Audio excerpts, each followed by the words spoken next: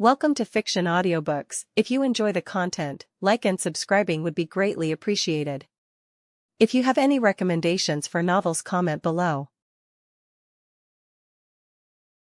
Chapter 1. Okay guys. Time to settle an argument. If you were to reincarnate in DxD, what race would you choose and why? Under a tree in the schoolyard were 5 boys in black and red uniform. While 4 of them were sitting on the lush grass, the one who posed the question was standing. Holding his backpack in his right hand, he wore a black blazer with red outlines.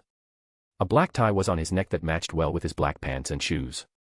His hair was orange and spiked up. If not for his kind-looking face, one would mistake him for a delinquent. Pointing his finger at one of his friends, his black eyes zoned in on the boy. "You can start us of Jimmy boy." "Geez, Ted." "Fine then." Jimmy was a bespectacled boy with a skinny appearance. Dressed like Ted, one wouldn't be wrong if they said the uniform was wearing him. With black hair arranged in a neat bowl cut, Jimmy closed his book before pushing up his glasses. "I'd choose a dragon. They dominated the ancient times and have strong magic. In the same classification, a high-class dragon will absolutely punt a high-class devil. They have long lifespans which can be extended to immortality should they grow strong enough." Leaning his head on his backpack, Jimmy gave a content smirk. Ted gave a thoughtful nod before dramatically waving his finger and pointing it at the boy next to Jimmy. "Johnny boy. I choose you. Tell us what race you would reincarnate as." Like Jimmy, Johnny's hair was shaped into a bowl cut. But while Jimmy was thin, he was average in every way possible. "I'll go with my brother Jimmy on this one. Dragons are disgustingly OP. I mean, have you seen Great Red? I'll become a dragon and then strengthen myself enough to reach his level." Ted grinned before pointing at the next boy. "What about you, Matt?" Matt was the tallest of the boys. Raising his aviator glasses to his forehead, he shrugged. "I was thinking yokai before, you know. With all their senjutsu and stuff. But now, I'm on Team Dragon." Ted released a sigh, clear disappointment in his eyes. "Looks like I'll have to restart the selection procedure all over again." Turning to look at the last boy, Ted spoke. "I'm guessing you're on Team Dragon too, Igor." Different from the rest, Igor had blonde hair tied in a short ponytail. Staring at Ted with cold, cerulean eyes, he scoffed. "Don't look down on me, Ted. I have thought this through. But before I give you answer, are you able to ask for wishes prior to reincarnation?" A spark of life shone in Ted's eyes at Igor's inquiry, causing him to reply with enthusiasm. "Of course, Blondie. Let's say you'll get 2 wishes. 3 is too standard and overused." Igor paused for a few seconds in thought. His friends were looking at him with curiosity now, wanting to know what his answer would be. Eventually, Igor finished thinking. 2 wishes should be enough. He sat up, grass and dirt clinging to the backpack that was used as a cushion. Balancing himself, Igor began listing with his fingers. "First, I would want a hyperbolic time chamber like the one in Dragon Ball. The harsh conditions inside are essential to facilitate evolution. Second, if I cannot wish for an infinite lifespan, then I wish for my lifespan to freeze upon entering the time chamber. Are those 2 wishes acceptable, Ted?" Ted looked at him like how one would look at their idol. His hands literally began to vibrate in excitement. "Yes. That is completely doable. You can't have the infinite lifespan, but wishing for it to freeze is doable." Igor nodded. "That will be more than enough. As for my race of choice, I choose to remain human." Except for Ted, all 3 of the boys looked at Igor as if he was crazy. As for Ted, the glint in his eye seemed as if he saw Igor as a lottery ticket. Not wanting the silence to drag on, Igor continued. "Wait. Before you judge me, hear my reasons. The reason I chose to remain a human is not due to moral or attachment issues. There is a very logical explanation that I have carefully thought out." And just like that, he had everyone's complete attention. Besides Ted, all the other boys either sat up or propped themselves on their elbows. Their focus was entirely on Igor, curious as to what the blonde would say. Igor didn't disappoint. In the Bible during the early Genesis era, humans dominated the planet. It wasn't because of technology and it wasn't because of numbers. It was because of strength. You see, humans in that era had a lifespan of up to 1,000 years. Listening to Igor, Ted's eyes began to light up. As for Igor, the boy stood up, seriousness marring his face. "I refuse to believe that those humans who had a lifespan extending an entire millennium were as weak as us. You can't tell me that by 50, they had a thing called back pain. That wouldn't make sense. What makes sense is that with a lifespan 10 times as long as ours, they were also 10 times as strong in every single way possible. How fast is the fastest human on the planet? Around 37 kilometers if I am not mistaken. Multiply that by 10 and you get 360 kilometers per hour. That might not sound by much, but imagine this. He paused a bit to catch their attention, his blue eyes hovering over each of theirs. All of them were interested, with Ted appearing to be very excited. In DxD, the Genesis era had existences like dragons roaming about. Humans still dominated the planet. He stressed the word still, wanting to prove a point to his friends. Against fire-breathing monsters, I refuse to believe that they used spears to kill them. So the only logical explanation is that humans could tap into some sort of mystical energy like chakra, ki, etc. So we can safely presume that if the human channeled that energy to strengthen their physique, they could easily increase their base statistics by a further 10 times. In fact, he grinned, holding one finger in the air as he raised a point. We can think of Genesis humans as a bunch of Madara Uchihas dominating the world. If they weren't killing it for food, they were fornicating with it. It is recorded that humans fornicated with angels. I do not know how strong their hips have to be to survive intercourse with a personal creation of God himself. That drew a chuckle from the boys. But even though they laughed, they also began to see the point of Igor's choice. Nonetheless, they chose to continue listening. So, perceiving their gradual silence, Igor continued. So Genesis humans hunted dragons, fornicated with angels and periodically killed devils like weeds. Yokais were either made into pets or bedroom maids. It literally got so bad that God himself had to send down a flood to kill off most of the humans. On top of that, he reduced their strength and lifespan by 10 times. So we can assume that other gods tried killing humans and failed. Failed. Failed. He took a breath. If that isn't enough to choose humans as a race, then let me add more. Humans are highly adaptable. Live in a cold place. A few generations later and those people will adapt to live there. Live in the mountains. Their lungs will grow bigger. Live in a jungle and you periodically climb trees. Their hands and feet will literally change shape to help climb trees easily. Now imagine how adaptable Genesis-era humans were. He was really selling his proposal. Jimmy was quite literally imagining how powerful ancient humans were if his thoughtful expression meant anything. But Igor didn't have enough yet. So he continued. It's not just physical too. I will take a gamble and say that humans can learn any and all types of magic in DxD. As long as the body is strong enough and the soul is willing, they can learn it. The only reason humans weren't worth squat in DxD was because by the time they finally start getting somewhere, age started affecting them. But if they weren't affected by age, I am completely sure that humans would be able to do anything. If that isn't enough, remember that there was some guy in the church who could square off with Kokabeel. Kokamut Halfkinbeel. That guy isn't weak. Silence. There was absolute silence. There was the pitter-patter though of Ted looking like he was on a sugar rush. Deeming the silence had lasted long enough, Igor released a grin full of confidence as he began listing off with his fingers. Dragonslayer magic, dragon magic, devil magic, holy power, senjutsu, etc. Shove me in a time chamber and I'll learn all of them. He looked at them with a serious gaze. Even if it takes me 1,000 years. Chapter 2, Dragonslayer magic, dragon magic, devil magic, holy power, senjutsu, etc. Shove me in a time chamber and I'll learn all of them, even if it takes me 1,000 years. Ted was smiling to his ears now. That's it. You're the one. I choose you. I choose you. Before Igor could even properly react, he noticed his surroundings suddenly shift to a white expanse of space. In front of him stood Ted, who was looking at him like the sexiest thing on wheels, a muscle car. Ted ran forward and grabbed his shoulders. Igor. Words can't even begin to describe how happy I am. 80 years and 10 timelines later, I've finally found the perfect transmigrator. Ted Igor couldn't even get a word in before Ted continued. Nope. I am not giving you a chance to back out. Not after this long. So off you go.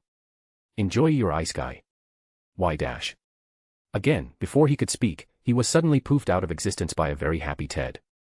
Finally. I can meet my wives again. DxD. 1991, September 6th, Friday, Forests of Kuo, Kuo Town, Japan.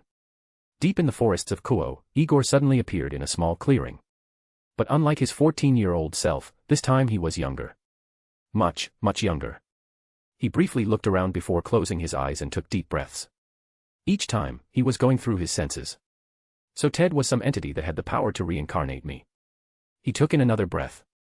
And from how he talked, it seemed as if he was searching for someone worthy, which means me. He breathed out. This would explain why for the past 6 months, he was adamant on us reading DxD. He breathed in, veins bulging on his forehead in steadily increasing anger. But to be taken with so suddenly. He was tempted to scream his lungs out in rage. And he almost did, were it not for the voice of Ted suddenly popping into his head. "Sup, Igor? You like your body? I reverted you back to when you were 4 years old. I gotta say, you were cute as hell a key dash." "Ted. What the fuck? Ooh. You swore again. You actually swore twice in one day. Goodness gracious, what would your father say? That's the fucking point. You took me from my family." Ted wasn't affected at all by Igor's rage. But his tone did lower a bit as he spoke bashfully. Yeah, about that. Cough. Your family is dead. Your father, mother, and younger brother already died. Igor closed his eyes. He appeared calm, but the way veins were bulging on his arms indicated otherwise. "Ted." His voice came out cold. "Did you dash?" No. Not at all. Do you take me for a murder hornet? Geez, Igor. Show Lil Teddy some trust. Okay, listen. Your family was already set to die anyway. Yours, Jimmy's, Johnny's, and Matt's. All your families were going to die one way or another within 5 years. I won't say much about the others, but your family is actually a big mafia group in Europe.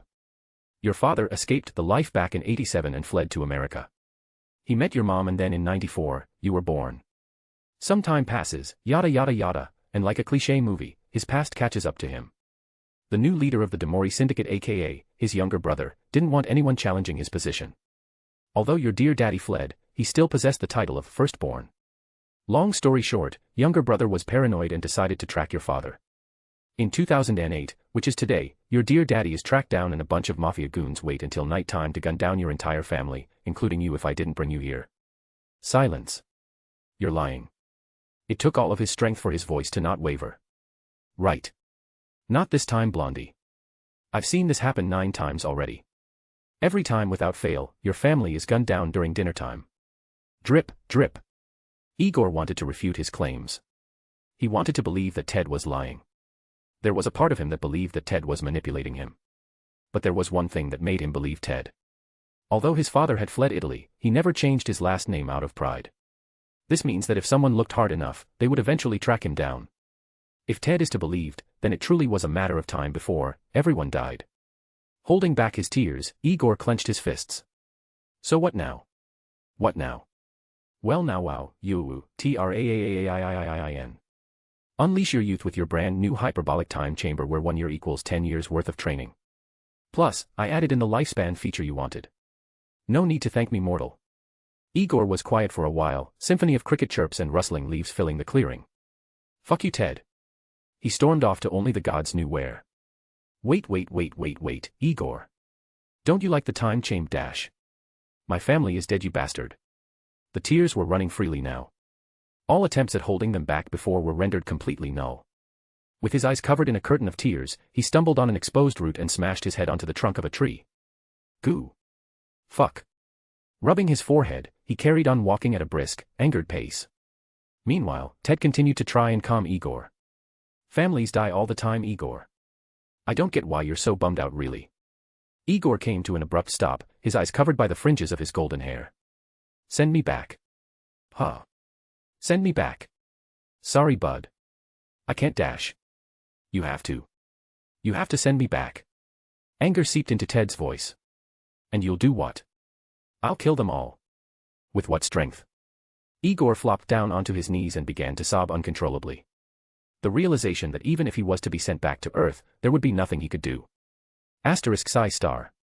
Listen here, Blondie. You're weak and pathetic. Even if I could send you back, you wouldn't be able to do anything to those hitmen. You haven't trained in any sort of martial art and you barely know how to fire a gun. Your physique is shit and your mentality is piss poor as well, seeing as you're losing your shit just from finding out your family dash. But dash. Shut up. Your family is dead and there's jack shit you can do to reverse that. Instead of whining like a bitch, live on and get stronger, because if you don't, you'll continue to lose people.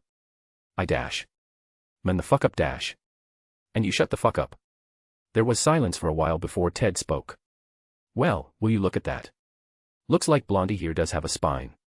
Telling an entity that can switch timelines like underwear, look 15 yet be older than your entire lineage and transport you across the multiverse, to shut the fuck up. Igor clenched his teeth in silence, before wiping the tears with his forearm. Yeah, shut the fuck up, Ted.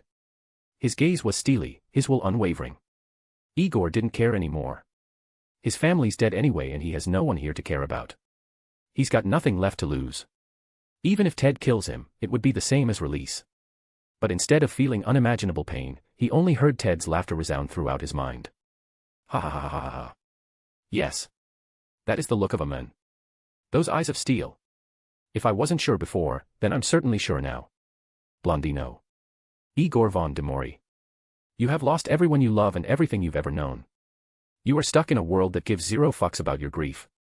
All the plot armor is hogged by Haidu and there's no magical beast in your belly to save you in a pinch. You can bitch, moan, and complain all you want but the world will still revolve and no one will come and console a snot-nosed brat like you. You have no tits that you can use to gain sympathy and no cunt to sell your way to the top. All you have are your fists that you can use to forge a path forward and your pride as a man to keep you sane. Because if you don't, you will get killed sooner or later. He let the words sink in and simmer within Igor's brain before continuing. So I ask you. Are you ready to train for 1,000 years like you said you would, or were those just empty words from a pansy? Silence. Sniff. Standing up, Igor's gaze became resolute. It was as if a burden had been taken off his shoulders. At this moment, his eyes showed not the gaze of an innocent teenager, but that of a budding man. Don't call a son of Demori a pansy. Chapter 3. Standing up, Igor's gaze became resolute.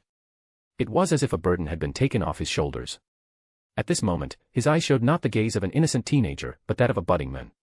Don't call a son of Demori a pansy. DxD. All right. Let's do this. After an hour of silence to grieve, Igor had finally put the death of his family behind him. It somewhat helped that he didn't witness it or else he would need a day. Oh goody. Goody goody goody. The time chamber is a part of you like a sacred gear and since you already know it exists, you shouldn't have much trouble activating it. Finally, never give up, Igor. His tone turned serious. In my 80 years of searching for a suitable prospect, you are the only one who has managed to pass my criteria. So no matter what, don't give up. Because if you do, then you won't be able to handle the higher stages. Igor was silent, slowly accepting everything. His family was dead and even if he was allowed to be sent back, he would immediately be killed. With his options locked, Igor stared at the moonlit skies with a solemn, yet steadfast gaze. Understood. Goody dash. Time chamber activate. Interrupted by Igor's stern, yet childish tone, Ted watched from his bed with a dry gaze as Igor vanished in a circular column of white light. Phewish. With the rectangular window in front of him showing the clearing where Igor was last seen, Ted simply turned to sleep. I don't know how his brain works, but I've never seen a human get strong without at the very least, having a system. Instead of becoming a gamer, the blonde bastard chose to rely on himself. He couldn't help but release a smirk. And I really look forward to seeing how far Demori-chan will grow. DxD. Igor looked around with a calculative gaze at his surroundings. The entire place looked almost exactly like the hyperbolic time chamber from Dragon Ball. From the two massive hourglasses to the dome buildings. The white tiles on the floor only expanded a dozen or so meters, before surrendering to ash-colored ground that extended far past the horizon. The sky was equally, if not darker in color. But the beautiful streaks of different colored lights forming auroras more than made up for the lack of greenery. Making his way to the building, Igor spotted 3 doors. One was massive and stood in the middle. Most likely the exit. To his left and right were smaller doors. Going to the one on his right first, he opened it and it revealed a massive kitchen with equally massive shelves and one steel door with a temperature control panel next to it. A fridge. A small smile came to his childish form. Nice. He walked on over to the fridge, eager to see what was stocked inside. Opening it, he found entire carcasses of skinned and gutted animals. He could see the beheaded frozen carcasses of sheep, goats, and cows hanging on hooks. Each row had about 20 of each animal. Then on the sides, beheaded, defeathered, and gutted, were steel trays of frozen chicken. At the far end of the room behind a glass door, he could see shelves containing numerous eggs, milk and various other foods that require refrigeration. Having seen enough, he walked out while sporting a contemplative look. Does the food regenerate or will I have to hunt it myself in the future? His pondering stopped when he stepped outside the kitchen. Now to his right was the exit and in front of him was another unexplored room. Let's see what this one has. Looking at the door handle that was a few centimeters higher than him, a momentary twitch of the eyebrow was all Igor gave before opening it. I hate being short. But that little bit of grievance in his heart was washed away when, upon opening the door, he was greeted with literally, hundreds of various weights, barbells, kettlebells, etc. There were also dozens of different machines, each tailored to training different body parts. There was also a treadmill and other fitness equipment. All in all, this room was packed to the brim with various training equipment that would make the likes of Madogai salivate. But all of this paled in comparison to what Igor saw next. Just as his eyes were glossing over a smith machine situated at the right corner of the room, out of the corner of his eye, he saw what seemed to be 2 temperature control panels. Swiveling his head towards the 2 panels, he gave a confused, before moving to take a closer look. Both panels were right by the door, so he didn't have to walk far. Finally getting to them, he looked at the one on the right. From the LED display, it was a pretty standard air conditioner that could calculate temperature in both Fahrenheit and Celsius. But to the left, he squinted for a bit when next to the number 1, he saw the symbol G. He briefly wondered what 1G meant for a bit before it finally clicked. Could it be? Stretching his hand towards the keypad, he pressed the backspace button before typing in 2. Pressing the slightly larger square button in the center, the change was gradual. It first started with his organs feeling as if they were pressing onto his pelvis. The shortness of breath came quickly. Before his knees could even wobble, Igor hastily pressed the reset button on the dial. He heaved a sigh of relief when the gravity came back to normal. Final dash. He quickly had to stop himself from vomiting as his organs readjusted to normal gravity again. It took a while before he recovered. But dutifully keeping a hand over his mouth, he couldn't help but think to himself. Just increasing gravity by a single unit would bring me to my knees. I really have my work cut out for me. Brushing himself off, he continued to walk through the gym hall until he came across another room. It was your standard bedroom with another door leading to the bathroom. The bedroom itself was pretty Spartan with only the bare essentials. There was another door as well besides the one to the bathroom. Opening it, Igor was stumped to see 3 rows of shelves littered with multitudes of books. To the sides of the small library were shelves containing scroll casings. He walked to the shelf in the middle and picked up the lone book that was placed on top of it. Ki or chakra? The dilemma. Finding himself gaining interest, he carried the book out of the library, resolving himself to start reading it once he's done. Walking out, he soon left the building and came outside. He briefly took in the scene and let out a sigh. I feel at peace. Maybe it had something to do with the silence. Maybe the relaxing sound of the sand falling through the small gap in the hourglasses relaxed his mind. Either or, the solitude gave Igor enough peace of mind that everything would be all right. Feeling the hardness of the book in his arms, he sat down on the steps and began reading. I have a long way to go. So I might as well start here. I do not know who is reading this book of mine, nor do I care. However, I do know you're human, hopefully. If you are anything other than human, then please close this book as it will be of no use to you. If you are indeed human, then carry on reading, my young friend. Getting straight to the point, you can call me Nakamura and I am a demigod. If you do not know what that means, here is a brief explanation. Being a demigod means that I failed to open the 10th gate and ascend into becoming a god, causing me to regress back to the 9th gate and become a demigod. If you do not know what that means, then we have a lot of work to do. But that is besides the point. You're here because you want to know what energy system to follow. For starters, let's break those energy systems down. The first and foremost is Ki. Ki is energy generated from your life force and can be used to either create or destroy. I won't get into the specifics yet. The second energy type is chakra. Chakra is the energy of the world that you can absorb. That's about as blunt as I can get. Chakra is generated by the world, and while it can also create and destroy, chakra is far more versatile than Ki. Again, I won't get into the specifics. Now, to determine what energy system you'll use, will depend on 2 fundamental things. One is what type of human you are and whether or not there is a demon that can help you. Yes, I said, demon. Reason being, demons are literal manifestations of chakra, and if you have a demon at your side, they can help you hone your chakra. Otherwise, Ki will be your default go-to. The reason why I say that, young one, is quite simple. Unless you have the lifespan, don't even bother practicing chakra without the help of a demon. In fact, even if you do somehow have the lifespan, practicing chakra on your own will take so long to the point that it would be more cost-effective to practice Ki. But don't get so down and out yet. In the future, you will have the option of practicing both energy types. After all, humans are unique in their ability to adapt to anything. And that is where the type of human you are comes into play. Humans are divided into 3 types. 1. Yahweh's human, ancient. These, my friend, are the humans of the humans. The best of the best. The cream of the crop. It doesn't get better than this. I never personally knew Yahweh, but I sure as hell knew the monsters he created. These creations of his dominated the southern galaxy. Even if the human didn't train at all, they had enough power to destroy entire cities. That is how powerful they were. Now, there are many powerful races, so it wouldn't be a problem to keep humans in check, except for one reason. There is no other race that is as powerful and still as fertile as Yahweh's humans. Typically, the stronger the race, the less fertile they are. This is to preserve the natural order of the universe. This did not apply to humans. Anyway, I'm rambling here, but just know that ancient humans were insanely strong, with insane potential, and insane fertility. If, somehow, you are this human type, then you can read for your pleasure. 2. Yahweh's human, cursed. How the mighty have fallen. These, my friend, are the result of arrogance. After thousands of years, Yahweh finally had enough of the arrogance of his creations and cursed them, taking away their strength and sealing their potential. The blow was so hard that the empire humans controlled shrunk from the entire galaxy to their birth planet called Earth.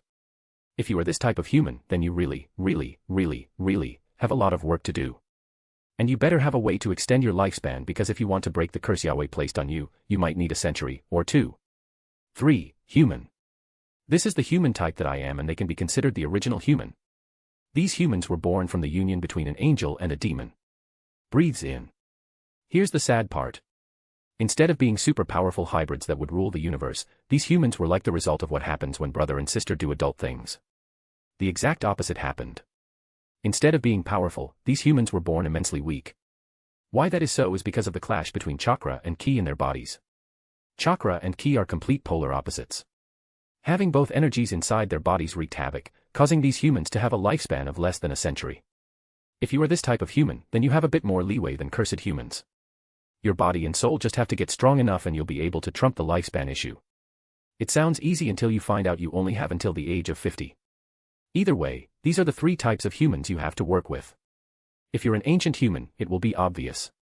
Unless you can jump onto the roof of your house in one bound, then you're either a cursed human or an inbred human. If you're my brother from another mother, then at some point in your life, you should have felt like something had been tearing through your chest and stomach. If not, and your life was as ordinary as can be, then you're a descendant of Adam himself. But regardless, it doesn't really matter what type of human you are. You are either an ancient human or you are not. If you are not, then you have to prepare to train as intensely as you can, because you cannot get anywhere without overcoming the curse or energies that plague your body. What I want you to do now, young one, is to close this book and think things properly. Understand that taking the path to earning strength comes with its own challenges and adversities. There will be bloodshed and tears wept, because once you join the supernatural world, it will be the same as becoming a tall tree amongst a field of grass. Close this book now and properly sort out your thoughts. Following the book's instructions, Igor closed it. Sitting on the steps, he gazed at the auroras gently shifting in the sky. Old man Nakamura. There is nothing in life that I want more than to be powerful. I am fully aware of what being powerful entails. If I remain as the weakling I am, I can hide amongst the mundane with little risk of being culled. Powerful entities will ignore me like how I ignore grass. But if I start to grow, I will attract their attention, especially since I'm a human without a sacred gear * enhancing my growth. His fists clenched as a challenging grin rose to his face. But that's the point. What's the point of growing stronger if I don't meet challenges? It will be all the more enjoyable once I reach the top. He stood up, a mean gaze of determination glinting in his eyes. I am a man, and a man must seek power. With all of this at my fingertips, I would be a failure of a man if I didn't take a chance. He raised his head to the sky. I am Igor von Demori. And I will become the strongest existence in this universe. Chapter 4, 1991 to 1995, August 6th, Sun, Kuo Town, Japan, hyperbolic time chamber equals 40 years. 90, Neon, huff, huff, huff, huff, 1000. Clang. Clang. Clang. Clang. The barbell fell off his shoulder to the ground. He stumbled forward a bit due to the sudden weight loss. It didn't help that he just did squats with a total of 120 kilograms in 10 times the normal gravity of Earth. Breathes in. Foo. He opened his eyes, wiping a drop of sweat that ran down his cheeks. That was a good one. My legs feel like noodles right now. Igor looked at himself in the mirror. After nearly 40 years of hard training, his body had gained massive definition. The combination of torturous training and increased gravity coupled with herb-filled baths allowed his strength to soar to previously unattainable heights. He had grown * taller as of late, taller than an 8-year-old would be. While gravity should have worked in keeping him short, the healing herbs he bathed in every day worked to mitigate that side effect. And while Igor did grow taller, it was because his body was forced to. In order to better handle the strain that he inflicted on it, the growth of his body was required. In short, while his bone age would remain the same as that of a 4-year-old, the density of them was something else entirely. Igor made his way to the bathroom while stretching his body on the way. He didn't even bother turning off the enhanced gravity. Entering the bathroom, he made his way to the massive cupboard that kept the stock of herbs. Upon opening it to find it nearing empty, he sighed. That time is coming again. He took one of the 3 last bundles of herbs and threw them in the bathtub. What a pain. Turning on the faucet, he allowed himself to mellow on the thought a bit before shrugging. Meh. I'll just make do with training outside the chamber. He took off his clothes, armbands, and boots that landed on the ground with an audible thud. Looking at his weighted clothing on the ground, he couldn't help but grin. Armbands, 30 kilograms each. Boots, 60 kilograms each. Undershirt, 100 kilograms. It's a shame I can't wear weighted pants though, the boots do make up for it. But I should get weighted leg warmers as well. He jumped into the bath and leaned his head against the still running faucet. Feeling the hot water run all over his face, his body vibrated in pleasure. Yeah. This is the stuff. He let his body soak up the essence of the herbs in silence. He made sure to stay completely submerged just for the sake of it. It helped improve his lung capacity, and if the herbs could make him have a manlier face, then it was all the more motivation. Over the years, Igor had worked hard and faithfully followed the book written by Nakamura. In the end, he had chosen to use ki since he really didn't have a demon that could help him. He did consider maybe getting a contract with a devil, but Nakamura said in his book that devils were a deviation of angels, not true demons. Devils were simply angels that managed to incorporate the spiritual aspect of chakra, called mana, into their ki. Such a combination is referred to as magic. It is a good substitute for chakra, but while magic inherited the benefits of both sides, it lost the power. It was to the point that Nakamura stressed in his book that it was better to learn ki on its own. While magic offers mild benefits from both chakra and ki, you do not want to be in a fight with someone who purely uses ki or chakra, young one. To put it in simple terms, you will get smashed. So with that information, Igor took to working on his ki. For the first 5 years, he couldn't unlock it.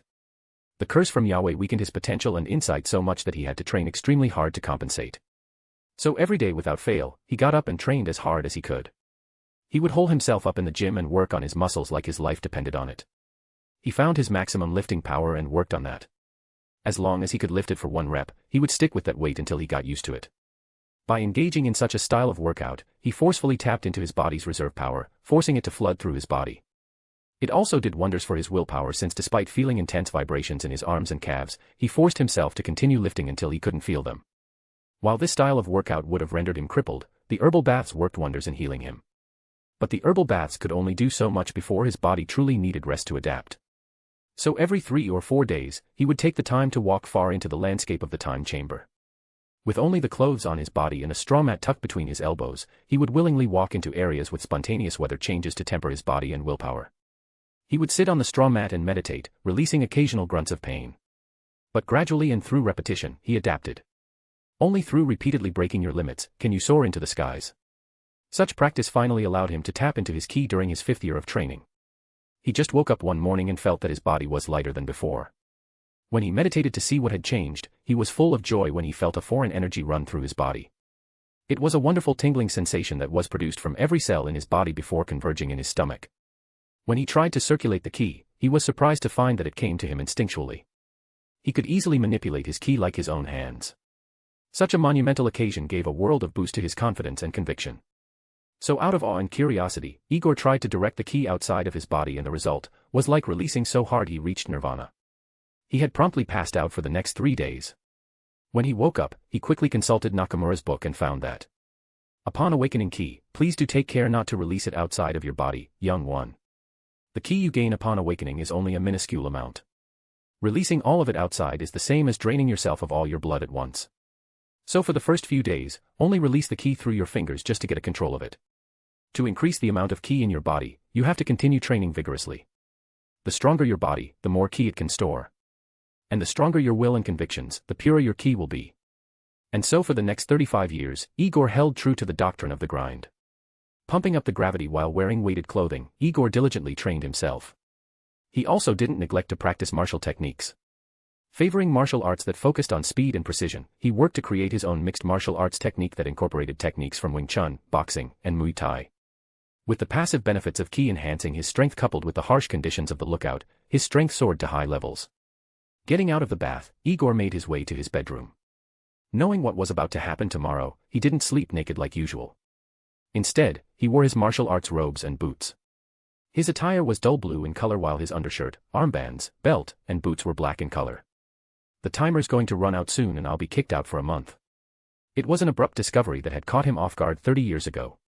One moment he was sleeping in his bed and in the next, he was waking up on the forest floor. Upon trying to re-enter the time chamber, he panicked when he realized he couldn't enter. He could only look at it like one looks at items through a window. He was about to lose his mind when he caught a glimpse of the two hourglasses slowly rotating. It was then that it clicked in his mind that he could only stay for a certain amount of time before leaving. So he stayed within the forests of Kuo and brought meat from butcheries with money stolen from less than savory people. It was also during this time that the time chamber restocked itself on all required necessities and also cleaned itself. Igor was especially happy with the last feature. So calling it a night, he let himself fall asleep. DxD.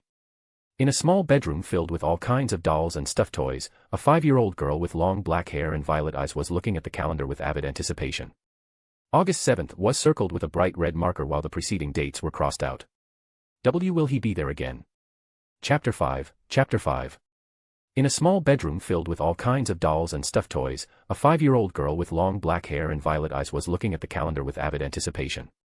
August 7th was circled with a bright red marker while the preceding dates were crossed out. Will he be there again? DxD. In the forests of Kuo, Igor opened his eyes to witness himself on the forest floor. His gaze was especially dull since he could feel a dry leaf try its hardest to pierce into the back of his neck. He sat up and set to immediately scratch that itch. Here we go again. He stood up and proceeded to stretch his body. Satisfying cracks ruptured his body before he finally put his hands down. Man, I didn't eat anything last night. Let me see if I can find myself some food in town. A light aura of blue ki surrounded his body before he flew off. While Igor flew away, a slight rustle came from behind a tree before a girl walked out. He really came. Aino was joyous to see that her guess had paid off. She had only managed to get a glance of Igor twice, with this time being the third. It was when she was 3 years old that she first met him. She was depressed after the children she played with called her a monster after seeing her wings. Luckily, her father was nearby so he was able to erase the memories of the children and their parents. But she couldn't bring herself to play with them after enduring their harsh words. So she had taken to playing by herself in the forest. That was when on a particular day, she stumbled upon Igor who was meditating in a small clearing. While she would have walked away if that was all, she was shocked to discover that Igor was actually hovering above the ground. This defied all notion since she could clearly tell that he was human. And so for the next month, she would follow him around. With her inherent stealth * capabilities, she could evade his senses fairly easily. Knowing which patch of ground to step on and how much distance she should place between them came naturally to her. When she saw him vanish in a column of white light, she ran home to her mother to tell her about everything she saw. For the next year, Aino would routinely fly through the forest. While playing with some of the animals there, she would keep an eye out for the mysterious boy. While the passage of time did dampen her mood, she kept playing in the forest just for the sake of it. But on the 7th of August 1994, she was elated again. Because there he was again, meditating just like last time. Like before, she followed him around. With childish curiosity at its finest, she was able to keep hidden from him like before. Most of her day revolved around watching Igor practice. From him going through his katas, to playing around with his ki. It was only at sunset that Aino would quietly retreat home while Igor would finally go into the city to buy himself a large, evening meal. This routine continued for another month, with Igor remaining ignorant of his stalker. And so after 35 days, he re-entered the time chamber for another decade of training. This time, Aino had made sure to record the date that Igor had arrived, much to her mother's amusement when she told her again. Back to the present, Aino walked over to where Igor was previously sleeping. Huh. She was surprised when she saw a wad of yen notes bound in rubber bands. She was about to reach down to pick it up when she heard a heavy thud and a pair of black boots coming into view. Wah! 2 raven black wings came out of her back as she instinctively flew back in fear. She looked up to see Igor staring at her with a confused, but wary gaze. And then, her fear compounded when she saw an outline of blue energy surround him. What the hell is a little chick doing here? DxD. While flying in the air, Igor savored the feel of the wind brushing upon his face. His loose-fitting blue gi allowed for the wind to slam into his chest, eliciting a satisfying feeling. But as he flew faster, the coins in the pockets of his pants started jingling. Annoyed by the sound, he put his hand inside to hold them in place. But upon not feeling the thick roll of paper money, Igor immediately halted his flight. Ah. He began turning out his pockets and patted himself down. Damn it. That was my hard-earned cash. Those were his savings that he lawfully earned after working as a freelance tax collector. So finding that his money wasn't on him, he flew back to where he woke up, hoping that it fell out of his pocket there and God forbid, not during his flight. As he got closer, he noticed a little girl stand over where he was. She was in a light purple dress and was barefoot. While her long hair looked pretty, he didn't care about that. All he saw was that she was about to take his money. Oh hell no. That spurred him to fly faster. Eventually, he got there just as she bent over. Fortunately, his heavy landing scared the girl into flying back. Bending down to get his stack, he stood straight up and looked at her. And then. It was then that he finally noticed her wings. They were those of a fallen angel, and that was enough for him to be cautious. He knew full well about how there were existences that looked no older than a 5-year-old and yet be older than entire dynasties.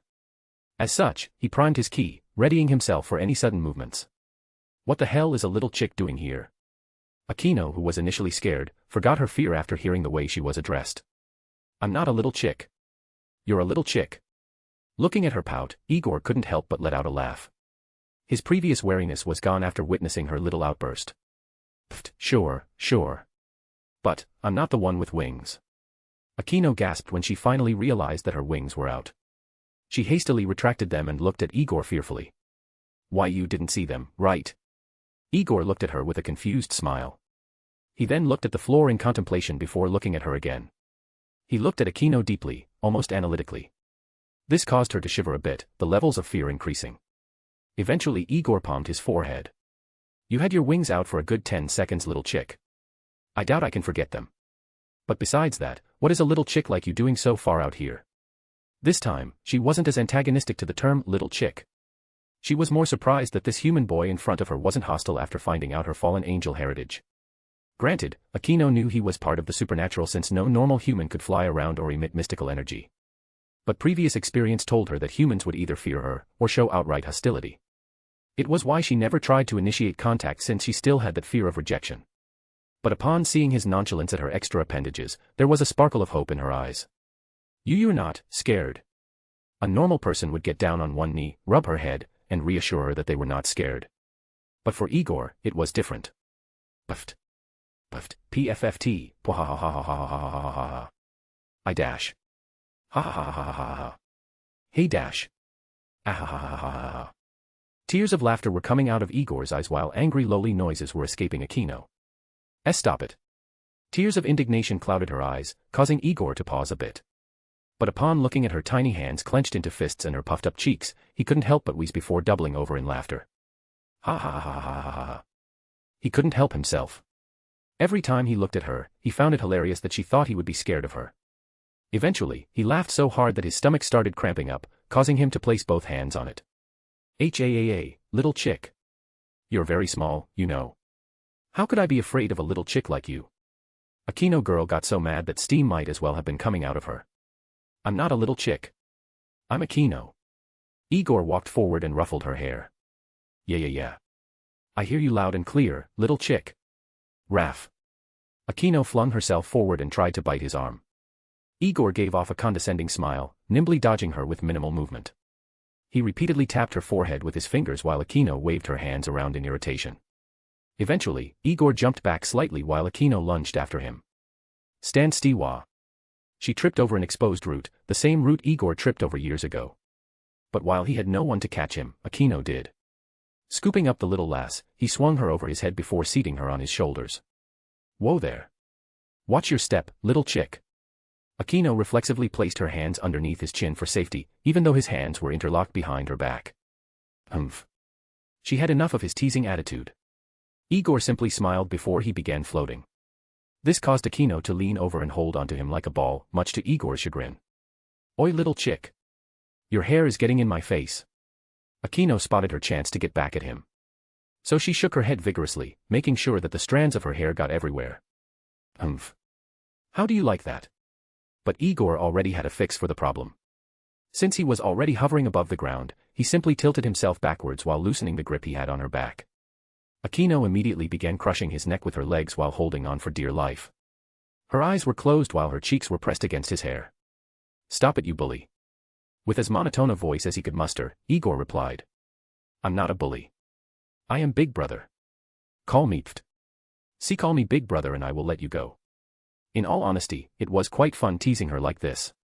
She was his first genuine social interaction in 40 years. Talking to store clerks at the checkout and milking money from gang leaders didn't count as genuine social interactions. Unfortunately, even the voice of Goku in his head didn't count as well. But regretfully, all good things must come to an end. There was a sudden tension in the air as Igor felt a monumental pressure press down on him. Akino. Igor righted himself up instantly. He saw a middle-aged man with black hair, full beard, and a muscular body. 10 black wings were unfurled behind him as he rushed towards Igor. Let go of my daughter. Golden lightning covered his right fist as he cocked it back while his left hand stretched out to retrieve Akino. Igor stood shocked at the sudden turn of events, his lack of combat experience shining bright like a diamond. BOOM. Chapter 6, Chapter 6. Let go of my daughter. BOOM. A massive fist landed on Igor's chest, sending him flying through multiple trees. Crack crack crack crack crack crack crack. Barakiel was about to give chase when Akino grabbed him by the arm. Wait, Daddy. I know him. I know him. Barakiel looked at his daughter's begging expression.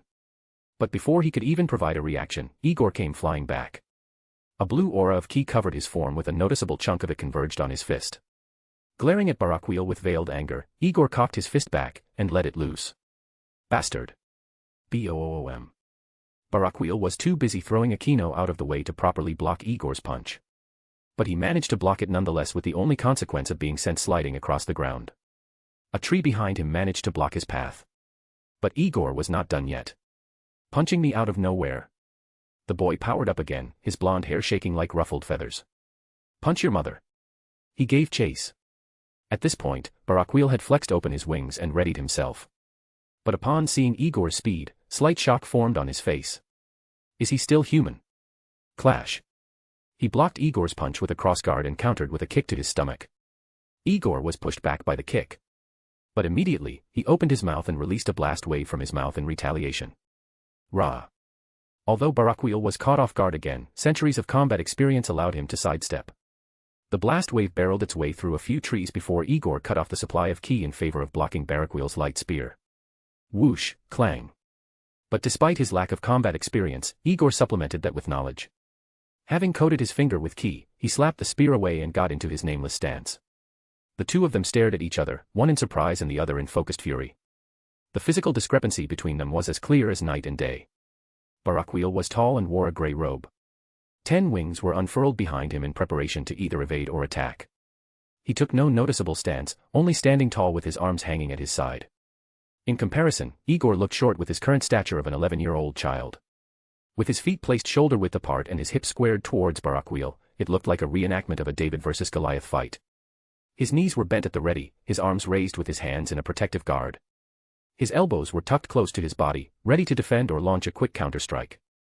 Barakiel immediately recognized the basis of his stance. Having lived a long life and witnessed the birth of many martial arts, his experience allowed him to discern origins of Igor's stance at a glance. The open guard of Muay Thai, the inward-facing elbows of Wing Chun and the high guard of boxing. Unknowingly, a slight smile came to his face. His stance needs some working on, but this is already better than almost every martial artist I've seen. Nonetheless, it has truly been a while since I've seen such talent in a human. In that moment, Barakiel got into a similar stance as Igor, abandoning any tactics for evasion. He saw his daughter flying over, but before she could speak, he stopped her with a motion of his hand while keeping his gaze on Igor. His eyes, which were usually closed, analyzed Igor. Boy dash. Swoosh, clang. Boy, my foot. He unleashed a high kick that would have smashed Barakiel's chin should the man not have blocked it with his forearm. But Igor didn't stop there. He swung his other leg in order to try and get a heel kick to Barakiel's forehead. But the fallen quickly blocked Igor with his other arm. TCH. Igor jumped back from Barakiel, especially after noticing his wings poised to stab him. Being called boy was the same as an insult to Igor. Having short blonde hair and blue eyes made him a pretty boy. In addition to his short stature in his previous world, it was a complex he despised in his previous world, and it continued in this one. He was about to charge up a ki blast when his field of vision was filled with the black sole of a boot.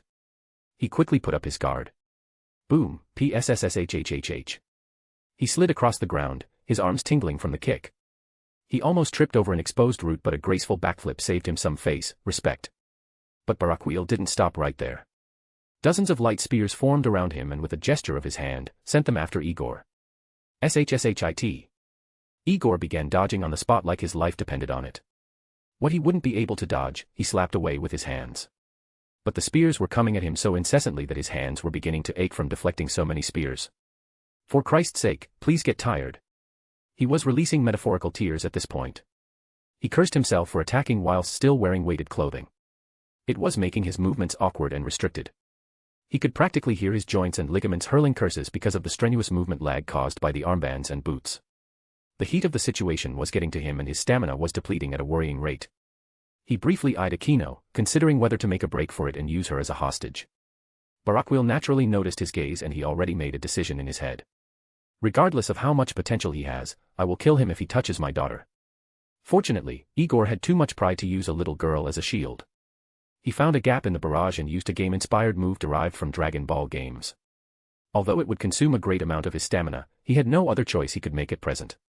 He could either consume a great deal of stamina now and escape, or he could hope that the fallen in front of him would exhaust his stamina. In light of his situation, he quickly made his decision. Focusing a great deal of ki towards his muscles, Igor froze in tension for just the smallest split second, before instantly vanishing. During that small window of time, a light spear had managed to just slightly pierce the small exposed V of the chest area exposed by his undershirt. It was just about to tunnel through the flesh before it was replaced by empty air, allowing the spear to move forward and pierce through the trunks of 4 trees before losing its momentum on the 5th. The instant vanish was so fast that the only proof of Igor's presence was a whistling sound associated with his rapid movement. Appearing just a dozen or so meters away on the branch of a tree, there was a slight lag in the blonde's movements. His chest heaved a bit, the weight of the stamina drain bearing its fangs. Crap. Instant vanish still sucks me dry after use. But I can't stay here. And I need to lose these clothes and regenerate as much of my stamina before I fight him again. With an objective in mind, he started jumping from tree to tree in an impressive display of acrobatics and speed. While he could have used ki to fly away, his stamina recovery would be slower. In his escape, he furiously began taking off his clothes, an unconscious smile marring his face. I'll beat that old man black and blue if it's the last thing I do. DxD. Barakiel stood still with his arm outstretched. You chose well, young warrior. His gaze held approval for Igor's choice of action.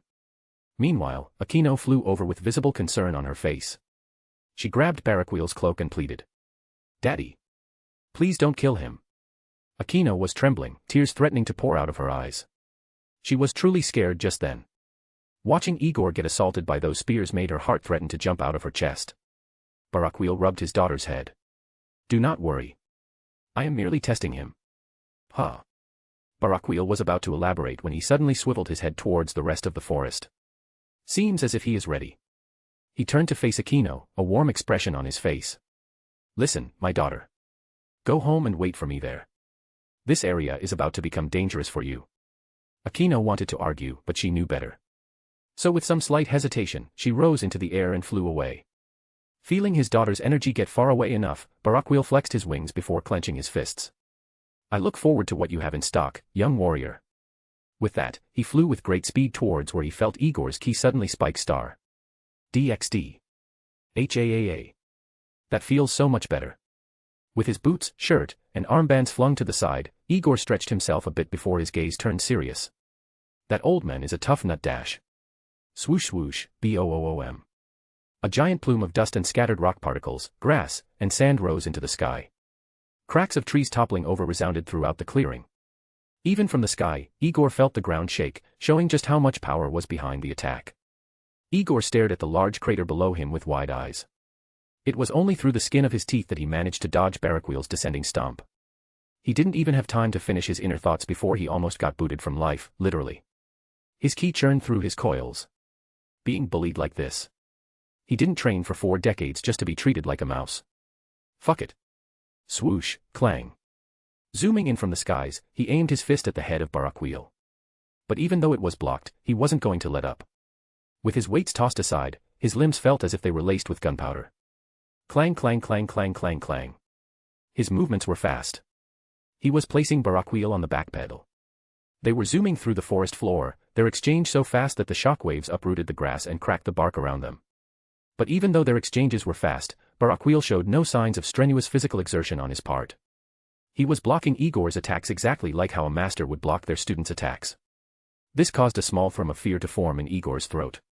But although there was fear, there was also anticipation. Clang clang clang clang clang. Something about going all out against an opponent was.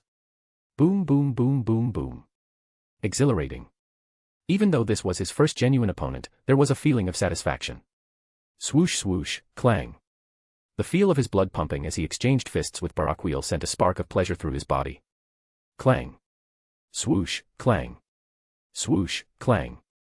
Gradually, fear and uncertainty began to be replaced by joy and surety. Igor and Barakiel covered the entire forest in their exchange of moves. Branches were split open by stray ki blasts or fists and kicks missing their target. They moved far too fast to be observed by the naked eye.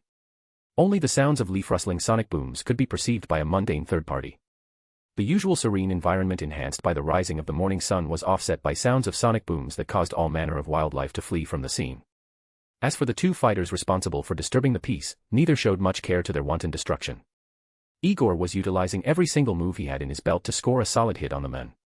Every part of his body became a hidden weapon. Fists, elbows, knees, feet, and even teeth. He wasn't above trying to bite Barakiel. As for the fallen, he released an approving nod every time they clashed fists. His foundation is solid. His energy is pure and abundant. The strength he possesses for his age is astonishing, far surpassing even sacred gear possessors thrice his age. Clash. More importantly, his character is satisfactory. Throughout this entire fight, Barakiel did not once detect any killing intent from the lad. And it was not from naivety. He personally verified it. People who've killed have a certain look in their eye and an aura that they give off. With Barakiel having lived for millenniums, he could easily tell that Igor was a killer. Despite the lad's seemingly brash attitude, Barakiel could tell that he had killed a lot. This fact only served for him to place the young blonde in higher regard because this meant that he had the necessary conviction to live in this world. But that isn't enough. Barakiel was coming to a decision that he had never made in a long, long time. In order to make such a decision, he needed to see if Igor had one more thing. Fewish. He must have an iron will. Chapter 7.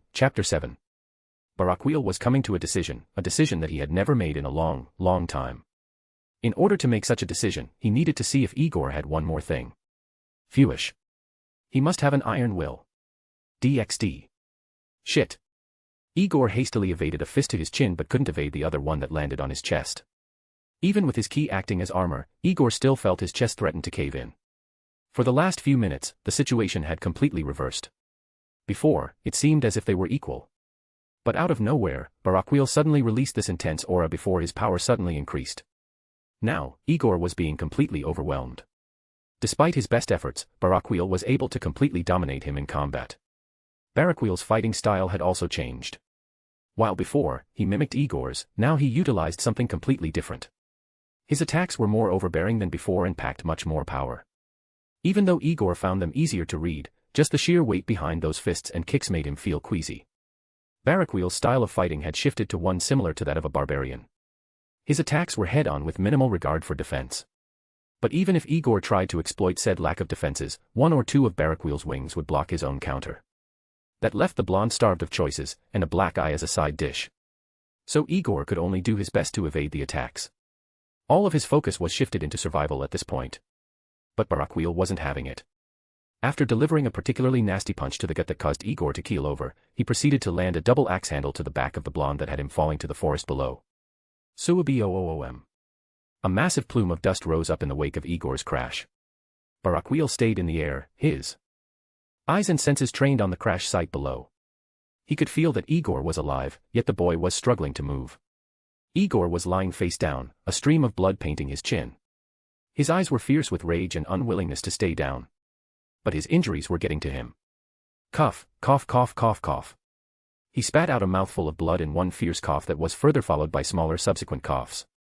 The force of the impact had caused him to suffer some internal injuries. With some effort, he rolled over to his back, taking deep breaths in the process. His torso suffered bruises and cuts while his pants were littered with tears and dirt. He couldn't keep his eyes open anymore. Exhaustion had caught up with him. Despite having spent decades training, his body was fundamentally still young. He had yet to even enter puberty where his body would begin to truly realize one of its fastest stages of growth. Barakiel looked at the barely breathing preteen and scoffed. Boy. Is this truly your best?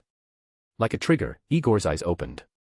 Absolute fury was veiled behind those cerulean orbs. The word, boy, acted like the ignite required to kickstart the circulation of his ki. Igor slowly got up in a smooth motion, seemingly ignoring the protests of his aching body. Not even a grunt of pain escaped his mouth. Instead, those cold cerulean orbs were trained on the form of Barakiel. Then, he hunched over, his arms spreading to his sides and his mouth turning into a vicious snarl. The word boy replayed in his head over and over again while yellow key balls formed in his hands. Calling me boy over and over again. The veins on his face were bulging due to his reverse scale being touched. Fuck your mother.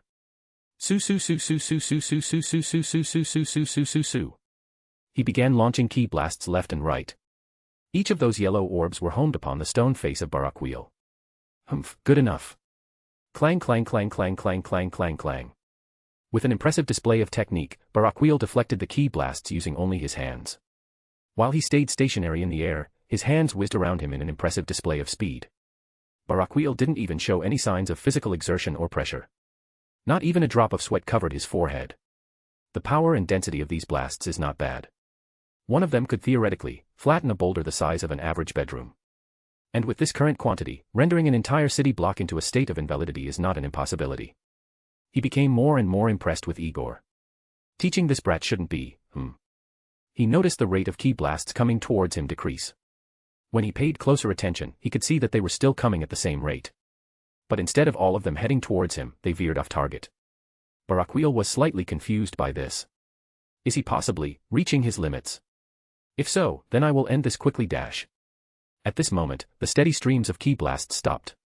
But instead of the sight of an exhausted 11-year-old panting on the ground, Barakiel saw the signature look of a man who just caught his prey in a trap. Years of instincts kicked in and made Barakiel expand his senses. It was then that he saw the hundreds of floating little ki blasts that were stationary behind him. He cursed himself inwardly for making such a rookie mistake. I dismissed their existence once they got past me. Never again. Not a second passed between Igor's confident expression and Barakiel's thoughts before the blonde clasped his hands together. Gotcha. Like clockwork, the ki blast promptly enveloped Barakiel from nearly all angles. Continuous explosions resounded throughout the vicinity. The explosions carried for well over 10 seconds, leaving Barakiel's fate unknown. But Igor wasn't about to take chances. I bet my left nut that old bastard will shrug off that attack. He stood sideways and spread his legs, his left hand moving over to clasp his right wrist. There was some discomfort from his chest, but he shoved the feeling down. I have one attack left that I can try. The smoke from the ki explosions began to clear up. With his keen eyesight, Igor could make out the shadowy figure of Barakiel standing with his wings out. And I have just enough ki to execute it. Blue aura covered his form before he shot towards Barakiel like a torpedo. His left hand remained firmly clasped over his right hand, a faint purple energy forming in it. I'll put you in the ground, old man. DxD. Back in the smoky confines of the explosion, Barakiel brushed off a few burnt strands of his coat that got burnt at his shoulder. Good thing I wore a suit underneath. Briefly mourning the damage to his coat, he glanced down at the slightly hunched form of Igor. Even though the smoke decreased visibility, he could still rely on his senses to monitor the situation. That allowed Barakiel to sense Igor gathering up ki within his palm. Is he about to release a final attack? A slight glimmer of anticipation and curiosity flashed in his eyes. Let me see it then, young warrior. He watched Igor fly towards him. Even though the distance between them was just less than 300 meters, he covered it in less than a blink. Barakiel readied his hand in preparation to catch Igor's blast. He could practically feel the huge amount of ki nested within the purple orb in the blonde's palm. The anticipation got the better of him that he yelled just as Igor was less than 30 centimeters away. Come. DxD. I'll put you in the ground, old man. He was very close now. He could see Barakiel already begin to raise his hand to block his attack. Hey. In a sudden turn of events, Igor cancelled the attack and reabsorbed the ki into his body. Then immediately, he used instant vanish. Barakiel's senses tingled desperately as a sense of danger came from behind him. He managed to turn his neck to Igor above him. His clasped right hand was held above his shoulder, almost as if he was about to serve a baseball. There was a purple energy ball in his palm that, despite appearing small, Barakiel could feel the immense amount of ki contained within it. It was then that he heard Igor's roar, the culmination of all his power and proof that he put everything into this one attack. Gallic Gun. BOOM. Chapter 8. Chapter 8. It was then that he heard Igor's roar, the culmination of all his power and proof that he put everything into this one attack. Gallic Gun. BOOM. A purple blast wave was released from Igor's hand, causing intense vibrations to occur due to the force of its ejection.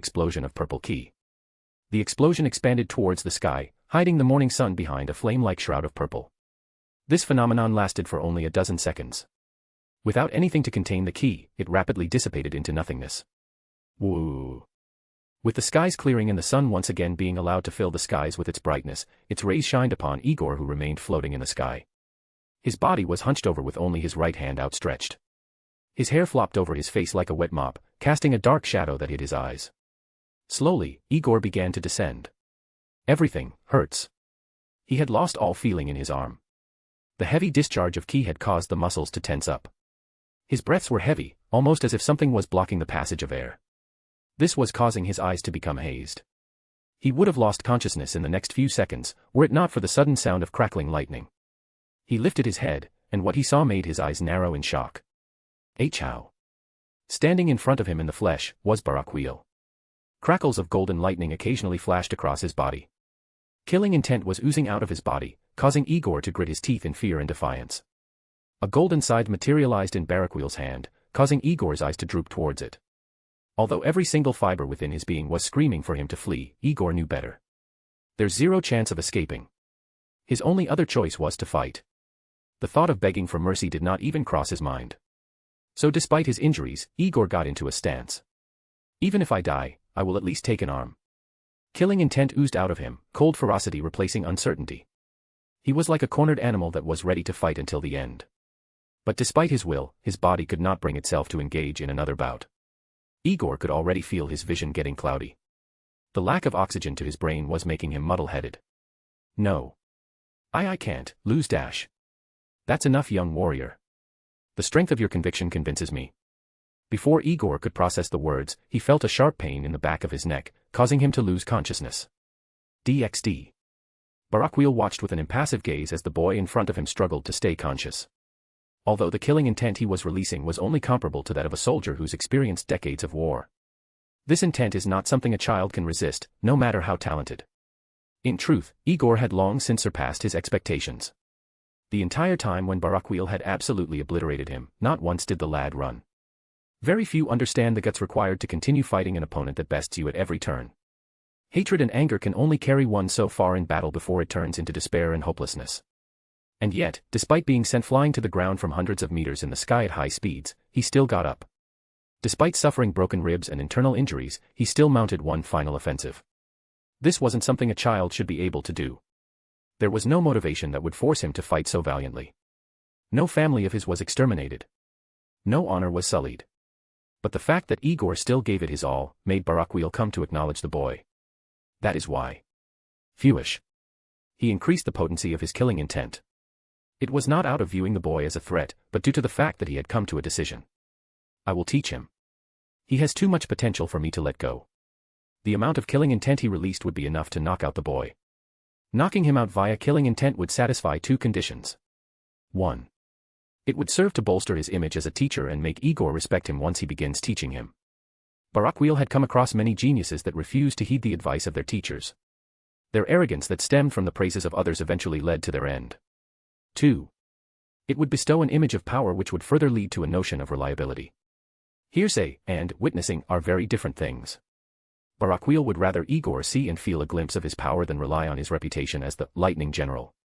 But to his absolute genuine astonishment, his killing intent only served to make the boy angrier. Oh, Barakiel saw the fear at first. He saw the fear in his eyes, especially when he materialized the scythe in his hand.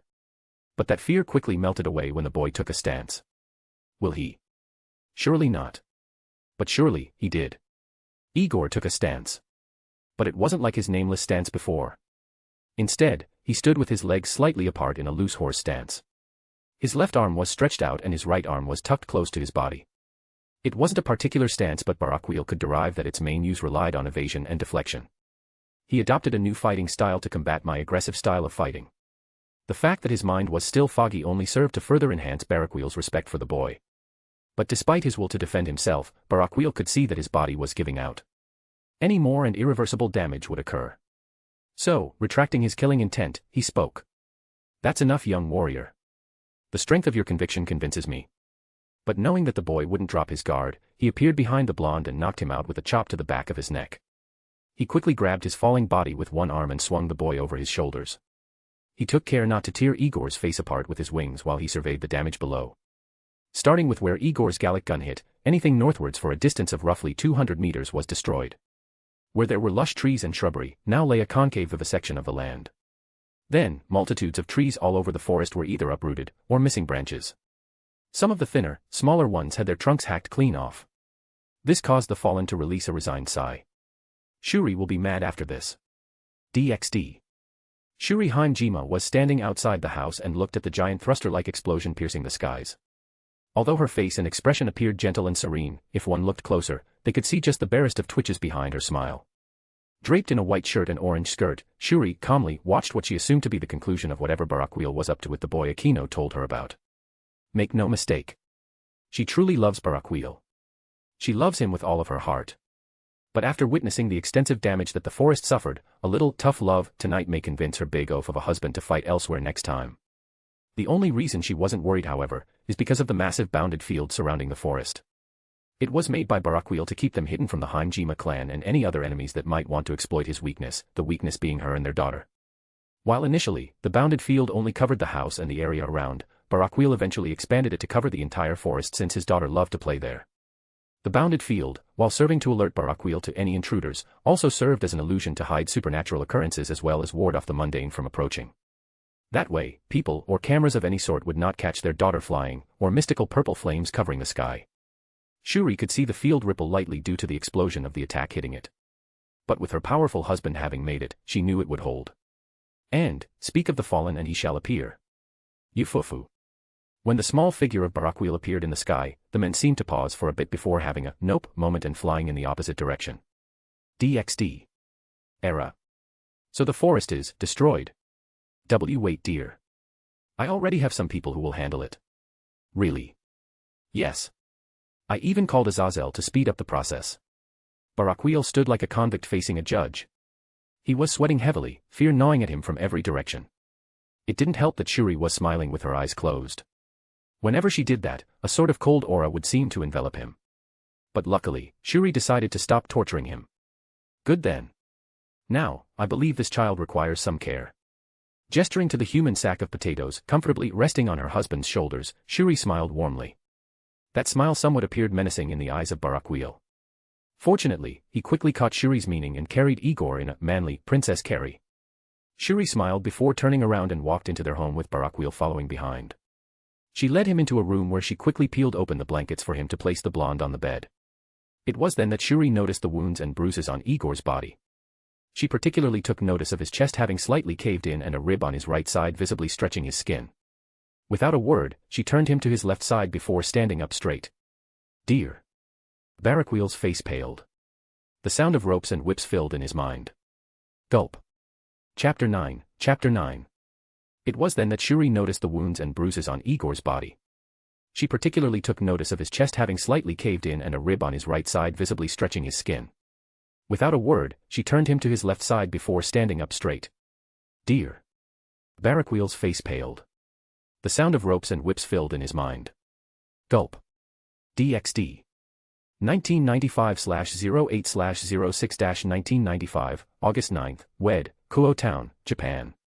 I love you love me we're a happy family. I love you love me we're a happy family. I love you asterisk. In the room where Igor was holed in, Akino was sitting on a chair next to Igor's bed. She was happily singing a nursery rhyme while she seemed to scribble something on a book with her crayons and colored pencils. With the curtains to the room drawn, the evening sun shined brightly on her happy face. The cause for her happiness was being allowed to be absent from kindergarten today. All she had to say was that she was going to take care of Igor as an excuse and her mother allowed her to stay home. Now, she could happily draw pictures of her family while her classmates were stuck in school. Nothing could get better than this and absolutely nothing could ruin it, until Igor woke up on the wrong side of the bed and chose violence to start the day. Waking up with a groan, the blonde turned his head to take a good look at his source of annoyance. Shut up.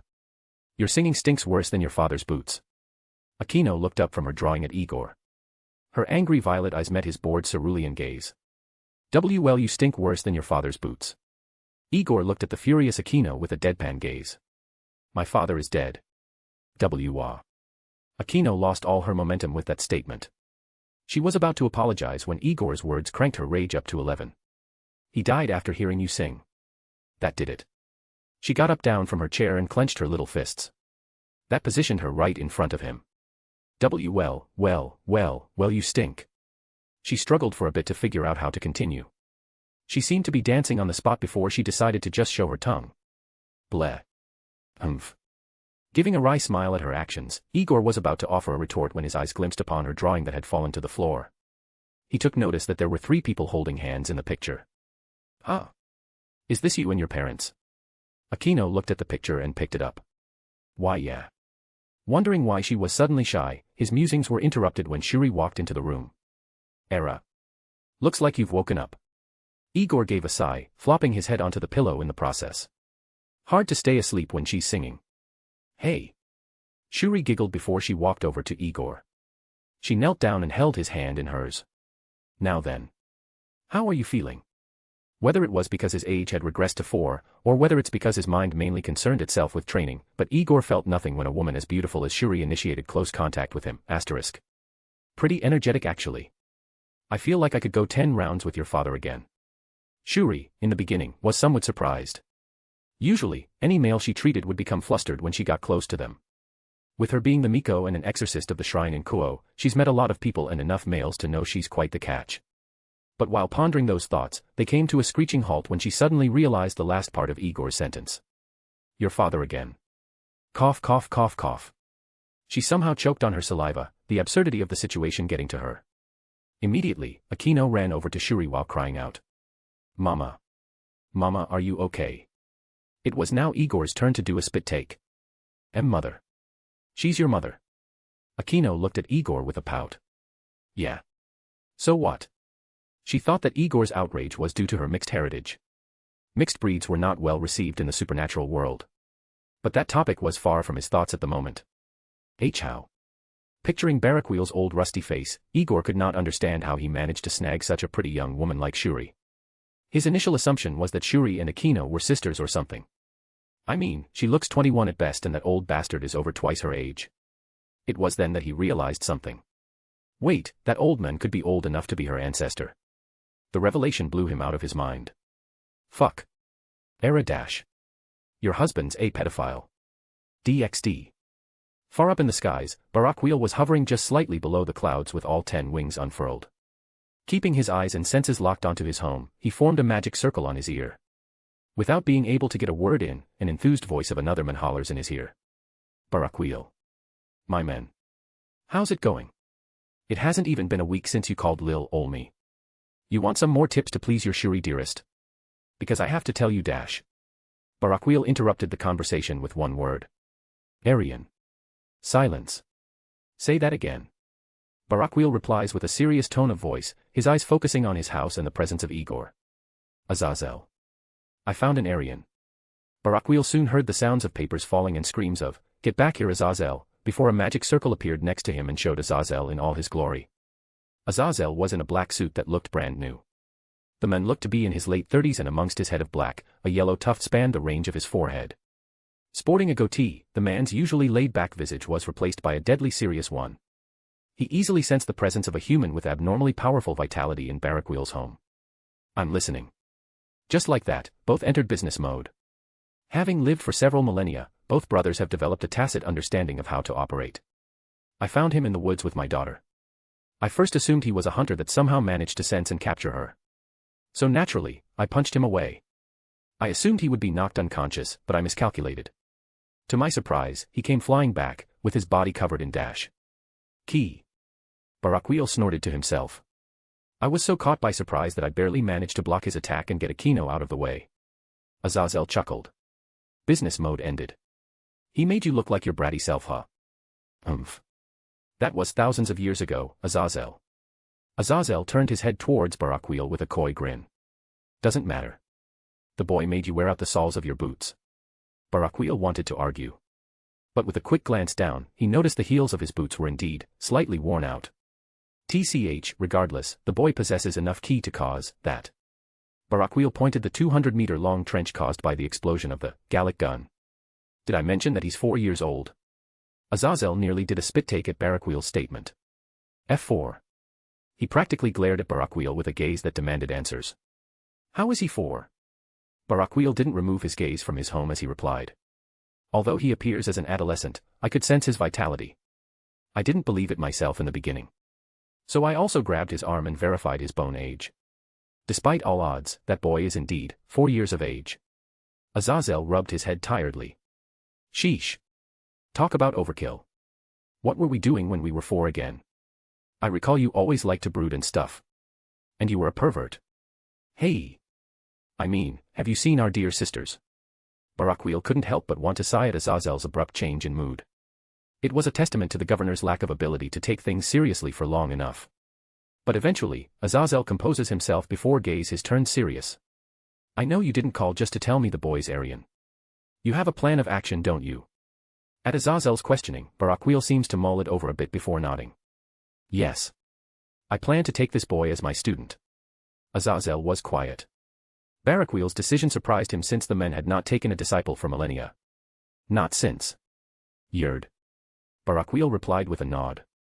Yerd. The boy reminds me of him. Barakiel reminisced of the times he spent with Yerd, a blood descendant of Adam himself. The boy looks just like him. Uncharacteristically, he chuckled. Even their way of speaking is the same.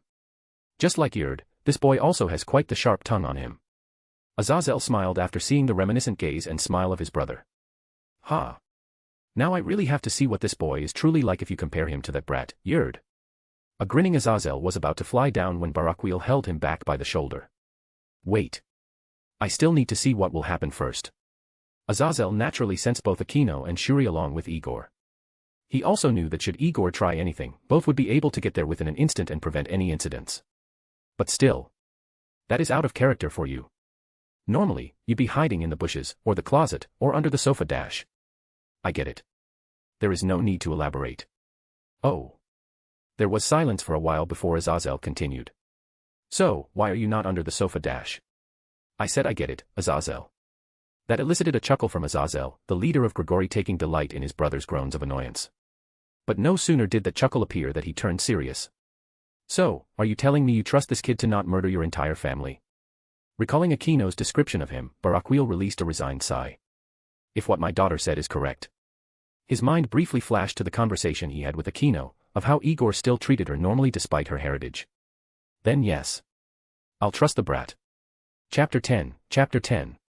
If what my daughter said is correct. His mind briefly flashed to the conversation he had with Aquino, of how Igor still treated her normally despite her heritage. Then yes. I'll trust the brat. DxD. It was around 10 o'clock in the morning. After settling the little squabble Igor had with Shuri and Aquino, the young blonde had taken to going outside. He didn't know if Barakiel did it on purpose, but his weighted clothing was still left at where he dropped it off. Shuri had offered him one of Barakiel's jackets, but at a rare moment of respect, Igor had replied. Sorry, auntie. My father taught me that a man does not share clothing with another man. Even if I am not a proper man yet, I am not his son. I am a son of Demori. Therefore, you giving me, the son of another man, his clothing, would be the same as slapping him in the face. To say Shuri was upset at being called auntie was an understatement. But she stomached this resentment in favor of acknowledging his reasons for not wanting any clothing. This left the blonde with only his torn and worn pants. However, he didn't have a problem at his current state. Being topless and barefoot was already how he mostly was in the time chamber when he was meditating. So repeating what he usually did when outside the time chamber, he scoured the yard and found a nice tree to sit down and lean against. Crossing his legs, he began meditating. He calmed his breaths in line with his raging ki. The moment he breathed in, his ki surged enough to create a faint blue aura cloak on his body. But when he breathed out, the aura retreated into his body. He repeated the process over and over again. Each time when he breathed in, the aura of ki surrounding his body would grow thicker and opaquer, and when he breathed out, it would retreat into his body completely. What Igor was doing was a ki control method of push and pull. Every time he breathed in, he would power up in stages, circulating his ki faster and more forcefully. When he breathed out, he would draw in all that ki as quickly as possible within the time of a single breath. If all his ki is withdrawn into his body, then he can ascend to the next stage and power up further. If there is even a faint outline of wisp of aura by the end of the breath, then he will have to stay within that stage and hone his control. It also works the same way for drawing in breath. If he winces during the process of powering up, then he must remain within that stage until mastery. Although this exercise seems pointless or time-wasting on the surface, it was extremely important in that mastery over this exercise can influence battles in an instant. In fights, the one who can masterfully control their energy output can instantly power up to deliver crucial blows, or decrease that output to maintain their stamina. Fighters who can maintain a higher energy output without leakage will have a higher chance of winning, even if their opponent is more powerful than them. Nakamura. It was one of the few things Igor picked up from Nakamura's book. Training his body served to increase the capacity of his ki, while meditating like this served to hone his control over it. However, Igor had started to see diminishing returns in his training. In the last year, the rate of his strength increases had decreased by almost half, causing him to have some concerns. But a quick analysis simply told him that he was reaching the limits of his current physique. That is why even while meditating, Igor had a plan of action in mind. I'll spend one last year in the time chamber before hiding somewhere in the Himalayas and wait to grow up. Although it pains me, maybe 6 years will be needed before I can build up more potential. Once I reach age 10, I can boost my body's strength even further. If I remember correctly, things should start getting hectic somewhere before the 2010 World Cup, right? My memory's shaky after so long. But I do know I must keep an eye out for some red dragon, guy. Wait. It was the red dragon, what was it again? Unfortunately, he pondered so much on the topic that when he breathed in, he unintentionally powered up too rapidly, and this caused his muscles to seize up. Arg. Cramp. Cramp. Cramp. Fuck. Cramp. Cramp cramp cramp cramp cramp cramp. Cramp. Shit. Fuck. Fuck. Fuck my life. Why? His muscles were visibly bulging with veins twitching all over his body. Even his neck muscles seemed twisted, causing his head to remain stiff. His eyes were wide open, his pupils noticeably narrowing in pain. He didn't hear the pitter-patter of feet rushing up to him, but he definitely heard what he would consider the dumbest question of all time. Are you all right? With tear-stained eyes, Igor glared at Aquino with all the fury he could muster. Nothing could sum up the amount of pain and anger within those eyes of his. Fuck your mother, *, do I look alright? Shit. Fuck. This hurts. This really hurts. Igor really wanted to continue slinging curses to dull the pain of every single muscle in his body seemingly twist on itself. But when he heard that and saw Shuri Himejima look at him with cold eyes, he really wanted to cry at that moment, especially since he was defenseless. DxD. Romero. I have always loved you. I know, my sweet Natalie. I have loved you since the dawn of time as PFFFFFFT. Igor couldn't take it anymore. Fuck. How do you watch this brain-melting, cringe-inducing language, Demorikuin? Igor growled in his restraints. A white blanket was wrapped around him like a straitjacket, complete with thick cargo ropes used on trucks. He had tried to shout his way out, even going so far as swear upon his family name to remain quiet as long as Shuri released him. She didn't. Now, it's already been an hour since he's been forced to watch this romantic movie, and it was killing him inside. Look at his noodle arms. I could snap him in half. Vein bulge. Shuri couldn't take it anymore. She grabbed the remote and turned off the television, with elegance of course. She sat down properly and turned towards Igor, a small smile accompanied by a slight vein bulging on her forehead. Demorikuin. Why do you hate this actor so much? It took all her strength to not growl her words out. From the beginning of the movie, Igor had been shaming the protagonist with all kinds of colorful words. She had even resorted to having Aquino sit on her lap and cover her ears whenever the blonde would go on one of his tirades. This time, Shuri couldn't hold it back anymore. She wanted to know why he wouldn't stop. Naturally, Igor provided an Igor-like answer. Why? Because he's a pansy. He replied as if it was a matter of fact. He would have lifted his hands to emphasize his point, but his whole body still felt as if it was vibrating. Shuri nodded politely and prodded. Since you say he is, what you say he is a pansy.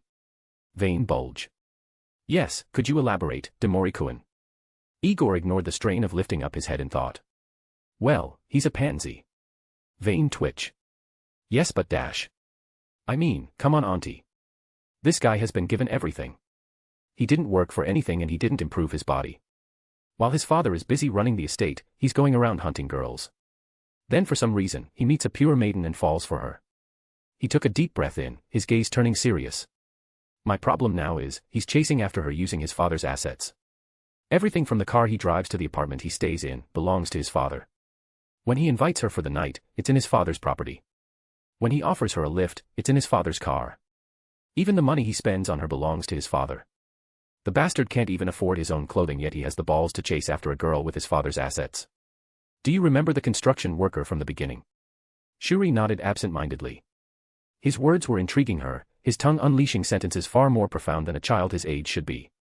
I do. That is a man. He had his life in gear. If he was the main character, it would have been much better. But no. Tell all the girls that strings and bling is the way. Ignore the capable guy.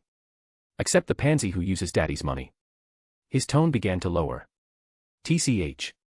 I hate that. I hate that with every fiber of my being. It spits on the essence of what it means to be a man. Silence. Shuri couldn't believe her ears. She watched as Igor seemed to recall something in his head. Never would I have imagined that the boy with such a foul mouth could speak such compelling words. She was so out of sync with the world that a quick elbow jab from Aquino brought her out of her stupor. When she came to, she was embarrassed when she saw Igor stare at her with intense curiosity. But before she could get a word out, Igor spoke. And in that one sentence, every good opinion Shuri developed went down the drain. Auntie. Are you one of those people that has that thing called dementu? Ah, fuck it. Old people syndrome. Shuri had it up to here. Demori-kun. First it was calling me auntie. Now you are telling me that I have dementia dash. Dementia. I knew the word was on the tip of my tongue dash. Demori-kun. Aquino darted her head between Igor and her mother with a confused expression.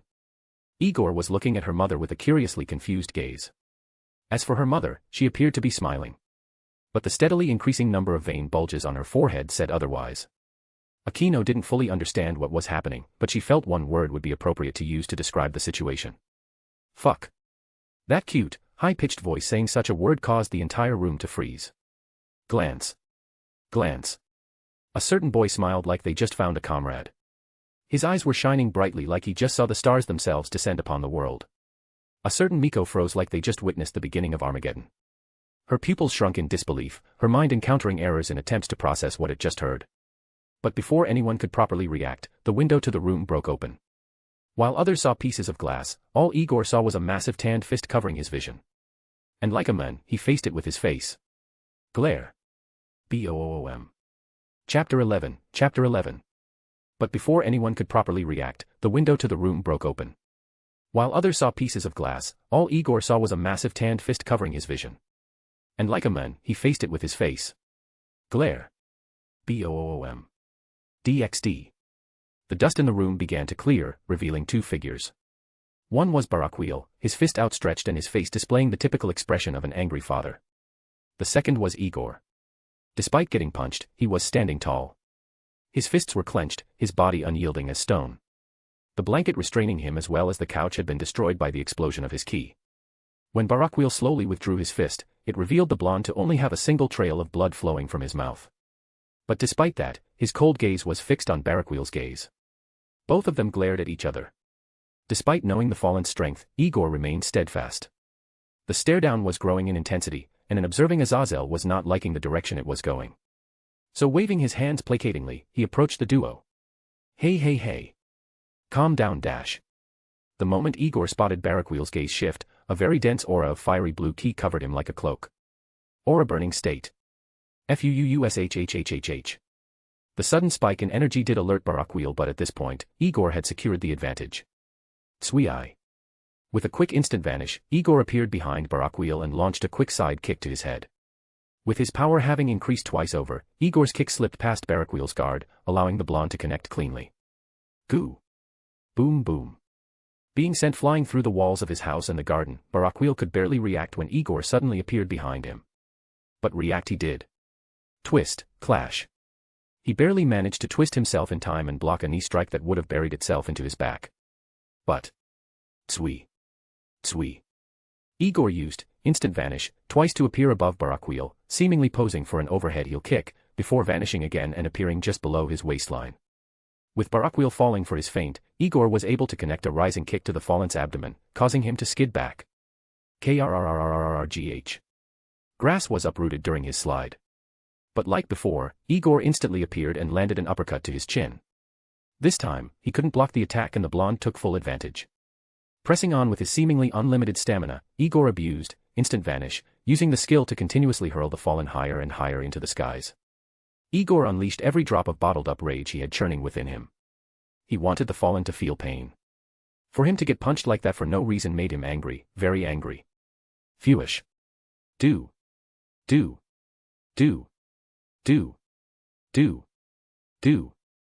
Every strike he landed was swift and precise. He absolutely would not let Barakiel get the chance to recover.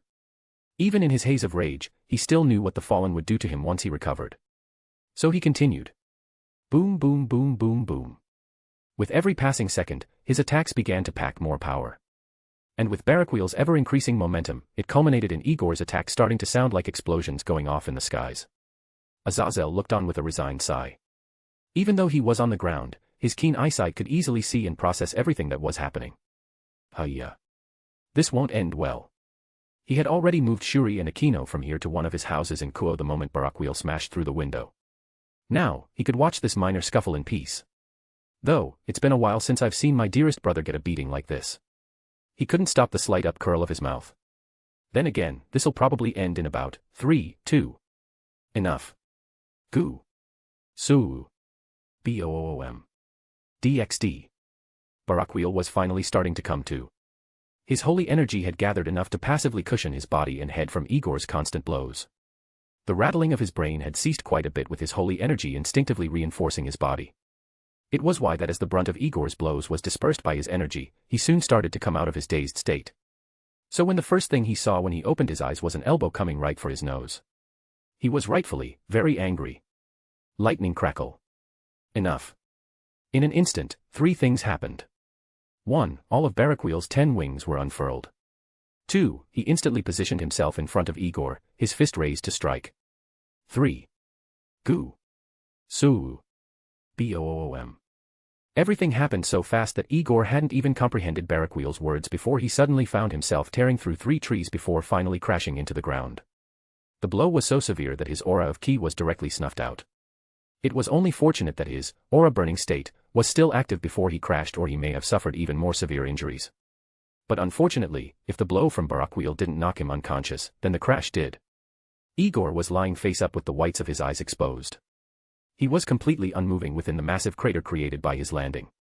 His arms were sprawled out, blood covering his entire form. His skin was slightly red while a small trickle of blood streamed from his mouth. But Barakiel didn't care about that. Crackle, crackle, crackle, crackle, crackle, crackle, crackle, crackle, crackle, crackle. He was too angered, too humiliated, to care anymore. He, a cadre, was humiliated by a brat who hadn't even grown his second set of hairs. No coherent thoughts were running through his mind. Right now, he only wanted to do one thing. Whoa there, brother. Calm down. But Barakiel wasn't willing to listen. Crackle, crackle, crackle. Barakiel. Azazel's tone was serious. His grip on Barakiel's shoulder was tight, tight enough to bring back some form of mental clarity in the fallen's mind.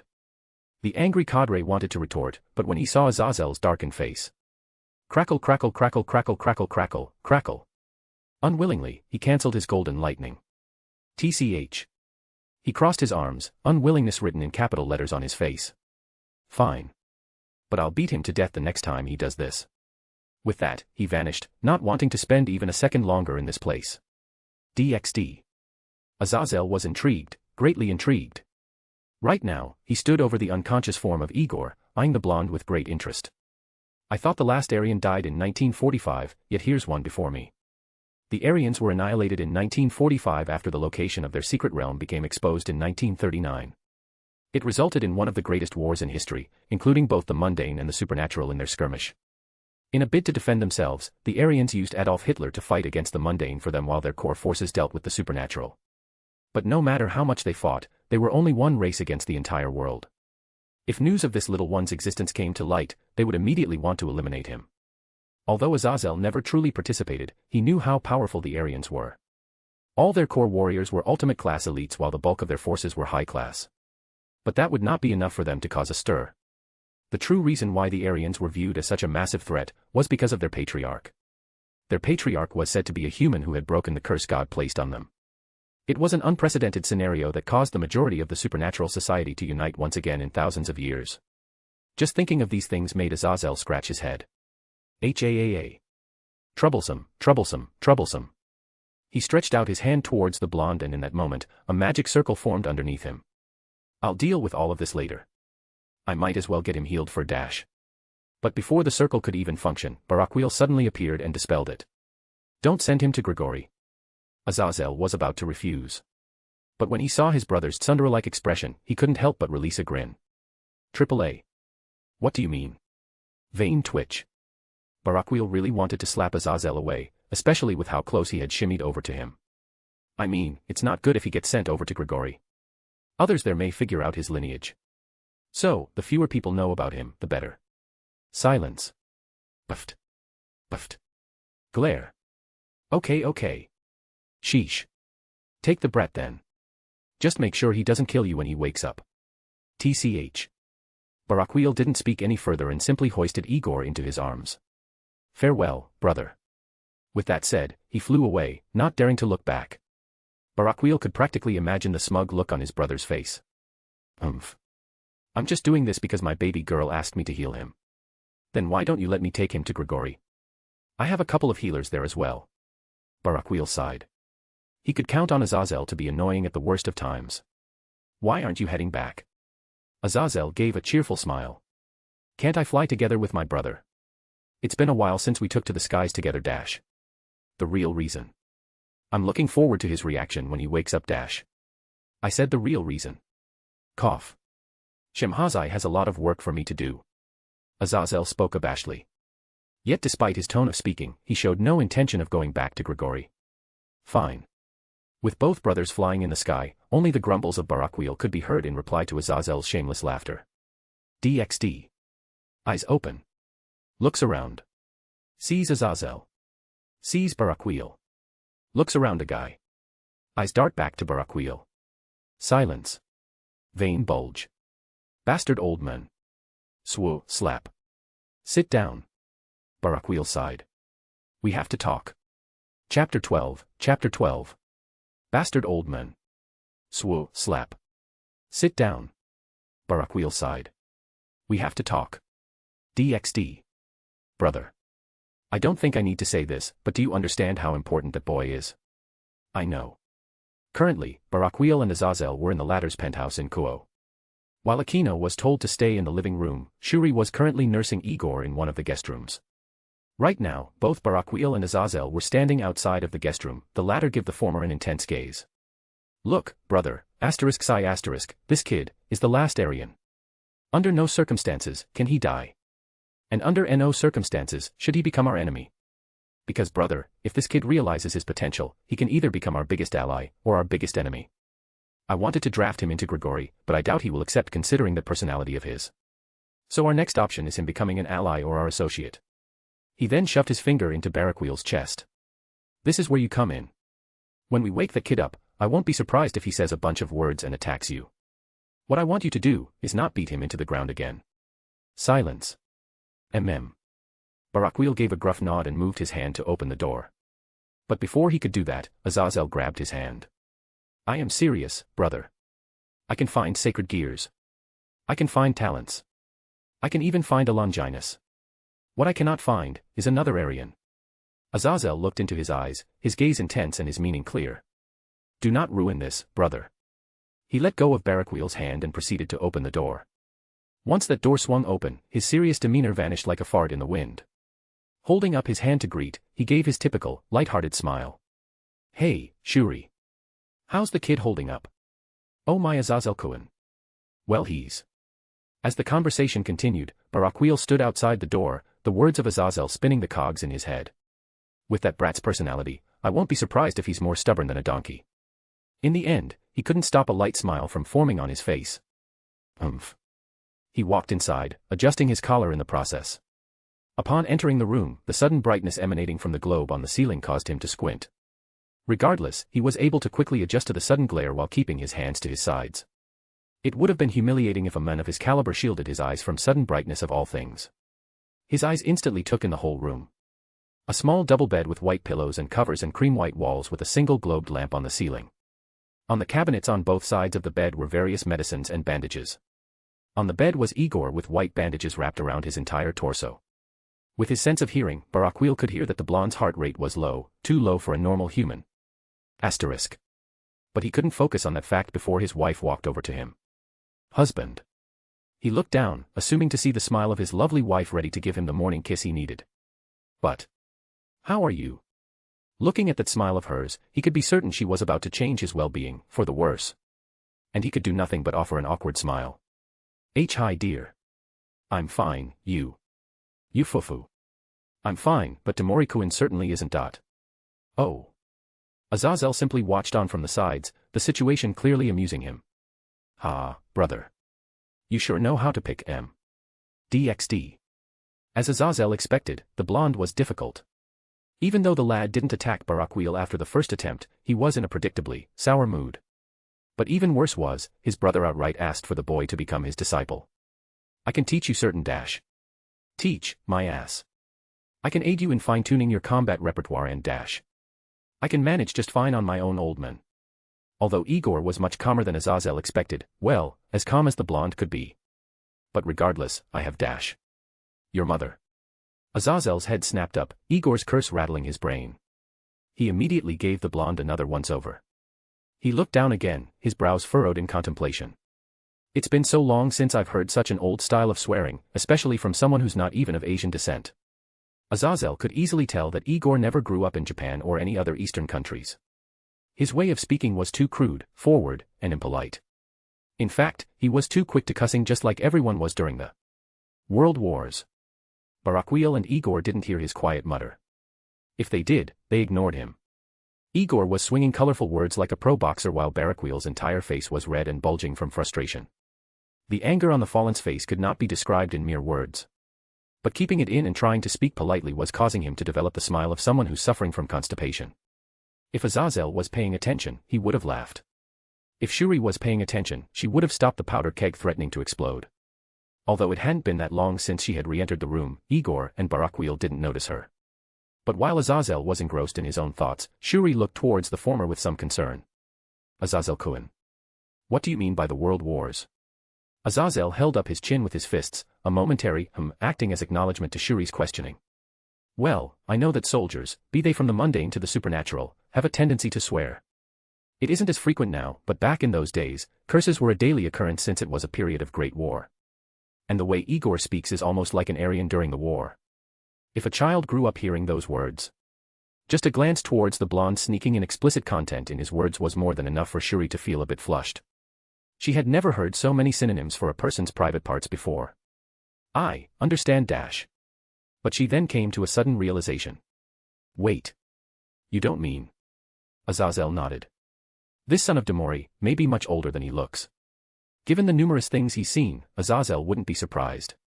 There were no lack of methods to prolong or halt aging. But he doesn't show any signs of being much older than he looks. Asterisk. In the end, he shook his head. Standing up, he put the whole thought process behind him.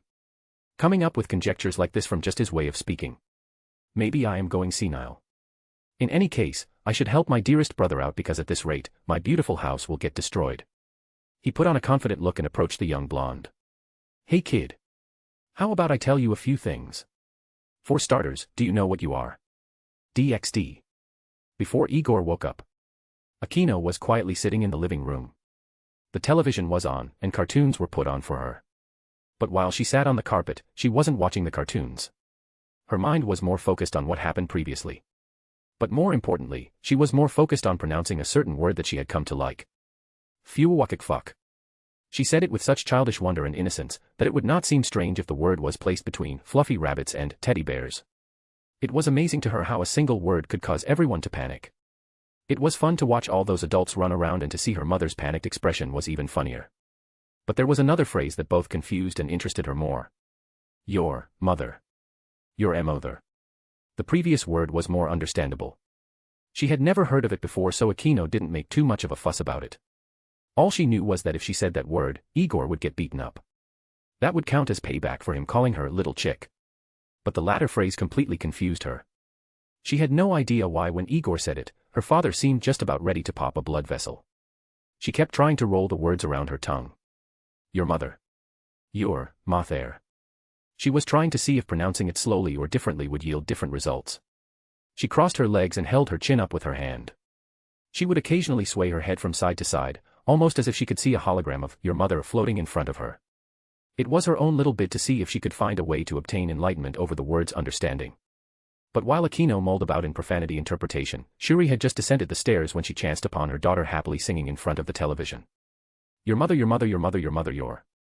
On a normal day, Shuri would simply smile and carry on with her day.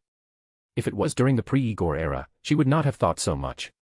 But the moment she heard the lyrics of her daughter's improvised nursery rhyme, she experienced a flashback. Fuck your mother. Do I look alright? Shit. Fuck. This hurts.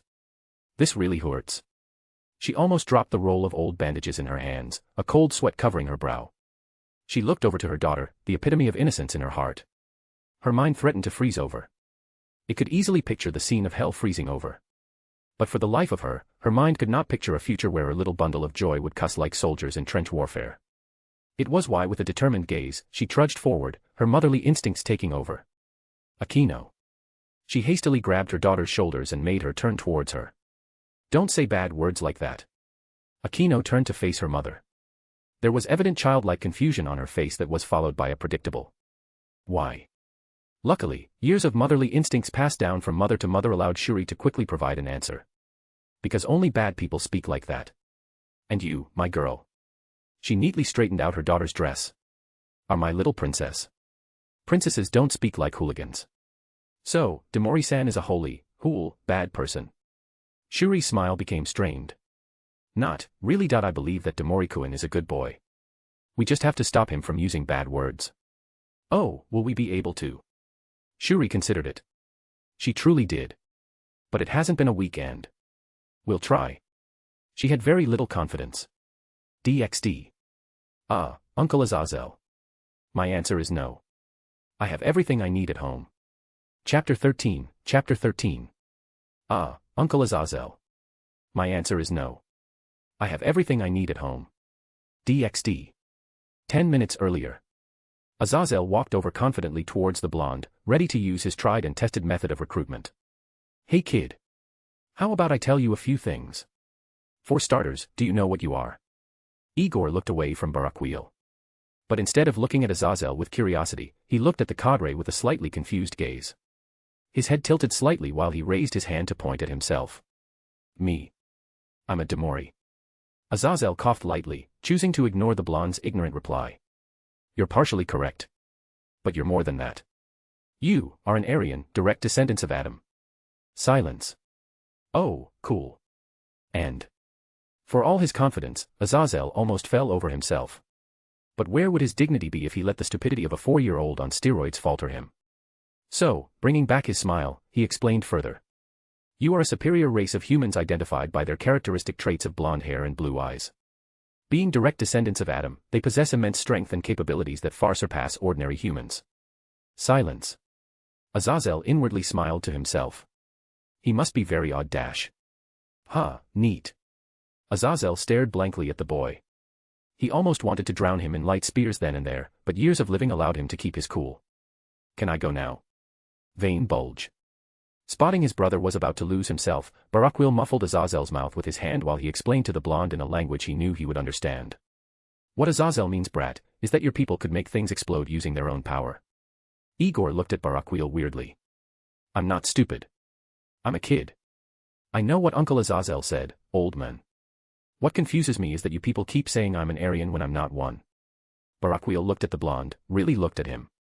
It was as if he was judging where to accurately punch the idiot so that his brain would rewire itself. But remembering his brother who was taking deep breaths, he thought to do the same.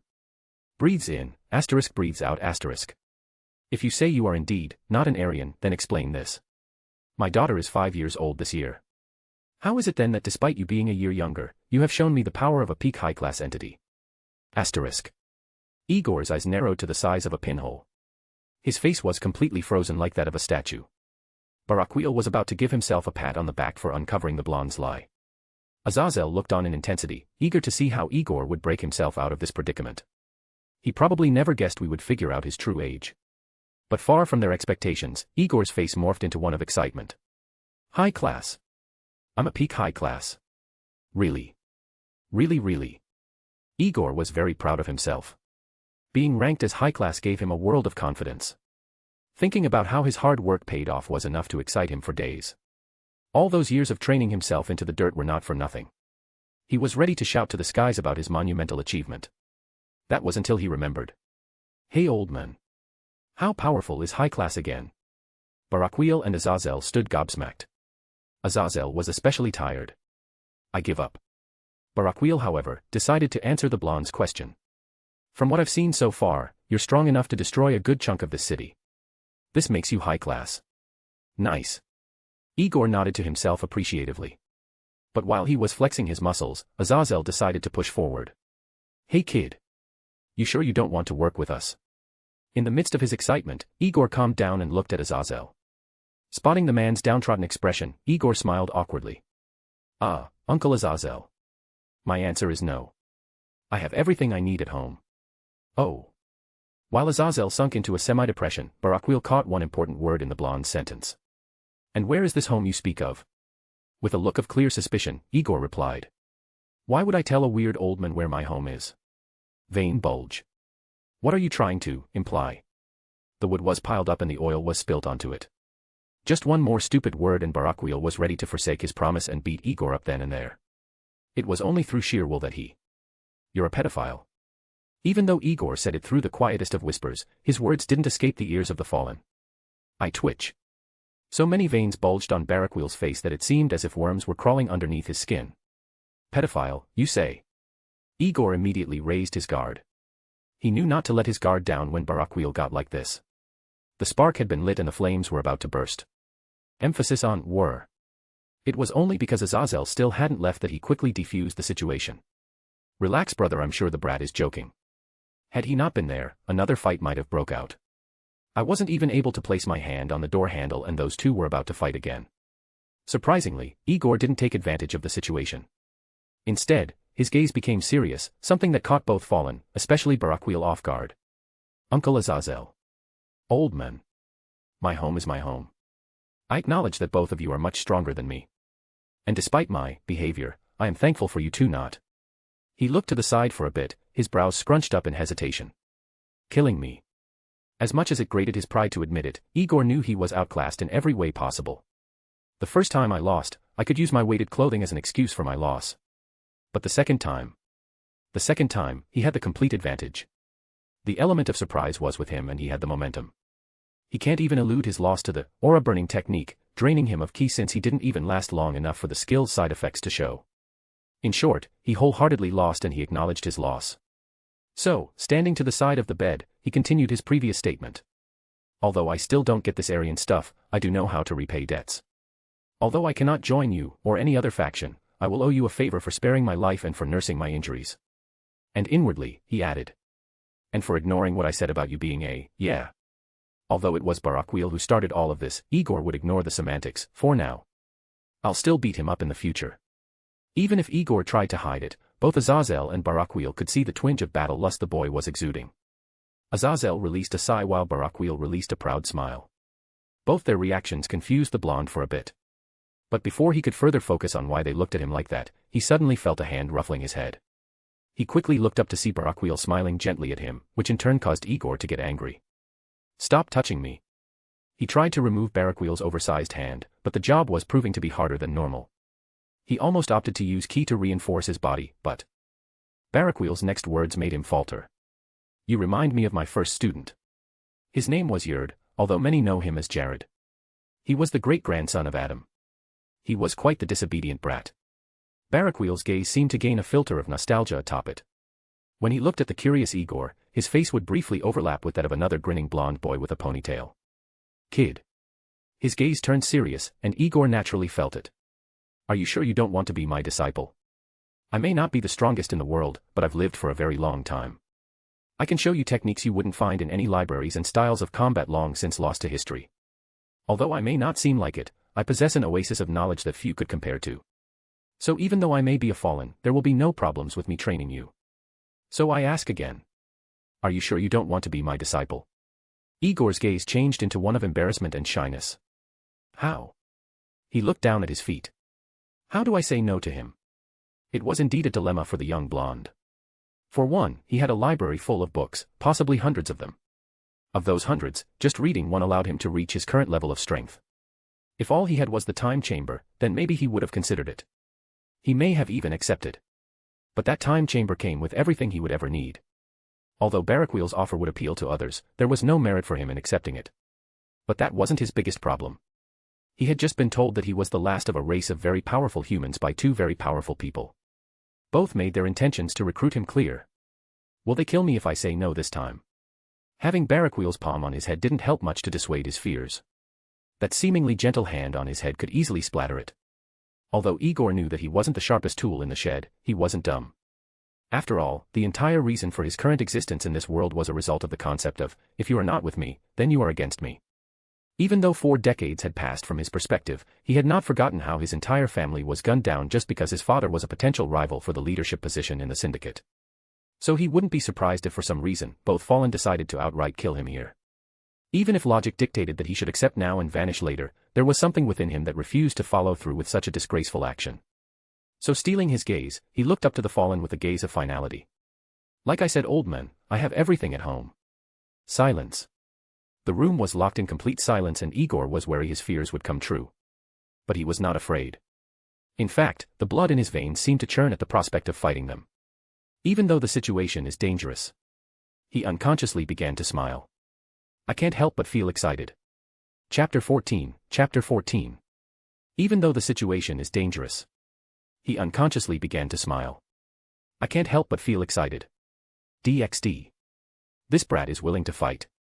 Barakiel really couldn't keep it in anymore. Lightning started to flicker around him. While he looked at Igor in the eye, he used his other hand to motion to his Aazel. The meaning was pretty simple. Don't interfere. He didn't even pay attention to what his brother's reaction would be before he grinned at the blonde under his palm. Since you refuse, you know what is about to happen, correct? Igor's only indication of replying was a subtle blue line of aura emanating from him like the gentle flickers of a flame. As long as the final blow is not from behind. Asterisk. Tsui. Clash. With one arm, Barakiel blocked Igor's left foot that was aimed for his head. But it wasn't like Igor didn't learn anything from their past exchanges. While still midair, he aimed his hand towards Barakiel's abdomen. A light golden orb formed in his hand, a sign that Barakiel didn't take lightly.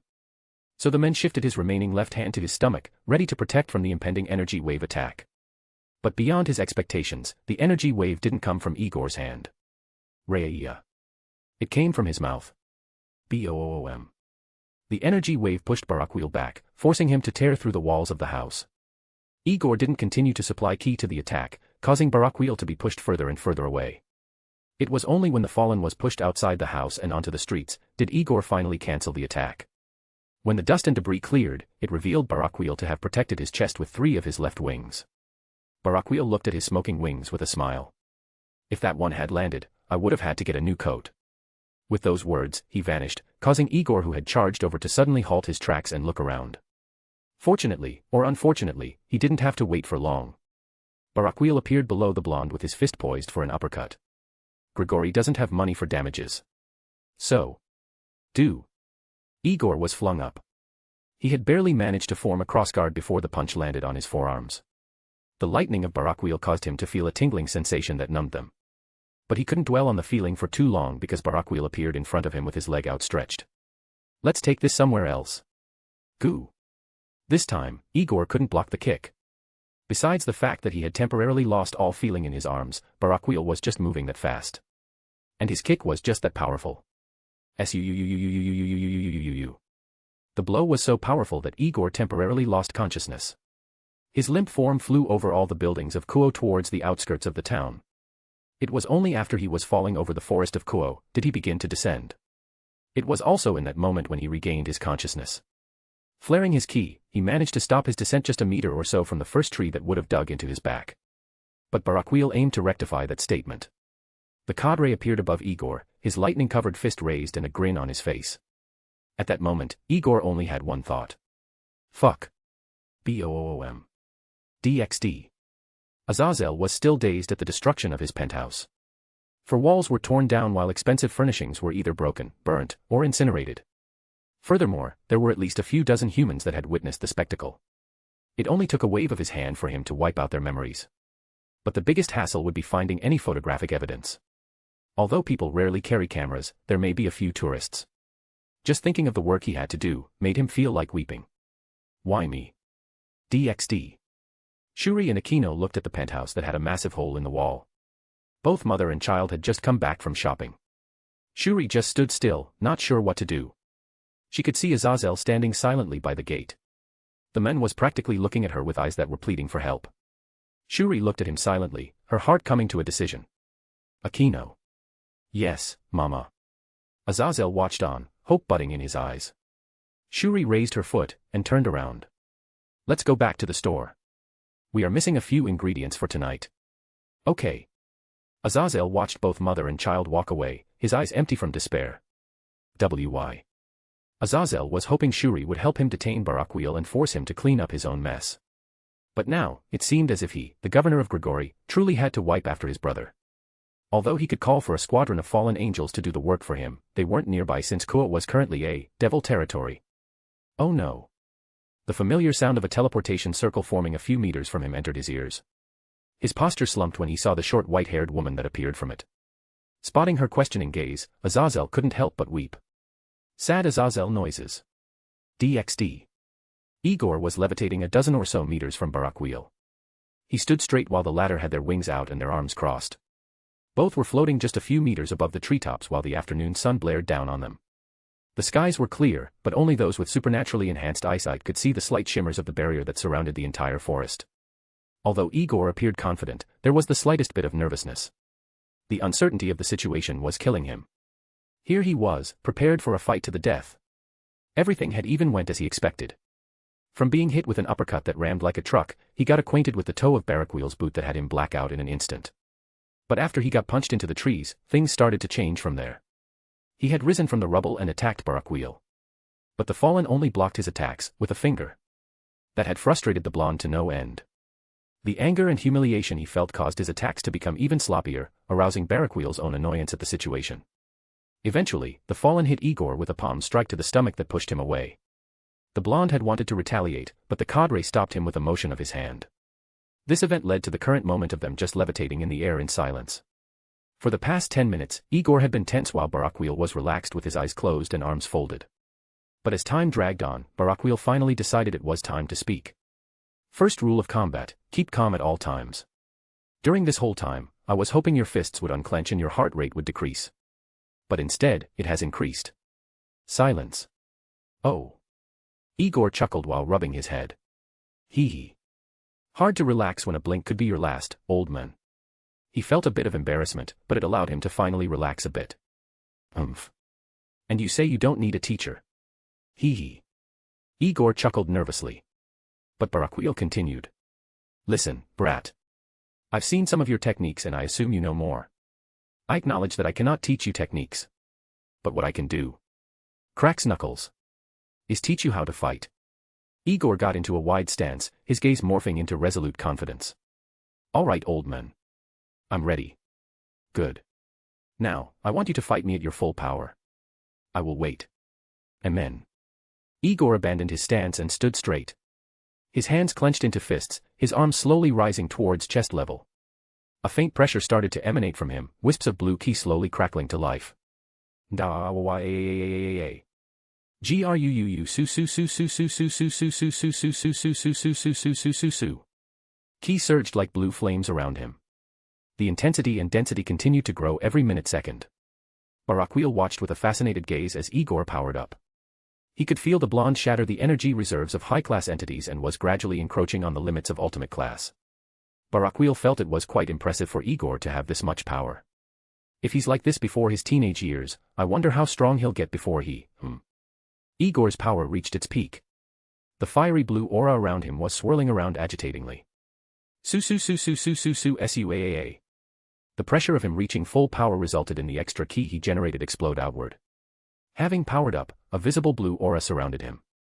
Closing his eyes, Igor focused for a bit before the aura gradually receded into his body. The level of control he had over his ki had even Barakiel nod in approval. Slowly, the blonde opened his eyes, obvious battle lust emanating from them. Woo! Having let out a deep breath, he began removing the bandages around his torso and threw them down the forest below. Looking at Barakiel, he didn't even utter a word before he rushed forward in a burst of speed. Suu! But before he could get far, Barakiel suddenly appeared in front of him. Go! Porg! Striking the blonde with a powerful gut punch, Barakiel spoke. You didn't listen. Hoisting the blonde up, he threw him down towards the forest floor. Craw craw craw craw craw craw, boom. Crashing through dozens of trees, Igor hit the ground hard enough to launch up a giant plume of dust, debris, and branches.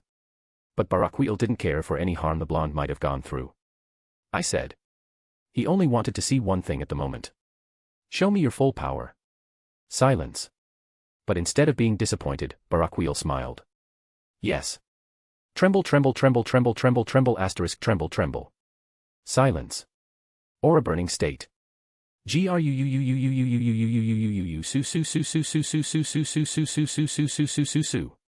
The sudden power-up unleashed a powerful burst of ki that instantly uprooted and toppled every single tree around Igor. Everything from the leaf litter to the loose soil was pushed away by the powerful force, leaving the blonde with a relatively large clearing around him. Igor slowly flew up, a very intense aura of dark blue ki surrounding him.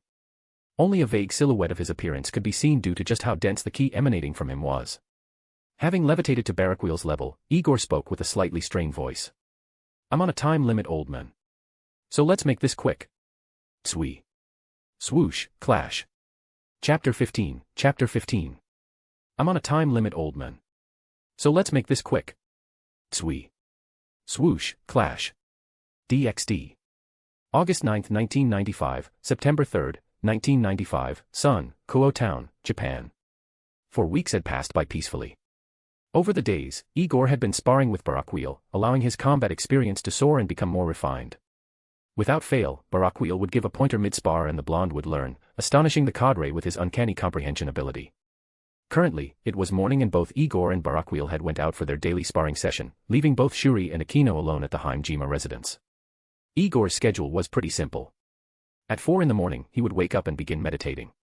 If it was in the time chamber, he would begin his regular exercises before eating at a later time. But since he has Barakiel to spar with, he resolved to meditate instead. His meditative sessions would last until Barakiel woke up, which usually varied between 6 o'clock and 8 o'clock. Either way, once he woke up, the Fallen would meet up with Igor in the woods for their morning sessions. Once there, Igor would power up and enter his aura-burning state. With his ki capacity, he could only hold it for roughly 5 minutes before he burnt out nearly all his ki.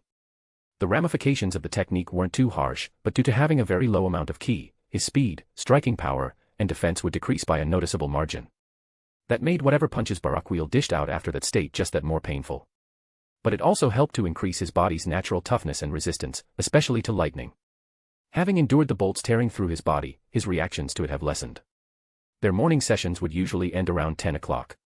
Both would go back to the house where Shuri would have prepared an entire breakfast for them. Although Igor was initially predisposed to it, he had come to enjoy eating with the family. If it was during the weekdays, then Aino would have long since went to school. That was quite sad for both parents since the blonde and their daughter would seemingly bicker about the most random of things. It was a happy sight watching them fight over simple things like which is better between honey or sugar and tea. After breakfast, it was sparring again until evening.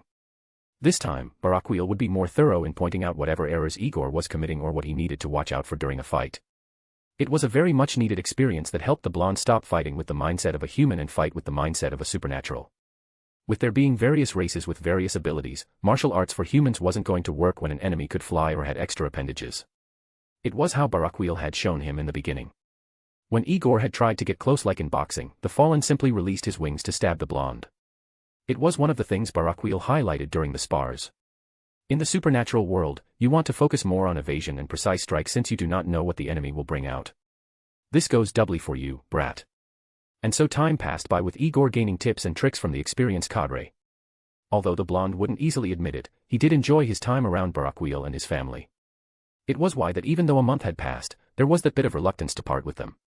He had informed the family he would leave, which is why while both Igor and Barakiel were out, Shuri and Aino had stayed behind to prepare a massive parting breakfast for the blonde. While setting the table, Aino looked out the window to where flashing lights and thunderous booms could be heard. Mama. Does Igor really have to leave? Unfortunately, my child. Oh. Shuri stopped stirring the pot and smiled. Era. Is my little Aino going to miss her big brother?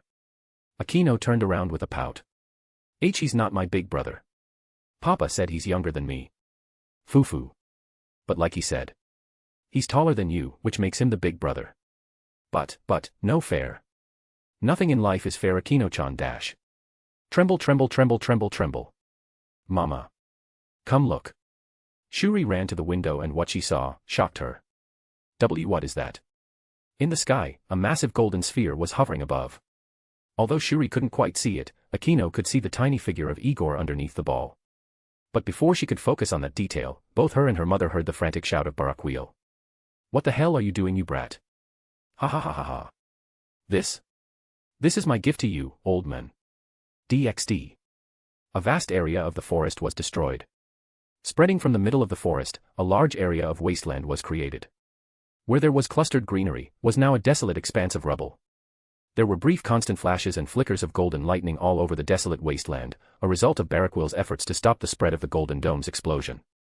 The cadre looked on from the skies at the destruction. The barren wasteland below was like a gaping bald spot in the entire forest. As for Barakiel himself, his coat was torn apart. His entire muscled torso was showing while his pants had a few minor tears.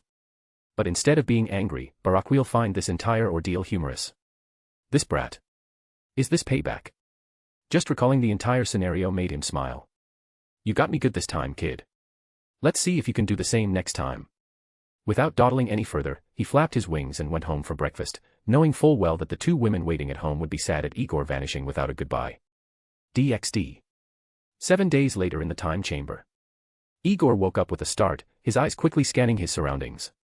Once he spotted the familiar dreary landscape of the time chamber, he got up with a smile on his face. Happy tears spread to his cheeks as he spread his arms. Home. I'm finally home. The previous energy sphere he launched at Barakiel had drained him of his ki to a dangerously low level. Just before he fell into an unconscious state, he willed himself to enter the time chamber before passing out. He took in the familiar sight of the colorful auroras in the sky before walking with determination to the library. I already got the drop on that old bastard once. But if I want to beat him in combat, I need to learn some techniques. A Gallic gun and a bastardized spirit bomb won't cut it next time. Not caring the least about walking around with his damaged clothing, he opened the door to the gym before making his way to the library.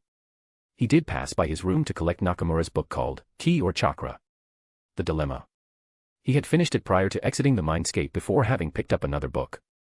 That other book was simply titled Aura Handling by Nakamura. Igor was already on chapter 2 of the book, which talked about two methods of energy handling called aura burning state and aura flowing state.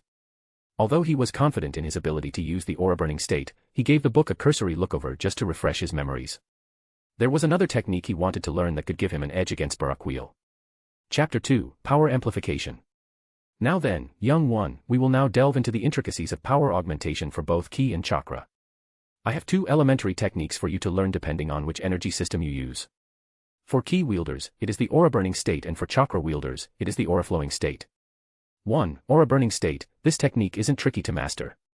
If you have read my previous book called Ki or Chakra, The Dilemma, then mastering this technique will not be difficult for you, assuming you did the appropriate ki control exercises. Executing this technique will allow your overall strength to increase by 100% for a total duration that is determined by the capacity and quality of your ki. In this state, your ki will be burnt, and in exchange, you will be able to repeatedly use energy attacks without care. Techniques that would drain you of stamina quite quickly can also be repeated without regard in this state. But in exchange for all these benefits, this technique will not stop until your body is drained of nearly all its ki. Once the aura burning state ends, you will barely have enough energy to fire a simple ki blast.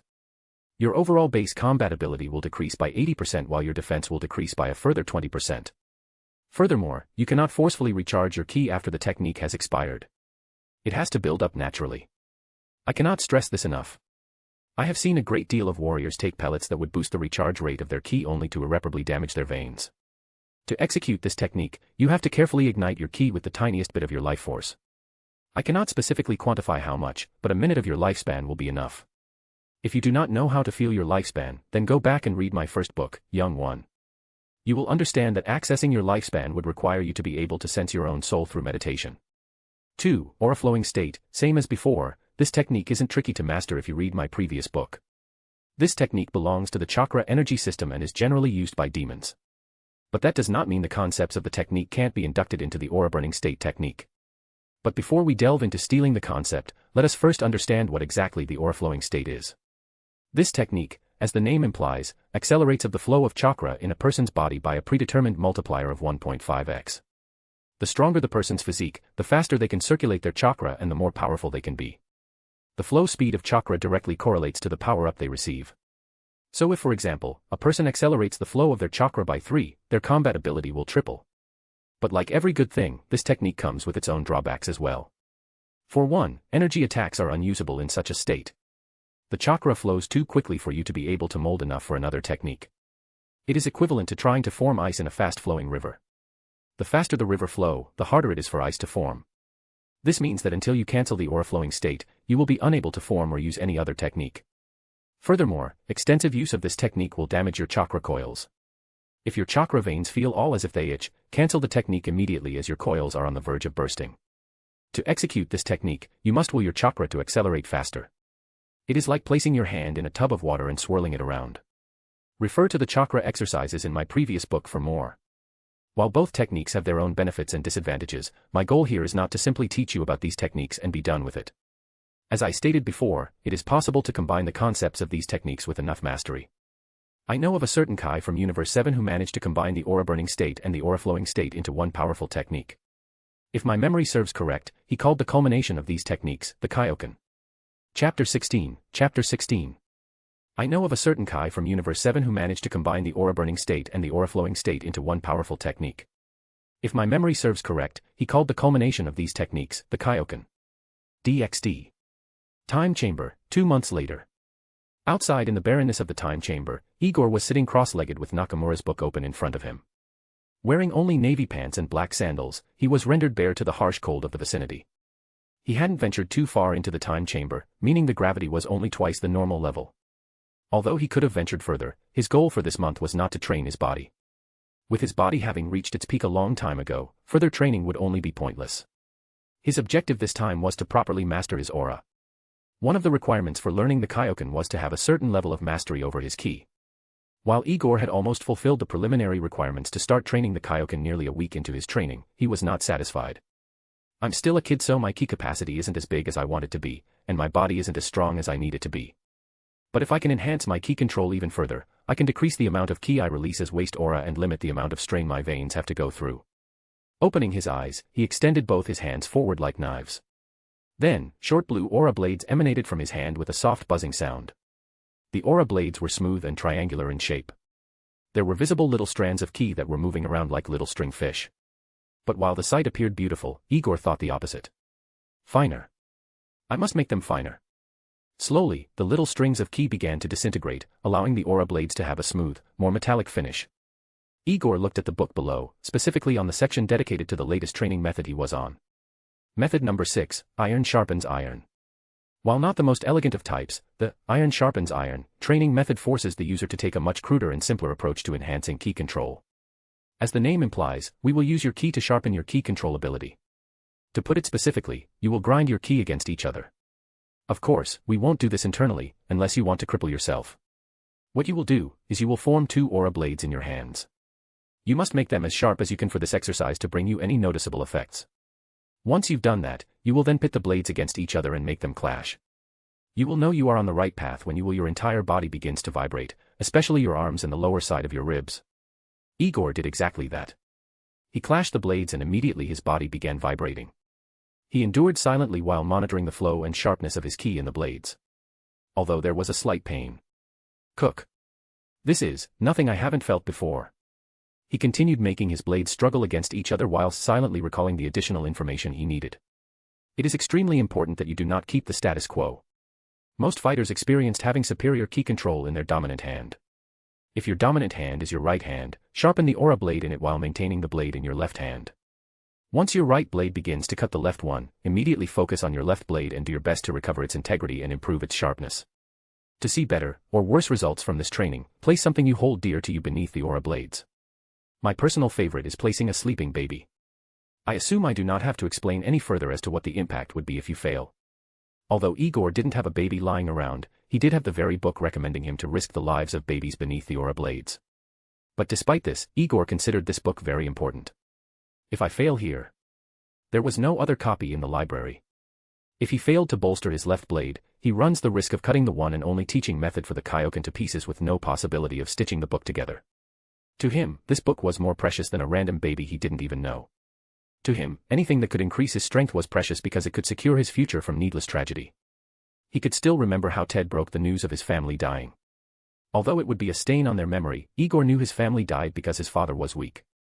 As much as he respected the men, sometimes he wished he had stayed in Italy. As unethical as being in the mafia was, he was in a position of strength. Willingly letting go of such a position to pursue the life of a normal person was a concept Igor couldn't accept deep down inside him. If his father had remained in the mafia, their entire family, should it have existed, wouldn't have had to die so needlessly. It was why Igor pursued power. It was his drive to improve and strive to be the strongest. It was why he was willing to take such a risk. Rather than take a less risky but longer approach to mastering ki control, he was willing to use such a method that would provide him with immediate gains, or painful losses. If he had to stake the one and only method to obtain the Kaioken and other techniques on the line, then he had no problem. Because in a contest of willpower, he had plenty to spare. Gra. Clang. His right hand bounced off into the air. Igor opened his eyes wide, not because of the sudden rebound, but because the quality of his blades had increased to the point that they seemed to have gained their own sword aura. Igor brought his hands close to his chest, his eyes taking in the higher quality of the aura blades. Wow. Now, the blades seemed to be more solid in appearance, like a real blade. The dull hum around the blades was even more pronounced than before. The amount of densely packed ki amazed Igor to the point that his smile began to widen. Ha ha. Ha ha ha. Ha ha ha ha ha. I did it. He cut off the supply of ki to the aura blades and allowed them to fizzle out of existence. Without waiting longer, he channeled ki again into his fingers and formed new aura blades. Bzzzzzzzzzzzzzzzzzzz. The sharpness and quality was lower, but with a little bit of focus, they retained their previous state. This is amazing. He could also feel his ki flow much more smoothly than before. He could also feel his ki was much easier to handle, almost as if instead of using one finger to balance a pen, he could now use two. While the blonde was happy and swinging around his aura blades, little did he know that he had unconsciously drawn onto the hidden potential of humans. The wanton need to succeed had slightly broken the already weakening curse on his potential. The sheer drive he had, coupled with the extreme risk of permanently losing a valuable path to power, was enough to crack the generational seal that stuck to humans like gum on the sole of a shoe. But while he enjoyed the fruits of his success, he knew he still had work to do. All right. Enough playing around. So, cancelling the aura blades, Igor quickly flipped the book over to the next page. If by this point my book is still intact, then I will safely assume that you succeeded on the first try. If there was a second or third try, my condolences, asterisk. Anyway. Puffed. Igor couldn't help but let out a bit of a laugh at the statement. Although it was dark, I like the old man's humor. But quickly composing himself, he continued to read. Anyway, we are still not done yet. If you want to easily attain higher levels of the Kaioken, then you must diligently set a proper foundation. Once your aura blades are perfect, meaning that they look completely solid in appearance, you can then move on to aura sabers and repeat the same exercise as before. Should you succeed in obtaining or maintaining solid aura sabers, you can extend the blades to as much as 36 meters. The longer, the better.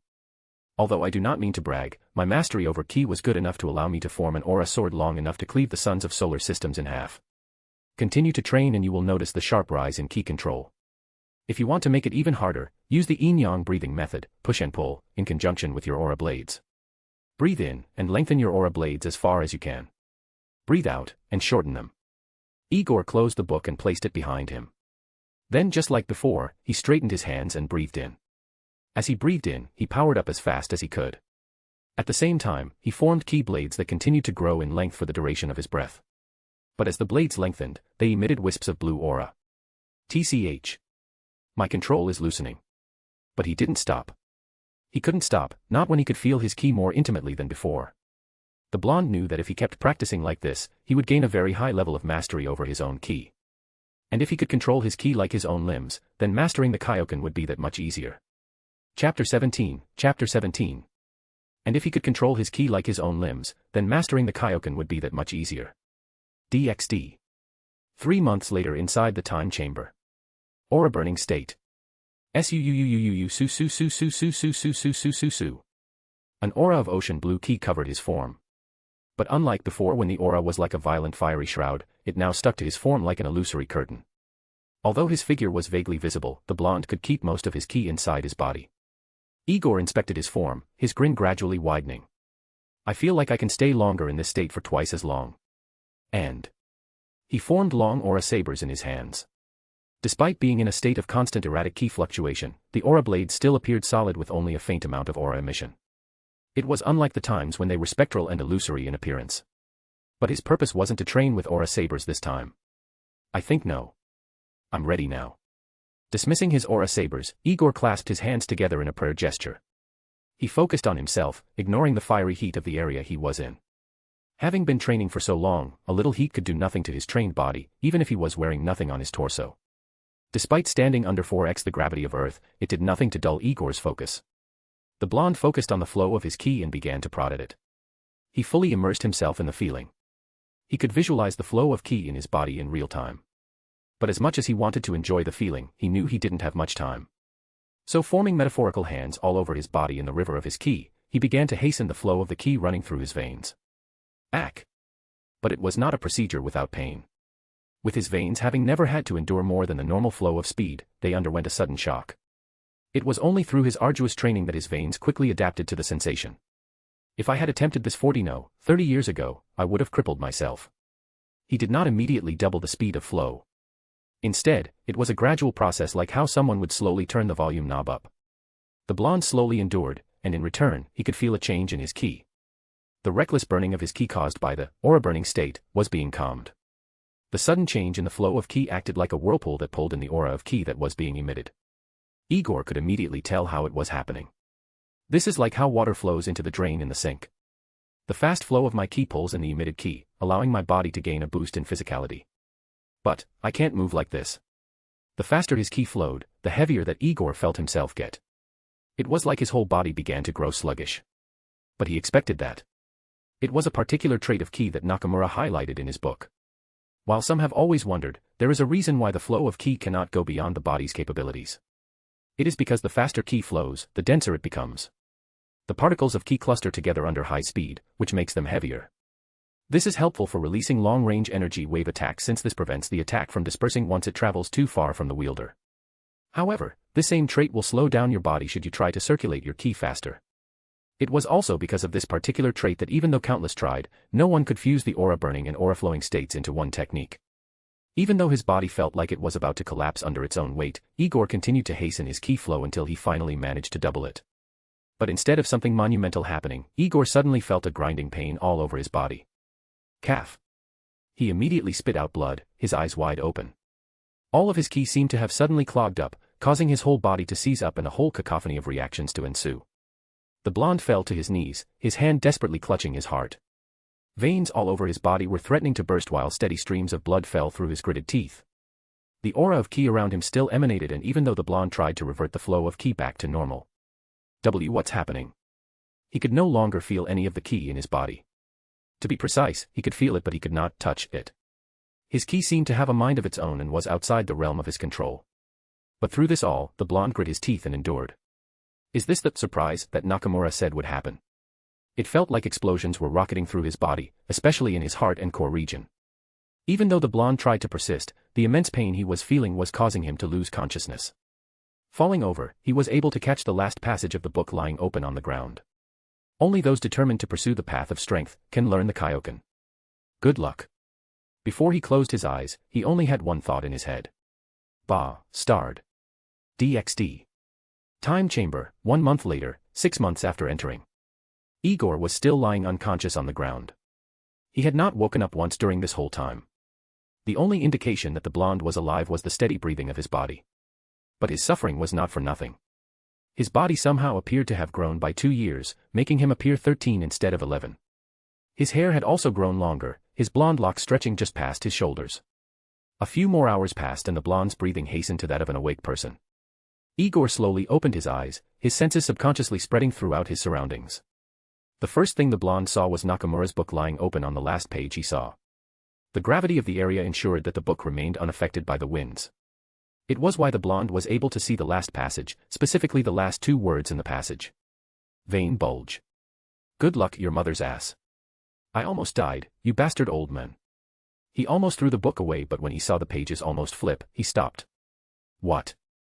He used his fingers to flip over to the next page and to his surprise, he was able to grip the page and flip it over. I can flip it over now. How, when I couldn't before? Igor could perfectly recall how he tried to flip the page over, only to fail each time. Whenever he tried to grip the corner of the page, it would appear as if that page and all the following pages were bound together with superglue.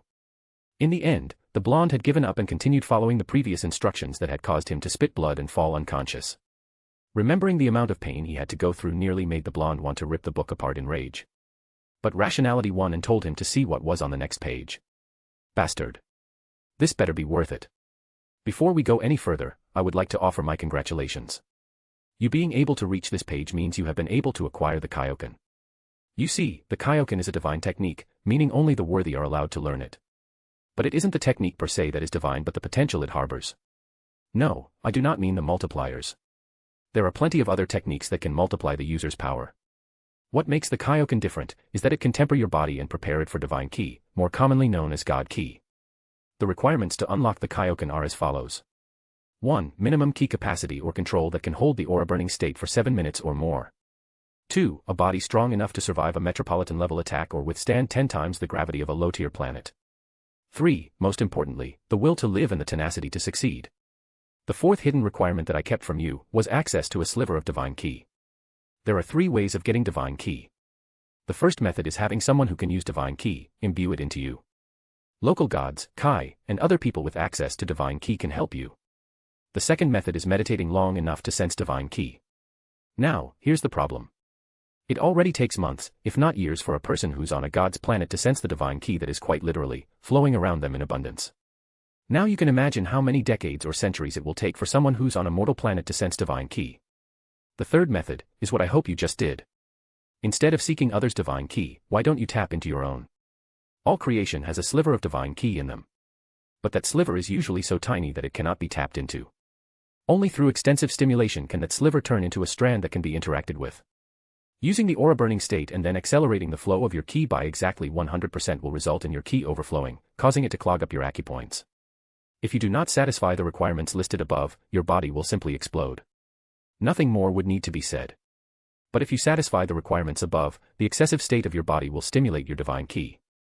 That divine ki will feed off your normal ki and grow. At the same time, your body will start to stabilize since all that erratic ki is being absorbed by your divine ki. Changes do, however, come with the awakening of your divine ki. Should you be older, your body will grow younger, and should you be younger, your body will grow older. Although the changes will not be much due to the small amount of divine ki you will have, this will present your start to breaking the shackles that limit the potential of humans. Chapter 18. Chapter 18. Although the changes will not be much due to the small amount of divine ki you will have, this will present your start to breaking the shackles that limit the potential of humans. DxD.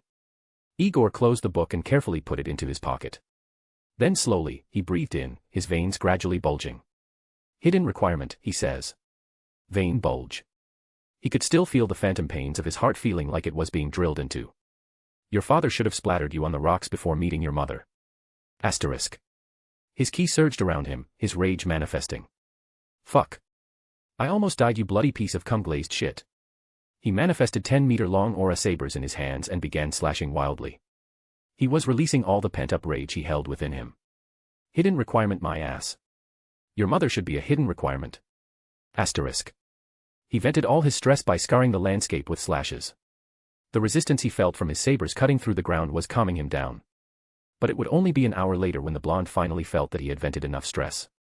DxD. Okay, let's see what that bastard old man has to say next. Calmly sitting on the ground, Igor had relocated from his previous spot because the ground was covered with too many cuts and slashes. Now, he was sitting cross-legged with Nakamura's book in his hands. Changes do, however, come with the awakening of your divine ki. Should you be older, your body will grow younger, and should you be younger, your body will grow older. Although the changes will not be much due to the small amount of divine ki you will have, this will present your start to breaking the shackles that limit the potential of humans. If you want to nurture that strand of divine ki, then you must continuously stimulate your body. That is what the Kaioken does, stimulate your divine ki. Under normal circumstances, the process of converting your ki into divine ki would take 10,000 years. That duration can be reduced by keeping the Kaioken active at all times. If you have the 2x multiplier active, the conversion duration will reduce by 2. The same goes for further multipliers. But as wondrous as that sounds, there is a better alternative. Yahweh's humans had a larger and more vigorous strand of divine ki. This means that if they had the Kaioken, they would naturally become superhuman gods within a century. Sounds wonderful, does it not? But, all of this requires you to continuously seek power that comes from you. Before I begin teaching you the Kaioken, I want you to understand that from this point onwards, there is a chance of attracting hostilities. Since you are a cursed human, overcoming your curse and evolving into an ancient human is something other races already do not want to see. A human ascending to godhood is something else entirely. Normally, I would be asking you if you are sure about this. But since we've gotten this far, I'll just cut to the chase and tell you how to use the Kaioken. Focus within yourself and try to find the strand of divine ki in your body. You will find it by following the path where your ki feels as if it is being devoured by something. That something is your divine ki. Focus on it, and channel as much ki into your divine ki as you can. Your divine ki is like a leech that feasts on your ki. If you feed it too much ki in a single moment, it will become overwhelmed and excrete subdivine ki. That ki will flow through your body and trigger the combined effects of the aura flowing and aura burning states. To fully explain the triggered effects, here is how it works. You can already enhance your body to its peak by flooding your muscles with normal ki. Subdivine ki, which I will refer to as demi-ki from now on, can force your body to go beyond its normal strength. That is the basic function of the Kaioken multiplier. But that is not all. While some power multiplying techniques boost your speed, or your strength, the Kaioken boosts everything. Your combat power, cognitive ability, everything.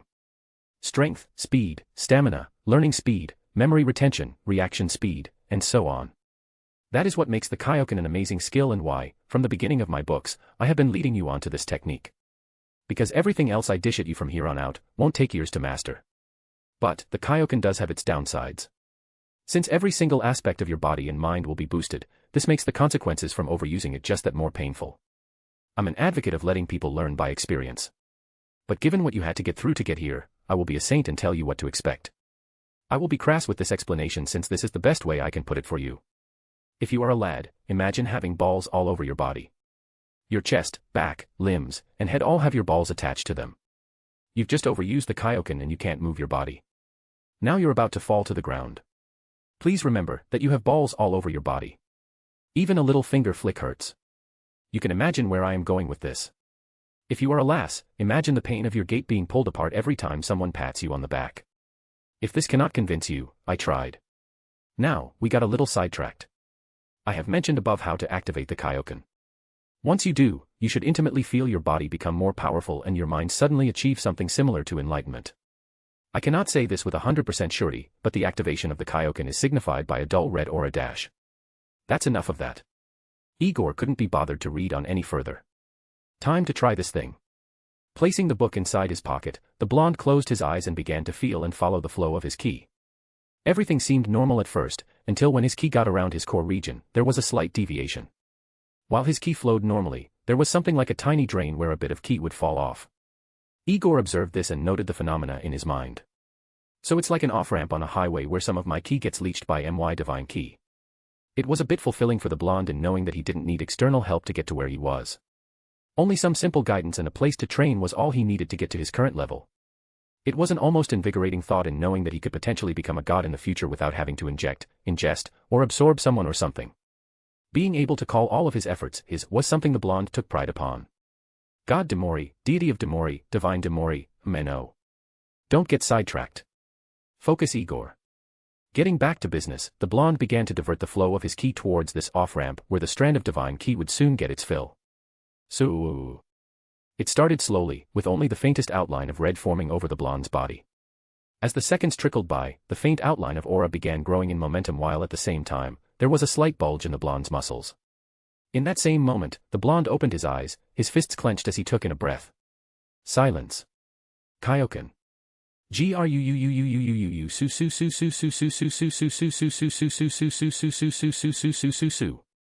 A fiery red aura covered Igor from top to bottom like a curtain of oil-fueled flames.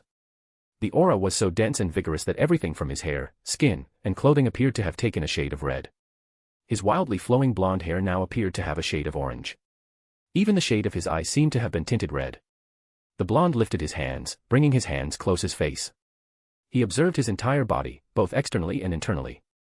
He took in his entire state of being, and what he felt surprised him. I'm older. It wasn't about the fact that he was older, but the fact that he didn't feel the changes in his body until he examined himself. Even my ki capacity has grown larger, almost by 10 times. Why am I noticing this now? Asterisk. It was truly surprising for Igor not to notice these sudden changes. The fact that he had grown so much was shocking all on its own. Is this a result of tapping into my god ki? He held out his hand and concentrated an average ki blast. A small golden orb appeared and began slowly rotating in his hand. The quality has slightly improved. I used the same amount of ki and yet it is denser. This should be able to tear through a house. While doing these little observations, Igor didn't feel much strain from maintaining the Kaioken. His body, which had gotten used to gravity exceeding 10x, was very strong. And that was before he got this sudden growth spurt. Now, his strength had increased several times, which made it easier for him to handle the current ×2 multiplier. But I wonder. He was still curious about something. Can I handle further multipliers? Briefly musing over the fact. Meh. The blonde decided not to think and just do. ×3. His aura immediately burst and seemed to become more lively. His muscles expanded just a bit more to accommodate the higher amount of demi-ki, increasing his body's base strength. Igor couldn't help but smile at this feeling of these sudden strength increases. I could get used to this. But I want to see if I still have my skills. Knowing that his body had grown, a quick check to see if he could still perform his usual techniques was in order. So without wasting a second, he vanished. Tsui. Against an imaginary opponent, he appeared in front of them and unleashed a quick elbow to their gut. Picturing their sudden state of being stunned, he began unleashing furious combos in midair, his fists and feet appearing blurry. But he got so absorbed in releasing these punches and kicks that he soon forgot about his imaginary opponent. Fuck. This is amazing. He flew upwards, going as fast as he could. Even the speed of his flight was amazing. Ha ha ha. Extending his hand, he formed a long aura saber that he extended towards the ground. 10 meters, 20 meters, 30 meters, 35 meters. Even after extending the blade beyond 10 meters, Igor didn't feel like he was losing control. It was only when the blade reached a shocking 50 meters did he feel his control threaten to waver. Such a scene made the blonde slow down before coming to a complete stop. His mouth was wide open, a grin slowly extending on his face. With this, I can clobber that bastard old man, right? Imagining the scene where he would make Barakiel dance to his blade and his face swollen from his fists made the blonde laugh out loud. Ha ha ha ha. Chapter 19. Imagining the scene where he would make Barakiel dance to his blade and his face swollen from his fists made the blonde laugh out loud. Ha ha ha ha. DxD. Feeling very content with himself, Igor surmised his current strength. The old man said I was a peak high class before. But with my recent increase in strength, I should at the very least be mid-ultimate class, right? And with the Kaioken ×2, I should be a high ultimate class, I think. I'm not really sure how powerful ultimate classes are. I only know that Satan class can destroy countries. Or was it continents? Fuck. I need to learn these things in the future. But it doesn't matter. As long as my fist can squash their face. With his current strength, Igor could be classified as ultimate class, and with his current ki reserves, he could potentially create a big enough attack to destroy an entire country. Asterisk. And with the limitless potential of the Kaioken, it made Igor feel ecstatic at the possibilities.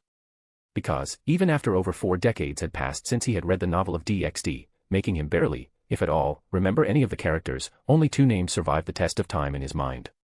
Those names were of the 2 most powerful known beings in the universe. If I go Kaioken x 1000, can I beat Ophis and Great Red? It was a casual goal that had formed a few months into his training. From the start, he had only aimed to first surpass those 2 before looking upon further horizons. He barely knew much about their abilities, and he didn't care. Any knowledge he had about their powers had been lost to the rivers of time. The only thing he could remember was their names and that they were very powerful dragons that could tap into the power of concepts. But having thoughts about them now wasn't worth it. Nah. I shouldn't bother myself too much about that. Right now, I'm just a scrub to them that can be killed with one mistimed cough. While that should have put a damper on his enthusiasm, it only served to do the opposite. Okay. I've got Kaioken x 3 out of 1000.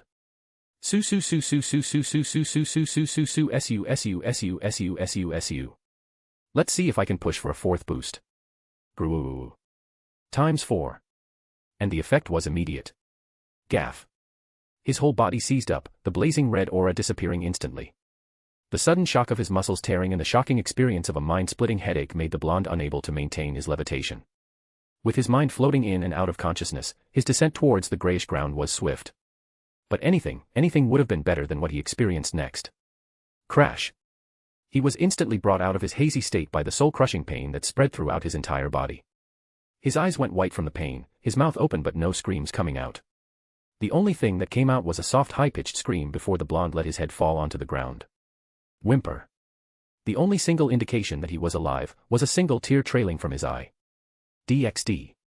Time chamber, 6 months later, 1 year after entering. The months had passed by peacefully. 55, 56, 57. Ever since that event, Igor had restarted his physical training. With his body having aged up by 2 years, there was a lot more potential for the blonde to exploit. 63, 64, 65. Currently, he was in the gym performing his second set under the bench press. Having intentionally weakened himself as much as possible, the blonde was lifting a combined weight of 500 kilograms. The flow of his ki was slowed down as much as possible without negatively affecting him too much, thus vastly limiting the amount of enhancement his muscles could get from his ki. Although, this did come with the downside of decreasing his stamina. 79, 80, 81. But with a strong desire for power, the blonde could easily ignore the fatigue of his muscles for a few more reps. 90, 91, 92, 98, 90, 9, 100.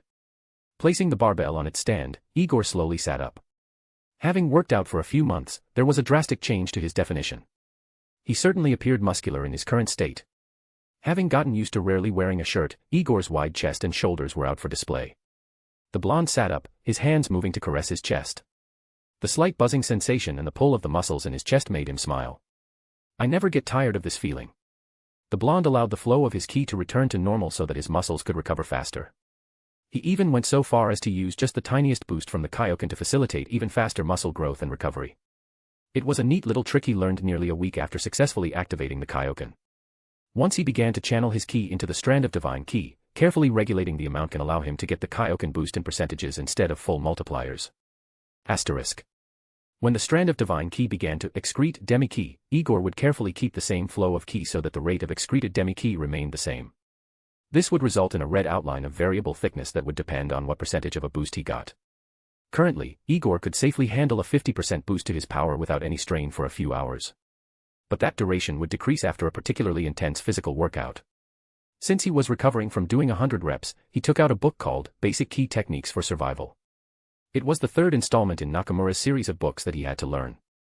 Although Igor had questioned himself why he didn't read it first, those doubts were cleared when he had seen how complicated the techniques were.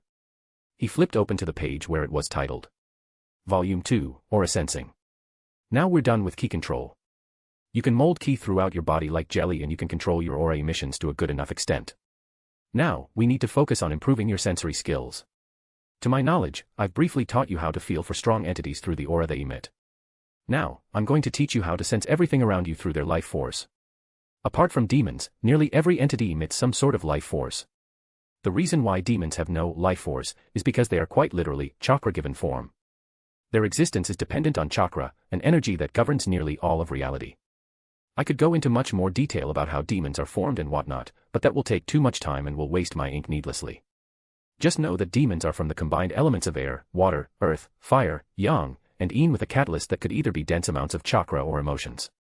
Moving on. While I have taught you to distinguish an entity's individual power, I have not taught you how to sense if they are hiding their power.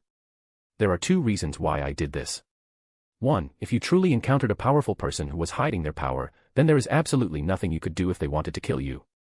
The only difference is you'd know how hopeless everything was before you joined your ancestors. 2. It already takes a substantial amount of time to train how to sense someone through their aura. It takes even more time to train someone to accurately gauge someone's strength through their life force. That is why I did not delve into aura sensing as deeply. But now since you have the Kaioken, we can shorten the time by a wide margin. So let us begin.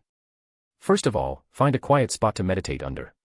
Make sure there are life signatures nearby, no matter how minute. Animals and other wildlife will suffice. Igor closed the book with a snap and groaned. There was no life force in the time chamber other than him, making it somewhat difficult to practice this technique since he had no verification if it worked or not.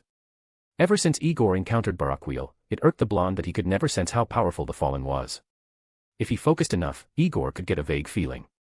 So he knew that the fallen was somewhere around 5 to 7 times stronger than him based on their frequent spars. He was especially sure of that figurative range when he had launched a bastardized spirit bomb as a farewell gift. Although the main reason for launching that attack was to get compensation for all the suffering he received from Barakiel, another was to force the cadre to release his full power so that the blonde would know just how much he had to train before he could beat him.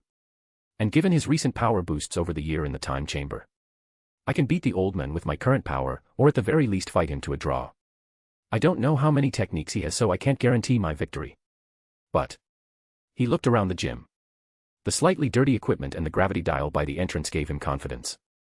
If those hourglasses have anything to say, I still have roughly 9 years to fully surpass the old man, and possibly, Uncle Aazel. To Igor, Aazel was a complete enigma. He could sense absolutely nothing from the governor. Not even the tiniest wisp of energy leaked from him. And from how he saw Barakiel treat the cadre, he suspected that Aazel was stronger. But while those two could be easily understood, his biggest concern was Aino. That little chick is the reason why I'm banging my head with this volume. It had come as a complete shock to the blonde that she had observed him for 3 full years. It grated Igor to find out that a child of all things managed to hide and observe him so easily. The blonde prided himself on his basic senses. Even without his rather elementary key sense, his sense of sight, hearing, and smell were all at the level of a superhuman. Back then, his ears could capture the heartbeat of anything within a 20-meter radius. He couldn't differentiate between the ones of a human and wildlife, so he could have heard Akino's heartbeat once or twice on those few moments he chose to relax and listen to the wildlife. But at the very least, he should have noticed the sound of dead leaves being crushed or even the barest peak of her dresses. When he questioned Barakiel about all these things, he came clean about her peculiar talent for stealth. He explained about many scientific and magical things that the blonde couldn't understand fully. All he knew was that Akino, amongst her talent to hide, she could somehow subconsciously use lightning to slow her heart rate and eliminate her scent. He didn't understand how that worked specifically. His only guess was that millennia upon millennia of experience was inherited by Akino when she was born. But when he questioned why she wouldn't give off energy fluctuations, there were 2 reasons that Barakiel gave. One was her insane talent for energy manipulation, and the other was a necklace that Aazel gifted to her. It would work to hide her fallen angel side and make her appear like a normal human.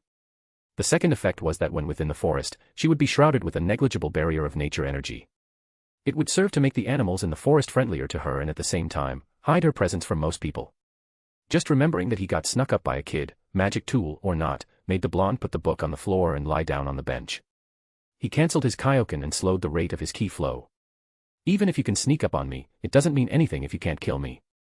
He picked up the barbell and began his reps. 1, 2, 3, 4.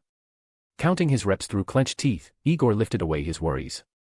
Since the world has bullshit people that can escape my current senses, I just have to sharpen my body's instincts. As long as I can feel the displacement of air, I can react quickly enough.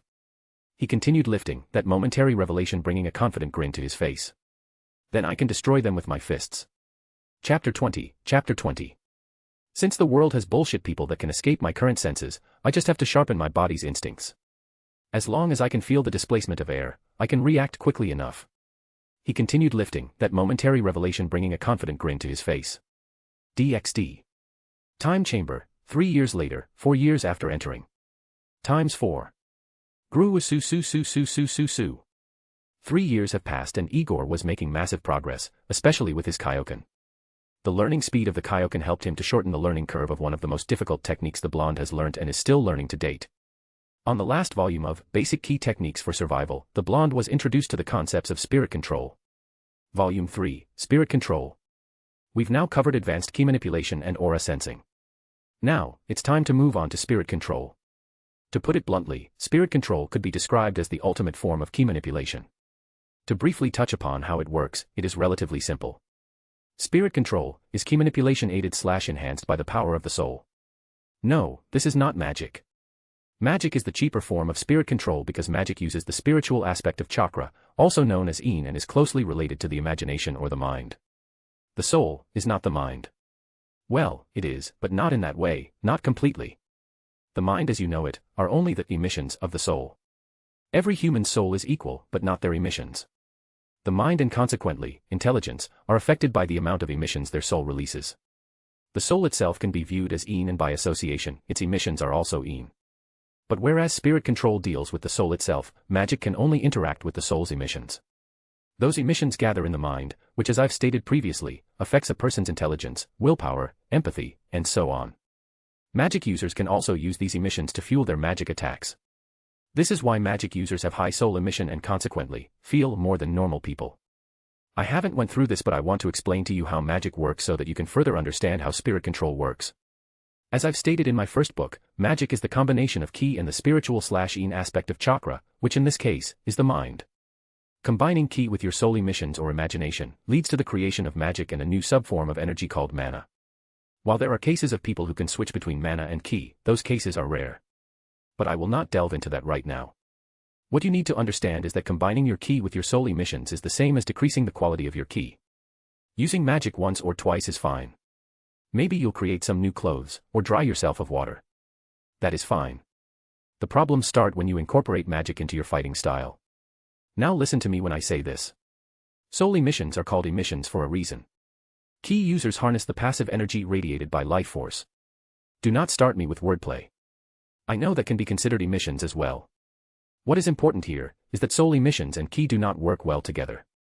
Bluntly, their relationship can be described as one of toxicity. Soul emissions decrease the quality of ki and eventually turn it into mana. That is the same as gradually turning a fully fledged warrior into a bottom boy. While mana has both the traits of ki and chakra, man and woman, it can be considered as neither and can be dominated by both. That is enough for now about magic. Now it is time for spirit control and how it works. Spirit control is harnessing your soul itself and using it in tandem with your ki to create spirit ki. Spirit ki is simply a purer, more powerful version of your ki. There are different stages to spirit control, but for now, we will focus on harnessing your soul force into your ki. There are different ways of doing this since all of this relies on your state of mind. I will be biased and state that the best method to draw soul force into your ki is through extremely danger-fraught battles, where the emotions of desperation and will are at their peak, but instinct runs prevalent. But, meditation can work as well since my method poses too much of a risk. So let us begin. Read all the following paragraphs in advance. Find somewhere quiet to meditate. We will use the feelings of peace and sanctity to channel your soul force. Remember, peace is a state of mind, not an action. You can be fighting, sleeping, working, or anything. As long as your mind is clear, you are at peace. The second thing to do is clear your mind. You can sit down and calm yourself, or go through your techniques.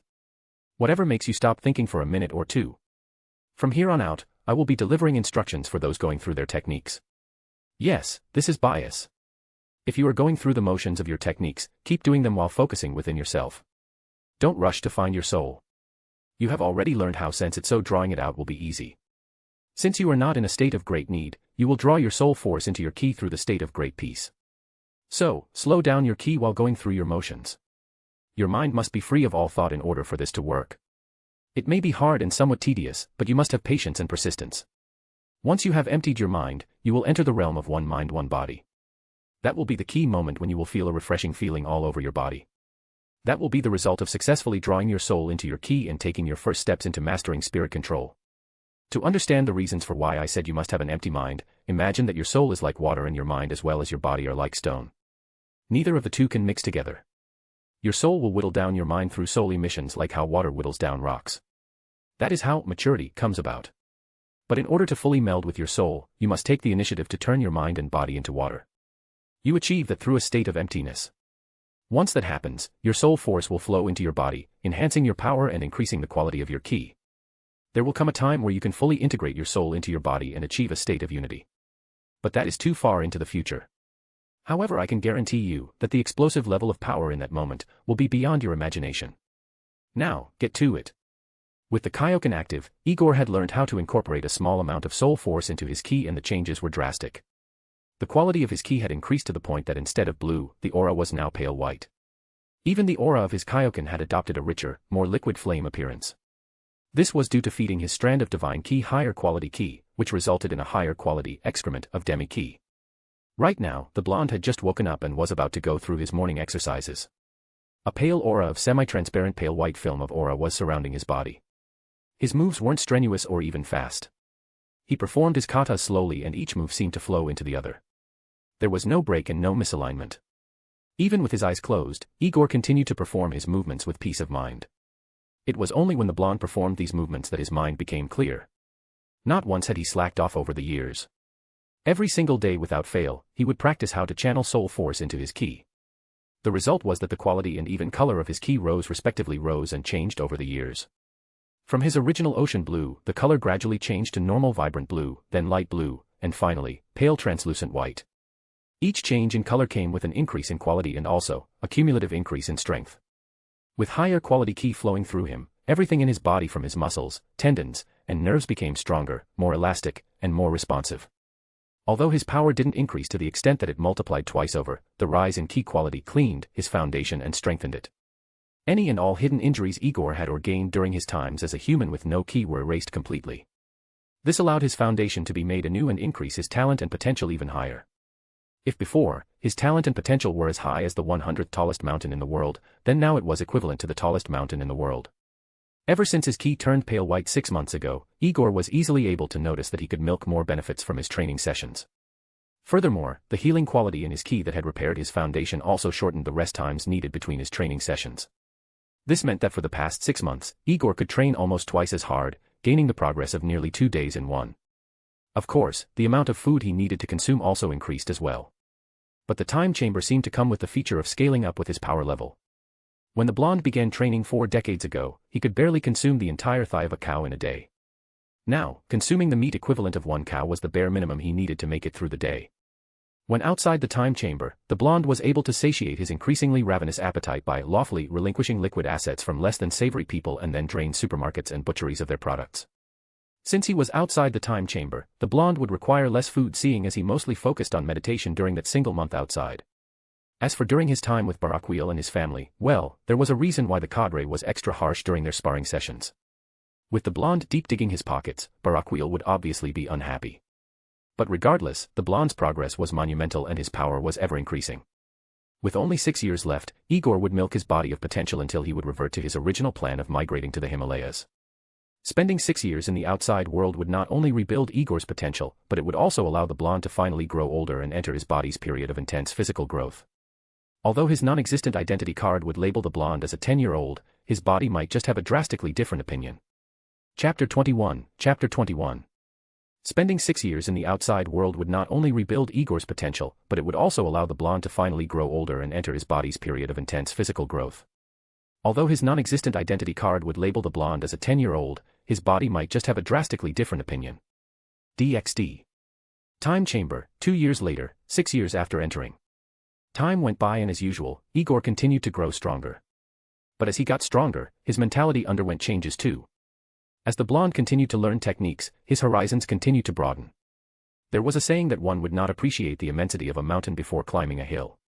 It was this understanding that caused Igor to truly start to respect and truly wonder just how powerful Nakamura was. In the past 5 years, Igor still hadn't finished Nakamura's book called Basic Key Techniques for Survival. He was still on the last volume dedicated to spirit control. It was not that the blonde failed to understand the content, but rather that he refused to move on without perfecting his control. With spirit control, previous attacks that would take him precious seconds to charge could now be unleashed in an instant. But he wasn't satisfied with just that. Most of his time was spent compressing the power of his pseudo-spirit bomb into his finger. To date, this nameless attack was his most powerful one. It was a culmination of releasing all his ki into a dense spherical shape and flinging it. It was a pretty basic technique he created on the spot, and it was only due to his high enough ki control at the time that it did not directly detonate on his face. But while it was created in a rush last time, he could now use the same amount of ki to create a much smaller orb with far more destructive capabilities in nearly 3/4 of the time. But while that statistic seemed impressive, Igor was not satisfied. His aim during this time was to compress the orb to the extent that its diameter would barely be bigger than his torso. This is so that it would be easier to combine with the new technique he was learning. This technique was from a subsidiary book that contained techniques that could be performed with spirit control. It was simply called Spirit Control Techniques. Welcome to Spirit Control Extended. This little booklet is dedicated to teaching you techniques that can be learned with a certain level of proficiency in spirit control. While there are variable levels, it is preferable that you focus completely on refining your spirit ki for at least a year or two in order to gain as much as you can out of the following techniques I am about to teach you. There is no particular order as to which I will teach you these techniques. But the one I will start with teaching you pertains to your survival ability. So without wasting any more time with meaningless pleasantries, let us begin. Chapter 1, Instant Transmission. Despite the sheer convenience of this skill, few people know it and even fewer can learn it. As the name suggests, this is a technique that allows you to gain instantaneous travel. Now before we get excited, let's first make sure you check the requirements needed to learn it. First and foremost, you must have spirit ki. While I'm sure there will be exceptions in this vast multiverse, I vigorously advise you to have spirit ki that has already underwent an aura change. This is because this technique consumes a great deal of ki, and having spirit ki can reduce the energy cost drastically. Spirit ki is much, much denser than normal ki. This means that for the same amount of ki that spirit ki users could fit into their hand, normal ki users would have to use a washing basin. Bear in mind that this is a rough comparison. Secondly, you must have intimate knowledge of your own body. You must accurately know your body right down to the last atom. This requirement won't be too hard, especially for fighters. And if you already have spirit ki flowing through your body, this requirement will be even easier to fulfill. If you have made it through all of my previous books, then this requirement is merely a formality. But the reason why you must have intimate knowledge over your own body is because using the instant transmission involves separating your body into individual atoms at point A and reassembling at point B. I don't think I need to explain what happens when you lose an atom or atoms of yourself. Thirdly, you must have more than a passable ability in sensing aura and your surroundings. Instant transmission is, well, instant. If you reassemble yourself, the last thing you need is merging with whatever or whoever you teleported to. While there is a fusion technique, I doubt this is a particular fusion you would want to undergo. To remedy this fact, you must be able to fully picture your target's life force. Your skill must be right down to the aura they radiate. This is so that you will know if your target is next to a wall, an object, or another person. The way their aura radiates will tell you all you need to know. It is extremely important that you fulfill all of these requirements, otherwise, forget about using this technique in combat or long-distance travel, unless you want an unscheduled amputation. Now, let us begin with the lesson. Before I begin teaching you how to perform the instant transmission in detail, I will first fully confer with you as to what the instant transmission is and how it works. As stated previously, the instant transmission is a technique that involves you dematerializing yourself into individual atoms before traveling at light speed and rematerializing at the desired location. While proficiency with the technique will increase its speed, those are the basics. What I failed to mention is what happens between point A and point B. When you use instant transmission, you dematerialize into atoms. But you don't suddenly travel to where you want to be in atomic form. If that was the case, then the risks would far outweigh the benefits. Dematerializing into atoms and then traveling to wherever you are is the same as cloning your body into multiple yous that are the size of ants, and then having to travel through a sea of aggressive ants. It would be a commendable achievement if even half of you would make it. So to combat that issue, the instant transmission technique makes use of a place called the teleportation zone. This is a special place that is only accessible through atomic form. This is a place between reality and, there is no other way to describe it besides complete chaos. While the teleportation zone generally differs within each universe segment, both in name and appearance, the layout design is more or less defaulted to a mishmash of random colors and/or shapes. Do not worry about what a universe segment is when you probably can't even destroy a solar system. Moving forward, here comes the part as to why you need to have a high proficiency in aura sensing. While entering the teleportation zone is easy, exiting is a different matter altogether. Even if you were to try and teleport back to where you came from, there is a possibility you could end up in a different planet, galaxy, or even universe altogether. That is why you need to have more than a passable ability in detecting aura, because the signature you lock onto before teleportation will help in bringing you back from the teleportation zone. Now you know about instant transmission. Now it's time to learn how to perform it. Read all paragraphs in advance. You can praise whatever god or gods you pray to, that dematerializing is mostly an automatic process. You just have to flash your key in a way that it briefly tears a hole in reality. This is a relatively crude method, but it is necessary since it is your first time. By constantly flashing/flaring your key around you like little jackhammers, you will begin to create a distortion in reality, causing you to flicker in and out of existence. If you hadn't locked onto an energy signature yet, now is the time to do it, because you are about to enter the teleportation zone. It is extremely important that you remain locked onto that energy signature, because it will be the thread that will guide you into exiting the teleportation zone. There's also nothing else. There's nothing more I can explain about how to perform the instant transmission. All it requires is spirit ki or energy that is dense enough to pierce into reality, a high enough level of aura sensing that will allow you to come back to reality, and enough composure to not gawk around the teleportation zone like an idiot to the point that you would lose the energy signature threading you to reality. If you have no questions, get to it. When he first took the book almost 2 years ago, Igor was near distraught at having to postpone learning such a useful technique. After all, there was no one else here in the time chamber, so he had no key signature to lock onto. He was briefly excited after coming upon the ability of cloning, after flipping through the book a few times, but he was disappointed to discover that it required a certain level of chakra. While he knew the original humans could make use of this cloning technique without issue, Yahweh's cursed humans lacked the ability. The only possibility for him to even execute the cloning technique was to have a demon live inside him or evolve into an ancient human. While the blonde naturally chose the latter choice, he was still stuck in the dilemma of being unable to practice the instant transmission, until he came up with an idea.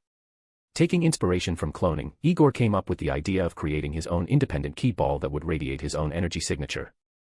So as the months passed and they turned into years, Igor would create multiple key balls that he would spread all over the time chamber.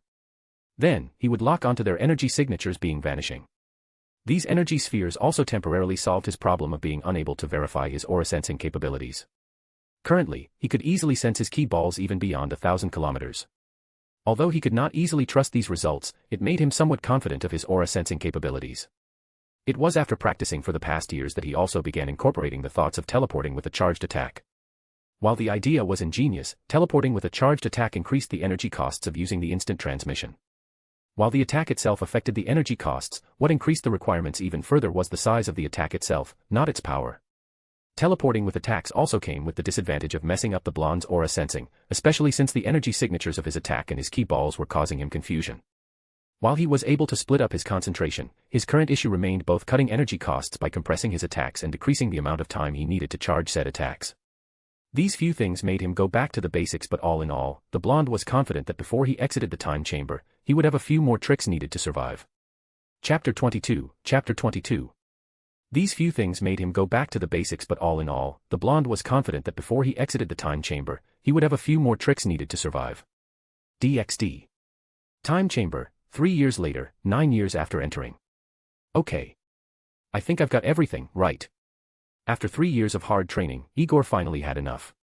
Besides practicing techniques such as the instant transmission to a satisfactory level, he had also exhausted all of the potential in his body. Appearing to be 13 years of age, Igor's muscular figure could clearly be seen through his black t-shirt.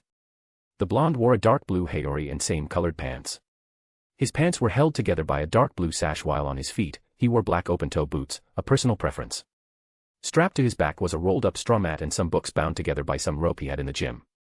With Igor's current appearance, it was relatively easy to get his purpose. I'm not sure if I can access the time chamber after I leave, so having these books can be some insurance. Deciding to leave almost a year early, the blonde stood in front of the massive door leading to the outside of the time chamber. He smiled to himself, taking in the immense height of the door. Almost 50 years have passed and this is the first time I take the initiative to use this door. There was a small amount of uncertainty. But it was just that small. That uncertainty was like a fly that the blonde chased away. No need to wait any further. I'm wasting daylight here and I have an old man beat up. DxD 1995/09/03 1996, July 2nd, Barakiel's home, Kuo Town, Japan. Sitting outside on deck chairs, Aazel and Barakiel were quietly watching the sunset. For the past year, both Fallen had been extremely busy after Igor's little stunt. While Aazel was able to hush down the incident of Igor and Barakiel fighting, the giant globe that had enough energy to cause untold destruction through Japan directly destroyed all his efforts at easily appeasing Barakiel, the current overseer of Kuo. In fact, Claia wasn't the only problem. There were also the yokai who wanted an answer for the matter. Aazel had to spend a long amount of time handling public relations while Barakiel had to expel any hidden forces that tried to approach the scene. Fortunately, his killings could be disguised as protecting his place of residence. While the information was not widespread, there were a few people among the upper echelons who knew that Barakiel resided somewhere along the outskirts of Kuo. Although no one truly knew the explicit reason. However, no one would truly make a fuss out of it. With a person of his caliber, it was a sort of unwritten rule to not bother them if they did not cause any trouble.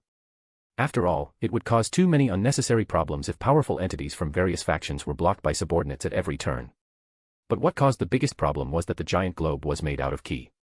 The moment that Igor had formed it, it directly shattered the bounded field surrounding the entire forest. The result of this was that any yokai and other party familiar with ki could feel the massive energy coming from Kuo. To make sure that there wouldn't be too many problems, Aazel, who was chatting with Claia at the time, had to silence her, with bribes. Claia was a smart woman who had long since begun to observe the blonde. It was inevitable that Igor would be found out when multiple humans kept dying for the past 4 years. Although, it wasn't like the blonde was trying to hide anyway. While Aazel and Barakiel had once thought to just expose Igor, they immediately abandoned that thought. The consequences would far outweigh the temporary gains. So the brothers defaulted to blaming the entire incident on a rogue yokai who wanted revenge.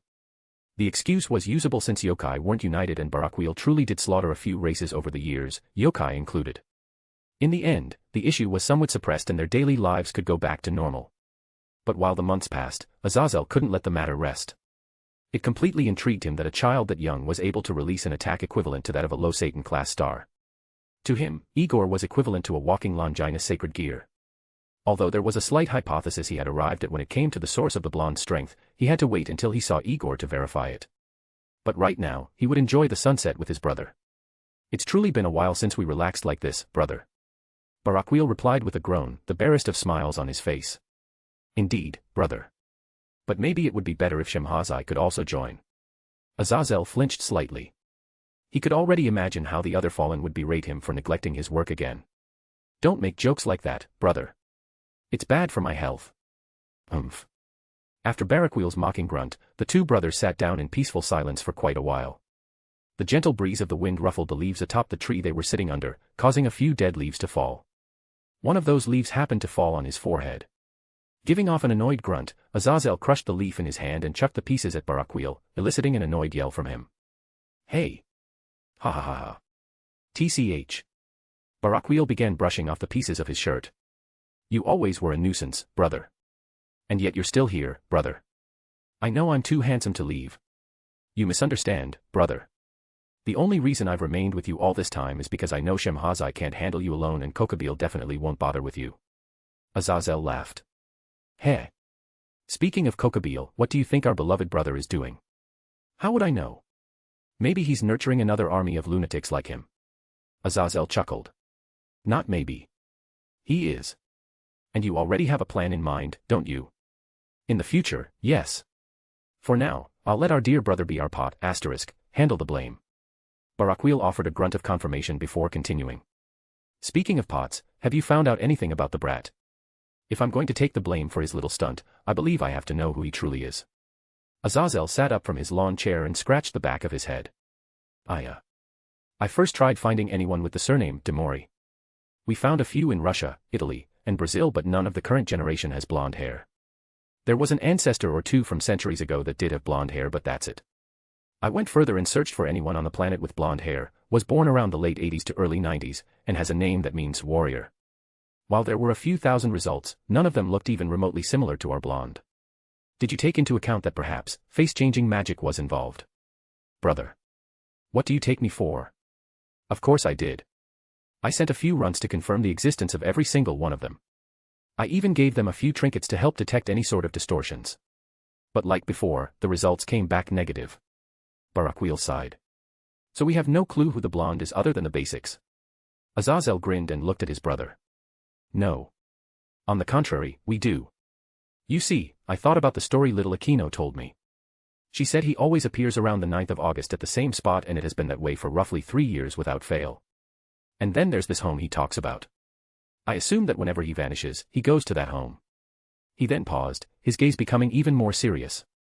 I cannot give you concrete evidence, at least not until I see him again, but that home of his is probably where the Aryans lived. I won't continue any further until I see him, but I also have a good guess as to where his strength comes from. And if it is where I think it comes from, then this completely solidifies his identity as a child of Aryan descent. Barakiel remained quiet, his head down in thoughtfulness. So, if your hypothesis is indeed true, what are our next steps? Azazel simply laid down again on his chair with his eyes closed. Simple. We do nothing. The blonde is not a threat to us. Barakiel narrowed his gaze. I know you, brother. Those are not the extent of your thoughts. You have a plan in the head of yours, don't you? Azazel simply gave a lopsided grin while adjusting his position for comfort on the deck chair. Don't look at me like that grouchy queel. I mean it when I say that we won't do anything apart from what we've been doing before. I think no. I know that as soon as the brat comes back, he'll come looking for you for a fight. And, you're probably going to lose. Barakiel immediately snorted. Humph. As if I'd lose to that foul-mouthed brat. Azazel raised his hands in mock surrender. Whoa, hey. I'm just saying, if he comes back from where I think he comes from, then there is a high chance you'll lose, brother. Of course, maybe his overconfidence will let you win, but it will not be an easy battle for you, brother. What makes you so confident in that little theory of yours, Azazel? For one simple reason. You didn't see it, but I did. When Igor released that huge key sphere at you, he forced you to go full power. Before that brat vanished, he felt you at full power, and he grinned before he vanished. He grinned like a madman, like how the mountain he thought had no peak was suddenly so close to reach. Asterisk. And exactly at that moment, both cadres felt a disturbance similar to teleportation in the forest. And, he's here, a month early. Azazel looked at Barakiel with a grin. But before Barakiel could retort,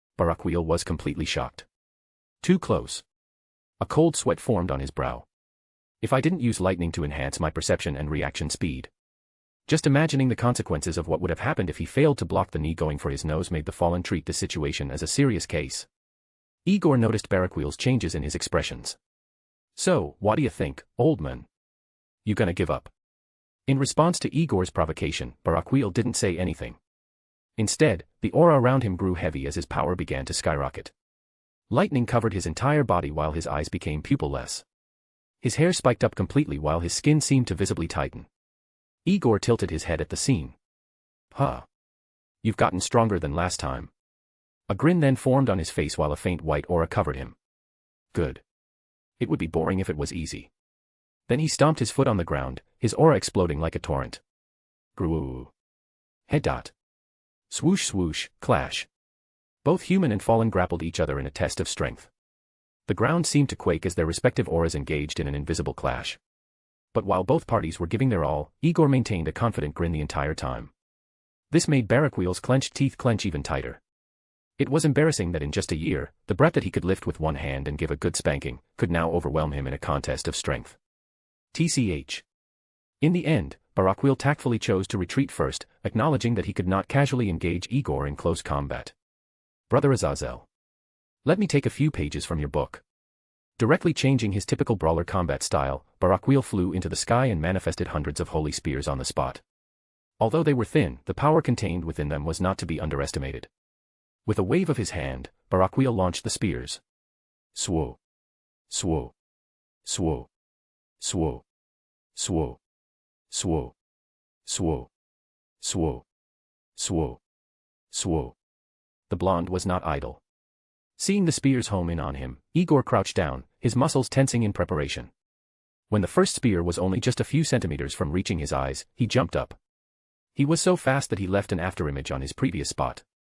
Do. Plumes of dust were raised on the ground where the spears struck. But the remaining ones were able to change trajectory and rise up towards the blonde. But it was already too late. Above the blonde was a large golden sphere the size of a 1,000-liter water tank. No words were needed to be said. Take this, old man. Some words were needed to be said. The large key sphere sped down like a comet towards Barakiel's position. But the lightning on the cadre's body wasn't for decoration. While the key sphere destroyed more of his lightning spears in its quest to destroy Barakiel, the fallen in question vanished without a trace. Almost immediately, he appeared behind Igor with his fist outstretched. His knuckles were aimed precisely towards the blonde's neck where he could temporarily paralyze the blonde and end this battle in one go. But the moment his fist punched through Igor, the blonde seemed to suddenly phase out of existence. Afterimage. His danger senses immediately spiked. Barakiel could feel something dangerous aiming towards his back. Knowing that he wouldn't be able to dodge it, Barakiel turned around and blocked the purple energy wave with his hands. It was only a split second or two later that he heard the blonde shout the words, "Gallic gun." He tried to contain the energy wave in his palms but he was being pushed back. He used his wings to stabilize himself as much as he could but the force behind the attack was too much. His hands felt like they were burning. Even my lightning armor can't handle this for much longer. But while he thought he had a dozen seconds or two to come up with a plan, Igor was not one to ignore an advantage. Reeling his hand back, Igor channeled a bit more ki before pushing it out. Ra. Tsuyu. The Gallic gun doubled in size and Barakiel was gradually getting overwhelmed. He couldn't hold on a second longer so he did the next best thing. Arg. Stealing his nerves, he used two of his wings to deflect the attack while he moved to the side. The Gallic gun continued forward without restraint before fizzling out just before the edge of the field. Despite Barakiel showing signs of injury, Igor didn't show any compassion and charged forward while firing dozens of ki blasts at him. Tsu. Barakiel grit his teeth and began dodging or deflecting on the spot. His hands were still in pain from before so unless he had to, he focused on dodging. While flying away was an option before, he was too injured to take that small window of opportunity. So he was forced into this passive situation. But he wasn't a cadre for nothing. Having lived since the beginning of human history, Barakiel had picked up many techniques during his time alive. So while he continued dodging, he extended a thread of lightning towards the unsuspecting Igor. It wasn't until the blonde got within the distance of 30 meters that he suddenly felt like something was tied around his waist. And before he could even properly process what happened, he suddenly found his position switched with Barakiel. He didn't have enough time to figure out the hows and whys when his own ki blasts were quite literally a hair's distance away. Acting purely on instinct, Igor's hands began deflecting all these ki blasts without care as to where their new trajectory would be. His hands were like blurs as they moved at astonishing speed to deflect the ki blasts. His ki blasts had no eyes. The moment they exited the blonde's hands, they did not discriminate between owner and foe. Barakiel was not idle either. He quickly channeled his light energy to form a powerful bolt of holy lightning above the blonde. I don't have much time. I have to hurry. Indeed, the ki blasts keeping the blonde in place were almost depleted. And as much as Barakiel wanted to take a second or two to rest, he knew that he likely wouldn't get another good chance like this to end everything in one shot. So quickly forming the attack, he yelled out. Radiant Storm. From the skies, holy lightning struck Igor just before he could deflect the last 3 ki blasts. Boom. But it wasn't just one strike. Boom boom. In quick succession, 2 more lightning strikes followed. Barakiel was putting his all into these attacks. He knew he couldn't be stingy at all with his remaining energy otherwise, what good would it do if the blonde was still conscious by the end of this? His heart would bleed. Boom boom boom boom.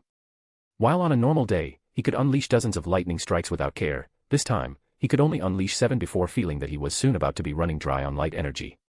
So without having anything else to do, he observed the situation, his face gradually turning even more grim by the second. How? With the magic contained in his lighting bolts dispersing, he could gradually feel the overwhelming ki that the blonde was releasing. Su. The dust had yet to disperse but the blonde could clearly feel that Barakiel was standing just a few dozen meters away from him. Thank you, old man. His voice came out in a serious tone with no mocking in between. I was arrogant when I came here to fight you, believing in my absolute victory. The dust gradually cleared, revealing Igor who was surrounded with a red aura. While the blonde had survived the holy lightning barrage, he was not unscathed. A dry line of blood flowed from his lips while his arms still contained burn marks. His pants displayed signs of being burnt and torn on several parts while his torso also displayed dark red marks. But despite his somewhat damaged appearance, Igor gazed directly at Barakiel with no signs of pain or anger. Now, I'll take you seriously, old man. The aura of his ×4 Kaioken thundered as he took his stance. I'll make the first move. Not caring that Barakiel appeared to be injured, Igor moved quickly. And he was fast. An ear-piercing sonic boom was released just by the sheer speed of his acceleration. But with his key control, most other hazards that could come with such an accelerative speed were mitigated to a great extent. Barakiel could see Igor approaching him with his fist poised for a powerful strike. But while he could see it, his body could not react. Barakiel could feel it in his heart, in his instincts. This will kill me. It was the first time that Barakiel felt this helpless. Even though he had lost his fair share of fights, at the very least, he could retreat. Now, he could forget about dodging, not to mention teleporting. For the first time in millennia, Barakiel felt what it meant to have no paths of escape. Clash, boom. Silence. Barakiel opened his eyes, to see Aazel standing protectively in front of him. The governor had come in at the last crucial moment to stop an attack that would have killed his brother. Let's stop here for today, Igor. You've won. Igor remained frozen, confusion evident on his face. What? Already? Chapter 24, Chapter 24. Let's stop here for today, Igor. You've won. What? Already? DxD. Igor was confused. He looked at his fist that was caught by Azazel's palm. He barely saw the fallen appear in front of him, barring that his senses were entirely focused on Barakiel. But after the haze of combat slowly left him, he could now see the current condition of both cadre. Aazel was smiling lightly with no visible strain from blocking a full-powered Kaioken X4 punch. While his grip on Igor's palm appeared strong, the blonde could feel there wasn't any force in the fingers. So retracting his fist, Igor's eyes widened when he saw the cadre's arm fall limply to his side. Be broken. Aazel grinned. Yeah. You pack quite the punch for a kid your age. Oh. Igor also took a glance at Barakiel's labored state. The fallen weakly knelt on the ground while taking deep breaths. Although a few of his wings were damaged, he was relatively fine besides the issue of experiencing the consequences of having low levels of energy. Igor tried to force a smile.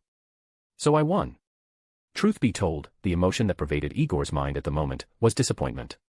I trained this hard, for this. Aazel could feel the blonde's disappointment, so he hurriedly tried to remedy the situation. Why the glum look, kid? My brother just didn't expect you to be this strong to the point that you could survive his attack like this. Tell you what, how about you two have yourselves a little rematch in 3 days? Barakiel here will show you why he's the lightning general. Igor's eyes gradually brightened up. Yeah. That's fine. Next time, I want to see all your techniques, old man. Barakiel groaned. No need. He slowly got up from the ground with a small vial in his hand. Without another word, he consumed the contents of the vial in one gulp before crushing the container. Shatter. Not paying attention to the pieces on the ground, the changes happening to Barakiel were gradual but swift. His broken and singed wings straightened out with a crack. However, one of his right wings appeared to suddenly shrivel, confusing the blonde before he suddenly felt Barakiel's magic power restored to its previous level. Asterisk. Barakiel breathed a few times before retreating a few meters and getting into a stance. This time, he retracted his wings and didn't let them come out. You've won this one, brat. Let's see if you can win the next. Crackles of golden holy lightning flashed around him. But unlike before, these flashes remained simple flashes. This roused Igor's curiosity, but he didn't ask. Decreasing his Kaioken multiplier, he only let it run at 75%. This was the current limit he could hold with absolutely zero strain on himself for the next half day. Don't mess around this time, old man. I want a real fight. And I will give you one.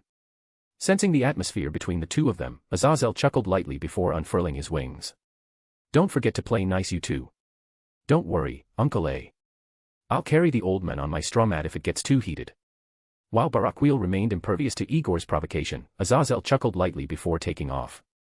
With the third wheel gone, both warriors focused on each other. Both showed different variations of seriousness in their gazes. While Igor's displayed seriousness and confidence, Barakiel's displayed calm and calculating. This time, Barakiel was the first one to strike. Swoosh. Igor almost couldn't see the movement, reason being his eyes had suddenly felt heavy for the briefest of moments. But even if it was for a brief moment, the blonde was still able to react in time. Dodge. Bending backwards to dodge Barakiel's punch, Igor used his momentum to raise his leg and kick towards the fallen's chest. But Barakiel's experience shined in that moment. Using his free hand, he diverted the blonde's kick before stretching out his leg to sweep Igor's remaining leg. Feeling that danger was imminent, Igor tried to twist his body and roll out of the situation, but Barakiel's sudden grip was strong. Kicking the blonde's remaining foot, Barakiel didn't waste time and immediately mounted Igor. The blonde opened his mouth to release an energy blast, but Barakiel dodged to the side while cocking his fist. Blocks. But Igor was able to put his arm up and block the fist that almost hit the side of his head. Not liking his current situation, Igor gathered some strength into his legs before pistoning his hips up. With his powerful core muscles, he was able to offset the fallen's balance, destabilizing him briefly and opening a brief window of opportunity. But instead of escaping, Igor quickly grabbed both of Barakiel's arms and opened his mouth. Rah! But Barakiel was swift. Even with his arms restrained, he had no qualms rolling over to the side. Crack! Even if it meant dislocating his left arm. Although Barakiel had considered using his wings, he learnt the hard way that the blonde's attacks carry quite the punch and that mouth blast would have easily snapped them in half. Igor didn't continue lying on the ground. Quickly getting up, the blonde charged forward towards the fallen, eager to use the advantage provided by Barakiel's broken arm. Clash. Engaging in close combat, Igor was momentarily surprised to see that Barakiel's arm had already healed. But he didn't let that detail cloud his mind. Both began exchanging moves at breakneck speeds. With Igor's increased height, he wasn't as disadvantaged as he was a year ago. Furthermore, his increased strength allowed him to slowly dominate and push back Barakiel in their exchanges. Although Barakiel wasn't winning their exchange, he wasn't losing either. Having enhanced his combat capabilities with Holy Lightning, the cadre's perception far outstripped the norm. In fact, he had focused his enhancement more on perception and speed instead of strength and defense. Not only does this option allow him to save more of his energy, but it also allowed him to somewhat predict and evade the blonde's moves in advance. While Igor knew that if he directly used a Kaioken X8 he could directly defeat Barakiel, it wouldn't give him the satisfaction he wanted. So he wanted to see just how far he could fight Barakiel without multiplying his power twice. The result was exhilarating. Both fallen and human zoomed across the clearing, their movement stirring the winds and the sound of their clashes scaring any lingering wildlife. While Igor's method of combat was pure offense with minimal defense, he was absolutely abusing the power contained in his bones and muscles to launch powerful blows and his smaller figure to dodge any counters the fallen released. As for Barakiel, his style of combat this time around focused more on defense with minimal offense, the exact opposite of Igor's. Even though his figure was large, he was able to dodge with ease and deflect what he couldn't deflect. While he would want to use his wings, he was cautious as to what means the blonde would use to destroy them. His wings were useful extra limbs, but they were vulnerable targets.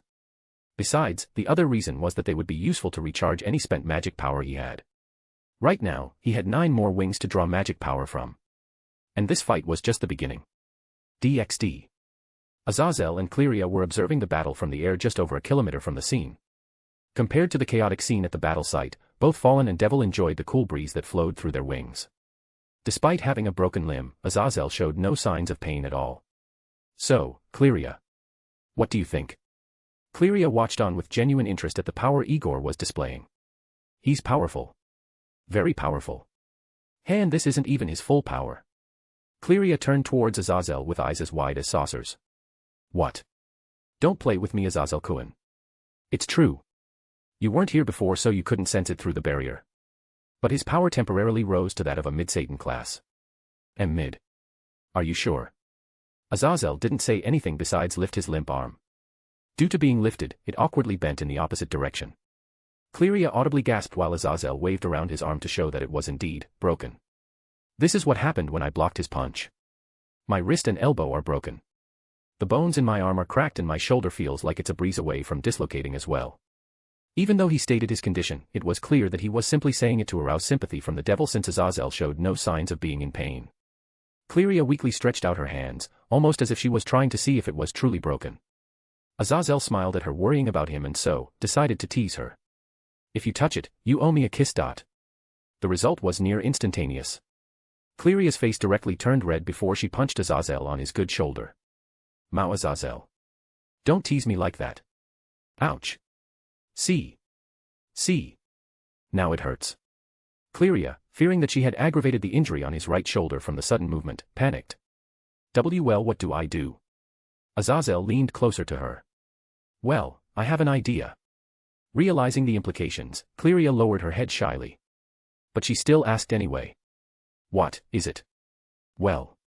He gently cupped her chin with his finger and gazed into her deep ruby-red eyes. Her cheeks were flushed red, and if Aazel could, he would have removed a strand of her long white hair from her face. But so captivated was he by her beauty and purity, that Aazel momentarily froze for the moment. Over the year, he had bonded with Claia over the subject of Igor. Although she had known about the blonde since almost 3 years ago, it was only a year ago after his fight with Barakiel that Claia truly began to investigate him. Naturally, she was by Aazel most of the time since the both of them developed an interest in the blonde. While Aazel did routinely tease her because of her kind personality, he never found her as beautiful as he did now. Badump. All his wits evaded him while his heart began to beat. He never expected this. When he teased her, this wasn't part of the plan. He would have poked her in the nose before, laughing like all the times before. But now, Aazel was caught unaware by those innocent eyes of her. Slowly, he descended towards her lips, not breaking contact with her eyes. Claia didn't pull back or show any signs of resisting. It was like his gaze had rendered her hypnotized. Gradually, the distance between the two shortened. Centimeters were becoming millimeters and they could vividly feel each other's breaths on their faces. Their lips were about to touch. Boom. Take that, old man. Chapter 25, Chapter 25. Their lips were about to touch. Boom. Take that, old man. DxD. A dozen seconds prior. Igor and Barakiel were still at it. The blonde, with his superior physique, kept close to Barakiel in order to take advantage of his higher combat power.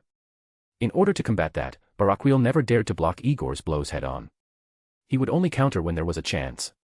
With his combat experience, it was easy to sneak in a few blows. But whether those blows were powerful or not was another thing. Having demi-ki run through his body, the blonde's defenses were naturally elevated. Even if Barakiel tried to channel his lightning into Igor's body, the lightning would encounter fierce resistance. But Barakiel didn't lose composure. He was fine with keeping the situation like this. It would allow him to fully study the blonde and therefore, slowly increase his advantage in the long run. But Igor wasn't one to be underestimated. Seeing the tediousness of things, he took the opportunity to launch a dropkick, which surprisingly connected, before using Barakiel's chest as a springboard to soar into the sky. Raising his hands towards the sky, a massive golden sphere the size of a house instantly swirled into existence. Without any added grandeur, Igor flung the sphere down. And with surprising speed, it locked onto Barakiel, and even though the fallen changed directions, the sphere stayed locked onto him. Soon, the distance rapidly shrunk and the sphere finally reached its target. Boom. Take that, old man. The explosion was not huge but the power wasn't low. With his level of ki control, Igor was able to contain the power of the explosion on a singular spot for maximum damage. While the blonde felt that his attack had struck Barakiel, he did not pin his hopes on winning just like that. He didn't know what strange method or technique Barakiel would use to escape, but it didn't matter to him. Pressing 2 fingers to his forehead, he stretched his senses to figure out where Barakiel was. Having memorized the signature of his life force, Igor almost had total assurance that the fallen wouldn't be able to hide from him. While he doubted the fallen could escape his senses, he would rather err on the side of caution. So, spreading his aura out like dense sonar waves, Igor blatantly tried to find out Barakiel's location. Like I thought. The old man somehow escaped the explosion, found him. Igor got ready to use his instant transmission. But before he could fully disappear, he suddenly stopped. He raised his hand to the sky and formed a smaller golden sphere the size of a room. Can't take risks with the old man. He flung it towards the forest where he last sensed Barakiel. The result was instantaneous. The moment the sphere reached the location, hundreds of lightning spears formed from various directions and attacked the sphere, triggering it to explode on the spot. Boom. Another patch of forest was destroyed by the explosion. But what was different this time was that Igor could spot Barakiel flying from the explosion at breakneck speeds. Chance. Spotting Barakiel, Igor flew over to Barakiel with the aura of the Kaioken X-175 converged on his fist. Barakiel was now caught between a rock and a hard place. Behind him, the dangerous shockwave from the combination of the ki explosion and holy lightning was behind him, while Igor with his demi-ki laced fist was in front of him. Barakiel did try to tie a thread of lightning around the blonde in order to switch places with him, but that faint red aura around him made it impossible to do so in a short time. In fact, most of his lightning techniques were rendered almost useless against the blonde. Realizing his predicament, Barakiel forwent any thoughts of conserving his energy and directly went all out. A thunderous aura of lightning covered him as he also cocked back his fist to meet the blonde's. As for Igor, he sported a wide grin at seeing Barakiel finally decide to truly fight him. Not wanting to remain reserved, Igor directly increased the percentage of his Kaioken to 100%, finally activating the full Kaioken and its representative aura. But what Barakiel didn't expect was that the moment their fists were about to clash, Igor vanished. Tsui. And appeared above him with his fist cocked back. It was over. Goo, boom. Having endured a fatal hit to his spine, Barakiel directly shot down towards the ground and unceremoniously landed face first. The explosion caused by the high speed of his crash resulted in plumes of dust, grass, and sand being flung in all directions. While Igor could feel that Barakiel was unmoving through aura sense, he had his doubts and immediately got into the stance for the Gallic gun. Charging up the attack, he had no intention of waiting for the dust to clear before firing. But before he could charge up the attack, Aazel appeared in front of Igor like before and stopped him. Hey. You've won. Relax now. Igor briefly looked at Aazel before looking at the ground. With the dust clearing, Igor could see the unmoving form of Barakiel. The fallen's wings laid splayed out all around him while his eyes were closed. Focusing his senses on him, Igor could also hear the faintness of his breaths. Huh. A grin slowly formed on his face. Humph. That's payback for all those times. But even though he tried to remain excited, he couldn't help but frown a bit. This was too easy. When he exited the time chamber, he pictured having an epic battle with Barakiel, where bones would be broken and blood would be shed. He imagined that after hours of a grueling fight, he would triumph over Barakiel after an exhausting battle. Yet, it hadn't been an hour and he already won, twice. Should I wear weights next time? Igor flew down towards the downed fallen along with Aazel. Both of them landed gently on the ground. It was then that Barakiel's situation came to light. Most of his ribs had snapped while his jaw had caved in on itself. There was no point in mentioning his spine. It was completely shattered. Aazel hissed at the sight before moving to help him. Yeesh. Did my brother cuck you or something? What's there to cuck? Aazel paused for a bit before sighing. You a monk or something?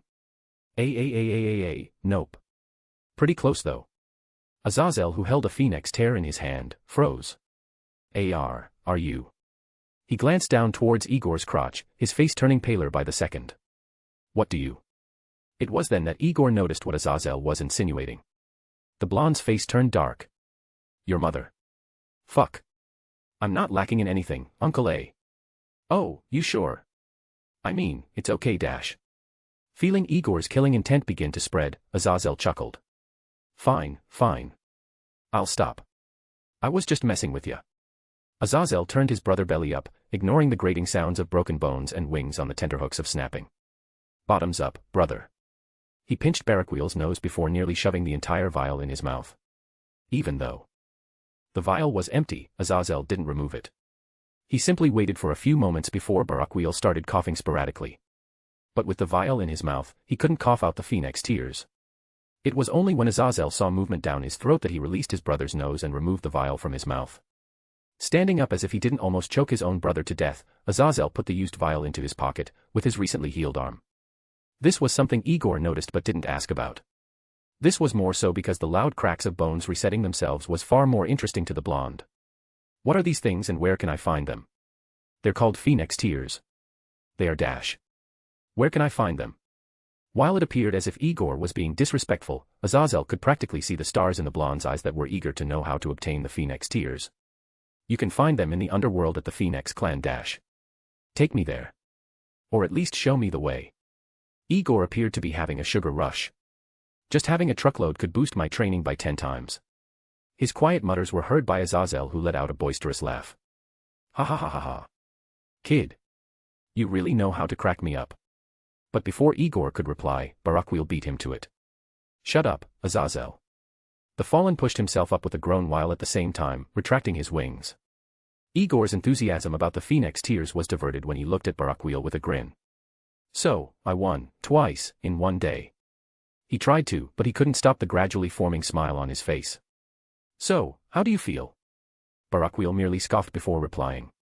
If it wasn't for that damned red energy of yours, I could have won. Aazel saw this as a chance to chime in. Speaking of that, what is that red energy, Igor? Oh, that's my Kaioken. It's an evolution of my aura-burning state. Aazel brought a hand to his chin in contemplation. I see. So it's similar to the Red Dragon Emperor dash. Red Dragon Emperor. That's the name I was trying to remember. Barakiel curiously looked at the blonde. You know them? No. A couple years ago, I was trying to remember who were some of the strongest people I must keep an eye out for. One of them was the Red Dragon Emperor, but it had been since I last heard the name that I forgot it until now. Sensing an opportunity, Aazel decided to throw out a bait. Forgot. Just how long did you stay in that time chamber of yours? Contrary to expectations, Igor didn't panic. Around 5 no. It's 6 decades now, I think. Barakiel was surprised. Time chamber. Yeah. I've been training to beat you now for the past decade, old man. My efforts paid off. Shaking his head and choosing to gloss over the issue of the time chamber, Barakiel changed the topic. Regardless, that Kaioken of yours is a bane to my fighting style. Because it can increase my strength. No. Because that aura you emit in that state can suppress my energy. Igor was confused. Really? As much as it irks me to admit it, it is true. The efficiency of my attacks are decreased greatly and my lightning can barely penetrate through you. This makes most of my techniques useless. Oh. Igor then came up with an idea. Then what if I don't use it? Will you agree to another round? Igor was beyond trying to prove a point. Right now, he was desperately itching for a good fight where he could use all the techniques he learned. As for Barakiel, he frowned at the proposal. To him, the handicap the blonde was offering left a bad taste in his mouth. No need dash. Accept, brother. Just treat it as a sparring match. Both of you will benefit from this. Barakiel froze for a bit in contemplation of Azazel's words. In the end, he sighed. I agree to another round. The blonde's smile stretched towards his ears. Yes. Chapter 26, Chapter 26. Barakiel froze for a bit in contemplation of Azazel's words. In the end, he sighed. I agree to another round. DxD. Azazel-kun. Yes, Claia. It's been 3 days. Yes, Claia. And they're still fighting. Azazel was lost for words as well. 3 days ago, both Fallen and Devil had left the two battle lovers to fight a third time. Having exited the barrier, Azazel and Claia went their own separate ways since each party had their own job to do.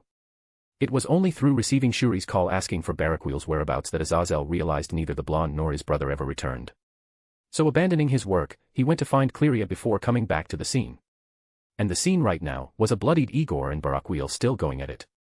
Barakiel had all his wings out but all of them were already shriveled. It could be guessed that he had already withdrawn all the energy stored within them.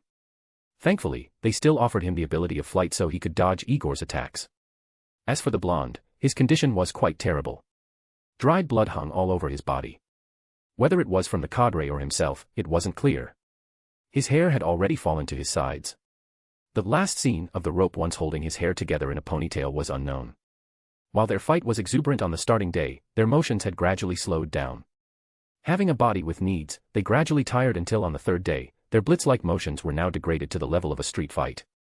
When before, they could bound the entire clearing in less than the time it takes to blink, now they could barely run to the other end. Since Barakiel had almost exhausted his light energy, it was natural that the blonde was in a similar state as well. Huff huff. Stretching out his hand, Igor tried to form a ki blast. But the energy in his hand briefly formed before fizzling out like a dying light bulb. Groo. I'm so hungry. Having been distracted by his growling stomach, Igor couldn't block the punch to the face that Barakiel released. Goo. Staggering backwards, the blonde tripped over a stone before falling on his back. Barakiel tried to run forward, but the best he could muster was an awkward stagger. The same was true for the blonde. Having fallen on the ground, he was too tired to get up. At this point, Igor wanted to call it quits. He didn't even have enough energy to fly at this point. Although the blonde didn't have an insanely high amount of ki, he could make up for that with the insane level of ki regeneration he got after the combination of triggering his divine ki and spirit control. But all that ki regeneration came at a cost. Groo. It came with the cost of having a high appetite. To constantly generate or regenerate ki, the blonde became a calorie guzzler. Although he had eaten the equivalent of 3 cows before leaving the time chamber, all that energy was already spent. So his eyelids were threatening to close at any time. Barakiel's nearing steps forced the blonde to stay open. That's it. Performing a kip-up, he successfully kicked Barakiel in the jaw, causing the fallen to stagger backwards. Ignoring the protests of his body, Igor forcefully compressed a bit of ki into his fist before charging forward with a war cry. Rah! Barakiel, too tired and dazed, couldn't block the punch. Goo! Nailing the fallen right cleanly on the side of the head, Igor tiredly watched as Barakiel finally fell on his side. He stood quietly for a moment, keenly sensing the fallen's current state. Upon sensing that Barakiel was unconscious, the blonde eagerly shouted. Ha ha ha. I won. Tiredly, Igor fell to the ground on his back. His arms and feet lay spread out, his chest heaving up and down. He was too tired to even remove the lock of hair hovering above his eye. But even though he was tired, his stomach didn't care. Groo. Oh. A stream of tears fell down his face. He began releasing a few sobs. The pain of his stomach clawing at him was just too agonizing. I'm so hungry. The adrenaline had washed off.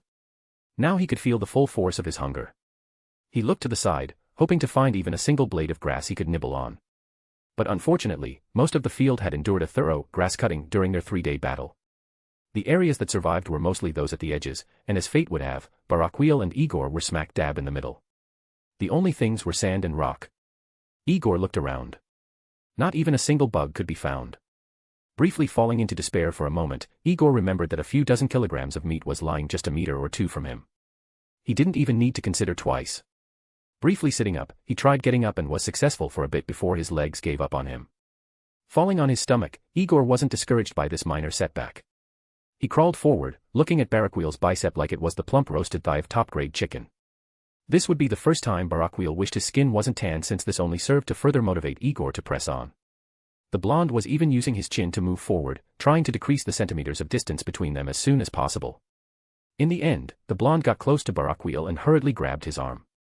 But in that brief moment, a semblance of clarity came upon the blonde. The image of a chicken thigh was replaced with the bicep of the fallen. Igor tried to let go. He really did.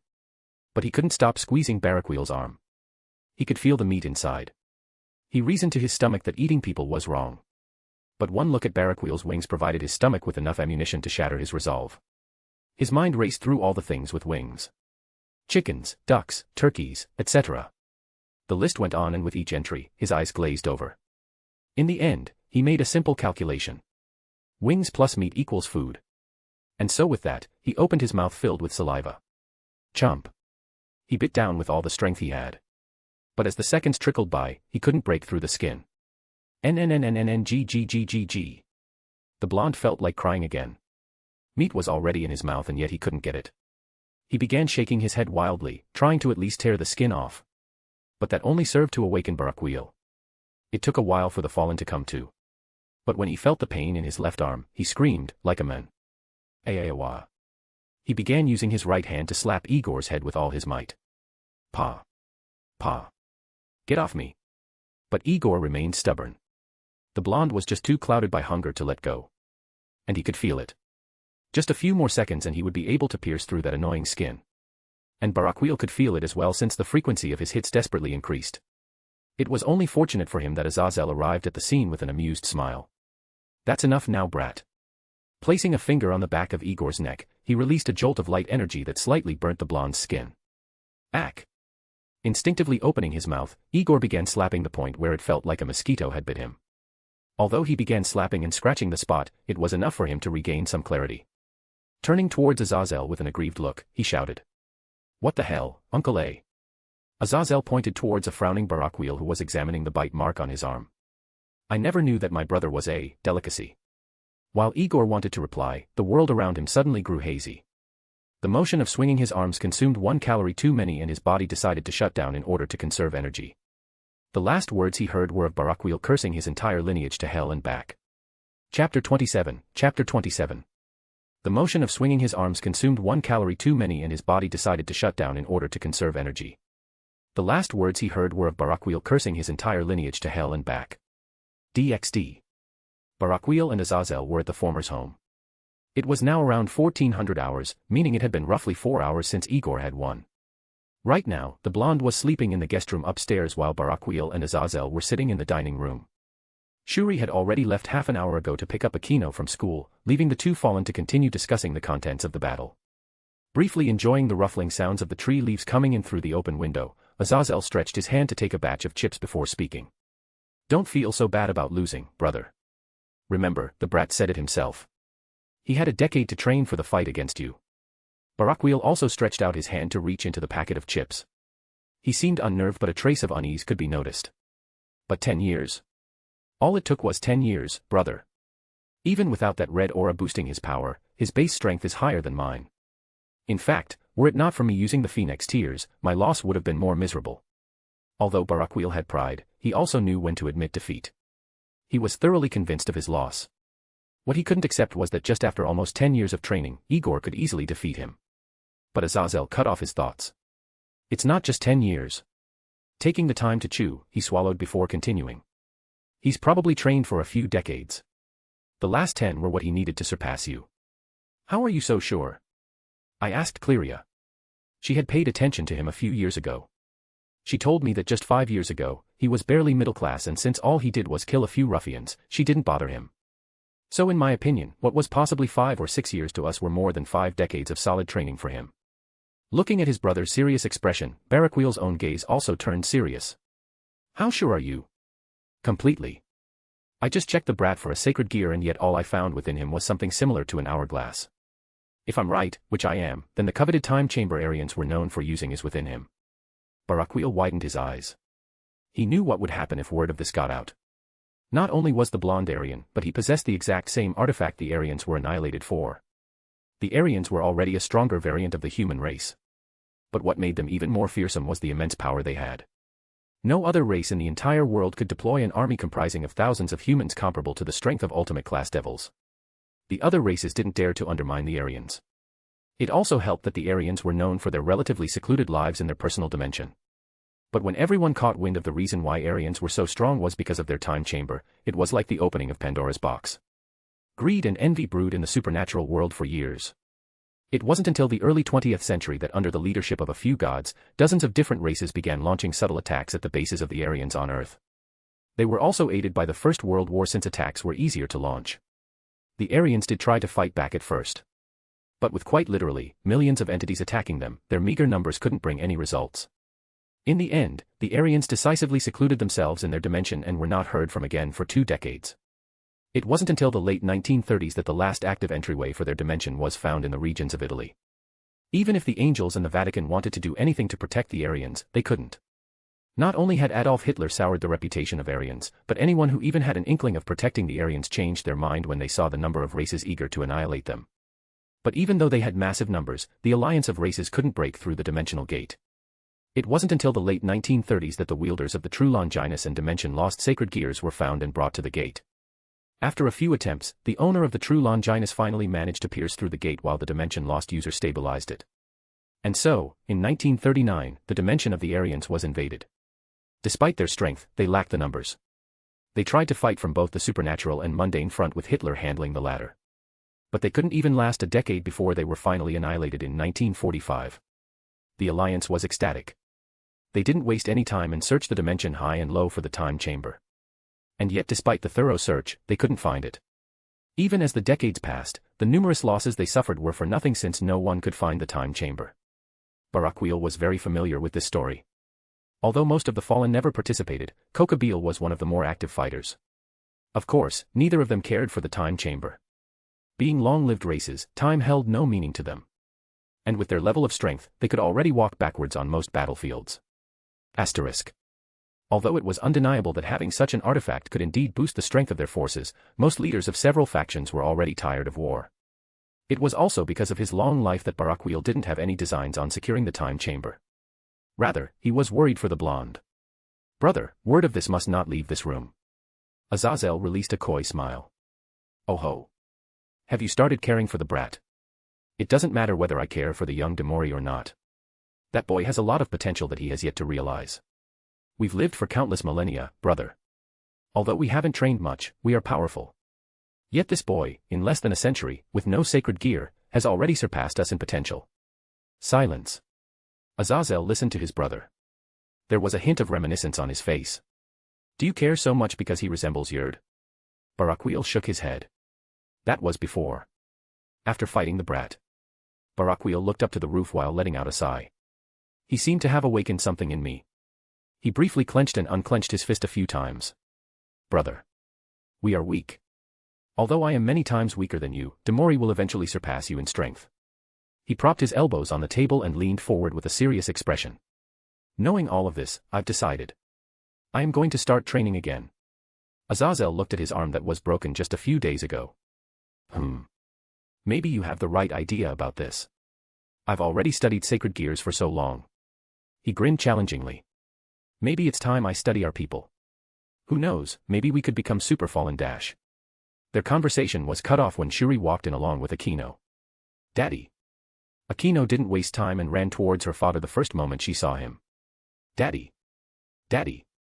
Barakiel released a genuine smile as he opened his arms. Oh. My little princess. Akino jumped onto his lap and buried her head in his chest. She wrapped her little arms around his torso and tightened them like a vice. While Barakiel was rubbing her head, Shuri walked towards him and kissed him on the lips before greeting him. Hello, husband. Hello, my wife. Looking at the aura of love released by the family of three, Azazel felt as if he had eaten something bitter. While normally he would interrupt this moment, he found his mind drifting to Claia. Since the moment when they almost kissed, Azazel found himself thinking about her more often than not. While he assured himself it wasn't love, he couldn't deny that he was feeling a few emotions for her. But what surprised him even more was that he never once thought of her breasts. It was always her face that ran about in his mind, particularly her smile or her cute frown when he teased her. Oh no. Azazel looked at the happy family and gradually, the image distorted to show the same scene but with Azazel, Claia, and their lovely daughter with long white hair. Am I falling? Chapter 28, Chapter 28. Azazel looked at the happy family and gradually, the image distorted to show the same scene but with Azazel, Claia, and their lovely daughter with long white hair. Am I falling? DxD. Having hugged her father long enough, Akino popped her head up with a smile. Daddy. Where's Igor? He's asleep upstairs, my daughter. Don't bother him for now. Okay. Like an energetic little minx, Akino got off his lap and ran to the living room. It wasn't until a few moments later that the sounds of cartoons started to sound from the television. While Shuri hugged his head, Barakiel had a content smile on his face. Soon enough, Shuri gave him a quick kiss on the forehead before turning to leave. Let me get started on cooking. Knowing Demori-kun, I'll need the extra time. It was at this point that Azazel found an opportunity to speak. You might want to prepare more than usual, Shuri-chan. Igor was very hungry after the fight, so he'll need a lot more food, much more than usual. Shuri merely gave a nod before leaving the room. DxD. With 5 hours having passed since 3 in the afternoon, it was already nighttime. With Azazel having left, Barakiel was standing outside the house with Akino on his shoulders. Both father and daughter were staring at the stars in silence. Although the breeze that came with the night was cold, neither of them felt cold due to their enhanced physique. While Barakiel enjoyed the silence, he decided to ask his daughter a question. Akino. Akino leaned over her father's head to get a look at his eyes. Yes, Papa. Asterisk. Barakiel was quiet for a while, as if he was in contemplation. Papa. But roused by his daughter's call, he sighed before speaking. My daughter. Do you want to become strong? It was a thought he had during his talk with Azazel. Faced with the blonde's ever-increasing strength, the will to train was reignited in him. He also had the thought of training his daughter. But while he did hold the desire, he didn't want to force her. As for Akino, she was confused by her father's sudden question. Become strong? Why? Just curious, my child. Akino pondered the question with the classic fist-to-chin gesture. I don't know. Barakiel weakly smiled. He knew that when she said she doesn't know, it usually meant she didn't want to do it but was afraid of directly declining. So choosing to drop the issue here, he chuckled. Heh. Do not worry, my daughter. Your answer isn't needed now. Anytime you want to get stronger, you can look for me, or your big brother. And just like a switch had been flipped, Akino ranted. Stinky Igor is not my brother. He always bullies me. Humph. That's because you call him by name. But why must I call him older brother when I'm older than him? Because he is older than you. Akino was shocked. Wah. Akino was right to be confused. Just a year ago, she had been told that she was older. Now, it was the reverse. But Barakiel couldn't be bothered to explain the complicated specifics to a 6-year-old. It was a mistake. Igor is a lot older than you. So you have to rightfully refer to him as brother from now on. If you're going to say his name, add brother before it. While Akino did want to argue, she feared the consequences of blatantly disobeying her father's orders. His hands weren't that big for nothing. Yes, Papa. Barakiel simply ruffled her hair to cheer her up. Don't worry so much, my daughter. Calling him brother is just a sign of respect. Although you may not believe it, Igor is older than your school teachers. There was a reason why Barakiel suddenly brought this up. While the blonde never acted his age, he always established his seniority as the older brother. If Akino didn't listen or forgot, a quick pinch to the gut or a twist of the ear would remind her. But another reason was also because he wanted his daughter to establish good relations with Igor. If the blonde genuinely considered her his little sister, he could be more assured of having a second line of defense for his family. Having received an answer, Barakiel went back into the house with Akino. It was also coincidentally when Shuri came out with a bowl of rice and chicken curry. Akino-chan. Why don't you go upstairs and give this to Demori-kun? Although it was a question, Akino knew it was an order. So letting her father bring her down, she took the bowl. Yes, Mama. Before walking up the stairs. Reaching the top, she rounded the corner before opening the door into the room where Igor slept. Compared to 3 days ago, the blonde was now cleaned of blood and dirt that clung to his body. His straw mat, books, and upper clothing were all neatly placed next to him on the floor. Akino walked forward, the delicious scent of the food wafting through the room. Brother Igor. She held the bowl in one hand while gently nudging the blonde with the other. Brother Igor. She continued to shake him but the blonde wasn't waking up. Brother Igor. There was still no response. Knowing that it was pointless to try any further, Akino was about to give up and leave when a suddenly devious thought entered her head. He. Taking a drumstick from the bowl, she first let the soup and oil drip into the bowl first before slowly bringing it over to Igor's nose. If you don't wake up soon, I'll eat it myself. 10 seconds passed and yet, there was still no reaction from the blonde.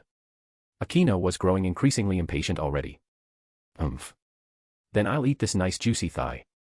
Bringing it close to her mouth, she never quite expected for Igor to suddenly kick the covers and pounce on her like a lion does with its prey. The blonde rocketed towards the chicken drumstick that was already nearing her mouth with laser-like precision. His mouth was already wide open while his left hand went for the bowl of soup she was about to drop. Displaying splendid skills of multitasking, Igor grabbed the chicken thigh from Akino's hand with his teeth while he successfully secured the bowl with his hand. Not wasting any more time, he quickly devoured the chicken thigh whole along with the bones before furiously digging into the bowl of stew. Hearing the clanging of ceramic against spoon, Akino stood there dazed for a moment. Her finger traced the part of her lips where Igor briefly made contact. Her eyes turned watery for a moment before she ran out crying. Papa. Igor is going to turn me into a frog. But she wasn't fast enough. Igor had already devoured the contents of the bowl, not sparing even the soup on the sides. The blonde could smell the scent of delicious food from downstairs. So, he ran. He exited the room before turning the corner and dashing downstairs. He vaulted over Akino with a side flip before he stuck the landing at the bottom of the stairs. Placing the bowl and spoon on the side of the table in the kitchen, Igor unceremoniously began digging into the typical Japanese cuisine. Although the blonde didn't have a fondness for any other meat besides chicken, beef, mutton, or pork, his starving stomach didn't care for any distinctions at that moment. Food was food and all it wanted was food.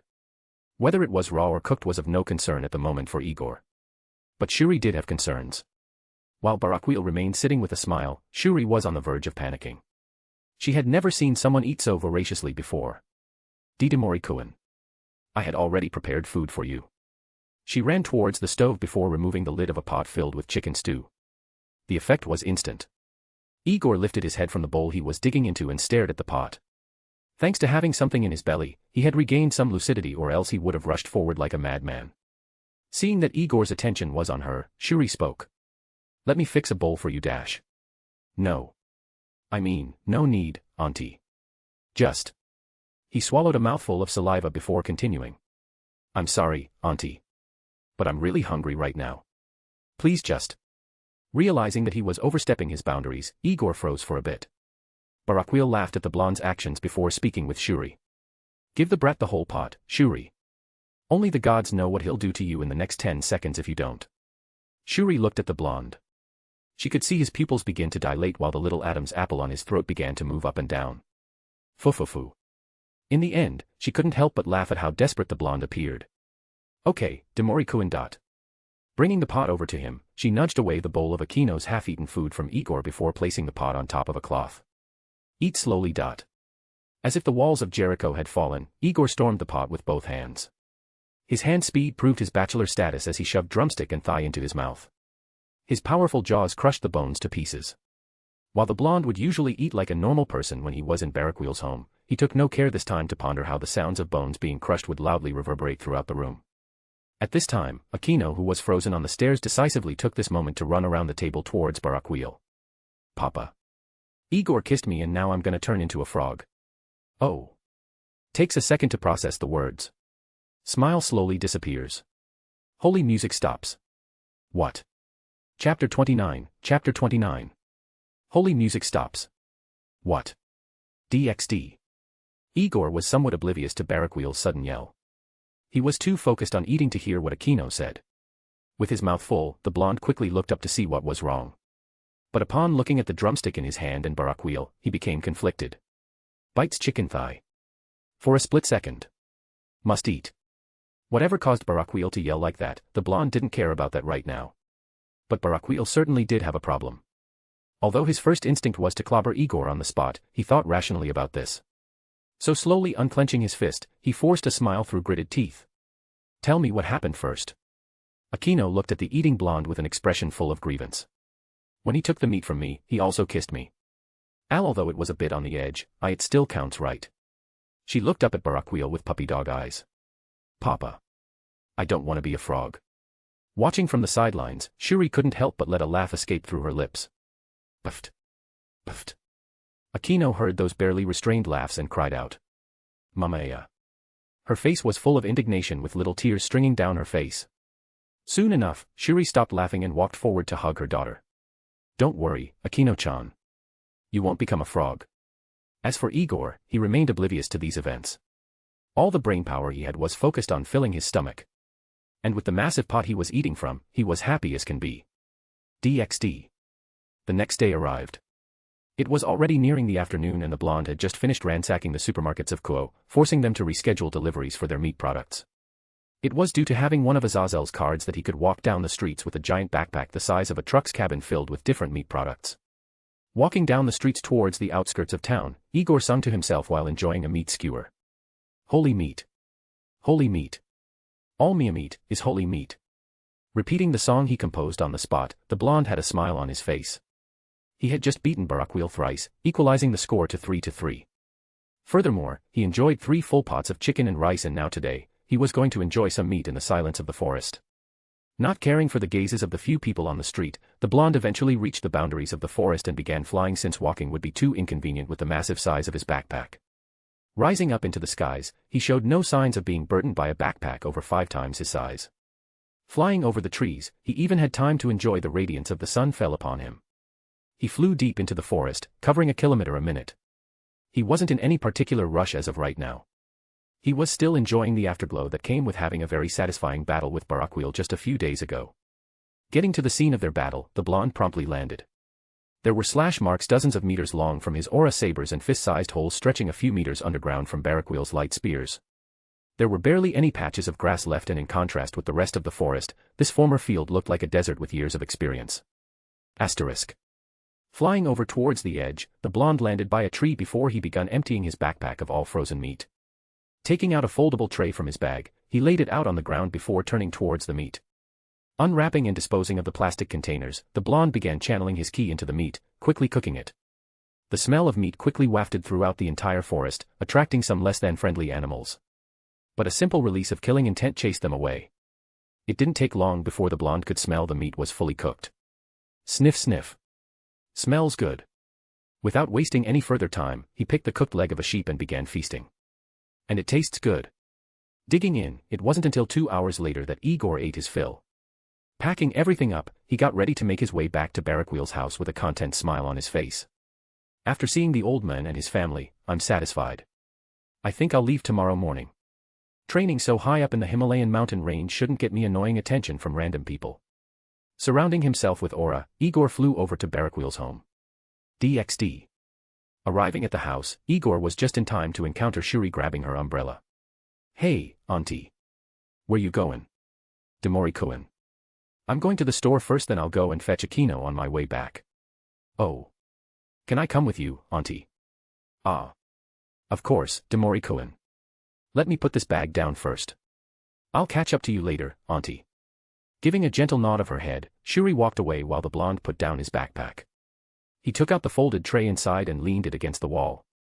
Looking over at his backpack laid out on the grass, his expression darkened when it took up a large area. Briefly grumbling about how he would have to fold the backpack, a spark of inspiration suddenly struck him. He grabbed the edge of the backpack and closed his eyes. I forgot to try this after I went out. But, can I freely enter and exit the time chamber? I don't want to hide my backpack in that old warehouse anymore. Thinking along the lines of using the time chamber as a storage treasure, Igor replicated the feeling of entering the time chamber.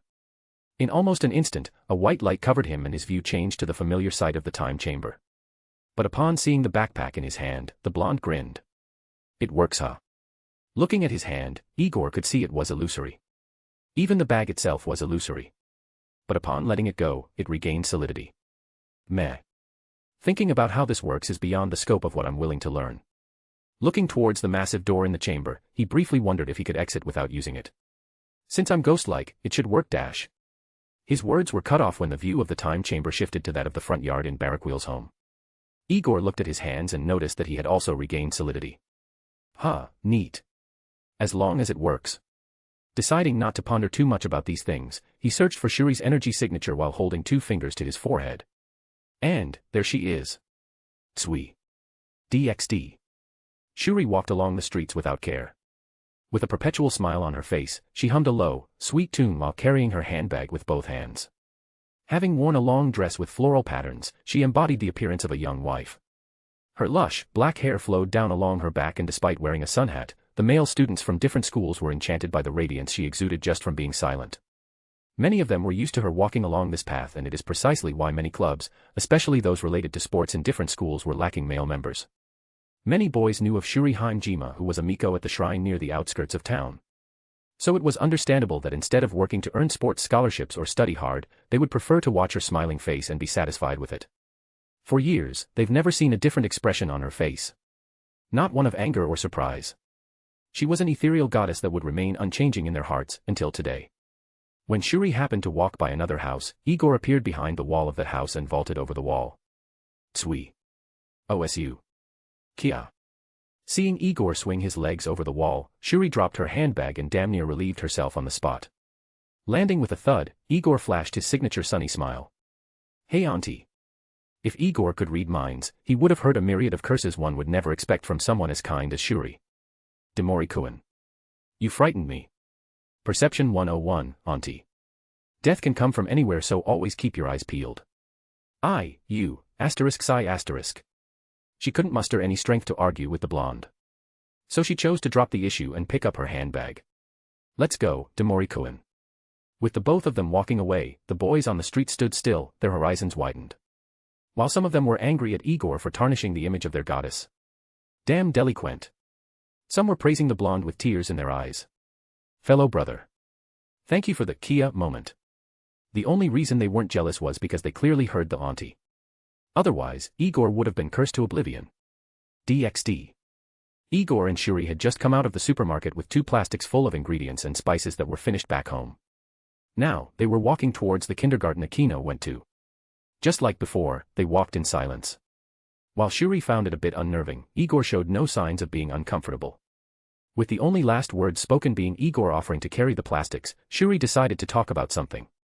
Her interest was using this time to find out who the blonde was. Demori-kun. Yeah, auntie. Deciding not to be too direct, Shuri decided to ask in a somewhat roundabout way. I'm curious. Where are you from? Me.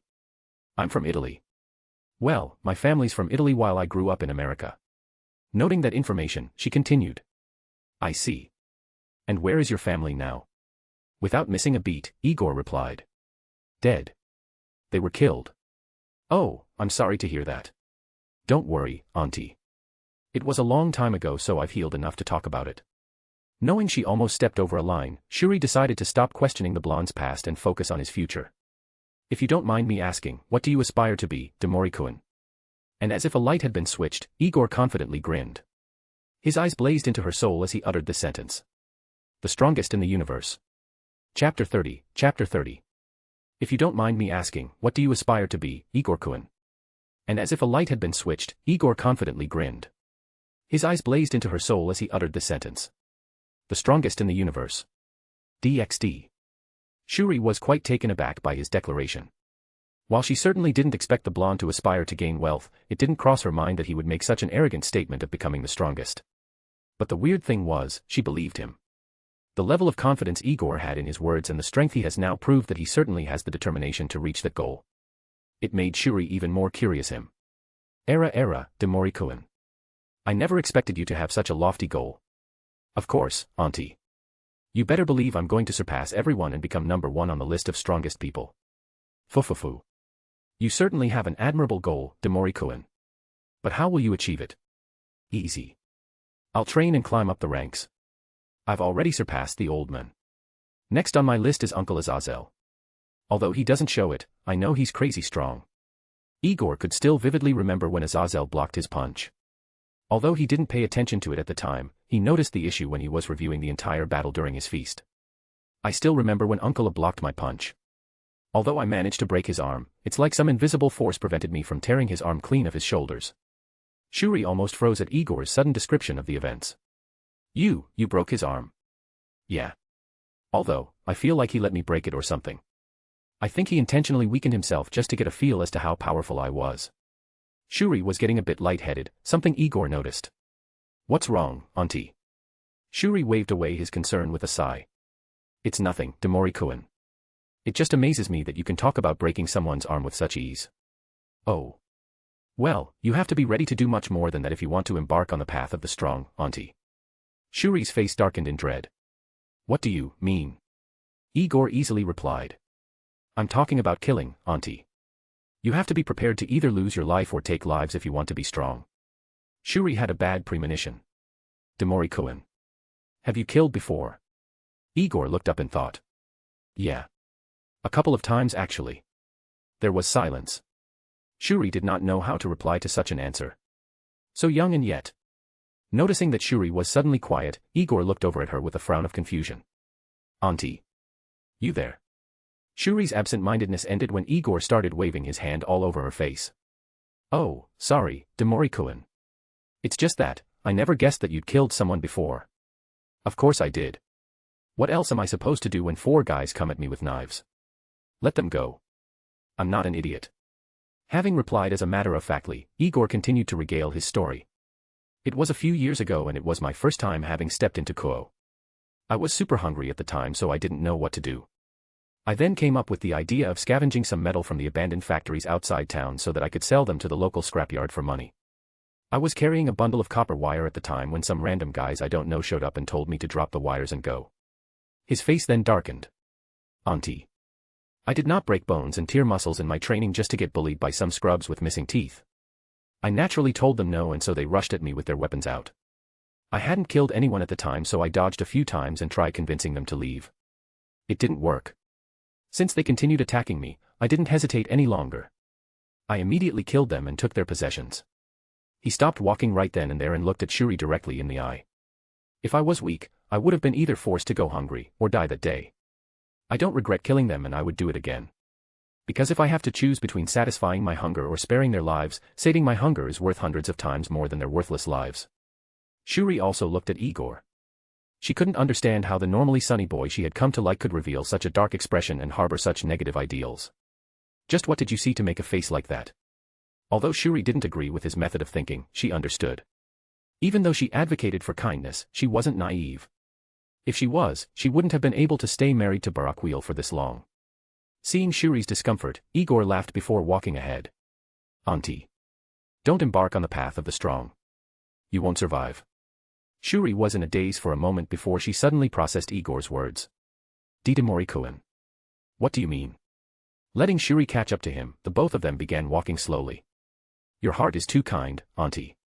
At some point in time, I can see you sparing the wrong person and dying from an attack to the back. Shuri wanted to refute it. She truly did but, she could only smile weakly. You're probably right. I am a healer, not a warrior. I just cannot bring myself to take someone's life. You know, Auntie, sometimes in life you'll have to do some things you hate. For example. Igor turned to look at her directly in the eye. If Akino were to be in danger, would you not kill for her? Shuri clenched her fists. I would. That's very admirable, Auntie. But what if the person who's targeting Akino is powerful? What if me or the old men aren't there? Shuri's eyes instantly darkened. Demorikoen. You're going too far. The blonde released an exasperated sigh. Auntie. The enemy won't care about whether they're going too far or not.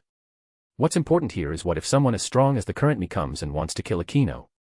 What will you do? Not knowing how the conversation had been switched into being about her, Shuri remained silent in the face of Igor's questions. Knowing that she couldn't answer his question now, Igor continued. Auntie. I know I look stupid and seem stupid. In fact, I am stupid. But just because I'm stupid doesn't mean I'm not observant. Akino has no grandfather or grandmother, no aunts or uncles aside from Uncle Azazel, and no cousins to speak of. I once read in the library that there is a great Himejima clan somewhere in Kyoto, I think. Yet you as a member of the Himejima is here in Kuo. No one comes to visit Akino from your side or the old man's side. It's easy to guess that Akino is seen as an abomination. Stop. Silence. The surrounding pedestrians looked at Shuri with curious gazes, wondering what was going on. But Igor didn't pay attention to that. Do you know why I want to be strong, Auntie? Because in the eyes of the world, I'm an abomination as well. Shuri looked up, confused as to what Igor meant. The rest of the people watching the scene moved on with their day. Even though both Igor and Shuri were at an intersection, they did not cross the robot despite it being green. The situation was dark, but Shuri wanted to know. What do you mean, Demori-kun? Heh. Igor approached closely and whispered in her ear. Have you heard of Aryans, Auntie? Shuri's eyes widened. No. Yes. Igor went back to walking while swinging the plastic bags in his hand. Despite the grimness of the situation, the blonde seemed to treat it lightly. You're looking at one. Whether I believe I'm one or not, the entire world won't care. Once rumors of my existence come out, my life will get chaotic. Are you not scared? Igor grinned with an unseen level of confidence. Scared? I'm looking forward to it. I'm going to train as hard as possible so that when the entire world is after me, I can enjoy a good fight. Hee hee. I can already see it. Me, against an army of thousands. His eyes grew hazy at picturing such a scene. His battle lust was rising. The Kaioken he kept at 50% started increasing. A faint red aura was starting to emanate from him, which caused Shuri to panic. Grabbing the blonde by the shoulders, she began shaking him. Demori-kun. Igor quickly recovered his senses under her furious shaking and nervously scratched the back of his head. Readjusting his grip on the bags, he smiled with a tinge of embarrassment. Sorry, Auntie. I just get really fired up imagining myself fighting against strong opponents. Shuri rubbed her head in exasperation. Come on, Demori-kun. We're almost late to pick up Akino. Crossing the intersection, Igor remembered. Oh right. The reason why I told you about what I am, Auntie, is because Akino will soon experience the same thing. Shuri frowned. Demori-kun. Can we leave this? Without hesitation. Nope. When the people with machetes and axes break down your door, they won't leave this just because you asked. But Shuri really didn't want to converse about the possible death of her child. Please, Demori-kun. We can talk about this another time. Right now, I just want to see my daughter. Igor raised his eyebrows at the dismissal of the conversation.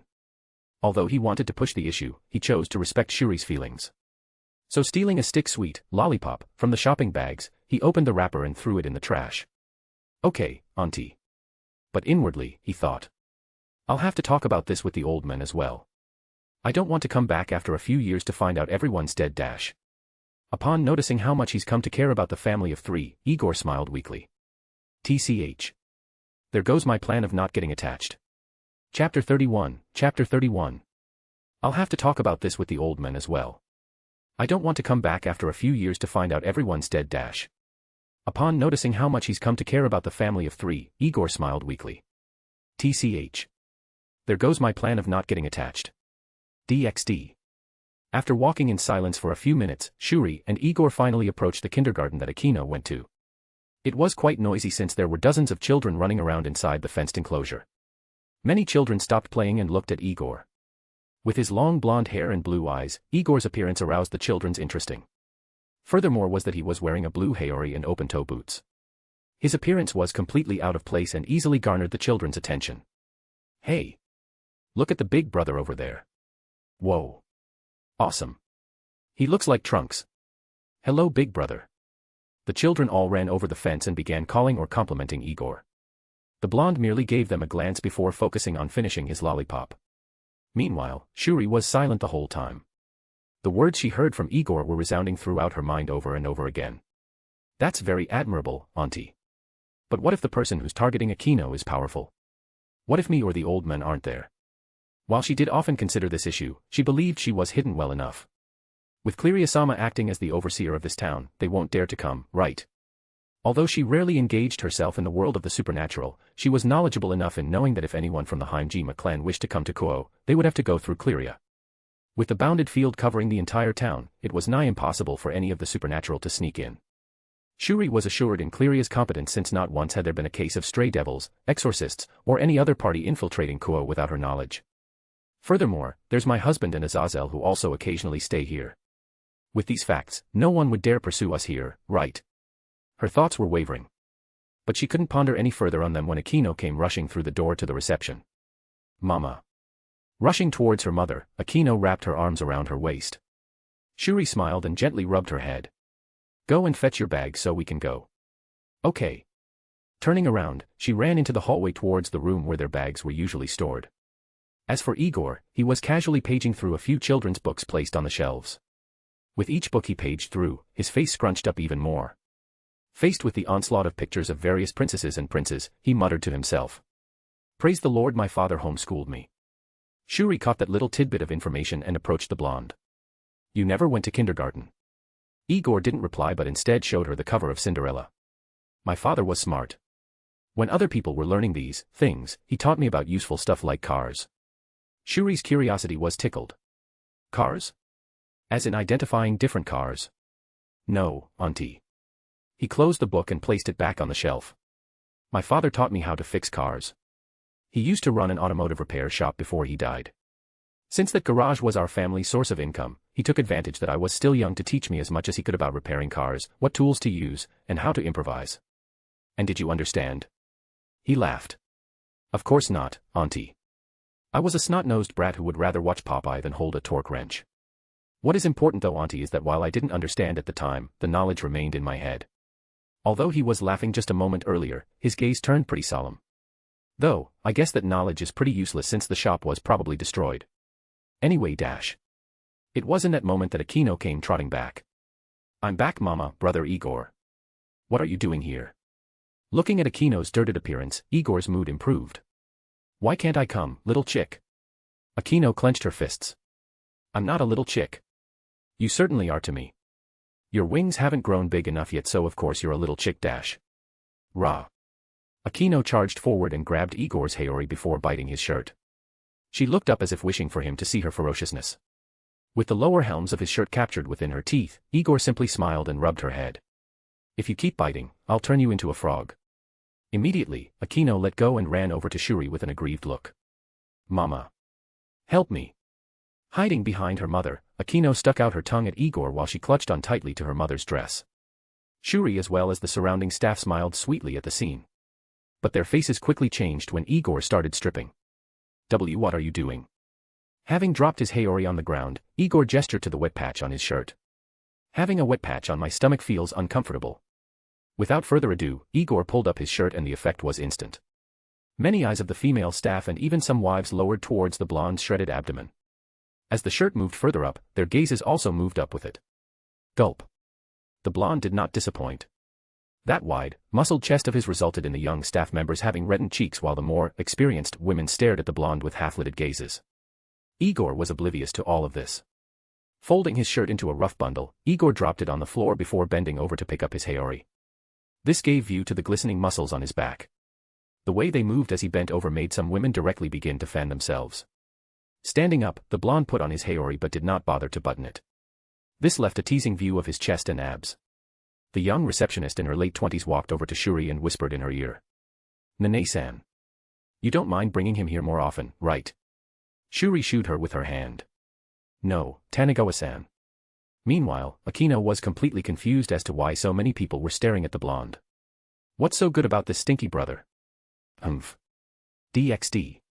Exiting the building, Aquino and Shuri were about to walk on when Igor suddenly stopped. Noticing that his gaze was fixed on the car parked on the opposite side of the street, Shuri questioned him. What's wrong, Demori-kun? Igor didn't reply but continued to watch. Inside the car was a young man who was furiously struggling to turn the steering of the car. Although the wheels turned, he clearly used a lot of effort. That car's ball joints need to be replaced soon. Ball joints. Watching with nonchalance, Igor continued. Yeah. The reason why the steering is so hard could either be a problem with the steering box itself or one of the ball joints in the front of the car. I can't be sure just from looking, but I'm betting on old ball joints being the cause. One of the first symptoms of them being old is the steering wheel hardening. If that guy doesn't replace them, they will break and his car will literally fall to the ground. Shuri nodded weakly. Oh. It was quite clear that she didn't understand what the blonde meant. With no idea how to carry on the conversation, it was Akino that came to the save by pulling on the dress. Please can we go, Mama? Detective Conan is going to start soon. She ruffled Akino's hair, mentally reminding herself to reward her with some snacks. All right, my dear.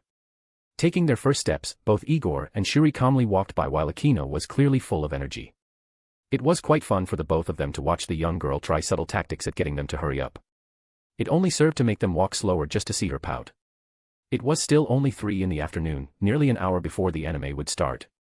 At their current slow pace, it would only take them 30 minutes to reach home, leaving more than enough time for her to get settled in before the program starts. But Shuri felt Akino didn't need to know those specific details. You still need to take a bath when we get home, young lady. Mamaya. Fufufu. The blonde watched these moments with a smile on his face. It made him reminisce about the times when he was still with his family. Father, mother, little brother. Despite all these years, I still miss you. Chapter 32, Chapter 32. The blonde watched these moments with a smile on his face. It made him reminisce about the times when he was still with his family. Father, mother, little brother. Despite all these years, I still miss you. DxD. The minutes trickled by and the traffic of people on the streets gradually decreased. The sun was slowly disappearing over the horizon, allowing for a lovely orange glow that slipped past through the trees lining the streets. But while some would stop to appreciate such a sight, Akino was the complete opposite. Mama. The sun is going down. I know, dear. Why don't we pass by the park and enjoy it? Shuri continued to tease Akino to oblivion. Taking advantage of her love for Detective Conan, she continued to agitate Akino by walking slowly. As for the blonde, he quietly walked behind them. Even though he was carrying the plastic bags, he never once slacked off with his training. At all times, Igor was maintaining the Kaioken at 50% efficiency. This was the current maximum limit that he could maintain without leaking ki. Any further and a faint red outline would start to surround him. The 3 of them trudged on further. Under the subtle cries of Akino, Igor decided to offer an olive branch. Hey, auntie. Why don't I teleport us back home? Oh dash. Before Shuri could even complete the first syllable, Akino ran towards the blonde and enthusiastically grabbed his coat. Really? Can you? Please, big brother. Her eyes were practically shining like stars. The concept of instantly reaching home lit up a spark in her. While she would have wanted to fly, she was explicitly forbidden. Putting both bags down, Igor chuckled as he picked up Akino and held her in his arms. I can, little chick. But you're gonna have to ask auntie if she's okay with that. After all. He turned towards Shuri with a knowing smirk. She did say she wanted to enjoy the sunset. Akino turned her neck so quickly that her hair slapped the blonde in the face. But she was far too concerned about convincing her mother to use Igor's proposed method of transport. Mama, please. You can drop me home first before coming back to the park. Shuri put on a thoughtful expression. She really seemed to ponder the matter, causing Akino to have no choice but to look on in trepidation. After an excruciating 30 seconds, Shuri seemed to have come to a decision. All right. Lead the way, Demori-kun. Akino was so happy that a smile bloomed on her face. Yay, Kaia. But in the midst of her celebration, she nearly fell from the blonde's arms and had to grab onto his shoulders for dear life. Igor simply chuckled at this as he walked over to join hands with Shuri while her other hand was holding the groceries. Okay, auntie. Don't let go of my hand unless you want to get left behind. Having received a nod of confirmation, Igor closed his eyes and spread out his senses towards Barakiel's home. Oh. But upon expanding his senses there, he found that there was no one there, meaning there was no energy signature for him to lock onto. Noticing his frown, Shuri asked. What's wrong, Demori-kun? I can't sense the old man or anyone back home, meaning I don't have a high enough energy signature to lock onto. Akino was confused by all these talks about energy signatures and whatnot. Energy, signatures. She cutely tilted her head, trying to ponder what exactly those words meant. She would have continued to think further had Igor not flicked her forehead. Ouch. She furiously rubbed her forehead before punching him in the chest. You big meanie. Ha. Don't think too much about these things, little chick. We'll talk about them once you get a bit older. He then turned towards Shuri. Although I can teleport, I need a strong enough energy signature to pull myself towards to, auntie. It would have been easier if there were a whole bunch of people where the house is, auntie. But since we're a bit outside of town, I can't even collectively treat the smaller energy signatures of ordinary people as one giant signature to lock onto. Oh. She could understand what he was saying to some extent. Why don't you move us closer to home then? We'll walk the rest of the way. With his signature grin, Igor replied. That's what I was gonna do anyway, auntie. Preparing to use the instant transmission again, the blonde was about to close his eyes when he suddenly caught sight of a store that sold manga. It wasn't the store itself but a particular manga that had the blonde widen his eyes in shock. No way. He immediately let go of Shuri's hand and ran across the street to take a closer look at the book. Demorikuin. Shuri was right behind as well. While the both of them were moving quickly, it wasn't outside the realm of a normal human's means. While they both ran, Akino held on to Igor for dear life and she did rightfully so. The reason was that the blonde most likely would not have stopped to pick her up should she have fallen from his arms. There was only one reason that could make the blonde lose himself like this other than a fight. This is the Book of the Gods. Right on the pedestal behind the shop window was the manga of Dragon Ball. Igor's heart began beating wildly. How much I've sinned. All these years have passed and yet not once have I journeyed to seek the warrior's holy Bible. He looked at the book with such a zealous gaze that Shuri couldn't decide between worrying or laughing at such a scene. Fufufu. You're going to frighten all these nice workers if you continue to act like this, Demorikuin. It was then that Igor raised his head. 2 women and 1 male entered his line of sight. While one woman was apparently afraid, the other 2 looked more amused than anything. But Igor didn't have time to care about his public image at the moment. Reeling his free hand back, he was about to punch through the window when Shuri hurriedly grabbed his arm. Demorikuin. Holding back his arm, Shuri looked him directly in the eye. What are you doing? It was only at Shuri's questioning that Igor regained a brief sense of clarity. He rubbed the back of his head while chuckling in the process. Haha. Thanks for stopping me, auntie. Stealing such a holy object would be sacrilegious. Looking towards the now nervous workers, the blonde bellowed. You there? How much for this? Even though there was a window and some distance between them, Igor's voice could be clearly heard from even across the street. Luckily, it was evening and this street was relatively desolate so there were not more than 3 people who witnessed Igor's spectacle. As for Akino, the little hybrid sat snugly on Igor's arm and didn't create a fuss. She was rather both in shock and awe at how much love Igor had for the Dragon Ball series. I wonder what he'll do if I show him Dragon Ball GT. Knowing that the show periodically aired around late evening as well, she could already imagine the kinds of spectacles she'd see with the blonde. Pdash. But Igor wouldn't let her laugh. Come on, little chick. Let Big Brother here show you some real manga. Trudging with her in his arms, Igor walked over towards the shop entrance and entered. Turning right, he walked over to the copy of the manga and took it in his hand. He showed the manga to Akino with an enthusiastic expression. Look here, little chick. If you want to be strong like your super strong big brother, you have to read this first. You have to study it sincerely. Shuri couldn't take it anymore. Looking at how bewildered her daughter seemed, she couldn't help but stifle a laugh. Fufu. Look at how confused my little Akino is. Stretching out her hands, she took Akino from Igor's grasp and carried her in her arms. Don't worry my sweet princess. Mama will protect you from big brother Igor. Akino buried her head in Shuri's shoulder.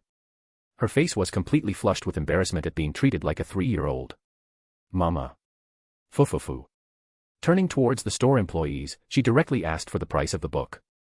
Era. Since this brave warrior here wants to buy this manga, may I ask how much it will cost? The male went up and pointed at the price tag behind the book. It will be 42,000 yen, ma'am. While he did hold his composure, he averted his eyes from the blonde. With Igor's significantly higher physique, the store clerk had no confidence in beating the blonde in a fight. Putting Akino down, Shuri then fished out a few yen notes from her handbag and prepared to pay. Akino, who was standing on the sides, couldn't help but worry about the time. Detective Conan is about to start. Hurry, mama. Please, please, please. She was subconsciously tapping her foot on the ground. But before she could get further agitated, she suddenly had an idea. Turning towards the blonde, she walked towards him before grabbing his coat. Before Igor could say anything, Akino gestured for him to bend over so that she could whisper in his ear. Knowing her plan hinged on the blonde acquiescing, she put on her best fawning voice. Big brother. Did you know that Dragon Ball will be on television today? Igor's eyes narrowed to the size of pinholes. When? Akino secretly smiled. She knew she got the blonde hooked. Just before my show dash. That was as far as she got before the blonde interrupted her with a deadly serious expression on his face. Say no more. Igor strode up to Shuri and tapped her on the back of the shoulder. When she turned around, she nearly dropped her handbag when she was confronted with his stone-faced expression. Auntie. A grave situation has arose that requires my presence. Aquino was briefly afraid that Igor had seen through her plan and would tell on her. But upon hearing those words of his, her heart relaxed. As for Shuri, she was surprised by the blonde's serious expression. Era. What happened, Demori-kun? Holding on tightly to the copy of Dragon Ball, he continued. It has come to my attention that Dragon Ball will soon air on the television. As a warrior, it would be complete blasphemy if I missed the holy sermon. As such, I shall apologize for leaving first. Before anyone could react, Igor leaped over the shopping bags before exiting the store and sprinting away. Aquino was left momentarily dazed before she finally reacted. Running through the door, she shouted with tears in her eyes. Big brother. Big brother. Don't leave. Don't leave me, please. Take me with you. And yet, the blonde was already far gone. Aquino couldn't even see him down the street. With melancholy on her face, Aquino stood rooted to the concrete outside, her mouth wide open. After paying for Igor's manga, Shuri walked outside the shop with an amused smile on her face. Era. Demori-kun forgot the keys to the house. She could already picture the blonde's distraught appearance upon getting home. But she only had that thought for a few seconds before the event that happened a few minutes prior played through her mind. Her smile slowly disappeared when she just remembered that Igor was willing to punch through glass for a book. My door. My door. If the blonde was determined to punch through glass for a manga, then there is no way a few locks would stop him from watching the anime. In an instant, her expression became uglier than crying. My door. Chapter 33, Chapter 33. If the blonde was determined to punch through glass for a manga, then there is no way a few locks would stop him from watching the anime. Just knowing those facts made her feel like crying. My door. DxD. Claia was having a rather uneventful day. Standing over the balcony of her mansion, she took in the wide view of the town she was tasked with overseeing. It's almost been 50 years now since I've been assigned to this town. Not once has there been such a high presence of exorcists. The presence of exorcists in Kua was increasing. While their official reason was to replace the members garrisoned at the church, Claia knew there was another hidden reason. While she did indeed want to find out, she couldn't risk attracting animosity and starting a diplomatic incident over mere speculation alone. Having experience in these sorts of politics, she knew that her personal interference would be heavily exaggerated should she be caught. It would be the same as taking advantage of a person who only grazed the paint off your car to replace the whole bumper. But while she couldn't directly find out what schemes the church was up to, she now had Aazel who could help her with that. Taking out the touchscreen phone that the Fallen had given to her, she opened the contacts list. There alone on the list was Aazel. But contrary to before, there was a faint trace of nervousness. Her little thumb hovered over the contact button. Should I? Unlike before, there were some feelings of shyness due to the sense of ambiguity between them. While their relationship did continue as normal after that day with Igor and Barakiel, Claia had found that she couldn't look at Aazel the same way again. It was like the curtains were pulled back and she began noticing more things about him. Things like how funny he was, charismatic, and charming. Just imagining him appearing in that dashing suit of his with all his wings out made her cheeks heat up. And no. I'm simply calling him to help me find out what the church is hiding and whether it is a potential threat or not. There are absolutely no personal reasons involved. So closing her eyes, she dialed the number and waited for the call to go through. The phone didn't have the time to ring even once before the other line answered. Azazel's voice came in with an exaggerated tone. Oh, has it started already? I'm coming now. She was confused when she heard Shimhazai sighing. I'm not an idiot, brother. I know that ringtone belongs to your little lover, not one of your contacts. Well dash. Just go. I'll handle the work here for now. But only this once. Are you okay? Azazel. Go. Go before I change my mind and chain your leg to this desk. It was then that the Claia heard the sound of a chair falling and the pitter-patter of feet before the line cut off. Slowly moving the phone from her ear, a massive blush covered her face. During the call, Shimhazai had mentioned that she was Azazel's lover. And yet Aazel. He didn't deny it. While he also didn't confirm it, what was important was that he didn't deny it. To Claia, that already meant a lot. Since he didn't say no, does that mean that he dash? Her musings were cut off as Aazel appeared next to her through a magic circle. The Fallen was sporting a massive grin on his face as if a huge load had been removed from his shoulders. Claia. You have no idea how much paperwork you've spared me from. Claia was silent. In her eyes, Aazel appeared to have become even more handsome than before. Her lingering gaze on Aazel was quite obvious that even the Fallen himself noticed it. Sporting a grin, Aazel decided to tease the little devil. Ah. Has my dashing appearance mesmerized you? Faced with an attack like that, while her instinctive reaction was to push the fallen away, she mustered up some courage to tease him back. Nearing closer to him, she tried her best to muster the most confident smile she could. What if it does? But even if she could, her nervousness at the situation betrayed her. Her mind had blanked out for a few moments, causing her to stutter. So contrary to her seductive appearance, she appeared rather cute when she fumbled her words. This caused Aazel to offer a sly grin before patting her head. You're far too young to tease me, Claia-chan. If you want to tease someone, here's how you do it. Straightening his expression, he looked deep into her eyes. You've called me all the way here to your house. We're all alone on your balcony. There's a lovely sunset beside us and none of your peerage is here. Claia couldn't help but swallow her breath. Her heart was beating wildly each time Aazel closed the distance between them. Soon enough, her back hit the railing and Aazel immediately capitalized by swinging an arm around her waist while the other lifted her chin. But Aazel didn't stop. Claia-chan. Are you trying to tell me something by calling me like this? Or, are you inviting me for tea? Claia was now red like a tomato. Azazel's provocative words sent her mind into overdrive. These continuous attacks were wearing her down to the point that Claia found her knees were suddenly weak. But with a smooth, soothing voice, Aazel continued. Claia. And yet before he could continue, he felt his own heart start to beat a bit faster. There it is again. Her flushed face and those red eyes that peered into his own violet eyes set off a chain of reactions throughout his body. Her cute petite face and her panting were sending him dangerously close to the edge. Aazel had been around thousands and thousands of women. He had seen the face of a flushed woman just as much as humans have seen the sun on a daily basis. Yet there was a certain purity within Claia that couldn't help but tug at his heartstrings. He subconsciously pulled her closer to him, his head leaning towards her. Claia was once again awash with all sorts of mishmashing feelings. Her cheeks were so red that they hurt while her heart beat so fast that she was afraid it would break through her chest. As Aazel drew closer to her, she subconsciously drew more breaths. Her eyes were glazed over while her own arms slowly wrapped around the fallen. She didn't even realize when she did that. But while her heart was screaming with anticipation, her mind was fraught with nervousness. No. This is wrong. A myriad of thoughts punctured through her head about how everything about this was wrong. She was a devil and he was a fallen angel. Furthermore, he was the governor of Grigori while she was the overseer of Kuo.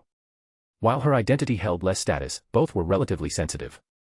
She was so afraid of the fallout that could potentially happen that she turned her head to the side. That single action caused something within Aazel to shatter before it even had the chance to properly grow. That little bud of love and care he had come to harbor for the devil was immediately crushed beneath the boot of rejection. Although Aazel felt a gnawing sensation in his heart, he was able to suppress it. In an instant, the cadre recovered his wits and laughed. See. This is how you tease someone, Claia. He let go of her and placed some distance between them. But looking at her caused him to hurt in a way he had never felt before. Not wanting there to be silence between them, he recovered his wits and got straight to the point. Okay. So why did you call me?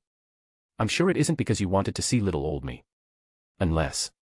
He sported a teasing grin. You really wanted to see lil ol me. Facing his teasing, Claia couldn't take it anymore and cried out. Aazel-kun. Seeing her pout of indignation, Aazel also laughed. But if one of his brothers were here, they would be able to tell that hidden beneath that smile was a sadness caused by a bud that was trampled before it could blossom. DxD. A few moments passed and after hearing Claia's request, it was back to business. So you're curious as to why there is a sudden influx of exorcists in Kuo? Yes, Aazel-kun. I have a feeling that they're hiding something. So if possible, please help me find out what it is. I'll pay you whatever amount you deem appropriate. Aazel was silent for a bit. Appropriate, huh? In the past, Aazel might have capitalized on her last word to tease her to hell and back. In fact, it was already within his instincts to do so. Having really gotten to know Claia, it was a sort of normal byplay for them. But after seeing Claia's stance on his advancement, he decided to tone it down for a while. All right. I'll help you out for free this time since we're friends. Just know that you owe me a favor. Oh, all right. Then I'll thank you in advance, Aazel-kun. Taking that as his chance to leave, Aazel waved his hand. Until next time, Claia. He immediately teleported away, leaving Claia to pass the sunset by herself. Even though the appearance of the sun disappearing behind the clouds was beautiful, Claia did not have the heart to appreciate it. Although she knew she was the culprit of this, Claia couldn't get what Aazel said to her out of her head. He called me a friend. She tried to force a smile but it was uglier than crying. No. This is fine. This is fine. Azazel Kuan is the governor of Grigori and I'm just the overseer of Kuo. If I enter a relationship with him, I'll be his weakness. Claria was very clear about her capabilities. To an extent, it would have been fine if she were a normal devil who didn't belong to any of the pillar houses. If that was the case, no one would have paid attention to her and her relationship to Azazel could have been kept a secret. But not only was she the overseer of Kuo, she was also part of the Belial clan and was the beloved younger sister of the raiding game champion, Dihauser Belial. Too many eyes on her, and if she had a relationship with Azazel, the old Satan faction would most likely use her as the breaching point to destroy the fallen angels. And yet despite knowing all of this, she couldn't help but stop the silent tears that streaked down her face. If only. DxD. Azazel walked into the office without a word and sat down to do his work without a word of complaint. Shemhazai wasn't at the office during this time, leaving Azazel to wallow alone. Despite the mountain of documents piled up on his desk, Azazel worked in complete silence. Each time his pen moved to sign a few documents, the singular event of Claria turning her head surfaced like a raging wave. Over and over and over again, the image played in his mind. He subconsciously gripped the pen harder each time the image replayed itself. Crack. In the end, the sound of the pen breaking aroused Azazel from his self-deprecating thoughts. He looked at the pieces of the broken pen as well as the few blotches of ink staining his fingers. He let out a self-deprecating smirk at the situation. You thought too much, Azazel. You thought too much. He forcefully threw the pen in the bin next to his feet and cleaned his fingers with magic. He took out another pen from the inside pocket of his blazer before he carried on with his work. I'm an idiot. Chapter 34, Chapter 34. He forcefully threw the pen in the bin next to his feet and cleaned his fingers with magic. He took out another pen from the inside pocket of his blazer before he carried on with his work. I'm an idiot. DxD. July 3, 1996, July 8, 1996, 7 days after Igor's exit from the time chamber. Igor finally arrived at the house. The first thing he did was try to open the door and fail. The blonde was so anxious that he began doing what Shuri predicted. Open, damn it. He began punching the door. But when he released 2 punches, the door still held strong. Each punch he threw caused the house to tremble. Fuck. The blonde was getting frustrated. All that was between him and his favorite anime was a simple door that under normal circumstances wouldn't be able to withstand a single flick of his finger. Realizing that half-baked punches won't cut it, Igor took a step back before reeling his fist back. You can't stop me, stupid door. Yet before he could let it loose, Barakiel appeared at the gate behind the blonde with all his wings out. The cadre was panicking from the bottom of his heart when just a few moments prior, he received a magic transmission that his house was being attacked. But when he saw it was the blonde who was attacking his house, the veins in his head threatened to explode. Stop. What are you doing, you damn brat? Hearing Barakiel's yell coming from behind him, the blonde wasn't the slightest bit angry. In fact, he appeared to have found his savior. Old man. He rushed towards Barakiel like a thirsty man who had found an oasis. The blonde grabbed the fallen's coat and looked at the man with a begging expression. Old ma, Mr. Barakiel, sir. Please open the door. It's very urgent. The anger on Barakiel quickly changed from bewilderment to complete panic. Numerous scenarios ran through his head about how his wife and daughter were probably trapped inside the house with some powerful entity. Without wasting time, Barakiel blitzed forward and placed his palm on the door. Igor was right there behind him like a desperate child who couldn't hold their bladder any longer. In his head, all he had were thoughts about not missing even a split second of Dragon Ball GT. I can't miss the sermon. I can't miss the sermon. I can't miss the sermon. Almost immediately, Barakiel was able to deactivate the magic barrier protecting the house, which made the fallen confused. Everything feels normal. But Igor had no patience to let the fallen ponder. Immediately squeezing through, the blonde dashed into the house and made his way into the living room. There, he grabbed the TV remote and began fumbling with it. Due to being completely unfamiliar with the controls, it took him a second or 3 to find the power button. Before he could get too agitated, he finally found the big red icon and pressed it. Sif. The sound of the television turning on made the blonde halt in his tracks. He eagerly waited for the current channel to display. But upon seeing the logo of the television appear, vein bulge. Your mother. He was angered. The appearance of the logo was wasting precious time. As for Barakiel, his musings were cut off when he heard the blonde's curse. Making his way into the house, he turned his head towards the right and what he saw made him wish to acquaint the blonde with the bottom of his boot. Standing there in the flesh, Igor was busy fumbling around with a panicked expression on his face. Fuck. What channel is it? Barakiel's face turned darker than the bottom of a pot. Vein bulge. You damn brat. You nearly smashed my house for this nonsense. Barakiel was completely furious. When he first received a signal that there was an attack on his house, he immediately abandoned his mission and teleported from halfway across the world. He was expecting many things. He was even prepared for exorcists or clansmen from the Himejima clan who wanted to harm his family. So when he first saw the blonde frantically punching the front of his door, he immediately assumed the worst and thought some powerful entity had hijacked the magic barrier surrounding his house and held his family hostage. That thought was also immediately dispelled as well when he found out he could deactivate the barrier like normal. But of all the scenarios he thought of, not once did it cross his mind that the blonde was willing to punch through the door for some silly little program that he wanted to watch. Having gone through such a roller coaster of emotions completely made Barakiel unable to hold in his anger. He was fully ready to fight with the blonde to death right then and there. But to his complete confusion, the blonde didn't react to his provocation. In fact, the blonde seemed to be more focused on what was being broadcasted on the television. With his rage simmered down by confusion and curiosity, Barakiel entered the room. What's so interesting that it could keep this brat tamed? Nearing the television, he finally heard what appeared to be the introduction of the show. Goku vs. Legic. DxD. Shuri and Akino were tired. Both mother and child had unceremoniously ran from the manga store to their home when Shuri saw the wide-open gate to their house. Her heart lurched. But she continued on. When she entered the gate, she fully expected to see the front part of their house completely shattered. Instead, all she saw was the fully intact door left wide open. Inwardly breathing a sigh of relief, she pulled Akino along. Yet before she could even reach the first step, she heard the yelling of her husband. "Are you done yet? Hurry up before the adverts end." "I'm trying, old man." Completely and thoroughly confused, both Akino and Shuri walked into the house and the sight they saw completely dumbfounded them. There in the flesh, was Barakiel sitting on the sofa with the remote control in his hand. He was so engrossed in the television that he didn't even notice them come in. But the fallen wasn't completely at fault. His eyes were glued to the screen and his wife and child weren't helping things by remaining silent on the side. As for Shuri and Akino, neither had ever seen Barakiel stay in front of the television. The way the fallen was so focused was something that completely shattered their worldviews. Eventually, Shuri couldn't stay still anymore. "Husband."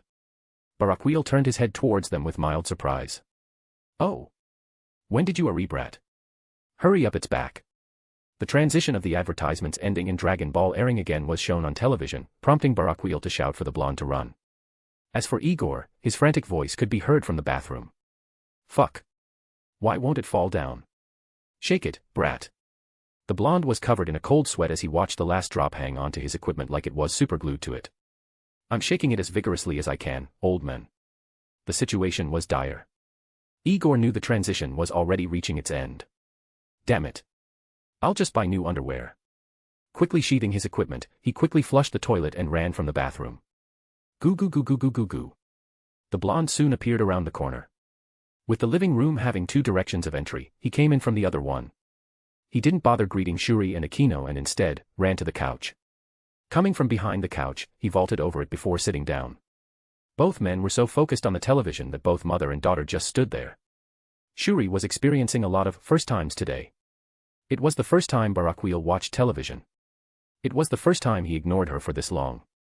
It was the first time that he treated her like a stranger. Knowing that all of this was caused by her daughter's manipulation, Shuri grabbed Akino by the ear and dragged her away. Mama. Why? And thus, it was also the first time that Barakiel ignored the cries of his baby girl as well. DxD. With the ending of the episode, Akino immediately came to Detective Conan. Both Igor and Barakiel weren't interested in watching it, so the both of them left the room. There was the smell of cooking in the kitchen, so Barakiel was about to head there when the blonde held him by the shoulder. "Old man. We need to talk." There was a seriousness in the blonde's gaze that Barakiel had only ever seen in their fights. "All right." When the blonde had that gaze, Barakiel knew there were no jokes involved. Chapter 35. Old man. We need to talk. There was a seriousness in the blonde's gaze that Barakiel had only ever seen in their fights. "All right." When the blonde had that gaze, Barakiel knew there were no jokes involved. DxD. Making their way outside the house, Igor and Barakiel finally stood underneath the tree in the front yard next to the wall. The sun had almost completely disappeared over the horizon and the cool breeze of the night was finally started to move. Barakiel folded his arms as he regarded the blonde with a serious look. "All right. I'm listening." Knowing he had the fallen's full attention, Igor didn't dawdle any longer. "Old man. When are you going to do something about the people who want Akino dead?" Barakiel's eyes widened. "How did you?" As far as he knew, no one had said anything to the blonde. So he was very surprised when Igor came out and said this sentence. And naturally, the blonde had a response. My eyes aren't for decoration, old man. You're a fallen angel. Auntie is a human. It would have been fine if Auntie was from an ordinary family. At most, you could use that mind magic thing you guys have to hypnotize her family. But Auntie's family is not normal. I can already tell they advocate for human supremacy, bloodline purity, or some other nonsense. My point is, Aquino is a hybrid. Even I can guess that doesn't look good on the family tree, so I'm pretty sure they'll do their best to remove her. He then entered Barakiel's personal space and poked him in the chest. My question, old man, is, what are you going to do about it? Barakiel was silent. Igor's question invoked the old flames nestled deep within his heart. But just as quickly as those flames surged, they were quenched with water. His clenched fists relaxed as he sighed. It's not as easy as you think, brat. I do want to get rid of them. I truly do, but the Himejima clan are part of the Shinto pantheon. And that pantheon is very powerful. If I remove the Himejima clan, Grigori would be plunged into a war with a pantheon that has millions of gods in their ranks. Not to mention that there are numerous powerful gods in the Shinto pantheon, all of them possess some level of immortality. We do not have the means to fight against them. Igor listened to all of this with a straight face. He processed Barakiel's words for a few seconds and in the end, he frowned. Smart people like you always think about consequences, the impact, and whatnot. That's why even a person as strong as you is being restrained like this. Igor then pointed at himself. His brows were furrowed as he looked at Barakiel right in the eye. I'm stupid. This matter of consequences and stuff doesn't register in my mind. All I know is if I hate you, you must die that same day. Who your backer is, what your faction is, who's your friend, and all that stuff doesn't matter to me. Forget the gods, Lucifer could be your father or brother for all I care. I'll still kill you. So I ask again, old man. When will you deal with the Himejima? Igor was getting on Barakiel's nerves. It was like the fallen was talking to a rock. Despite him raising the important points, Igor still couldn't understand. It only served to make Barakiel more agitated. I have just explained to you why I cannot dash. With a blank gaze, Igor interrupted. And I just told you I'm stupid. All I see are two paths here. Either Aquino dies, or the Himejima clan dies. He lifted both of his hands and listed either option like weighing a scale. Will you wait for the Himejima to strike first, or will you kill them first? Barakiel rubbed the back of his neck while sighing in the process. I can't believe a brat still wet behind the ears is trying to convince me to exterminate an entire clan. Hey. I'm at least 60, 64. Or am I 63? Somewhere around there. Barakiel waved away the blonde's words. Stop speaking nonsense. You're 6 years old. Anyone with decent strength can tell your bone age hasn't even surpassed a decade. But mentally, I'm still in my 60s. And you're still infinitely younger than me. And so is Auntie. Both men stood in silence. Barakiel's face was dull while Igor glared at Barakiel with a daring smirk. But the fallen remained silent. He refused to dig himself deeper into the hole he created. Eventually, the atmosphere eased and Igor reverted back to his serious expression. Enough playing around, old man. Aquino is a hybrid. I admit I don't know much about the world, but I do know full well that mixed races are frowned upon. And that's in the world of the mundane. It isn't hard to guess that in the supernatural world, it doesn't just end with being frowned upon. I don't know all the details, but I don't need to. I would have kept quiet before, but I've come to like the little chick. Naturally, I don't want her to die. So I ask again. What will be your plan of action? Give me a straight answer, old man. Barakiel seemed to ponder the question. He ran different scenarios in his mind for what would happen if he killed members of the Himejima clan.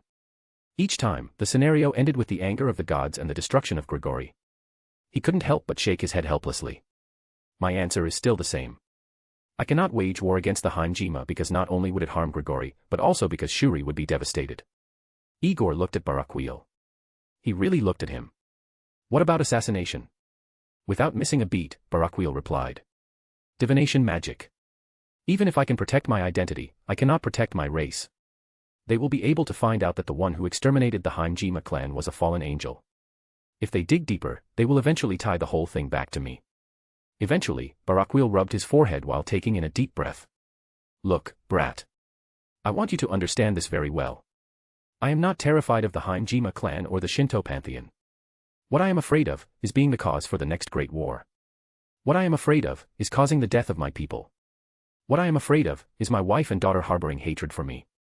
Barakiel grit his teeth before he continued. I can bear the hatred from my own family since I know that despite them hating me, they will be alive. But I know Aazel won't label me a traitor of Grigori. When the war occurs, instead of shedding me off, he would fight with me, even if I begged him not to. I am not afraid of death. But I cannot bear the sight of my brothers dying in front of me. Do you understand me now, Demori? Do you understand why that despite wishing to call the threat hanging over my family, I cannot do so? Silence. The cold breeze blew past the trees. The sounds of various insects was accompanied by the gradual rising of the moon. But so as the moon rose, the blonde did as well. His cold cerulean orbs clashed with Barakiel's eyes. On the blonde's face was something akin to disgust. No. No, I do not understand. I'm too stupid to understand all these things. All I know is if my brother was still alive, and he told me that someone wanted to kill him. The faint red aura of the Kaioken swirled around the blonde. All it would take is one word from him, and I would even storm through the gates of hell to rip out the heart of whoever coveted his life. The pressure of his ki grew, causing a dark, heavy aura to descend upon the vicinity. Even if the consequence of my choice would be to face the whole world, I would stand back to back with my brother and fight until we triumphed, or drew our last breath. The dense pressure of his ki was so overwhelming that inside the house, Akino who was sensitive to this couldn't help but cry out. Papa. Papa. She ran out of the house with tears in her eyes towards the two men standing by the tree. She didn't know where the pressure came from. All she knew was that she felt a sudden weight fall upon her, scaring her into seeking her father. Igor immediately reined in his pressure after seeing Akino run out. He could only watch on helplessly as Barakiel comforted his little girl. DxD. Time passed again in silence. Barakiel was holding a sleeping Akino in his arms. She was so frightened that even after Igor's pressure disappeared, she refused to separate from her father. Eventually, Barakiel could only hold her until she finally fell asleep. As for Igor, he stood quietly to the side. He had said all that needed to be said to Barakiel and felt that he didn't need to speak any further. I shouldn't try to impose my own views on him. With how long he's lived, he should know best what to do. He had tried all he could but Barakiel remained steadfast. In the end, even the blonde came to understand the fallen situation after a bit of thinking. In the end, he could only make one request. Old man. Please, stay alive. Silence. Barakiel didn't reply to the blonde's words. Igor also knew that the fallen heard him. A few moments passed in silence under the gentle rustle of the trees moved by the night's breeze. Barakiel gently swayed while holding his daughter. The love he displayed on his face could not be faked. A few moments passed by again before finally, Barakiel asked a question instead of replying to the blonde's earlier words. When and how long will you be gone? With a slightly solemn gaze, Igor looked towards Akino and then towards the house. His expression was unreadable but his next words were filled with obvious reluctance to part. As soon as we're done here and, for a few years. As much as I want to stay, my situation doesn't allow it. Barakiel naturally understood what the blonde meant. It was only a matter of time before his existence in the time chamber he possessed came to light. At that time, blood would be shed throughout the supernatural world. Although Igor was strong, he was only comparable to a little brother amongst the truly strong behemoths that inhabited the supernatural world. That was why Barakiel didn't try to persuade the blonde to stay. They'll be sad if you suddenly vanish, you know. They could overlook it last time but not this time. Igor turned towards Barakiel with a warm smile. His eyes drooped down to Akino who was peacefully sleeping on her father's shoulder. What can I say, old man? I'm not good at goodbyes. Barakiel also smiled as well, fully understanding the blonde's sentiments. But like the change of tides, the smile on his face was replaced with a serious gaze. Don't worry. Even if I have to give my life, I will protect them. So make sure to come back soon. Hearing the words of assurance from Barakiel, Igor nodded his head. All right, old man. I'll trust you to take care of Auntie and the little chick. White aura with wisps of red surrounded the blonde. See you later, old man. I trust you'll be strong enough to withstand a few blows from me at our reunion. Otherwise, I'll make you call me grandfather. Having said that, he took off into the skies without looking back. It wasn't until the blonde disappeared into the horizon that Barakiel shook his head with a sly grin. Call him grandfather, he says. And yet, Igor's words resonated within him. He looked towards his daughter again before he reaffirmed his conviction. I'll just need to become stronger than you, brat. Chapter 36, Chapter 36. Call him grandfather, he says. And yet, Igor's words resonated within him. He looked towards his daughter again before he reaffirmed his conviction. I'll just need to become stronger than you, brat. DxD. High above the clouds, Igor flew across the skies at a comfortable speed of just over half the speed of sound. Stretching out his hand, a white light emanated from it before a rolled-up piece of paper appeared in the blonde's hand. The domed aura of ki surrounding Igor blocked off most of the wind, so the blonde had no problem unfurling the paper to reveal the map within. At the same time, the blonde took out a compass and held it in his hand. I'm almost there. I just have to continue traveling west and I should arrive soon. Having verified his direction, he placed the map and compass inside the time chamber before surging forward again. Power, power, and power are all waiting for me. Boom. Tearing through the sound barrier, he rushed towards the Himalayas, eager to restart his training in earnest. DxD. July 8, 1996, August 23, 1996, Himalayan mountain range, India. A month had passed since the blonde left the country of Japan and embarked on his journey for growth. Knowing that continuing to train in the time chamber would be detrimental in the long run, Igor stayed in the outside world without entering the time chamber for extended periods of time. The only time he would enter the time chamber would be to sleep and recover from training with his Kaioken. With his body's potential currently exhausted, the blonde didn't focus much on physical strength but instead on refining his existing techniques. Igor had chosen to stay high up in the snowy areas of the mountain. With the harsh winds and freezing cold temperatures, most people would be deterred from coming there. Of course, the blonde didn't feel uncomfortable staying there. He had endured far harsher temperatures in the time chamber. But most of all, Igor valued his spot on the high mountain range for the silence, peace, and convenience. While there was food in the time chamber, the blonde took comfort in knowing that should he temporarily lose access to it, he could simply descend down the mountain to hunt. As of currently, the blonde was practicing his Kaioken. Even though he was bare-chested, not a single flake of snow was on his body or hair. The reason was, his body was releasing so much heat that any snow that fell on him directly melted. He was slowly going through his katas, his breaths maintaining a steady rhythm and his mind at peace. I can feel it. I'm almost there. Through spirit control, Igor was slowly increasing the upper limit of the Kaioken he could hold indefinitely. Right now, the blonde was nearing 60%. Having this much progress in a month was substantial because what he was increasing wasn't his base power but the amount of extra power he could extract from his body without harming it in the long term. Just being able to extract 10% more made the blonde extremely happy. If I can increase it to 60%, I can start pursuing higher multipliers of the Kaioken. Then maybe I'll finally be able to break through the times 30 barrier. Having been stuck on Kaioken X29, the blonde's OCD was acting up. If it was not a multiple of 5, he wouldn't be able to sleep all right. And so the hours trickled on and night turned into day. The winds calmed down and the sun peeked over the horizon. The warm glow of the morning sun prompted Igor to halt his movements and open his eyes with a smile. His eyes exuded a certain clarity to them that one only gains when they gain an epiphany. I was right. Instead of scraping deeper, controlling what I have is the way. 50% was the maximum I could dig from my body before I started getting uncomfortable. But now. He instantly activated his Kaioken at 60% of its efficiency. There was a burst of pressure that blew the snow away, but there was not a single leakage of aura. Not even a faint outline of red slipped past the blonde's skin. Admiring how natural the strength increase felt, Igor got into a stance. Let's go through a few moves. In that instant, he began going through punches and kicks as fast as he could. He went through various combos for a solid 5 minutes. The force from his punches offset the snow on the ground and shook the air around him. Throughout this whole time, the blonde had a smile on his face. Having gotten back to doing what he loved, he naturally would be happy. Stopping his motions, the blonde looked at both of his fists that had the sizzling snow on them. This feeling of gaining visible strength increases is hard not to get addicted from. Just thinking of how a few decades ago he could barely cause a punching bag to move, Igor was very proud of himself. And now, it's time for the moment of truth.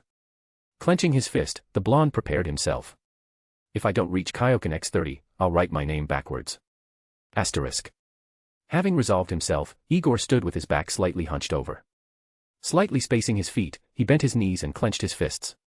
Gritting his teeth, the blonde spoke. Let's go. Kaioken. Gru-su-su-su-su. The familiar cloak of red demi-ki surrounded his body. The aura was gentle and didn't fluctuate violently, showcasing the relatively high level of control the blonde had over the Kaioken. X4. Gru. X8. Gru. X12. Gru. Having boosted his Kaioken over the double digits, the calm aura began to fluctuate energetically. The aura also became denser due to the blonde finding it harder and harder to keep the demi-ki inside his body. But this was already a considerable improvement compared to his previous attempts a year ago. Let's continue. Time 16. Gru. X20. Gruu. It was after reaching this barrier that he finally had a relatively hard time restraining his aura. Having increased his base strength by 20 times, the amount of demi-ki in his body was humongous and it flowed with such vigor that Igor really had to focus, lest he lose control and deplete his stamina in one go. So Igor took a few moments to adjust himself to the current level of his strength. I can't be rash from this moment onwards. Igor had long since learned that rashly skipping to Kaioken X20 would severely deplete his stamina due to his body experiencing a sudden shock. Boosting in incremental values of 4 was currently the maximum number of boosts he could withstand in one go. But after reaching times 20, he couldn't boost himself by 4 again. X22. Gruu. X24. Gruu. He took a moment to collect his wits before he continued. X25. Gruu. The blonde stopped at the 25th multiplier for a while. He was losing control of the Kaioken, and if he continued boosting himself without grabbing the reins, then he wouldn't make it past the 27th mark. Gritting his teeth, the blonde clenched his fists. X26. Gruu.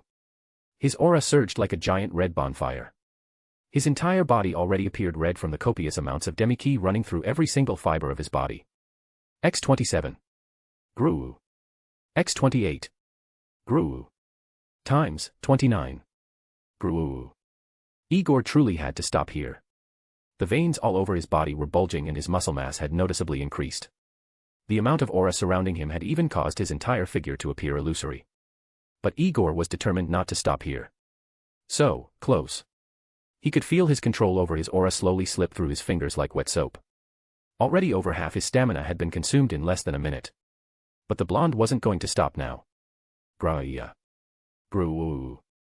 Releasing a primal yell into the skies, the blonde finally managed to multiply his base power level by 30. At this point, his aura had become so dense that his figure could not be seen at all.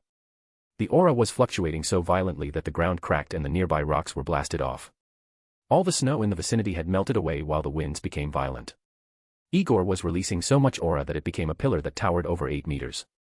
It was like a beacon that made all the people who made journeys to the Himalayas, whether for holy or casual reasons, look up to the summit.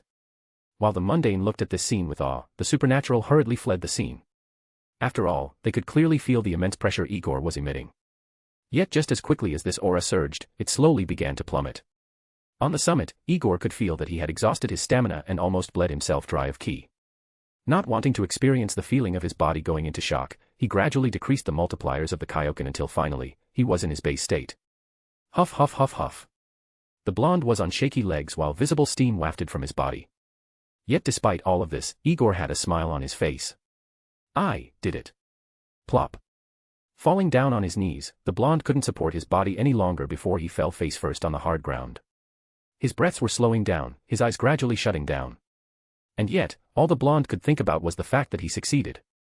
Unable to muster enough strength to even enter the time chamber, the blonde passed out on the spot. DxD. Descending from the skies, a short monkey covered in golden brown fur moved over to Igor. He appeared to be elderly and the monk's cassock he wore made him appear even more so. He approached the youth before lifting him on his shoulders. Another talented human. Yet while one possesses the true Longinus, this one possesses the mystical artifact of the Aryans. The old monkey smiled to himself. This is my redemption. I won't make the same mistake twice. Chapter 37, Chapter 37. Another talented human. Yet while one possesses the true Longinus, this one possesses the mystical artifact of the Aryans. The old monkey smiled to himself. I won't make the same mistake twice. DxD. A few days prior. Sun Wukong was in jubilant mood. He was flying in the air with a satisfied smile on his face. Just a few months ago, he had met a boy from a little village who surprisingly wielded the true Longinus sacred gear. He was practicing in the woods with his spear and would slash or pierce trees. Recalling their meeting, Sun Wukong released a smile. He could vividly remember how frightened the child was when they first met. But even though he could feel his fear, the boy still recklessly charged at him with his spear poised to meet with his heart. He still couldn't forget the dumb look the child released when he stopped his spear with a finger. It's been a while since I've seen that feisty kid. I wonder how far he's gotten with that spear of his. He could already how powerful the boy could be under his tutelage. With his tenacity, Sun Wukong was confident in nurturing him into a powerful fighter. I'll teach him a few spear techniques this time and see how everything goes. If he has the heart, I'll introduce him to that fool, Indra. Sun Wukong was very clear about the power of the true Longinus. If he could recruit the wielder of the spear, the might of Indra's army would be increased by a great deal and the next war against Shiva would result in a higher chance of victory. If Indra won, then he could finally get the vacation he always wanted. Having gotten to the village, he applied a simple illusion technique and walked amongst the villagers. The village itself wasn't very big. At the center was a well to draw water from as well as a few stalls that surrounded it. There was also a tavern nearby as well as various other stores that circled the square. Sun Wukong passed by the village square and eventually came upon the residences. As he walked further on, the quality of the houses decreased. It wasn't until he walked a kilometer or so that he finally reached a poorly built house near the edge of the village. When he got to the house where the boy lived, an elderly woman called out to him. She was sweeping the excess dust that had gathered in front of her own house with a handmade broom made of one large stick and some twigs tied together that acted as the bristles. When she called out to Sun Wukong, there was still some dust that was flowing downwind. "Excuse me, sir. If you are looking for the people who live here, then I am sorry to say that they have already left this world." Her voice came out labored and harsh, almost as if she had a cough stuck in her throat. Yet the old sage paid no attention to it. Rather, it was the woman's words that caused him to stop. Sun Wukong paused momentarily before asking with some trepidation. "And the son?" The old woman sighed while she shook her head. "Alas, I heard that the boy was sold by his parents a few months ago." Sun Wukong froze at that sudden input of information. He didn't even bother replying to the old woman before turning around and walking away. His heart was filled with saltiness and regret at the sudden turn of the situation. Leaving the village, he assumed his original appearance, but where there was previously a jubilant expression on his face, there was now a semblance of loss. "I'm sorry, boy." He could already guess that the boy was sold by his parents when he possibly summoned the true Longinus in front of them. Faced with such a supernatural phenomenon, they would immediately assume it was witchcraft. Naturally, they decided to hand him over to traffickers. Of course, this were all his guesses that formed from years of seeing the same situation happen multiple times. There were no lack of sacred gear wielders that were chased out of their families, especially when the parents were part of the mundane. The fear brought by the unknown could easily cause tightly knit families to suddenly be at each other's throats and commit rash decisions. So while the boy's misfortune did sadden him, it wasn't outright grief. "Let me take a month or two to clear my head. I'm sure Indra won't mind." And so with that decision, Sun Wukong flew away. Knowing that the Himalayas were close by, he decided to fly over them for old time's sake. The mountain range held a lot of significance to the monkey sage, for while there was also his place of birth, a number of his adventures occurred there. DxD. The days passed and Sun Wukong had still not left the periphery of the Himalayas. He was not in too much of a rush as it is.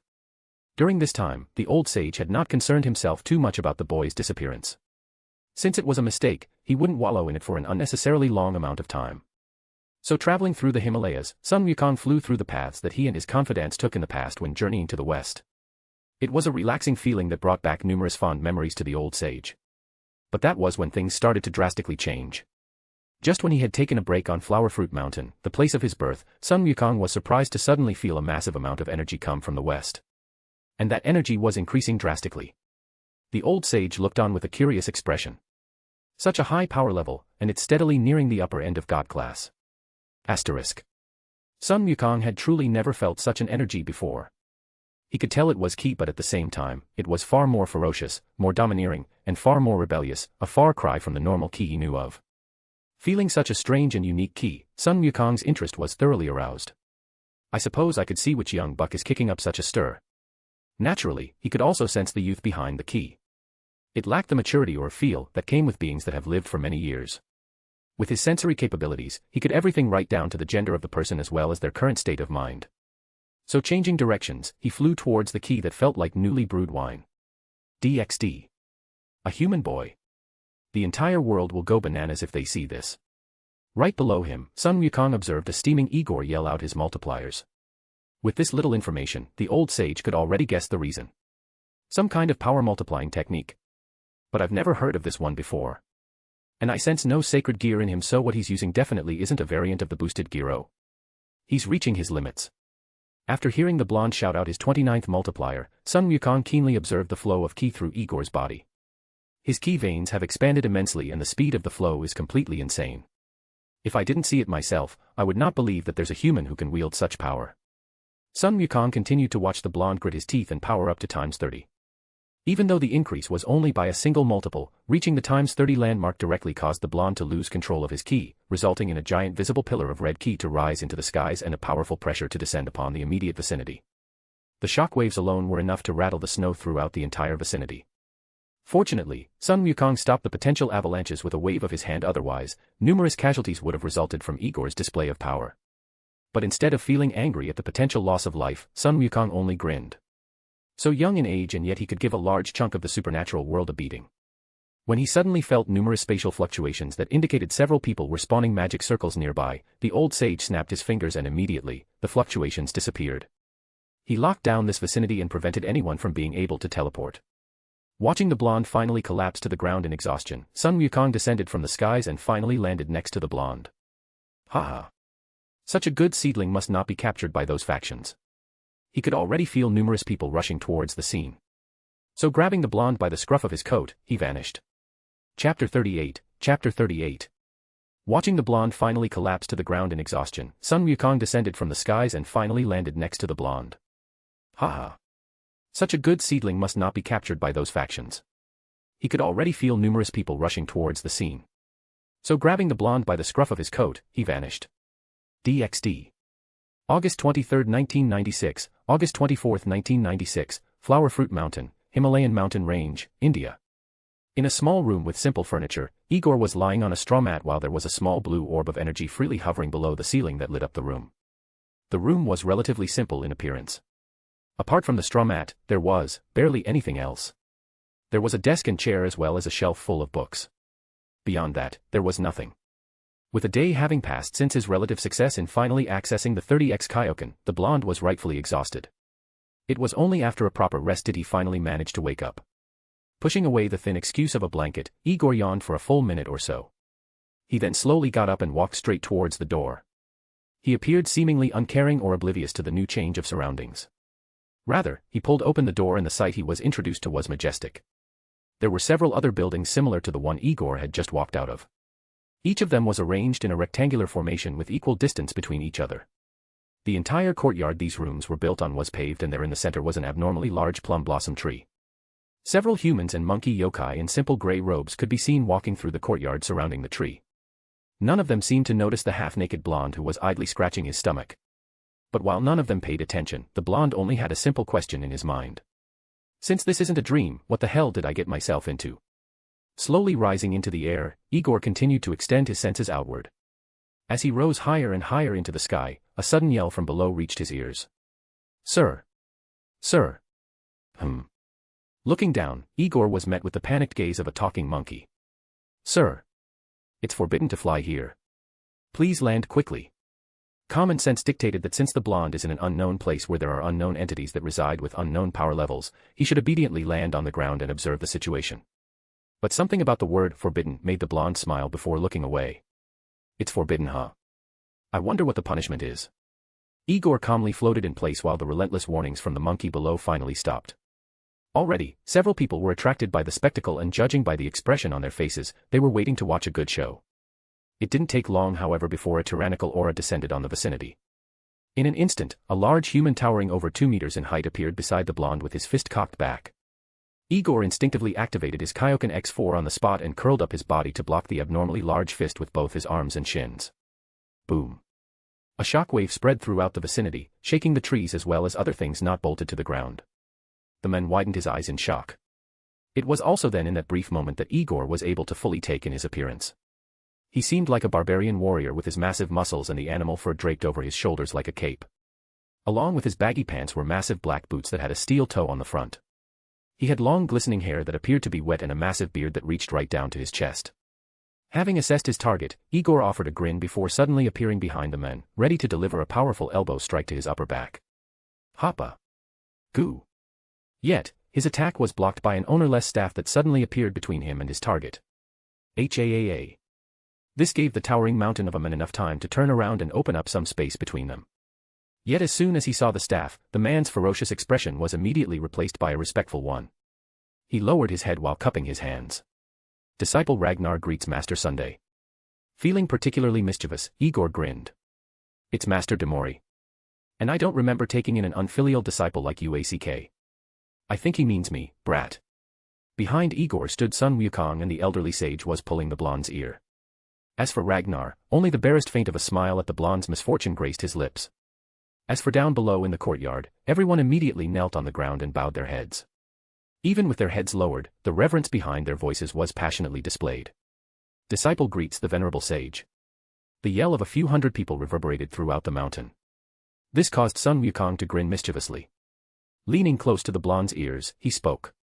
Have something else to say? DxD. High up at the topmost peak of Flower Fruit Mountain, Igor and Sun Wukong were sitting under a gazebo. Even though this location was very high up, there was no trace of frigidness at all. Various trees and vegetation could be seen growing on the peaks, and even insects like butterflies could be seen flying around. Under the shade of the gazebo, the blonde and the sage looked at each other. While there were numerous questions Igor wanted to ask, there was only one prevalent one in his mind. Are you blind? There was no hint of tact or caution in his words. Like ripping off a band-aid, he went straight to the point. From the beginning, he was curious about this blindfold-like thing that the old sage wore around his eyes. Hearing his question, the monkey was taken aback. Puffed. Sun Wukong, who was downing his tea, immediately choked on it due to complete surprise and the absurdity at the blonde's irrelevant question. He expected Igor to ask who he was or what he was doing here. Not once did he expect the blonde to wonder about his sight. It was completely irrelevant to the current scenario. Eventually, the old sage managed to recover his wits and glared at the snickering blonde. He instantly extended his staff and slammed it over the blonde's head. Goo. Ow. Shit, that hurt you, old bastard ack. Igor furiously rubbed the top of his head with an aggrieved expression while Sun Wukong retracted his staff with a sigh. Of all the things you could ask, you concern yourself with the state of my eyes. Faced with the monkey's gaze, Igor mumbled out. I was just curious, idiot, I am joking. Seeing the staff extend over to him again, Igor was traumatized. Igor was no stranger to pain. He had fallen headfirst into buildings and had hundreds of kilograms of weights fall on top of him in over 20 times gravity. His head could be said to be harder than a diamond on steroids. But a simple love tap from Sun Wukong's staff really hurt him so much that even after the seconds pressed on, he could feel the buzzing pain on the top of his head. The old sage retracted his staff again and spoke. First of all, you're the idiot. Every action so far I've seen from you reeks of idiocy. Kid, do you have rotten banana for brains? Igor scowled at the old sage. At least I have one. There was complete silence between the both of them. Then in an instant, both of them extended their respective weapons towards the other. Sun Wukong extended his staff while Igor extended a white aura sword. Clang. The old sage blocked the tip of Igor's sword with his finger while simultaneously bringing his staff atop the blonde's head. Grow. Erupting with a Kaioken X10, Igor blocked the staff with one hand.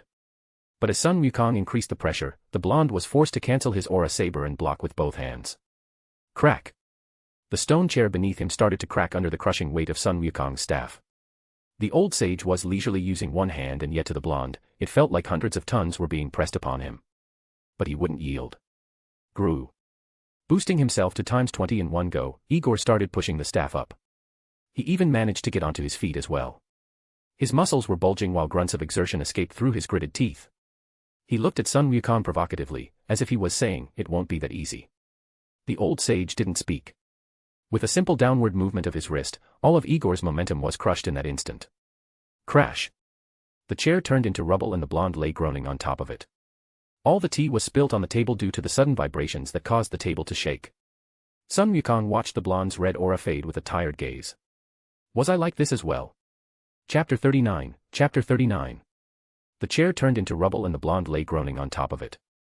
All the tea was spilt on the table due to the sudden vibrations that caused the table to shake. Sun Wukong watched the blonde's red aura fade with a tired gaze. Was I like this as well? DxD. Only a few minutes passed again and both men and monkey were sitting on the table again. Both were simply looking at each other in silence. While Igor would normally be angry, he was instead looking at Sun Wukong with a hint of admiration and respect. His own strength that he was proud of, even under the boosted influence of the Kaioken, was crushed like paper. It only served to make Igor curious how the old sage did that. I have to get him to show me how he amplified his strength with ki. Maybe if I attack him, I can see it in action dash. Stop right there, kid. We don't even know each other's names and you're already itching for a fight. Oh. Igor chuckled with some embarrassment. Hee hee, remember this well, monkey sage.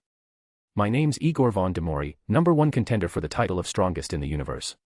And you? Sun Wukong idly drummed the table with his finger while looking at the blonde. The silence stretched out but Igor did not seem embarrassed at all. In fact, he sat down quietly as well while waiting for the old sage to introduce himself. But what Sun Wukong said wasn't an introduction. Such a lofty goal. But you won't reach it if you remain this much of an idiot. Contrary to his usual actions, Igor didn't fly off the handle. He tilted his head in simple curiosity, wondering why the old sage said that. Knowing the blonde was waiting for him to continue, Sun Wukong didn't hold back. You possess the time chamber artifact of the Aryans. While it was posed as a question, Igor knew it was rhetorical since Sun Wukong must have sensed it. Yep. You are an Aryan. Not sure. While the rhythm seemed cut off, Sun Wukong didn't pause. You possess the time chamber of the Aryans. So you are an Aryan. But Igor's brows scrunched up in confusion. But aren't Aryans born ridiculously strong? I started off with the strength of a normal human, monkey sage. Saying I'm Aryan is the same as saying all this power I worked hard to earn came naturally. Sun Wukong scrutinized the blonde for a bit before speaking. Who said Aryans are born powerful? Igor's eyes widened. Huh? You mean they're not? Appearing confused, Sun Wukong decided to enlighten the blonde a bit on the common misconception of Aryans. When Aryans are born, they are no stronger than a normal human baby. If they grow up in the mundane world, they won't exhibit any strength beyond the norm. The reason why there is such a misconception in the first place is to reduce the chances of the offspring being kidnapped, especially by other humans. Igor stood up with a start, a look of complete shock on his face. Please explain further, old man. But Sun Wukong remained silent. He gazed into the pristine view of the lush valleys of Flower Fruit Mountain. There seemed to be a hint of reminiscence and forlorn in his gaze, something Igor noticed. Yet before he could point it out, the old sage spoke. A long, long time ago, I stumbled upon a child, a girl. She was just a newly born while her mother was lying next to her, dead. The mother had a bloodied knife next to her, on her stomach a massive cut. Igor processed the words before it suddenly hit him. Did she? Yes. She cut open her stomach and took out her child. She did not want her child to die with her. When I arrived there, she had a hole in her chest. Over half her heart and left lung had been torn apart. She was using ki to keep herself alive, for her child. Igor felt like a basin of cold water was dumped over him. He couldn't even imagine what was going through her mind in those last moments. So then I'll tell you the rest of the story next time. Sun Wukong then stood up. The main focus is, that child had absolutely no power within her while her mother still had ki comparable to a high-class fighter. But Igor wasn't having it. Come on, old man. Don't leave me hanging like this. Sun Wukong seemed to ponder. I won't tell you much. After all, you haven't paid me in full for the information I've given you. Igor banged his fists on the table. What? For the first time since they met, Sun Wukong laughed. Pwahahaha. There's no such thing as a free banana in this world, kid. But you dragged me here in the first place, stupid old man. Sun Wukong's mouth twitched slightly at being called stupid, but he shoved his grievance down. If I didn't drag you here, you'd be in some cage held by against your will by whoever captured you first. That's why I said you're an idiot. Even if I was captured, I could easily escape them. Sun Wukong narrowed his eyes as he gazed at the blonde. You vastly underestimate the supernatural world, kid. Many before you thought the same and became arrogant. Yet whether it be their confidence in teleportation, or your confidence in hiding within that artifact of yours, there are numerous methods to prevent you incapable of using your abilities. There was silence as Igor carefully processed the monkey's words. He was confident in using instant transmission or escaping into the time chamber if he couldn't overpower whoever captured him. But like the old sage said, I'm underestimating the world. Igor's brows creased in annoyance. Fine then. What do you want? Like the flip of a switch, Sun Wukong suddenly gained a mischievous grin. I'll tell you later. But for now, I'll give you another little tidbit. The descendants of that child eventually settled down in Italy about 200 years ago. Italy. DxD. Grigori headquarters, underworld. In an office filled with only a few stacks of documents, Aazel was working through different documents at the same time. Most of them floated in the air and a pen went through each one and signed them. Even though the lights were on, the atmosphere was dreary with all the stacks of signed documents placed on the floor. Aazel was working silently, his face completely neutral without a single ounce of positive or negative emotions. It was as if he was simply going through the motions of everyday life like a typical office worker. This was the sight that Shemhazai came to when he entered the office. Closing the door behind him, the fallen carefully navigated around the stacked documents on the floor. Greetings, brother. Aazel looked up from his paperwork with a smile. Ah, brother. What do the reports say about the brat's little light show?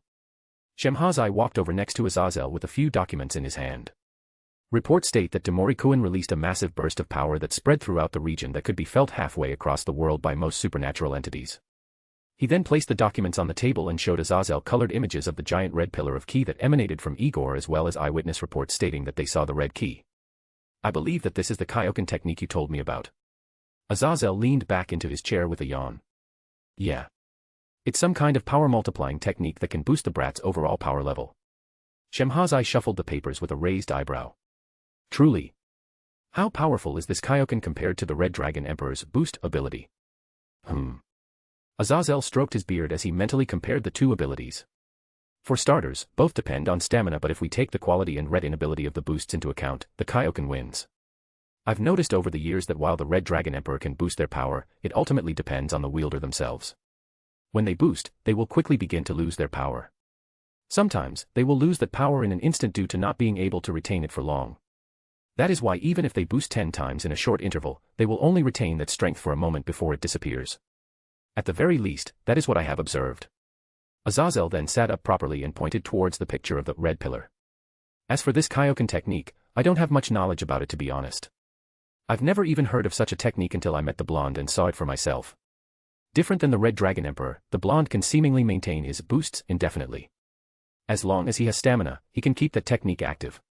Of course, the higher the multiplier he uses, the more stamina he drains. I've seen him use a power multiplier of 4 and he soundly defeated our dear Barakiel. And judging from the aura we just felt a few moments ago, I can safely say that he can multiply his power by more than 20 times. I see.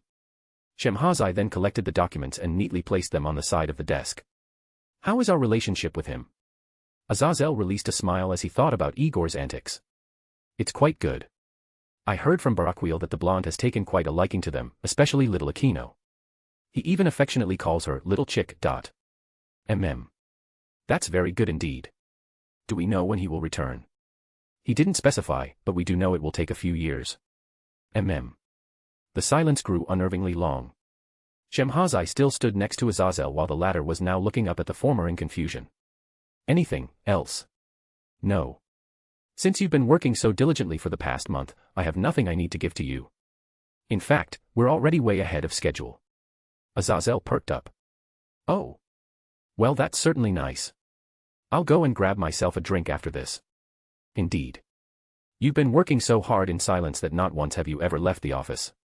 Not even to deliver the information you got about the exorcists to, what's her name?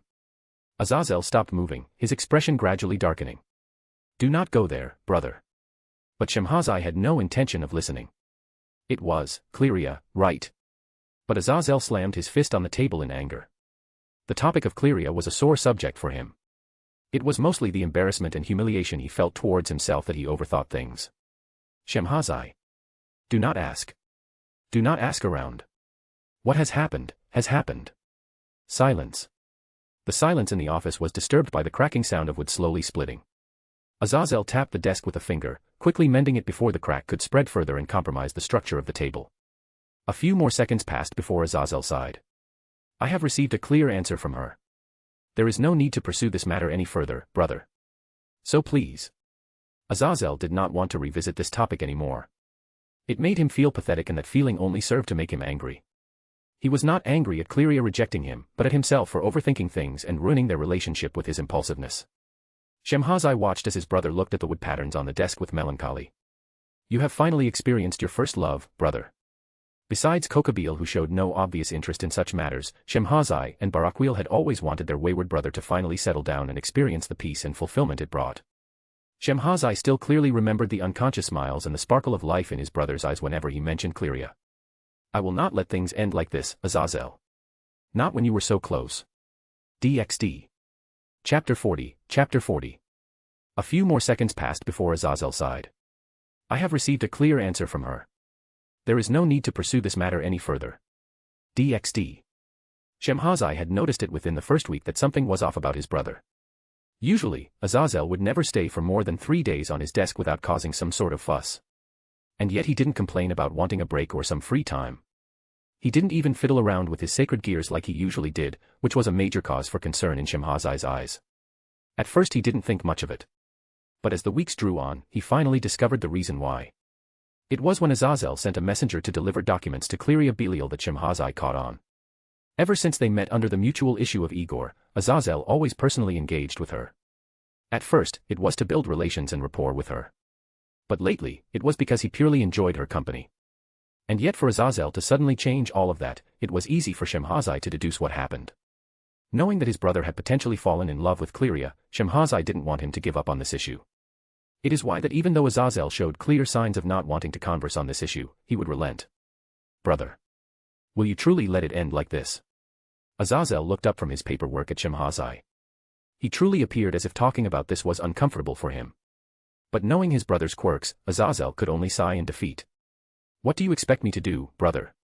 Claia's subject was becoming a sore spot for Aazel. Tell me, Shemhazai. What do you expect me to do? And yet instead of replying, Shemhazai had a question of his own. Do you love her? Aazel froze in thought. Both of his elbows were propped up on the desk, his hands supporting his cheeks. He seemed to gaze at something only he could see. Aazel slowly pictured the times he spent with Claia. Everything from sharing news about the blonde, to figuring out how to hide his existence. Eventually, it grew to them just spending time together whenever he went to visit Barakiel. His mind then drifted over to the last week they spent together, where he slowly realized that he had begun to view her not as a friend, but something more. Recalling all these things made Aazel chuckle. Heh. Have you ever seen me wallow over a woman, brother? Me, the great Aazel. His meaning was clear. Since he sat here in the office wallowing over a woman, then it was clear that he harbored great affection for her. But Shemhazai wanted proper confirmation. Brother. With our age and experience, a day is more than enough for us to know if we want to spend the next millennium with someone. Shemhazai practically glared at Aazel with how focused his gaze was on him. I ask again, brother. Do you love the Belial girl? Aazel closed his eyes in contemplation. But it didn't last long before he released his breath and turned to look at Shemhazai. His gaze was filled with assurance and finality. I do. A gentle smile spread on his face. Surprisingly, I do. But so what? She rejected my advancements. Shemhazai merely nodded before a teleportation circle spread beneath him. That's all I needed to know. He then vanished. Aazel truly couldn't be bothered to investigate what his brother was up to. He simply picked up his pen and set to evaluating the reports Shemhazai brought in about Igor. DxD. It's already been a month. Claia was silently sitting on one of the park benches in Kuo. While there was the warm sunshine and the laughter of children, she couldn't enjoy such a feeling due to the knot in her heart. Her days felt a little colder than before, something she wasn't used to. A week had never passed without me seeing him. As much as she tried to endure it, she had grown too used to his presence to the point that her days felt dull without seeing his coy smile or hearing his laughter, his voice. Claia couldn't help but shake her head with a sigh. What am I going to do? All it took was 1 year and she had become attached to him. To her, Aazel was the only other person she could comfortably be around with other than her elder cousin, Dihauser. She could just be Claia around him. And as ironic as it sounds, Aazel never had any lecherous intentions against her. Aside from the teasing, everything was all in good fun and she honestly, from the bottom of her heart, enjoyed every single moment. Sigh. But right now wasn't the time for her to think about her decisions. Approaching her was a man in casual clothing. He had long black hair and his athletic build was hidden by his loose jeans and jacket. Walking towards her, he had a warm smile on his face. He must be the exorcist they sent to lie to me with a cover story. DxD. A few minutes prior. Masaomi Yagaki was not having a good day. Walking with his hands in his pockets, he kicked a pebble along his path as he walked. There was a clear frown on his face due to the current issue bothering him. Just because I'm young, they choose me to go talk to the devil overseer. Kicks pebble. I could be training with my sword from Shida-sensei but no. Kicks pebble. We have more important issues, they say. We trust you with this, they say. Kicks pebble. Why don't you old bastards go eat shit then? I'd rather kill a devil than do this diplomacy nonsense. Making his way into the park, Masaomi stopped at the entrance and looked around for the devil he was supposed to meet. They said she was some lady with white hair. Probably an old woman with rotten teeth and stuff. I'll have to shower with holy water after this. He kept his senses peeled for any devil aura as he walked into the park. He tapped his foot in annoyance, the burning sun not helping things either. He would have took off his jacket but he had weapons inside them. Stupid sun. Stupid devil. Stupid fogies.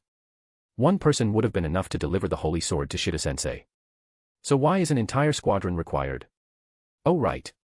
I'm too young to understand. I'm 21 for crying out loud and have killed more stray devils in 1 week than you pot-bellied idiots have done in 10 years. Yet as his anger reached his peak, he finally caught the aura of a devil a few dozen meters from him. Fina, Ly. And there she was, in all her beauty. A beautiful white dress with cute floral patterns. Unblemished white skin that seemed so perfect it was as if it was snow itself. Her figure was shapely like that of a developing teenager, everything was in proportion. Her long lustrous hair poured over to her back and spilled over the bench like an avalanche. She was idly shaking her legs in boredom, yet even that simple action drew his eyes to those perfect legs that ended in cute furry sandals with a flower drawing on top. Masaomi couldn't move. He was so mesmerized that he even forgot to breathe for a moment. Gulp. His mouth was dry, his heart beating so fast he was afraid it would burst out of his chest.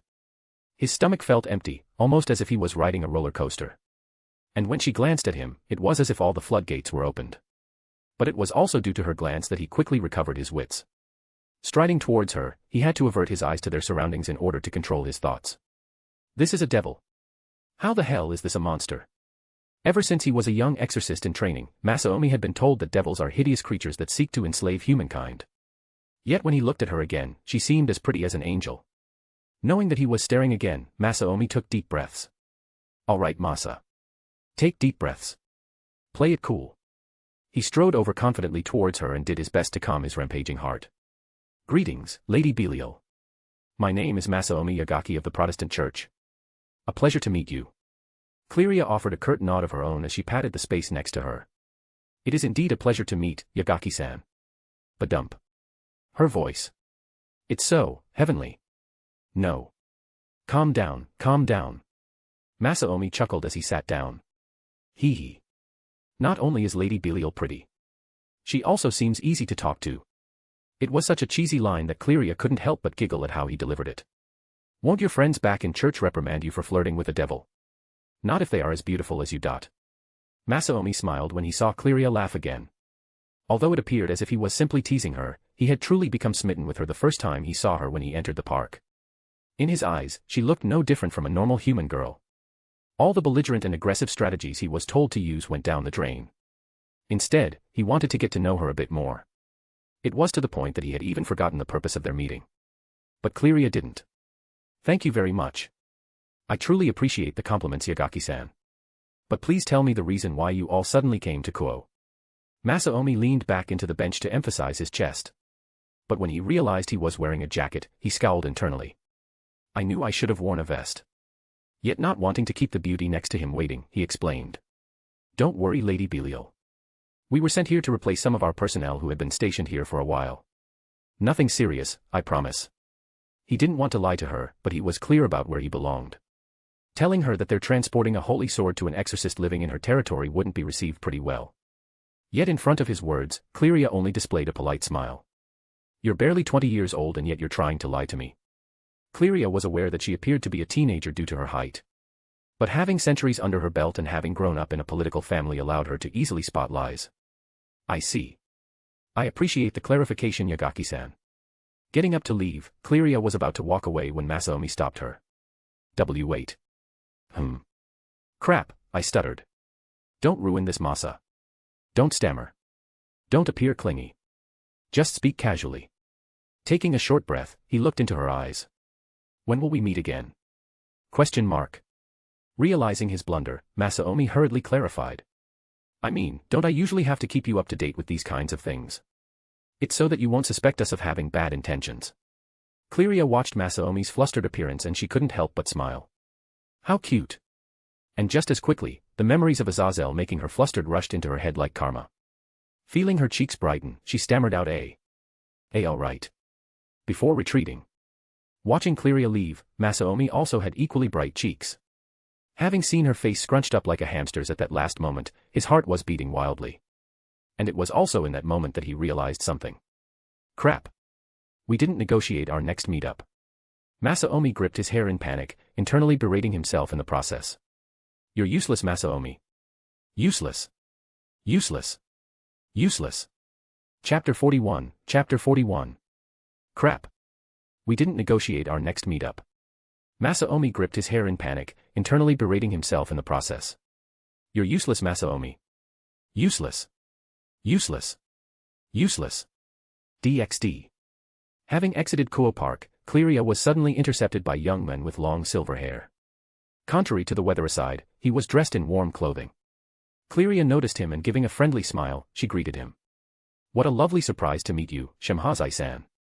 Approaching the fallen with gentle steps, extended her hand. Shemhazai took it with a kind smile. Indeed it is, Belial-san. You won't mind if we have a little chat, do? Although she was cautious at this sudden turn of events, she did not refuse him. Not at all, Shemhazai-san. But hidden beneath her smile was a sense of trepidation. It had already been over half a decade since Claia had last communicated with him. Even then, it was only a polite greeting, not this sort of drawn-out conversation. But her years of experience weren't for naught. Hiding any sense of unease in her heart, she followed Shemhazai to a much quieter location. The both of them eventually winded up near a tuck shop. Standing next to it, Shemhazai didn't waste time and got to the point. Belial-san. I came today to ask you something. Claia saw no reason to refuse, so she nodded. I'm listening, Shemhazai-san. Shemhazai quickly brought some candy from the clerk for them to chew on during their talk.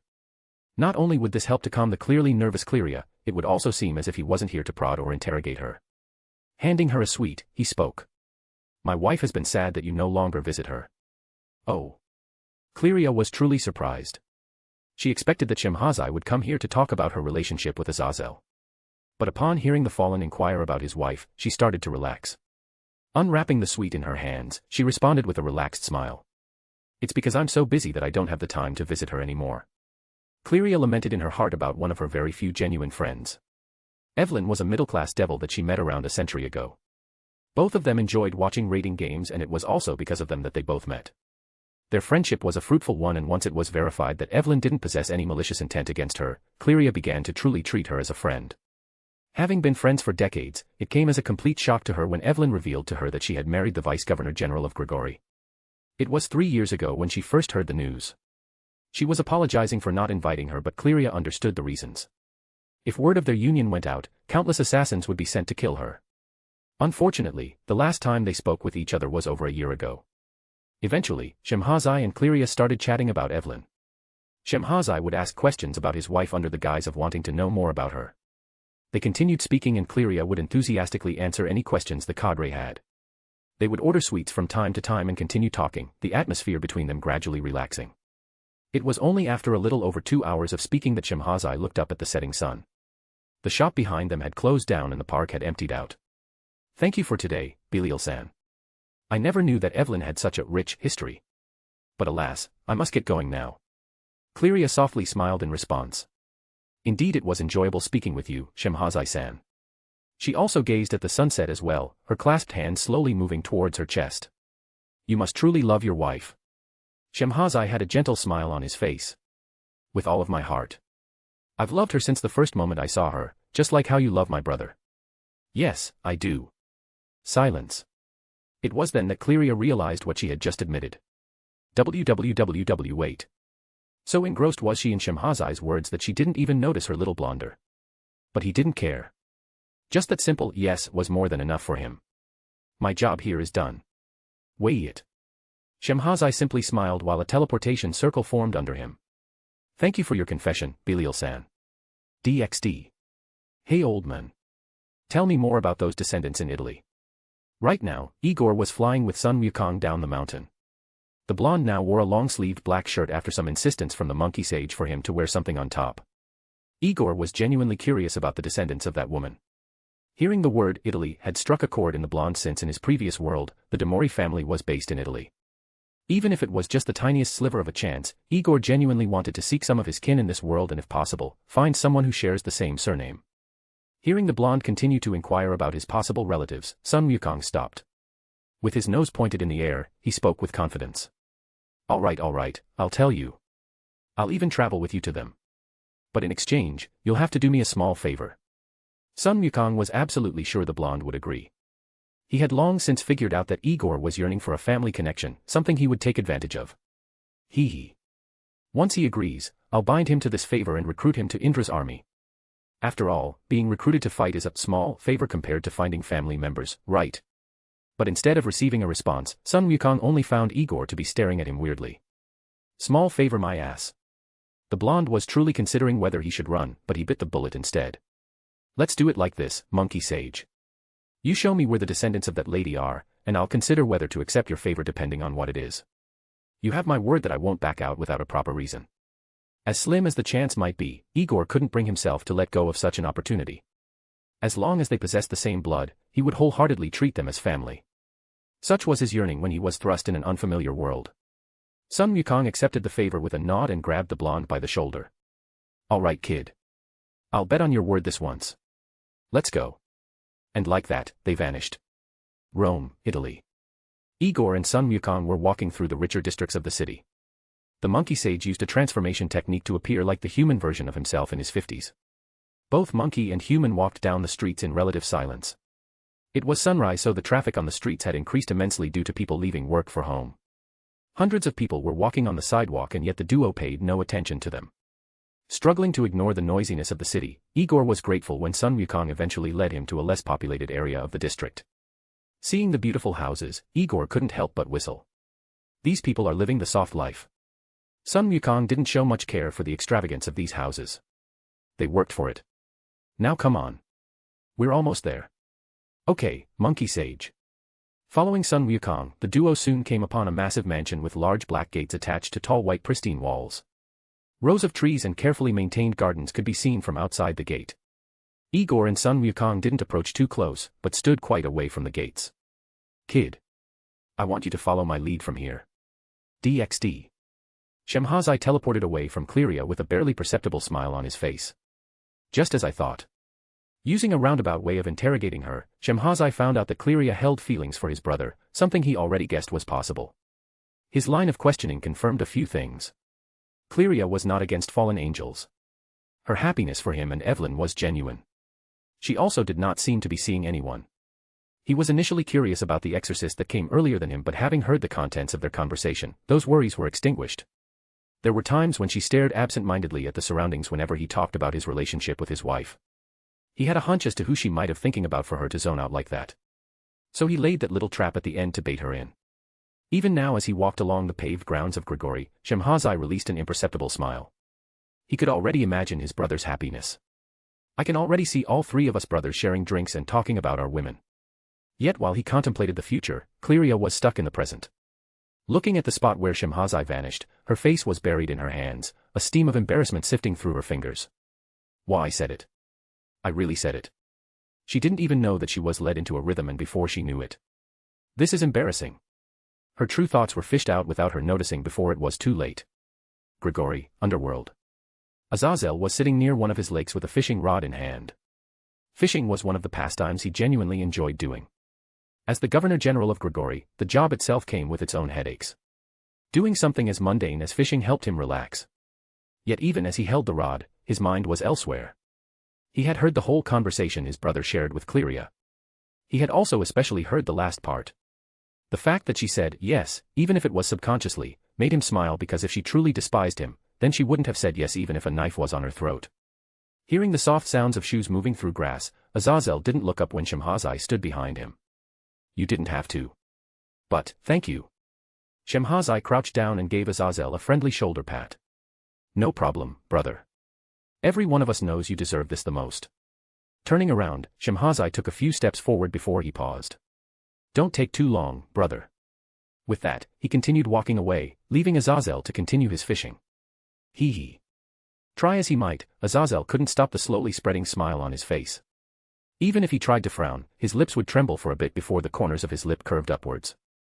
He only held the fishing rod for a few more seconds before he put it aside. Well, I can't waste my brother's efforts now, can I? He adjusted the cuffs on his shirt, a confident grin spreading through his face. Brother. Handle the paperwork for me. DxD. Old man. Hovering above the mansion under the cover of an illusion, Igor's voice darkened. Why don't we kill them? Igor could still vividly remember how Sun Wukong immediately found out about how they had abandoned their own daughter at an orphanage simply because she was a girl. It made Igor so angry that they could so easily abandon their own blood that Sun Wukong had to stop the blonde from killing them on the spot. Even when the couple got on their hands and knees, begging for forgiveness and mercy, the blonde could only go so far as crippling their legs with 2 well-shot key beams to the spine before Sun Wukong finally stopped him. But even when the middle-aged couple was crippled from the waist down, Igor wasn't fulfilled. Scum like them should have their lease on life ended. Sun Wukong didn't oblige the blonde. Instead, he grabbed his shoulder. Come on, kid. Leave their life and death to their daughter. Now let's go to that orphanage they spoke of. Chapter 42, Chapter 42. But even when the middle-aged couple was crippled from the waist down, Igor wasn't fulfilled. Scum like them should have their lease on life ended. Sun Wukong didn't oblige the blonde. Instead, he grabbed his shoulder. Come on, kid. Leave their life and death to their daughter. Now let's go to that orphanage they spoke of. DxD. Come on, little Asia. You have to eat your vegetables if you want to grow big and strong like Grandpa. In a small room filled with plush toys and flowery bedding, a tall elderly man with white hair cradled a 5-year-old blonde-haired girl. He was struggling to feed her some vegetables from a bowl of food as the girl vehemently shook her head. Grandpa. I don't want dash. Taking the opportunity, the man who was named Vasco Strata quickly shoved the spoon of salad into Asia's little mouth, eliciting a cry of defiance from the girl. MMNGGGHHG. Yet Vasco simply chuckled when she balled up her fists. That's a good girl. Grandpa is very happy when Asia eats her vegetables. But Asia thought differently. Woo woo woo. Grandpa is bullying me. She sobbed at the sudden taste of greens in her mouth. The taste was awful and she was tempted to spit them out. But she knew how fiery her grandpa would get if she spat them out. So she swallowed them with great difficulty. Now. Show Grandpa that you've swallowed your food. Humph. Wanting to prove she swallowed, she opened her mouth to show him. Aya. Seeing her empty mouth, Vasco quickly moved the spoon and shoved another batch of salad mixed with soup into her mouth. In an instant, Asia glared at Vasco with an expression of grievance, yet Vasco only gave her a grandfatherly smile. Asia could only quietly swallow her food, but she did her best to show him how angry she was. Yet all that amounted to was a pout with her chubby cheeks puffed up like a squirrel's. Over the course of the past few months, Vasco had truly come to care for this child he had now wholeheartedly considered his granddaughter. He had first come across her when he was supposed to look for sacred gear users. After the massive explosion of ki that occurred in Japan a year ago, the church doubled its efforts to search for more sacred gear possessors. The town of Kuo in Japan was one of the very few strategic bases that they could use to spread out to the rest of Japan. After such a large explosion occurred near it, there naturally would be measures taken in place. Furthermore, there was also the added threat of the Cadre-class fallen angel Barakiel. Recent rumors have developed of him frequenting Kuo as of late, prompting the church to take defensive actions in preparation. Although the church had a relatively powerful exorcist in town by the name of Tujishidu, they felt the need to bolster their defenses even further. And thus, they sent a group of talented exorcists along with the Holy Sword Haute Clear. So until further notice, the church would maintain a level of vigilance for a period of time while also increasing the number of sacred gear wielders they draft into their fold. By monitoring each orphanage and searching for any abnormal aura or supernatural feats, they were able to gather quite a large amount of sacred gear wielders. But the chief amongst them was Asia Argento. She was the one that Vasco personally found when he offered to scour the orphanages in the city. At that time, Asia had seen his scarred face and desperately wanted to heal it. This caused her to manifest her sacred gear, Twilight Healing. It was such a monumental discovery that Vasco immediately offered to take care of her and adopted her as her guardian on the spot. Now, the both of them lived in a small house within the Vatican. Aside from a few maids sent to regularly clean the house, they lived alone. But it was not a problem nor a cause for concern. Staying with his surrogate granddaughter was something Vasco enjoyed wholeheartedly. The original plan was for her to stay a year where she would acclimatize to her new living conditions. After that, she would be trained to wield her sacred gear and would therefore become the saintess of the church. With her abilities, not only would she be able to heal exorcists and other people, she would also aid the church in gaining more believers. If there were more believers, more blessings from above can be delivered, making the whole faction powerful. All these possibilities stem around Asia being taken care of very well since her importance could be very pivotal towards the rise of the church. Yet even with all these thoughts, Vasco found himself not caring that Asia possessed a sacred gear. Her kindness combined with the brashness of childhood truly made him consider her family. Having dedicated his entire life to the church, he never had the chance to sire his own children. Even if he could, he wouldn't. Vasco knew full well that over the course of his life, he had gotten himself numerous enemies. As he got older, so too did the number of eyes on him increase. In the last 20 years alone, more than 10 assassins had been sent after him. Most of them were remnants from the Second World War when he killed numerous races in place of protecting the Aryans. Apart from a few others, he was the one who protected the last dimensional gate until he was overwhelmed with injuries. Despite his efforts having proved fruitless in the end, the amount of enemies he gained in those few months of arduous fighting had greatly increased, forcing him to endure numerous attempts on his life the moment he left Italy. It was only when he entered his twilight years that he also started having to watch the food he ate and where he slept. Knowing that even the people who were supposed to be his own comrades had been bought, Vasco chose to seclude himself in a small house he personally built within the walls of the estate. Growing his own food and purchasing his own meals, Vasco also rarely had to worry about assassins due to the powerful wards protecting his house. Only a select few maids were allowed to enter to clean, and even then, he scrutinized them personally. But with all these measures in place, his loneliness grew. The years turned into decades, and gradually, the few comrades he knew died. While his hair turned white, the graves he dug increased. In the end, every single comrade he fought with in the Second World War died, leaving him to spend the next 2 decades in solitude. Yet all that loneliness vanished when he finally met Asia. He could still remember her running towards him and grabbing his exorcist cloak with her tiny little hands, pure concern written over her face. It had been such a long time since he experienced the feeling where someone was genuinely concerned about his well-being. Cradling the little blonde on his lap, Vasco felt at peace. Just having Asia next to him could make up for all of the things he went through, because for her, he would kill anyone who would dare touch a single strand of her hair with ill intentions. Putting aside the now empty bowl of food, Vasco gently rubbed her head as she started to fall asleep on his stomach. He tried to lay her down on the couch, yet Asia had such a strong grip on his clothes that he couldn't help but chuckle. "I swear on my life. No one will take advantage of you as long as I am alive." His words were cut off when he suddenly felt a high power level making its way towards him at high speeds.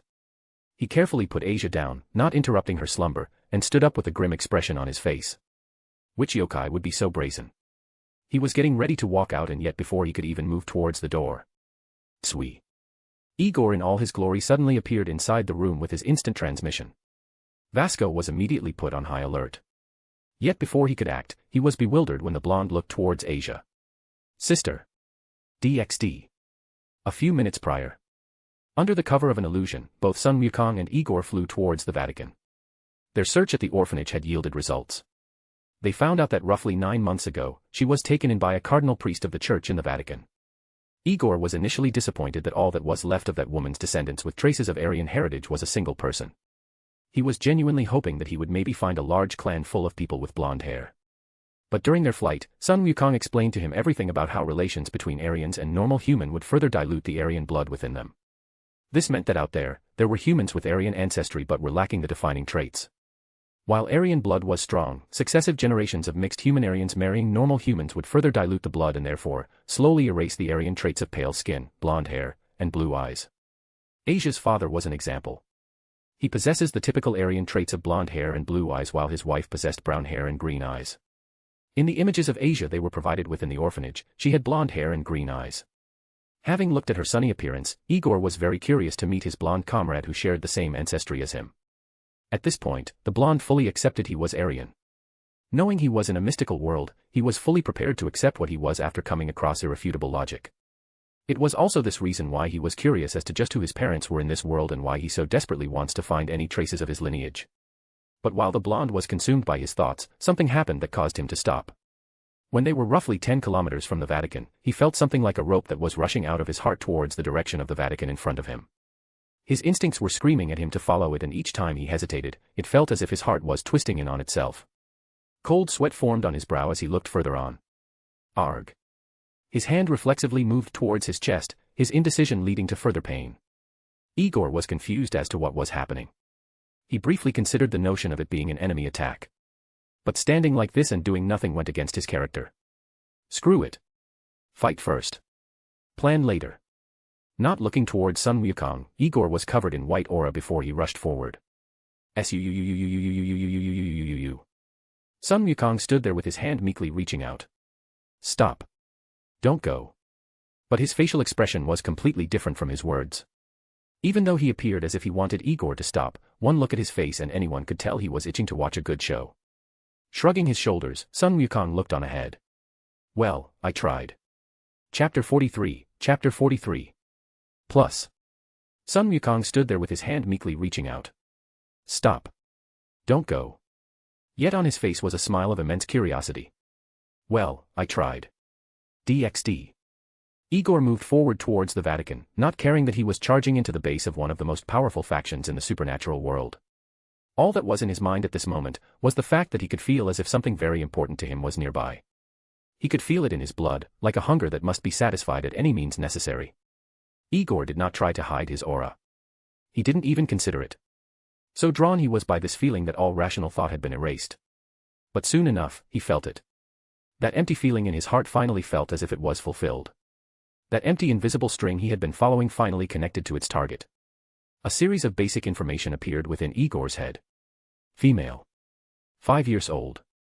Yet there was an extra important part that Igor paid extra attention to. Family. It was an unavoidable fact. He could instinctively tell that whoever that girl was family to him. Although faint, there was a blood resonance between them. He no longer wasted any time. Putting 2 fingers to the top of his head, he immediately locked onto the girl through the blood connection and vanished. Tsui. DxD. Igor appeared in a spacious room filled with all kinds of plushy toys and pink decorations. But he didn't care for that. Badump. Right in front of him lay a little girl who was in a blissful sleep. She slept on her arm, which cutely scrunched up her chubby cheeks.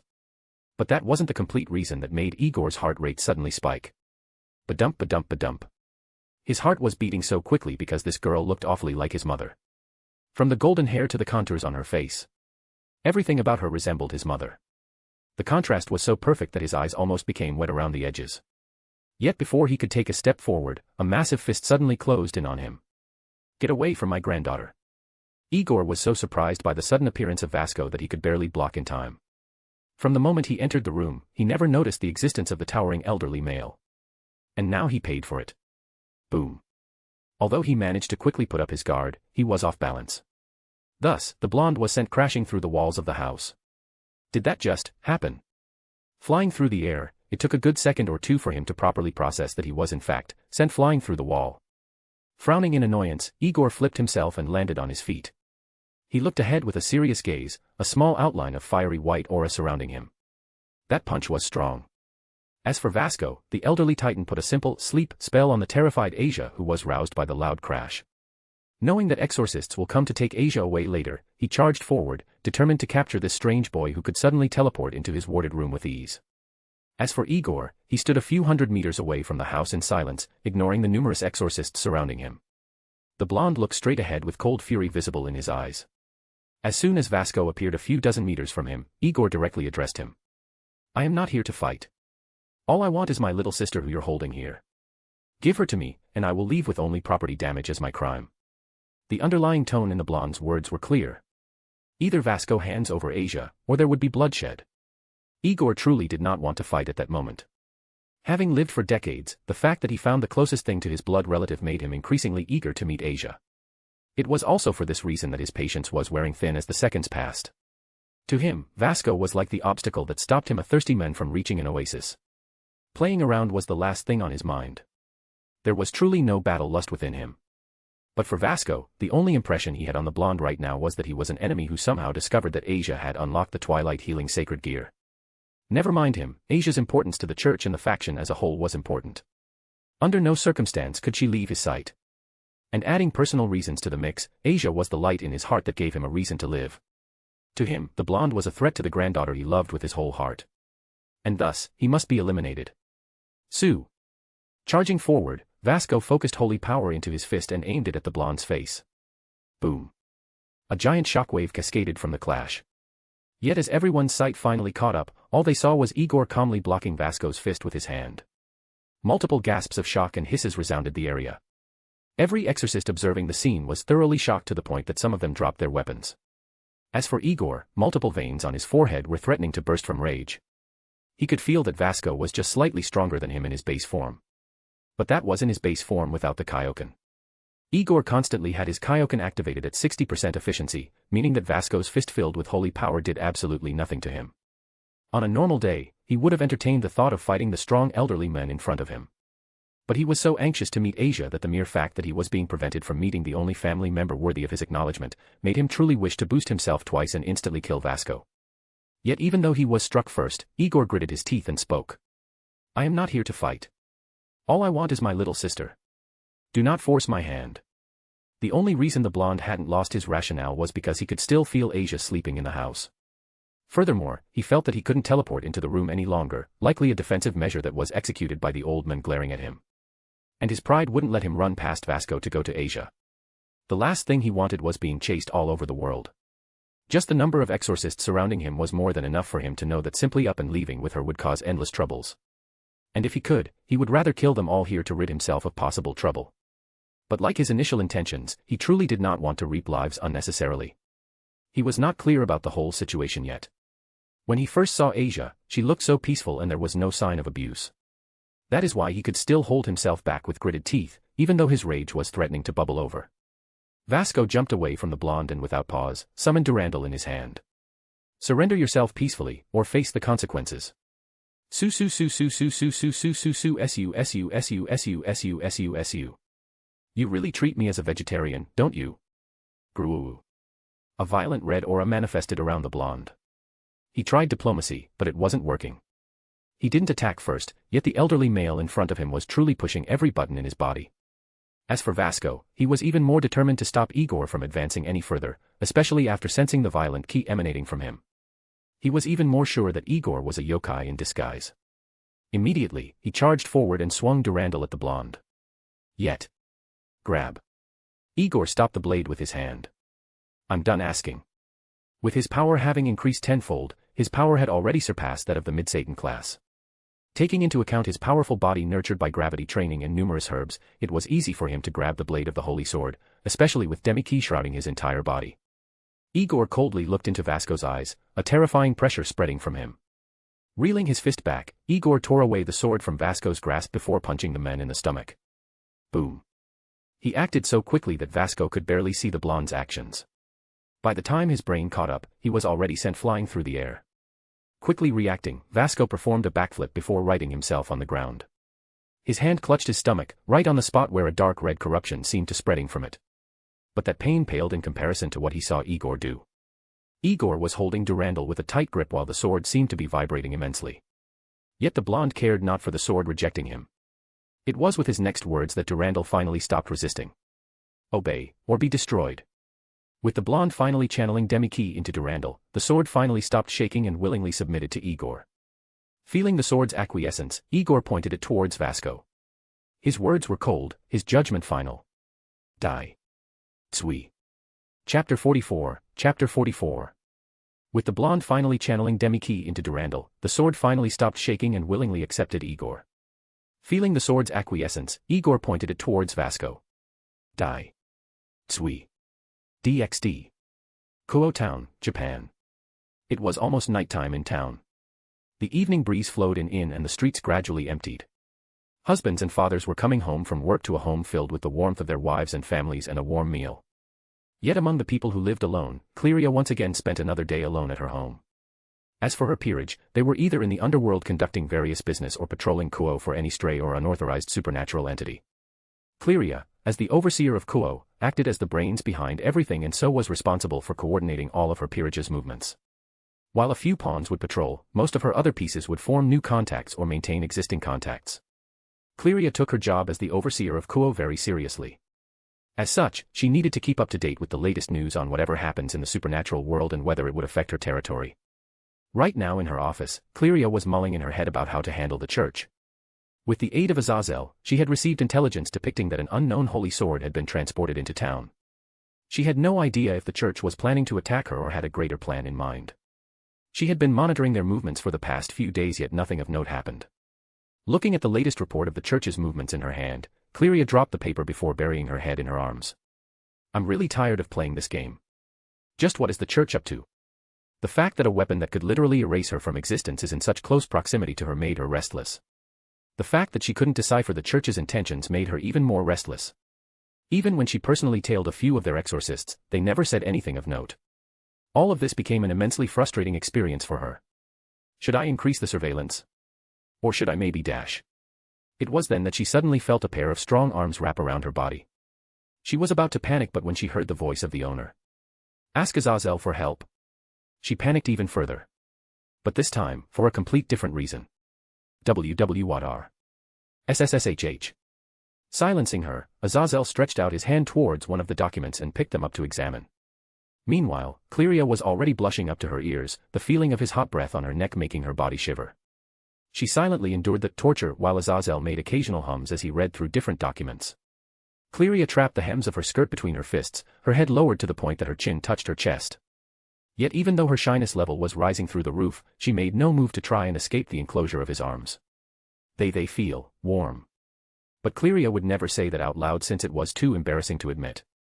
So while Aazel seemingly read through the documents, she quietly waited for him to speak, not daring to speak first. She knew that if she spoke first, her voice would crack like before. She lifted her head to sneak a glance at him, yet as she saw the seriousness in his gaze, she was instantly entrapped by how calm he appeared. With his eyes calmly scanning through each of the documents she got headaches from. Ba-dump ba-dump ba-dump. Her heart began beating so loud she feared Aazel could hear it. And judging by the sudden smirk on his face, he clearly did. Quickly lowering her head again, she felt so hot that she wouldn't be surprised if steam began escaping through her skin. Her fists tightened on her skirt. Wah wah wah wah wah. This is embarrassing. As for Aazel, he peered through each document, a grin forming on his mouth every few moments he read Claia's intelligence reports. No wonder Claia couldn't see through their movements. They covered their tracks quite well. Well, not well enough. In the end, he neatly placed the documents on the desk before moving his hands to massage Claia's shoulders. Leave this to me. I'll handle it. Hearing those same words again, Claia's embarrassment was replaced by guilt. She remembered how he said the same words to her when she first came with the issue of the influx of exorcists. She rejected his advances and yet he didn't renege on his deal. Even now with his appearance again, she couldn't bring herself to accept his help like nothing ever happened. And no. SSSHHH. I said leave this to me. I can feel that you're tired and stressed. But Claia couldn't relent. She felt completely ashamed that even after pushing him away, he still came to help. But Claia. The vibrations caused by his deep voice penetrated into her neck. The way he said her name made her shiver to the point that her ears turned red. Yet his next words made her heart flutter in ways she never thought were possible. You are a very important person to me. That is why I am helping you. When I am here, I do not want you to face unnecessary difficulties, not while I am still alive. Do you understand? She couldn't find any words to say. All she focused on was the first part of the sentence. It went on and on like a replay in her mind. The complete confidence when he said those words made her trust him. And it was also because she trusted him that she felt inferior. Aazel. I can't. We can't. Although her words seemed ambiguous, Aazel understood them. She was still referring to the implications of what would happen if they furthered their relationship. But Aazel was not going to tolerate that kind of nonsense. Gripping her shoulders, he turned her around to face him before looking straight into her eyes. Claia. I love you. His sudden declaration caught her completely off guard. The firmness in his gaze and the assurance in his words made her eyes widen. Every strand of conviction she mustered up to refuse Aazel. Snap snap snap. Was breaking apart. She couldn't hold herself back anymore. Standing up, she wrapped her arms around his neck and Chew. Chapter 45, Chapter 45. She couldn't hold herself back anymore. Standing up, she wrapped her arms around his neck and Chew. DxD. A few moments prior. Sun Wukong was enjoying the good show below while eating a banana. He was high up in the sky and was observing the situation below. Dozens of exorcists had surrounded Igor while Vasco stood a few meters away from the blonde. Even though the situation seemed grim for the blonde, Sun Wukong had no intention of interfering in this little debacle. Taking another bite from his banana, he grinned. Haha. Good show. Good show. What will that punk Vasco do now? Another moment passed and when Vasco pulled out Durandal, he stopped chewing in order to observe Igor's reaction. Oh. That's quite the aura he's releasing. You really treat me as a vegetarian, don't you? Hearing that line, Sun Wukong doubled over in laughter. Pwahaha. He really said such a line. How long has it been since I've heard that sentence? Sun Wukong continued to watch with great interest as Igor used the pressure from his Kaioken to immobilize everyone in the vicinity. Apart from Vasco, every other exorcist was already struggling to remain upright. But Sun Wukong did not care for those little scrubs that could barely qualify as high class in power. What intrigued him more was grab. Oh ho. Seeing Igor grab the blade of Durandal with his bare hands, Sun Wukong's interest peaked.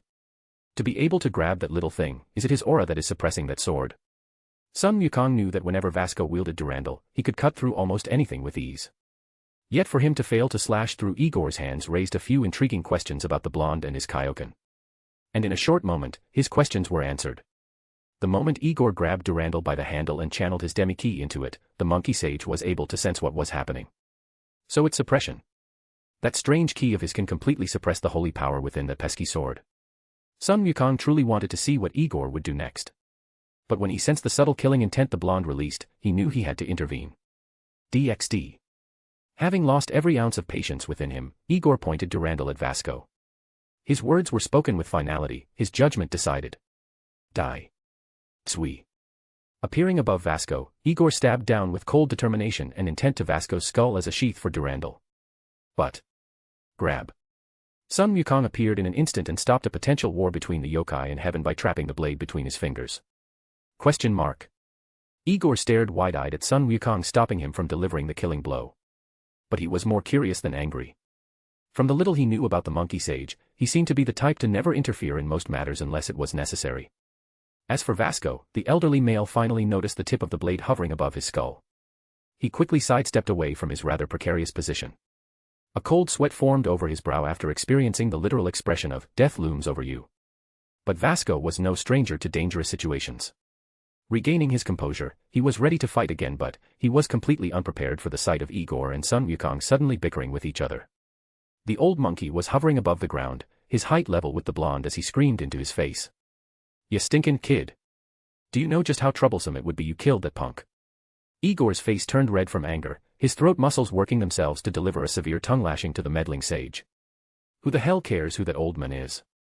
He blocked my way even when I asked. Get it? I asked. Since he blocked me from seeing my sister, then naturally I would kill him." Hearing the blonde's logic, Sun Wukong grew veins on his forehead. Pointing towards Vasco, he berated the blonde. "Kill, you're behind. That punk before you is the strongest exorcist.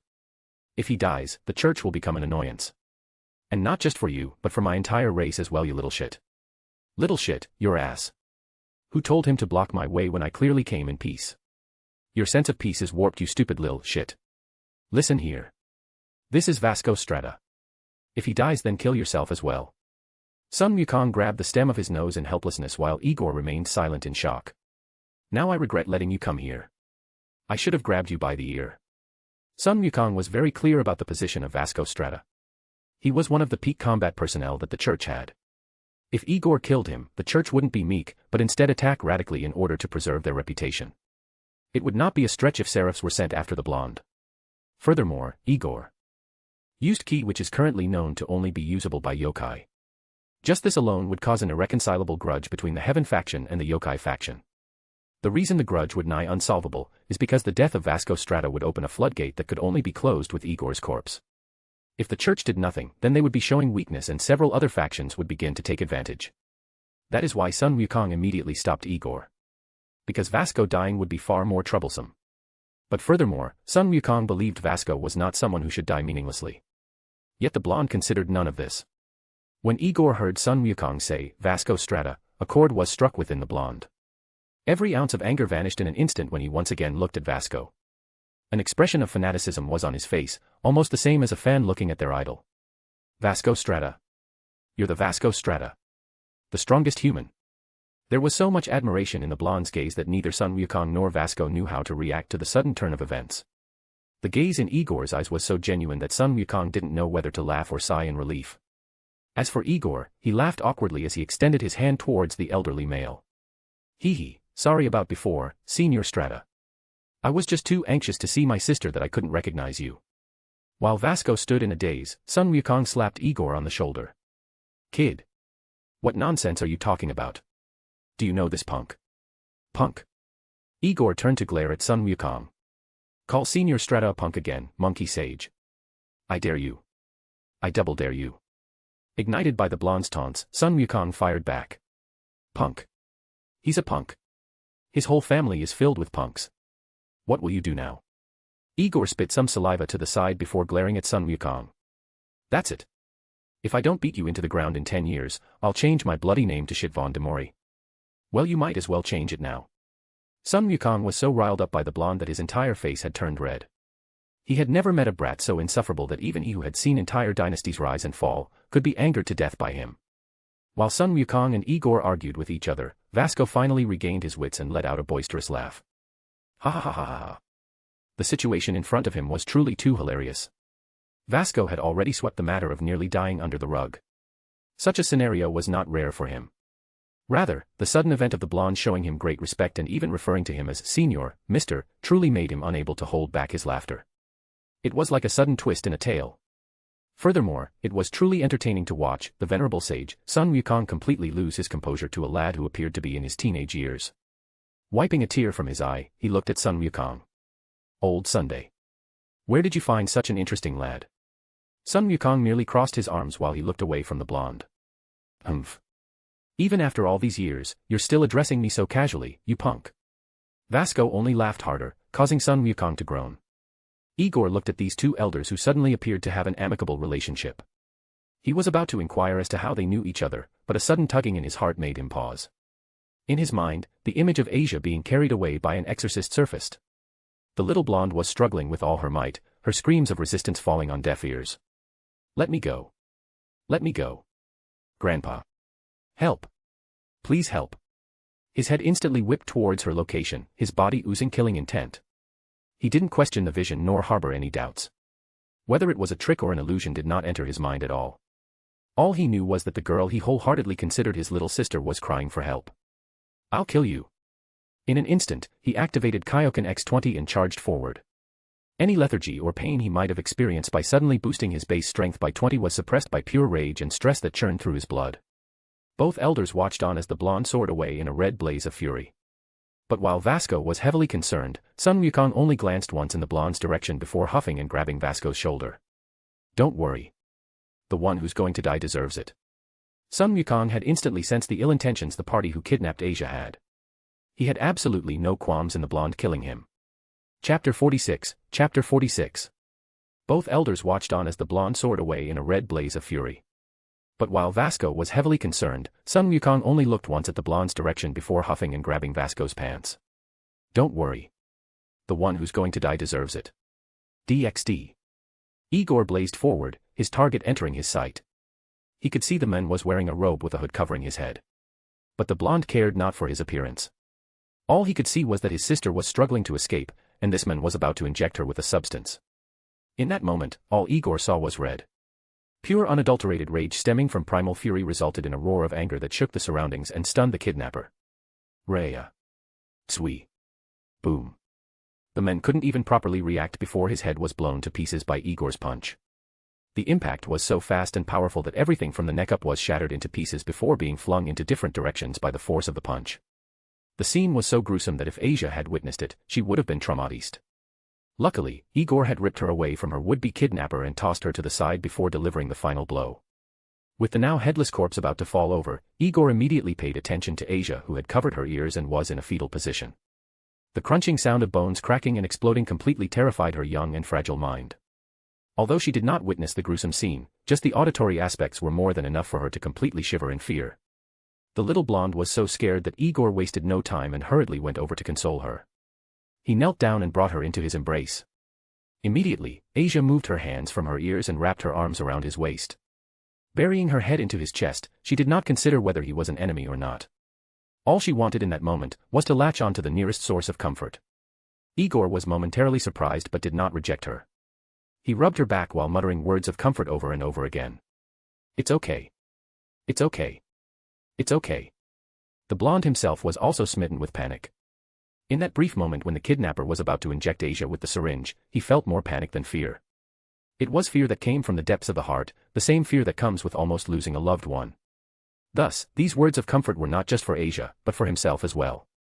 In mind, he kept telling himself that it was over. There was a tiny part of himself that questioned the rationality of all of this. Holding such immense affection for a little girl he just met was completely irrational. But that tiny part slowly disappeared under the massive waves of affection he now harbored for little Asia. All he knew was that his feelings were genuine. Asia was family, and that was more than enough for him. The hows and whys were for smarter people to consider. He simply went with his gut feeling. Sun Wukong and Vasco kept their distance from the two blondes. While Vasco did repeatedly insist on rushing towards his surrogate granddaughter, Sun Wukong stopped him. The old sage knew that Igor was like a mother hen protecting her chicks. If anything even remotely dangerous approached them, he may lash out. And having given Vasco a once-over, he appeared completely dangerous. With his absolutely muscled physique, the lack of any sag would make anyone question if he was truly an elderly in his 70s. If it wasn't for his hair full of white, many people would rather be beaten to death than believe Vasco Strata was a man old enough to become their ancestor. Standing with his arms crossed, it took a while for him to eventually temporarily suspend the idea. Instead, he decided to address a question he had that had recently risen in his mind. Old Sunday. I was wondering for quite a while now. Why does that boy treat my little Asia as his sister? Is he a yokai that imprinted on her? Sun Wukong summoned his staff and ruthlessly bonked him on the head with it. Did your senses rust after all these years? Focus on his aura and properly feel him. Vasco begrudgingly rubbed his head and extended his senses towards Igor. In that instant, all his grievances vanished when he finally sensed that Igor was indeed human. To say that he was surprised was an understatement. As far as his knowledge went, it was impossible for humans to use ki. It was a universally acknowledged rule that had been known for countless years. Vasco couldn't help but glance at the blonde again. Even though he was old, his eyesight remained far superior to that of a normal human. Thus he could scrutinize the blonde in detail. Over the course of 10 seconds, his eyes gradually widened, the profoundness of Igor's abnormality dawning on him. He truly is human. If there was one thing that Vasco prided himself on, it was his senses, especially after having had Sun Wukong's tutoring. Having battled numerous foes that take on a human form, being able to recognize their race was absolutely vital, especially in his latter years when they disguised themselves in order to get close and assassinate him. Faced with such a discovery, the elderly exorcist couldn't help but turn towards Sun Wukong, who was grinning to himself. Old Sunday. How is this possible?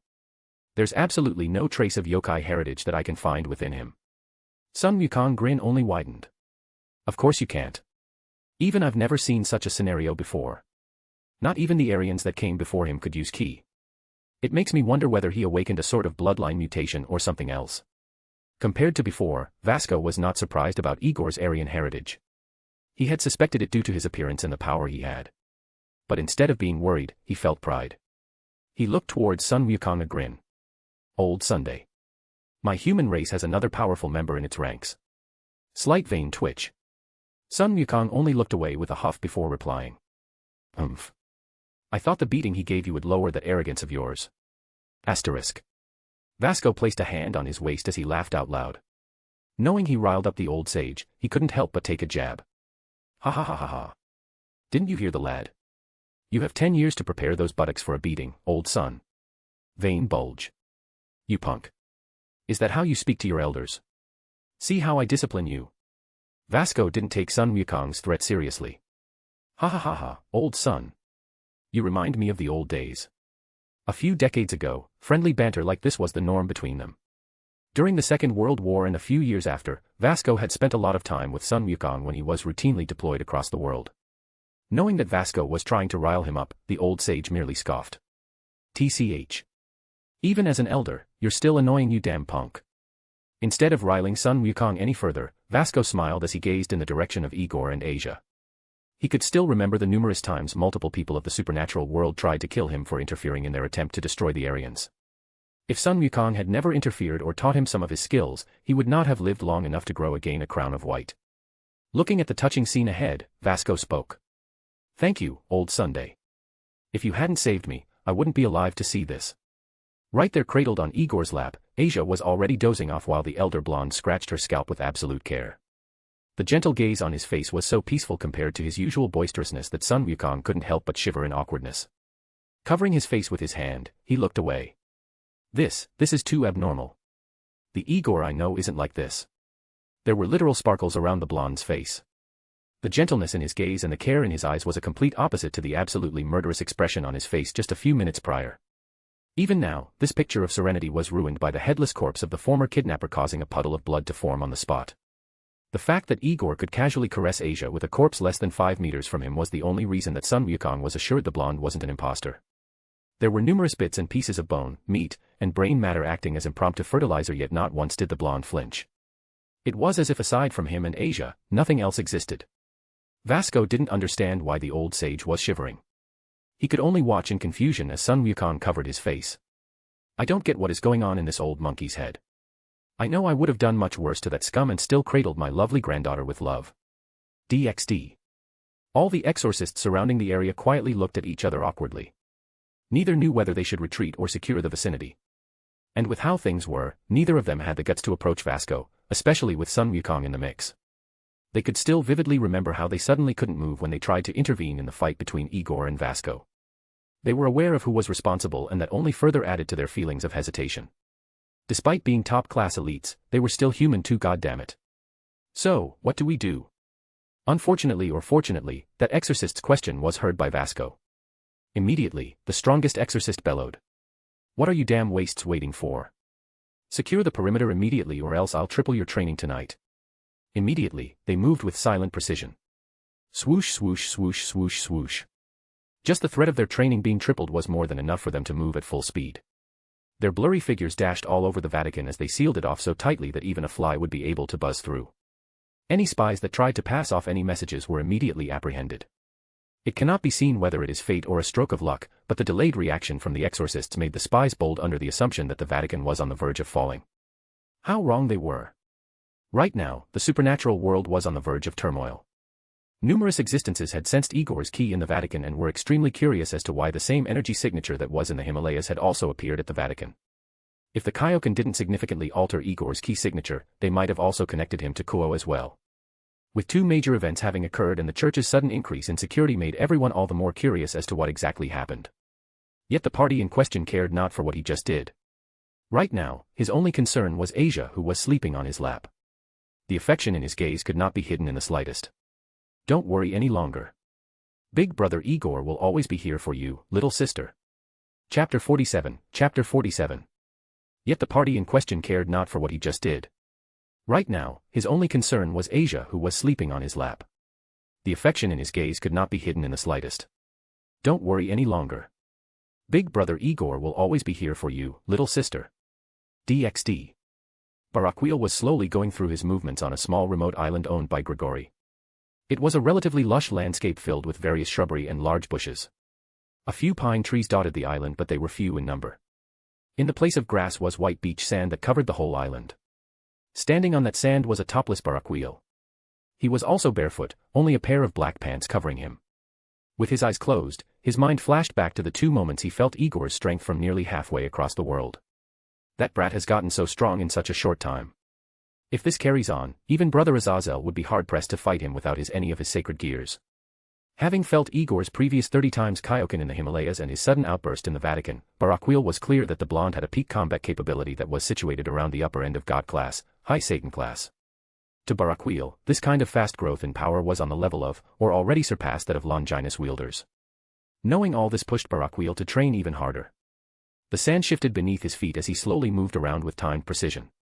While his movements seemed meaningless, the muscles on his body were bulging immensely with sweat dripping down his forehead. Even though he was laid bare to the burning sun, Barakiel remained focused.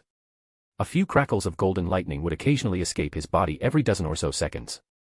In tune with those brief crackles, he would suddenly switch movements and explode with cold ferocity that would cause a loud thunderclap to resound. But he remained moving. From slowly punching forward, to raising his leg in a high kick and holding it in the air for a certain amount of time. After a dozen seconds passed, he would instantly lower his leg and punch forward, crackles of holy lightning appearing around his body like a golden sash. Each time he went through his movements, he only had one thought in mind. Get stronger.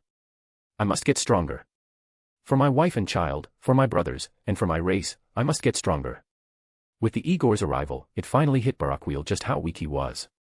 That little brat that could barely take a proper punch from him without getting knocked unconscious completely surpassed him after training for 10 years in his time chamber. While it seemed long for others, it was a short time for Barakiel. It still struck him hard to this day that all it took was just over 60 years of training for the blonde to move from a complete weakling to an entity far stronger than him. Not even a week had passed since Barakiel felt Igor's demi-ki permeate the world from the Himalayas. It had come as such a complete shock to him that if the blonde had gone all out, he wouldn't have lasted a second.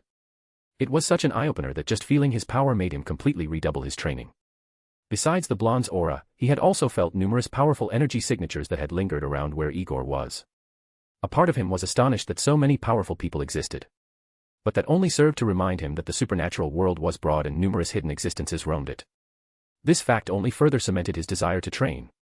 They weren't at the top anymore. Unlike the beginning of time when they were considered to be very strong, this wasn't the case anymore. Numerous years had passed and numerous entities had come into existence. With each new generation coming, they surpassed the old. Well, Barakiel no longer wanted to be surpassed. With sweat dripping down his cheeks, he further assessed the current situation. Of all the 3 factions, only the fallen have stayed relatively stagnant. The devils have the likes of Surzex and Ajuka while the angels have numerous sacred gear wielders and figures like Strata. Although we have a few talents here and there, our development is too low end. A slight crackle of black lightning formed around his body before it quickly reverted to gold. TCH. It is about time we evolve as well. DxD. Vatican City, Italy. On a nice and sunny day, flowers would blossom and bees would buzz around them to collect nectar. Birds would release lovely mating calls while butterflies would flutter around the fields. That was the kind of peace and serenity that most of the city was experiencing. Yet in a certain area of the Vatican estate. Glare. Glare. Igor and Vasco were at a standoff. The atmosphere between them was so heavy that not even a fly dared to get close to the corpse lying on the ground. Metaphorical dark clouds hovered about the two god-class entities as they glared each other to hell and back. The only reason hell hadn't broken loose was because the little bundle of sunshine that these two behemoths were disputing over was still in the area. To be specific, in the blonde's arms was Asia, who was peacefully snoozing on his shoulder. Igor held her very tightly like the overprotective brother he was. But that was not the reason for the suddenly tense situation. Standing just a door's length from Igor, Vasco stood there with his hands outstretched. His intentions were clear, he wanted to carry Asia. For over a minute, both parties stood at a deadlock. Neither was willing to step down. The object of their affection was far too much for them to acquiesce. Sun Wukong only acted as a bystander ready to watch a good show. Observing them silently dispute over the honor of carrying the little blonde, the old sage suddenly had the idea of simply snatching Asia and seeing their reaction. But he immediately cancelled that little thought due to how dire the consequences would be. Even though he was much stronger than them, he knew full well how annoying it would be to fight two knuckleheads without fear of death. Having resolved to not allow his intrusive thoughts to win, Sun Wukong silently chose to continue observing the situation. And the situation was gradually descending into pandemonium. Sparks were flying between Igor and Vasco as the former refused to hand over his dear little sister. Although Igor viewed Vasco as his idol, that was worth squat in the current situation. Under no circumstances was he going to compromise and hand over Asia. It did not matter that during the first years of his training, Vasco Strata was the person he would repeatedly chant his name over and over again whenever he was on the verge of giving up. It did not matter that his idol was standing in front of him and asking for something that could be easily accomplished. Asia was non-negotiable and the blonde was completely firm on his stance. Hell hath no fury like an overprotective brother, and Igor was determined to show the exorcist what would happen if he so much touched a single strand of Asia's hair. Unfortunately for the blonde, Vasco either didn't notice or chose to ignore Igor's subtle killing intent. Similarly to the blonde, Vasco was relentless and he had more than enough patience to continue waiting like this. He was more than confident that the moment Asia woke up, she would kick up a fuss just to come to him. It was that as opposed to the blonde's snarl, he had a slight smile on his face. Lad. I'm waiting. Yet while his smile appeared kind, the sudden increase in killing intent flooding the vicinity stated the complete opposite. Just this straightforward action summed up that he wasn't asking. In front of this towering behemoth of a man, most would have already cowered under his gaze. But Igor wasn't most people. Matching Vasco's gaze, the blonde remained unwavering. Senor. There is no need to trouble yourself. I will take care of my little sister. The blonde delivered his statement with respect, assurance, and complete authority. It was only because he respected Vasco from the bottom of his heart that Igor didn't broaden the man's vocabulary with a few colorful words. But Vasco wasn't willing to relent. Asia was his granddaughter in all but blood. He deeply wanted to hold her after all that had happened recently. Yet before he could continue to fight, an exorcist quickly appeared in front of him with a bow. Father. Your presence is required by the council. Subtle vein bulge. For the first time in his life, Vasco wished the church never existed. DxD. A few hours passed and the evening sunset was about to reach its climax. A beautiful orange glow cascaded over the entire area and blended well with the lightly colored buildings of the estate. Currently, Igor was sitting alone outside on the grass. He had hugged his knees together while his eyes roamed over Vasco's garden. He was in complete silence, his gaze revealing that he was in contemplation. When Sun Wukong happened upon this scene, his curiosity was incited. Moving over to the blonde, he sat beside him. What has your brain running around like a monkey chasing bananas? Igor seemed to ignore the old sage, but Sun Wukong didn't take offense since he knew the blonde was still thinking.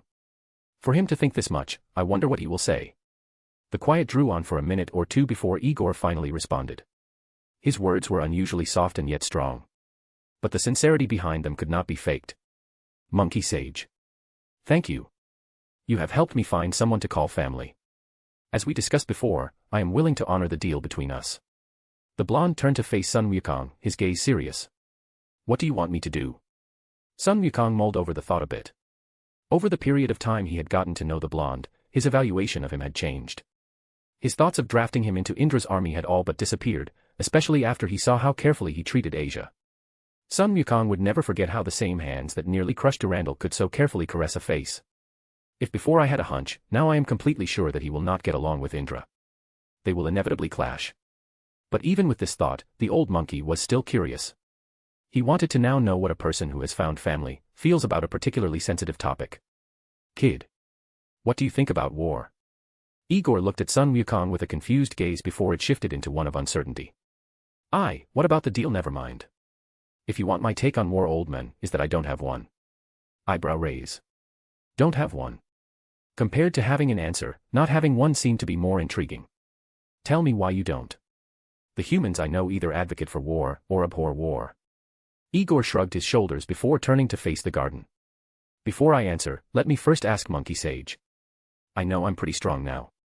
Although I'm not the strongest, but I'm getting there soon. So here's the thing. Let's say in 10 years, you and I fight.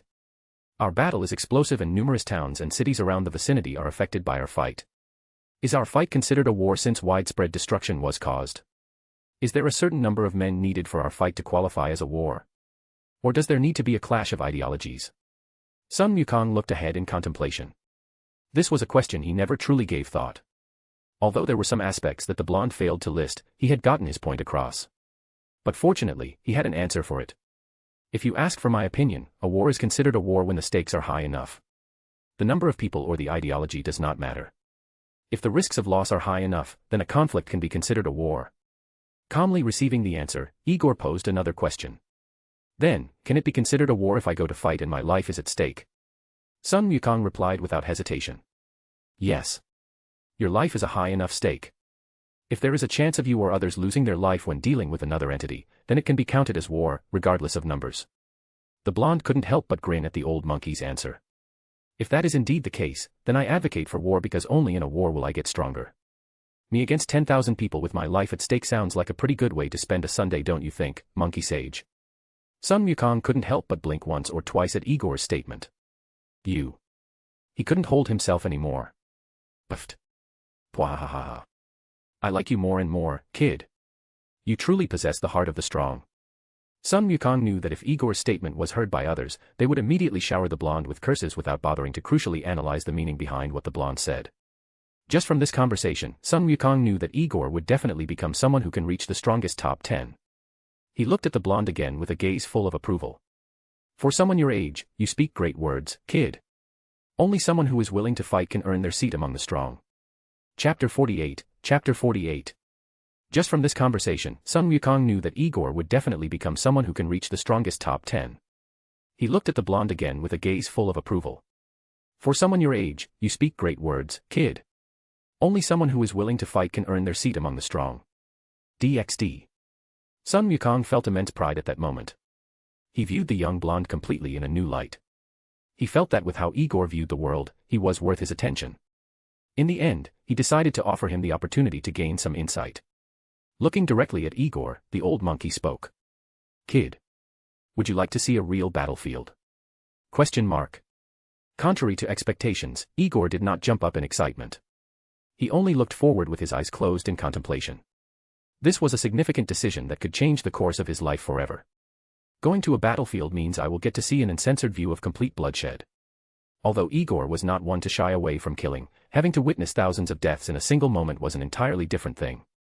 The amount of gore and the screams of those facing a slow and painful death would be commonplace.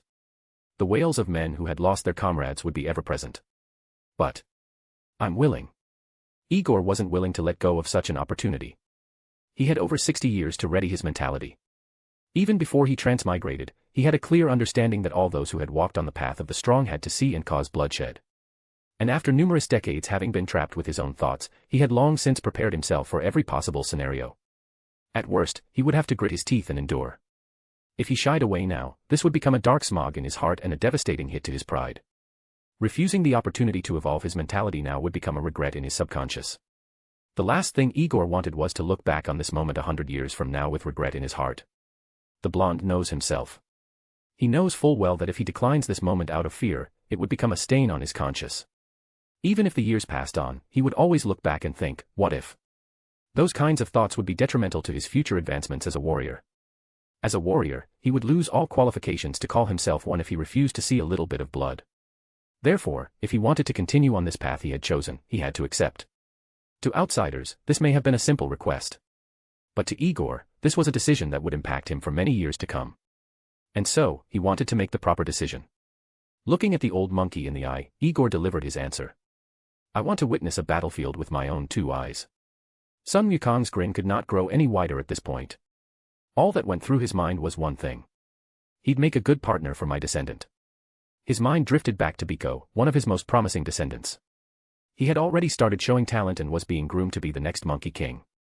The old sage was very interested in what sort of powerful partnership would stem from their cooperation. Given their slightly similar personalities, he had complete assurance that they would work together. Although, I'll have to personally invest in Biko's training after this.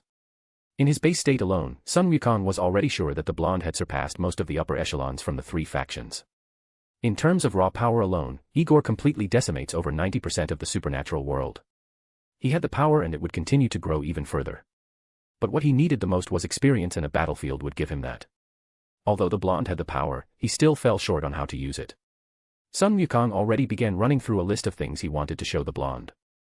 In his mind, Igor had already become half a disciple. With how Igor carried himself, Sun Wukong had already come to value the blonde. His convictions and beliefs made Sun Wukong have no problems aiding the blonde a bit on his path to becoming stronger. From what he knew of his character, Igor was not a tyrant. And so he had no problem preparing to shape him into a proper warrior. Besides honing his experience, I might as well give him a few tips on aura sensing dash. Finger snap. Igor looked at Sun Wukong with a confused gaze. Hey, monkey sage. You there? Igor's action of snapping his fingers brought Sun Wukong out of his contemplation. He suddenly appeared as if he had gained an epiphany. Looking at the blonde, he quickly grabbed his shoulder and spoke with finality. We leave tomorrow. The blonde was confused by the sudden statement before it finally clicked in his head. Igor started panicking. He tried to reach out to Sun Wukong to renegotiate the parameters of their departure. Wait a minute dash. But Sun Wukong vanished on the spot. He already knew what the blonde wanted to say, yet he wasn't having it.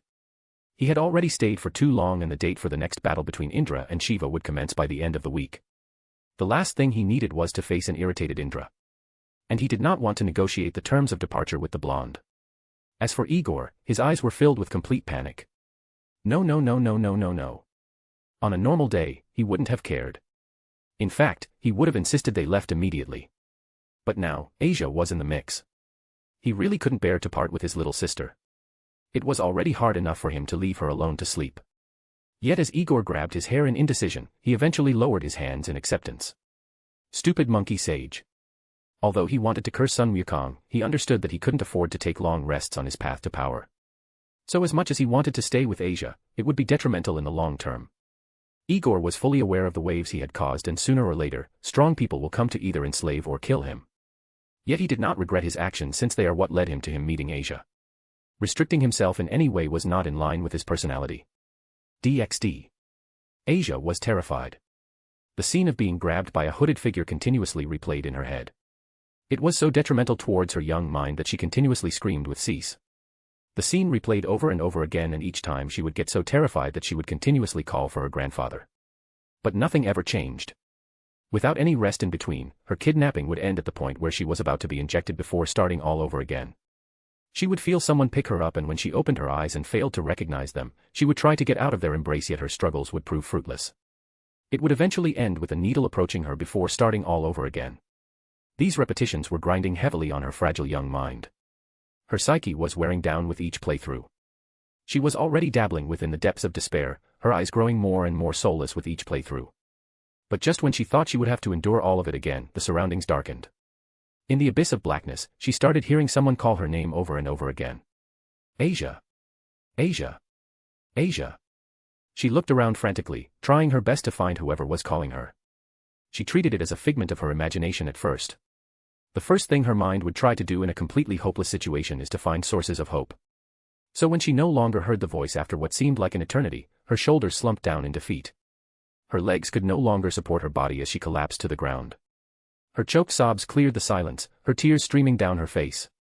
I want to go home. I want to see Grandpa. Please let me go.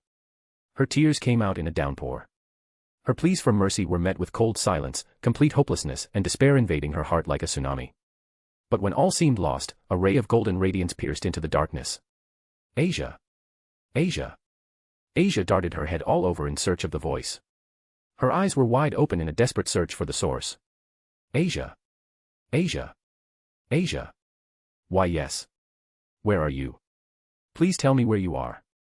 Yet all she was greeted with was silence once more. Asia was truly breaking now. Her eyes slowly became lifeless. The constant crescendo between hope and despair was shattering her unexperienced mind, and to defend itself, it began to shell itself away, lest the owner lose her sanity. Asia no longer ran anymore. She only sat down on the ground with her knees to her chest. Silent tears escaped her eyes, yet there was no emotion behind them. She had already resigned herself to living in this darkness, yet the same golden radiance from before appeared. This time, it tore through the darkness like how the sun eliminates the shadows. The same voice she heard before suddenly resounded throughout the world of darkness. Asia! Immediately, the darkness cleared and the scene that greeted her left her in a daze of confusion. Holding her by the shoulders, a teenager with blue eyes and long blonde hair in a ponytail was staring at her in relief. She didn't even have enough time to properly comprehend everything before she was pulled into a very warm embrace. Her instinctive reaction was to panic, but when she heard the voice, Asia! You're okay now? Tears automatically welled up in her eyes. Weya!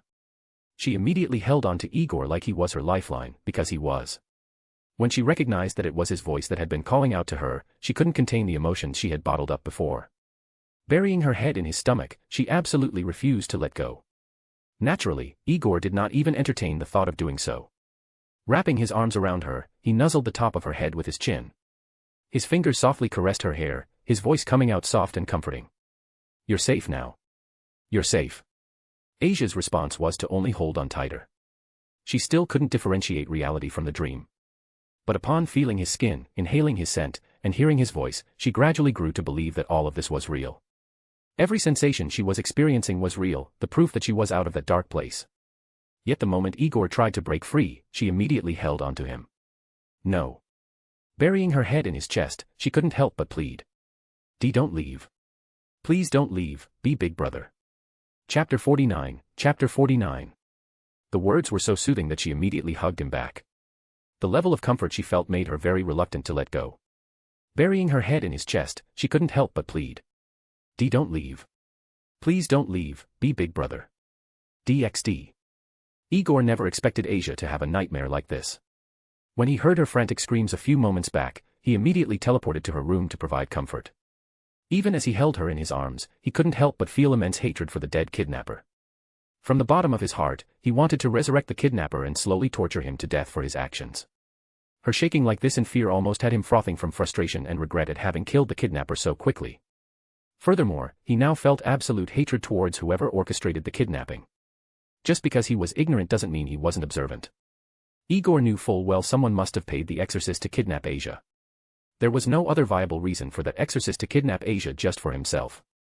The gains far outweighed the risks. So the only conclusion he could come to was that someone from outside wanted her and they paid the exorcist to get her. He also guessed that Asia was someone important to the church. There was no other reason for someone as powerful as Vasco Strata himself to stay with a little girl. Igor briefly entertained the thought of Asia being Vasco's granddaughter, but they looked so different from each other that he immediately crossed out the thought. The only last viable reason was that Asia had something important, something like a sacred gear. Yet Igor cared not for this. All he knew was that Asia was his little sister. She could grow horns for all he cared and he'd still hold her. Cradling the little blonde desperately gripping the fabric of his coat in her hand, Igor discontinued his thoughts and focused on comforting her. Big brother is here, Asia. Big brother is here and no monsters will dare to come here. He felt Asia weakly nod against his stomach, which made him sigh. Such a little action reaffirmed that these feelings of desire to protect her were his genuine feelings. There was no mental prompt or compulsion forcing him to feel this way. To him, she truly felt like a little sister. Although the reason remained unexplained, he was comfortable enough to dwell in these moments. Yet as he held Asia, he couldn't help but bemoan the fact that he would be leaving tomorrow. Second thoughts were piling up like rocks in his mind. Scenarios like staying behind or taking Asia with him surfaced all over. Yet the blonde knew those were either foolish or temporary comforts that would bite him later on. Don't waver, Igor. You can play with Asia once you come back. DxD. The moon and came went as the sun set and rose. Igor stayed with Asia the whole night while Vasco never came back. The whereabouts of Sun Wukong were unknown, but the blonde knew he would soon come for him.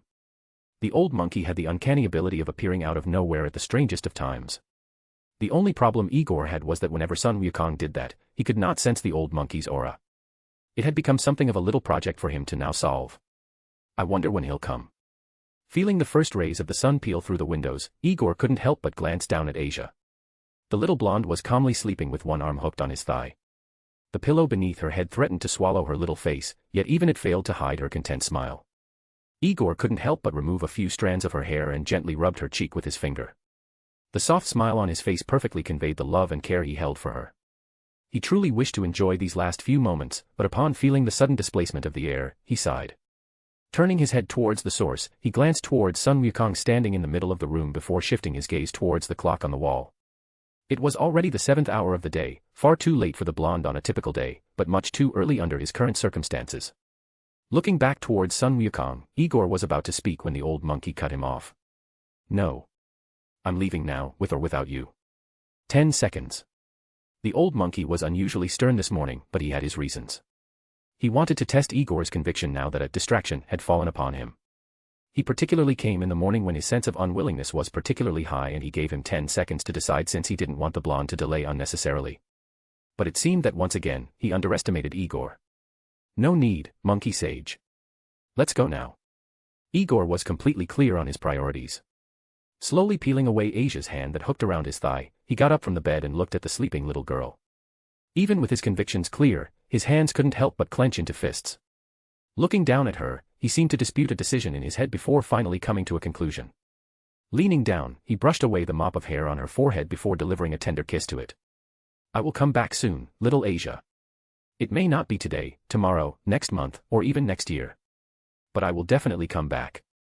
Standing up again, he was about to speak when he noticed the monkey grinning at him. What? Sun Wukong waved him off. Nothing. Just grab my hand so we can leave. Igor grabbed it without reluctance. Let's go, monkey sage. Sun Wukong looked up to the blonde before shaking his head and chuckling. Hey. And in that moment, both of them vanished from the scene. DxD. Vasco was returning to his house after a long meeting that lasted all night. It was already nearing the 8th hour and he knew Asia would soon wake up. And also, old Sun must have left by now. Vasco was used to Sun Wukong's habits by now. He used to do the same exact thing whenever he visited him. Without fail, the old sage would leave early the next day. What he was curious about though was, did the boy leave? Although it was for a short while, he had seen how overly attached the blonde seemed to be towards his surrogate granddaughter. He wouldn't be surprised if he stayed, but he would be slightly disappointed. Vasco knew of the blonde's potential. Igor had not even exited puberty and his strength already had the potential to surpass his at his peak. Vasco was extremely clear on how powerful Sun Wukong was and how beneficial his training would be. Old Sun trained me for 7 years and my strength surpassed even that of Lord Michael. If he were to train young Igor, I wonder how explosive his growth would be. Over the course of World War II and a year after, Vasco endured secret training from Sun Wukong. Just a few words of guidance and by 1946, he was the strongest card the church had at just 25 years old.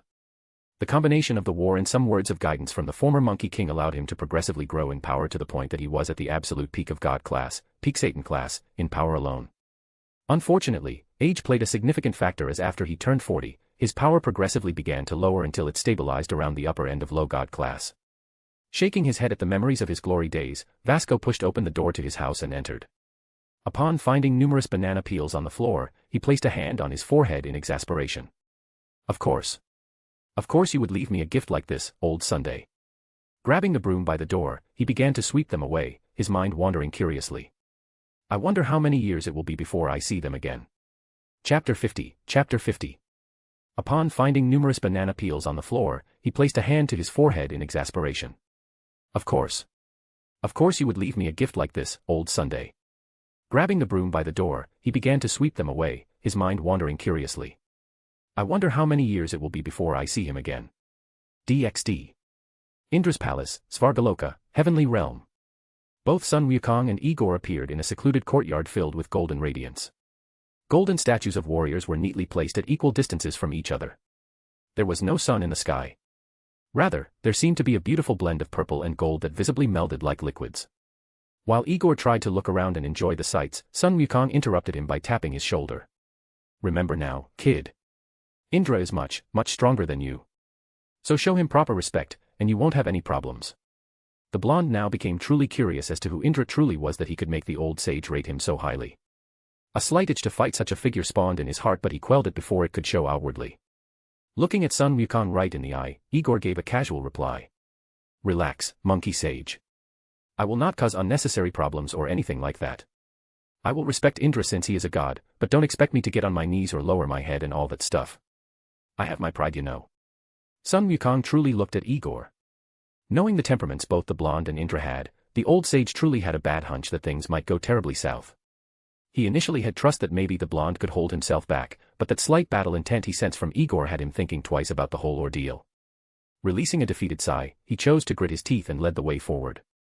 In front of them were stairs that led to massive golden doors. The old monkey didn't go in but stood there.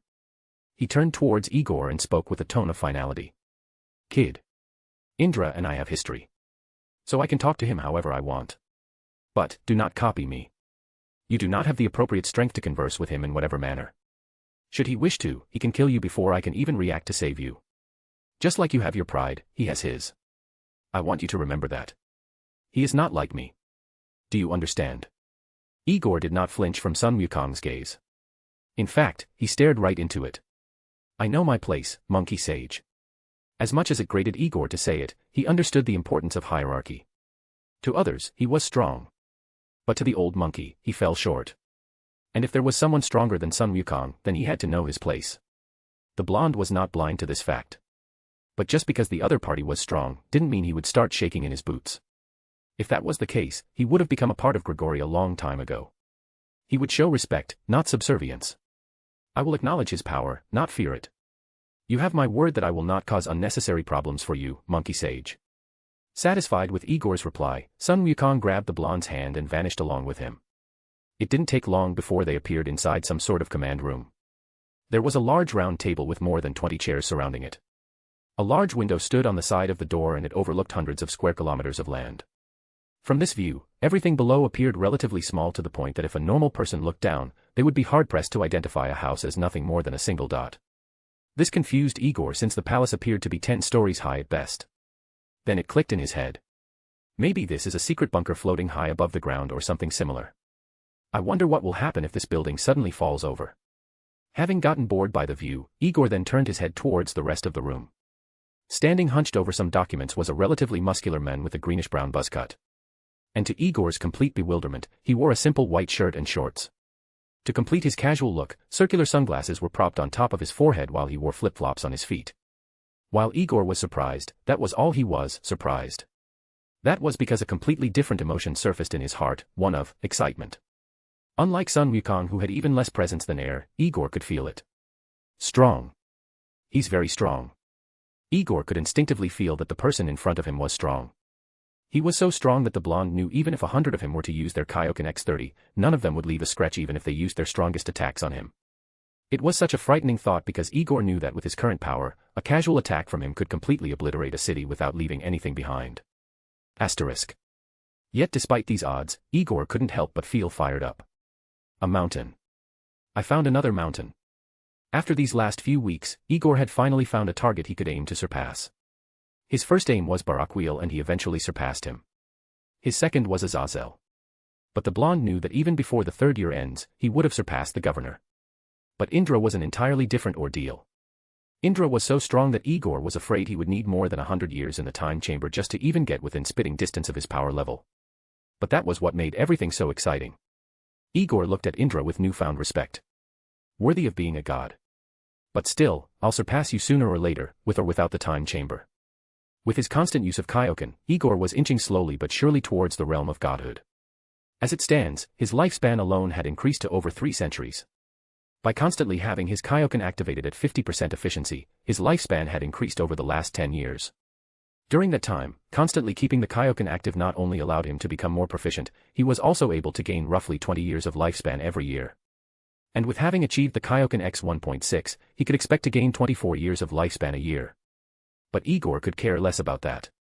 It had taken him a while to notice, but keeping the Kaioken active would also strengthen his body constantly.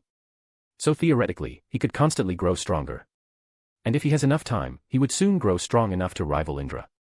While the blonde began fantasizing about what training methods he would use, Indra looked at Igor for a moment before glancing towards Sun Wukong. Well, this is a first. Wukong. You brought a brat. His voice was calm yet laden with curiosity. Yes, I did. And you're not nagging me. Sun Wukong was also curious. He wholeheartedly expected Indra to nag him for disappearing for so long or at the very least deliver a line with sarcasm. But Indra waved away his concerns. Of course not. I can feel the amount of strength he has. He will be a great asset to the army. Immediately, everyone paused at the subtle twinge of killing intent that suddenly spread throughout the room. Two heads turned towards the blonde who already had a red aura surrounding his body. It was like a misty haze that surrounded him like a cloak. Igor looked at Indra directly in the eye, his gaze unyielding. I am no asset. I am Igor von Demori. Indra looked at Igor with a blank gaze. Oh. He waved his hand and immediately, the blonde was sent flying towards the wall of the room. Boom. Indra then stood up straight, a disdainful expression on his face. Do I look like I care? Igor got up from the floor, the red aura around him increasing in intensity. He glared with absolute defiance at Indra while Sun Wukong watched on with a sigh of helplessness. He knew Indra's quirk of bullying powerful newcomers into submission. It was already a tradition and although reluctant, Sun Wukong knew it was necessary. The old monkey had a hunch that the blonde's arrogance would cause this to happen. Thus, dousing the blonde with some painful reality would help humble him and make him more cautious in the future. The last thing Sun Wukong wanted was for Igor to die because he was too hot-blooded. He would rather let Indra teach him a lesson or two since he knew the man wasn't too heavy-handed in his methods. Even though Igor expressed his desire to not join the army, the old monkey would not interfere as long as Indra did not go too far. Sun Wukong watched the blonde struggle to stand straight, his face staring at the floor and his hair hanging all over his face like a mop. Hopefully, this will humble Grew. Without warning, Igor suddenly multiplied his power 20 times over. His red aura was as fierce as his glare. Sun Wukong watched with a blank gaze as Igor got into a stance. He really forgot everything I told him, didn't he?